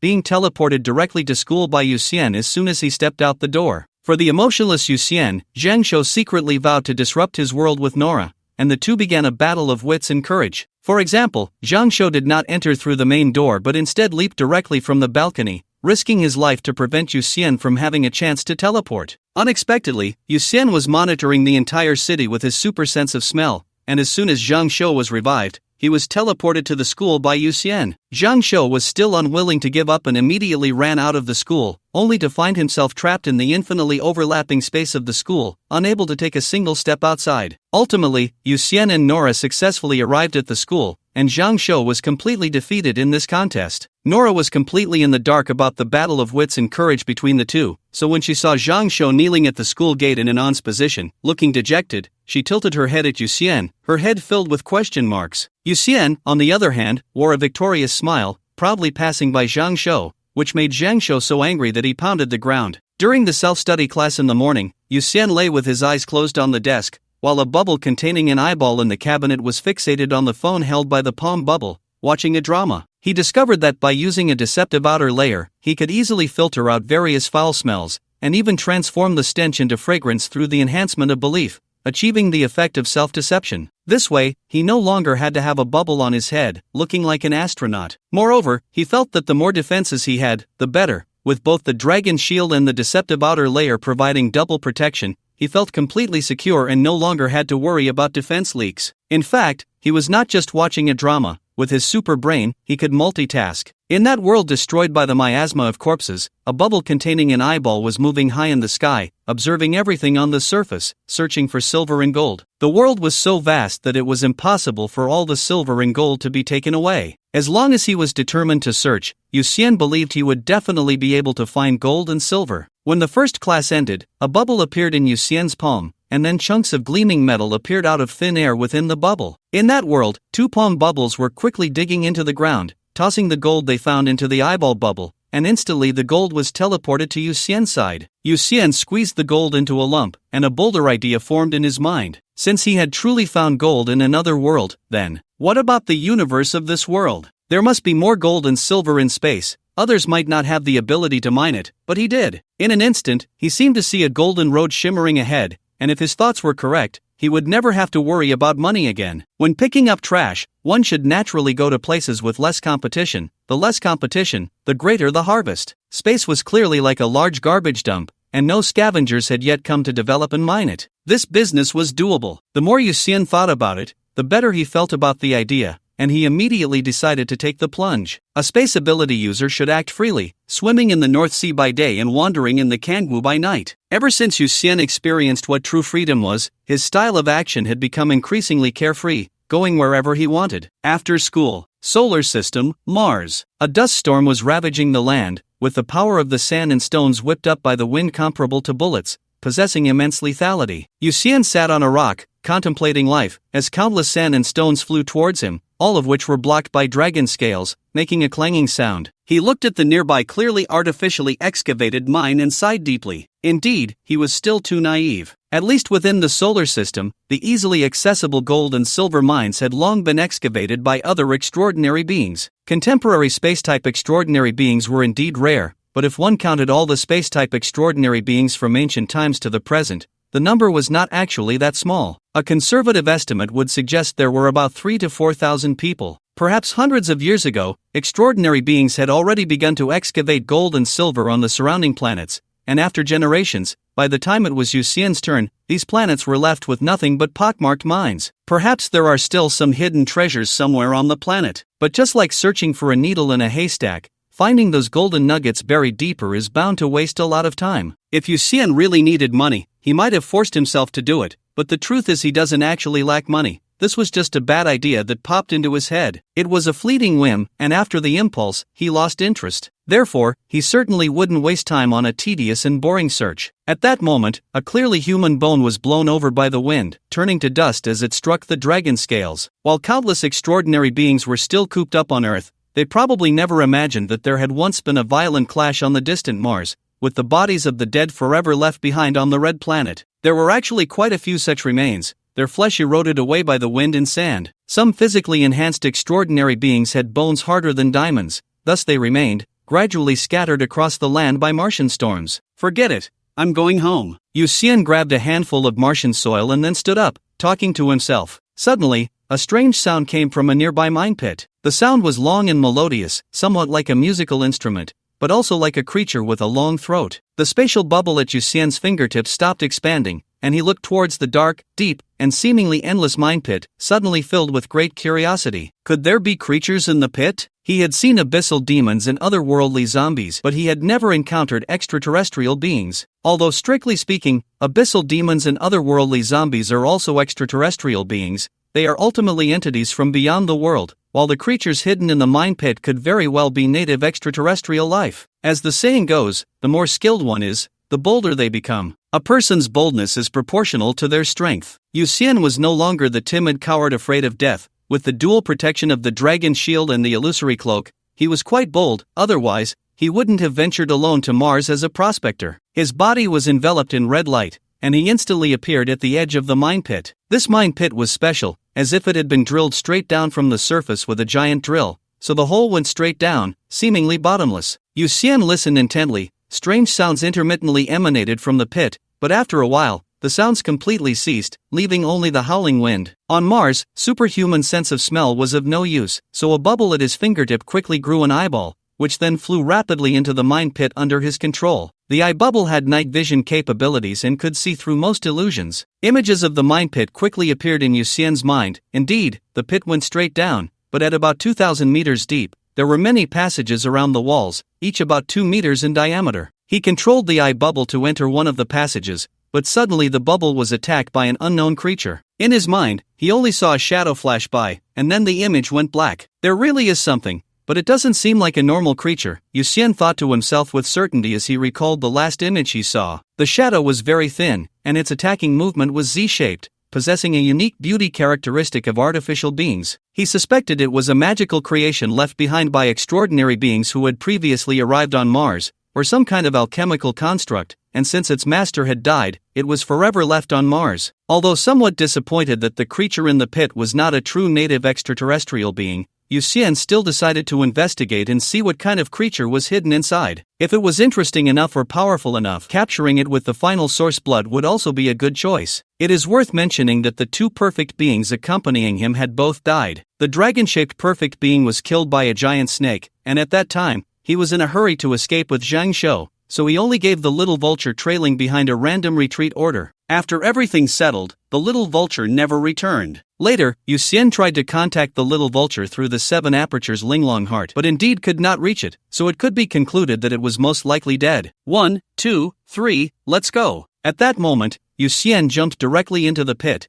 and he quickly fell down into the hole. Eyeball bubbles rapidly surrounded him, providing him with a comprehensive field of vision. To be honest, at that moment, a thought suddenly popped into his mind. It would be great if he could awaken the Southern Compass's poison fire of the Great Serpent in the future. If he awakened the poison fire of the Southern Compass, the eyeball bubbles could shoot out the kind of green beams that the Great Serpent had previously emitted. That thing was incredibly powerful. Even a perfectly defensive dragon-shaped creature was not immune, yet it was still split in two by the poison fire of the Southern Compass. Unfortunately, the Great Serpent's skill tree required not only energy but also emotions, making the difficulty of awakening skills too high. Moreover, the Great Serpent's skill tree was also filled with question marks. What skills would awaken was completely random and not something he could choose himself, so the difficulty of obtaining the poison fire of the Southern Compass was even greater than awakening the Pangu's great strength. For now, his focus was still on lighting up a series of basic abilities of the perfect creature. Once he had lit up all the basic abilities, he would consider what abilities to light up next. There's a sound. As he fell to about 500 meters, Yu Xian heard strange noises coming from below. He immediately wrapped himself in a spatial bubble and then suddenly accelerated, falling down at a faster speed. In a moment, he saw a group of beetles resembling black melon seeds attacking a snake that had no eyes and whose skin was entirely covered in hard shells. The snake opened its mouth and continuously attacked the beetles, but it was covered in them. Its furious roars were of no use. In the end, the hard shell on its back was torn open, and in the blink of an eye, its body was hollowed out by the beetles. Martian native life forms? Yu Xian watched as a beetle crawled into one of the small holes and disappeared in an instant, thinking in amazement. He stopped in front of the hard shell left behind by the snake, picked it up with a palm bubble to take a look, then took out his phone to take a picture and sent it to Bat, asking, "I discovered a life form on Mars, shocked?" The Internal Natural magazine of the Chilan has long recorded related reports, apparently from 90 years ago. This is a mutated version of the food ding mine snake, which should be a species that was brought to Mars by ancient people over 600 years ago, Bat quickly replied. After reading Bat's response, Yu Xian directly closed Bat's page. Then he opened Zhang Shou's contact page, sent the photo to Zhang Shou, and asked, "I discovered a life form on Mars, shocked? Damn, you've even gone to Mars? Take me with you." Zhang Shou immediately replied. Yu Xian looked at Zhang Shou's response and finally revealed a faint smile. Indeed, the emotional value provided by a close friend was higher. It was better not to contact Bat for no reason. In fact, with a super brain, Yuxian could be very mature and rational. But he refused to be overly mature and rational. After all, he was only 17 and didn't want to grow old too quickly. He wanted to do whatever he felt like doing, even if the super brain had already calculated that what he was doing would be in vain. He was still willing to experience that feeling of futility. If a person has not been disappointed for a long time, then when disappointment comes, the overwhelming feeling of disappointment can drown all of their rationality. Suffering is not worth glorifying, but for extraordinary beings, necessary suffering is the best whetstone for sharpening the soul, a good medicine to cure blind arrogance, and a guideline to restrain the increasingly indulgent heart. The stronger the power, the more important the cultivation of the soul becomes. When a person can do whatever they want without anyone being able to stop them, the only thing that can restrain them is themselves. Because when power reaches a certain level, reasoning becomes irrelevant. The fist is the greatest reasoning, and the people around, the events encountered, all require a strong soul to judge what is right or wrong. It is like an emperor wielding military power, needing to discern loyalty from treachery, weigh pros and cons, and decide life and death, all in a moment's thought. If wrong, the consequences are unimaginable. At best, it leads to the indiscriminate slaughter of innocents, at worst, rivers of blood, or it could harm others and oneself, resulting in a fate worse than death. Yulai supports Yuxian going to university, actually to let him experience more, learn more, and understand more, ideally to see himself clearly, see the world clearly, and even reach a higher level of understanding various philosophical realms. After showcasing the Martian food ding mineral snake, at Zhang Shou's strong request, Yuxian opened the real-time recording software inside the Qilin and set it to be viewable by everyone. The reason for using the internal software of Qilin is that ordinary civilian communications software has no signal on Mars.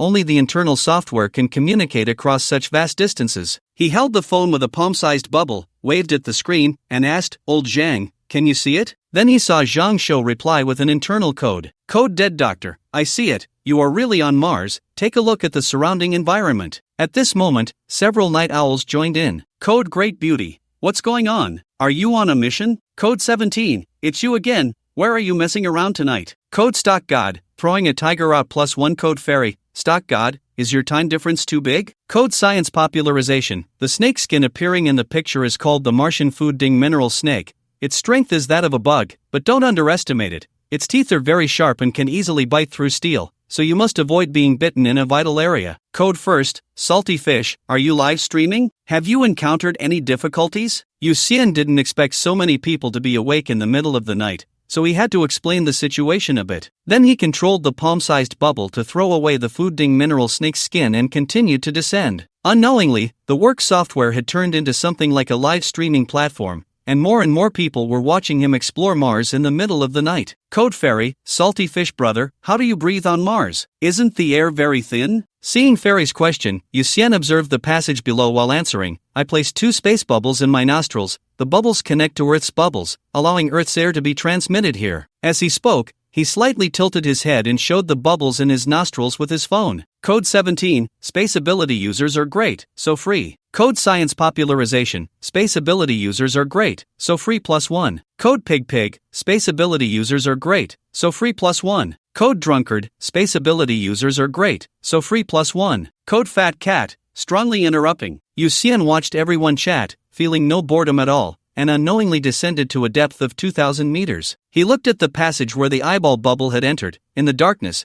a mass resembling sludge was lurking at the top of the cave. He thought for a moment, then turned on the flashlight on his phone and set it to super bright mode, shining the light over. The sludge-like substance emitted a puff of black smoke when illuminated, and it quickly shrank back, seemingly very afraid of the strong light. Code science popularization, that is the shadow bug of a goo master, usually refined from the goo master's own shadow. Even if the goo master dies, it will faithfully execute the last command of the goo master. In dark environments, the shadow bug's attack power is very strong, even surpassing the dragon level. Physical defenses are completely ineffective against it. However, the shadow bug has a very obvious weakness. It fears strong light. Code first, salty fish, be careful. The shadow bug is really dangerous. I was once scratched by a shadow bug on my arm. Yuxian glanced at his phone, secretly astonished. Gong Qian's defense was absurdly strong. Even Daimos couldn't break through it and could only use poison against her. He didn't expect this small shadow bug could injure her. Fortunately, the weakness of the shadow insect was very obvious. It could be dealt with by shining light on it. He simply took out more than 10 spare phones from his storage ring,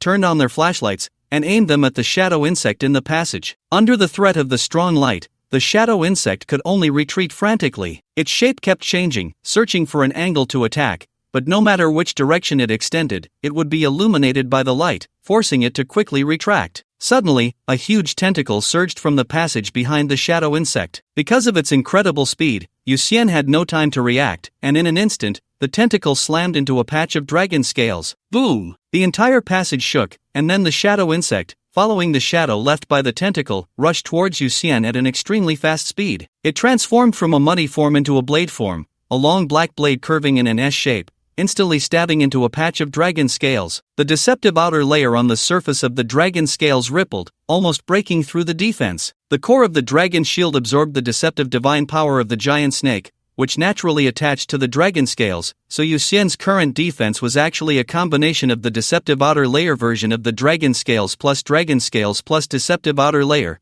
totaling 3 layers of defense. Only by breaking through the deceptive outer layer on the surface of the dragon scales, then breaking through the dragon scales themselves, and finally breaking through the deceptive outer layer on Yu Xian, could one attack Yu Xian himself. This sense of security was simply overwhelming. In fact, if it were just the dragon scales, the shadow insect's ability to ignore physical defenses would indeed be a problem, but the deceptive outer layer, as a special defense, precisely countered the shadow insect's special attack. Damn! There are other monsters. Yu Xian realized this only after all the attacks had ended, startled. The phones faithfully recorded this scene, and everyone else fell silent after watching. The previous attack was terrifyingly strong, and those present asked themselves if they could withstand it. Even Gong Qian, watching the shadow insect's deadly strike, felt a chill in her heart. If it had been her, she would have probably been pierced through the heart and died on the spot. Once everyone reacted, they all looked at Yu Xian on the screen in amazement. This guy really ranked 33, and his defense was incredibly strong. At that moment,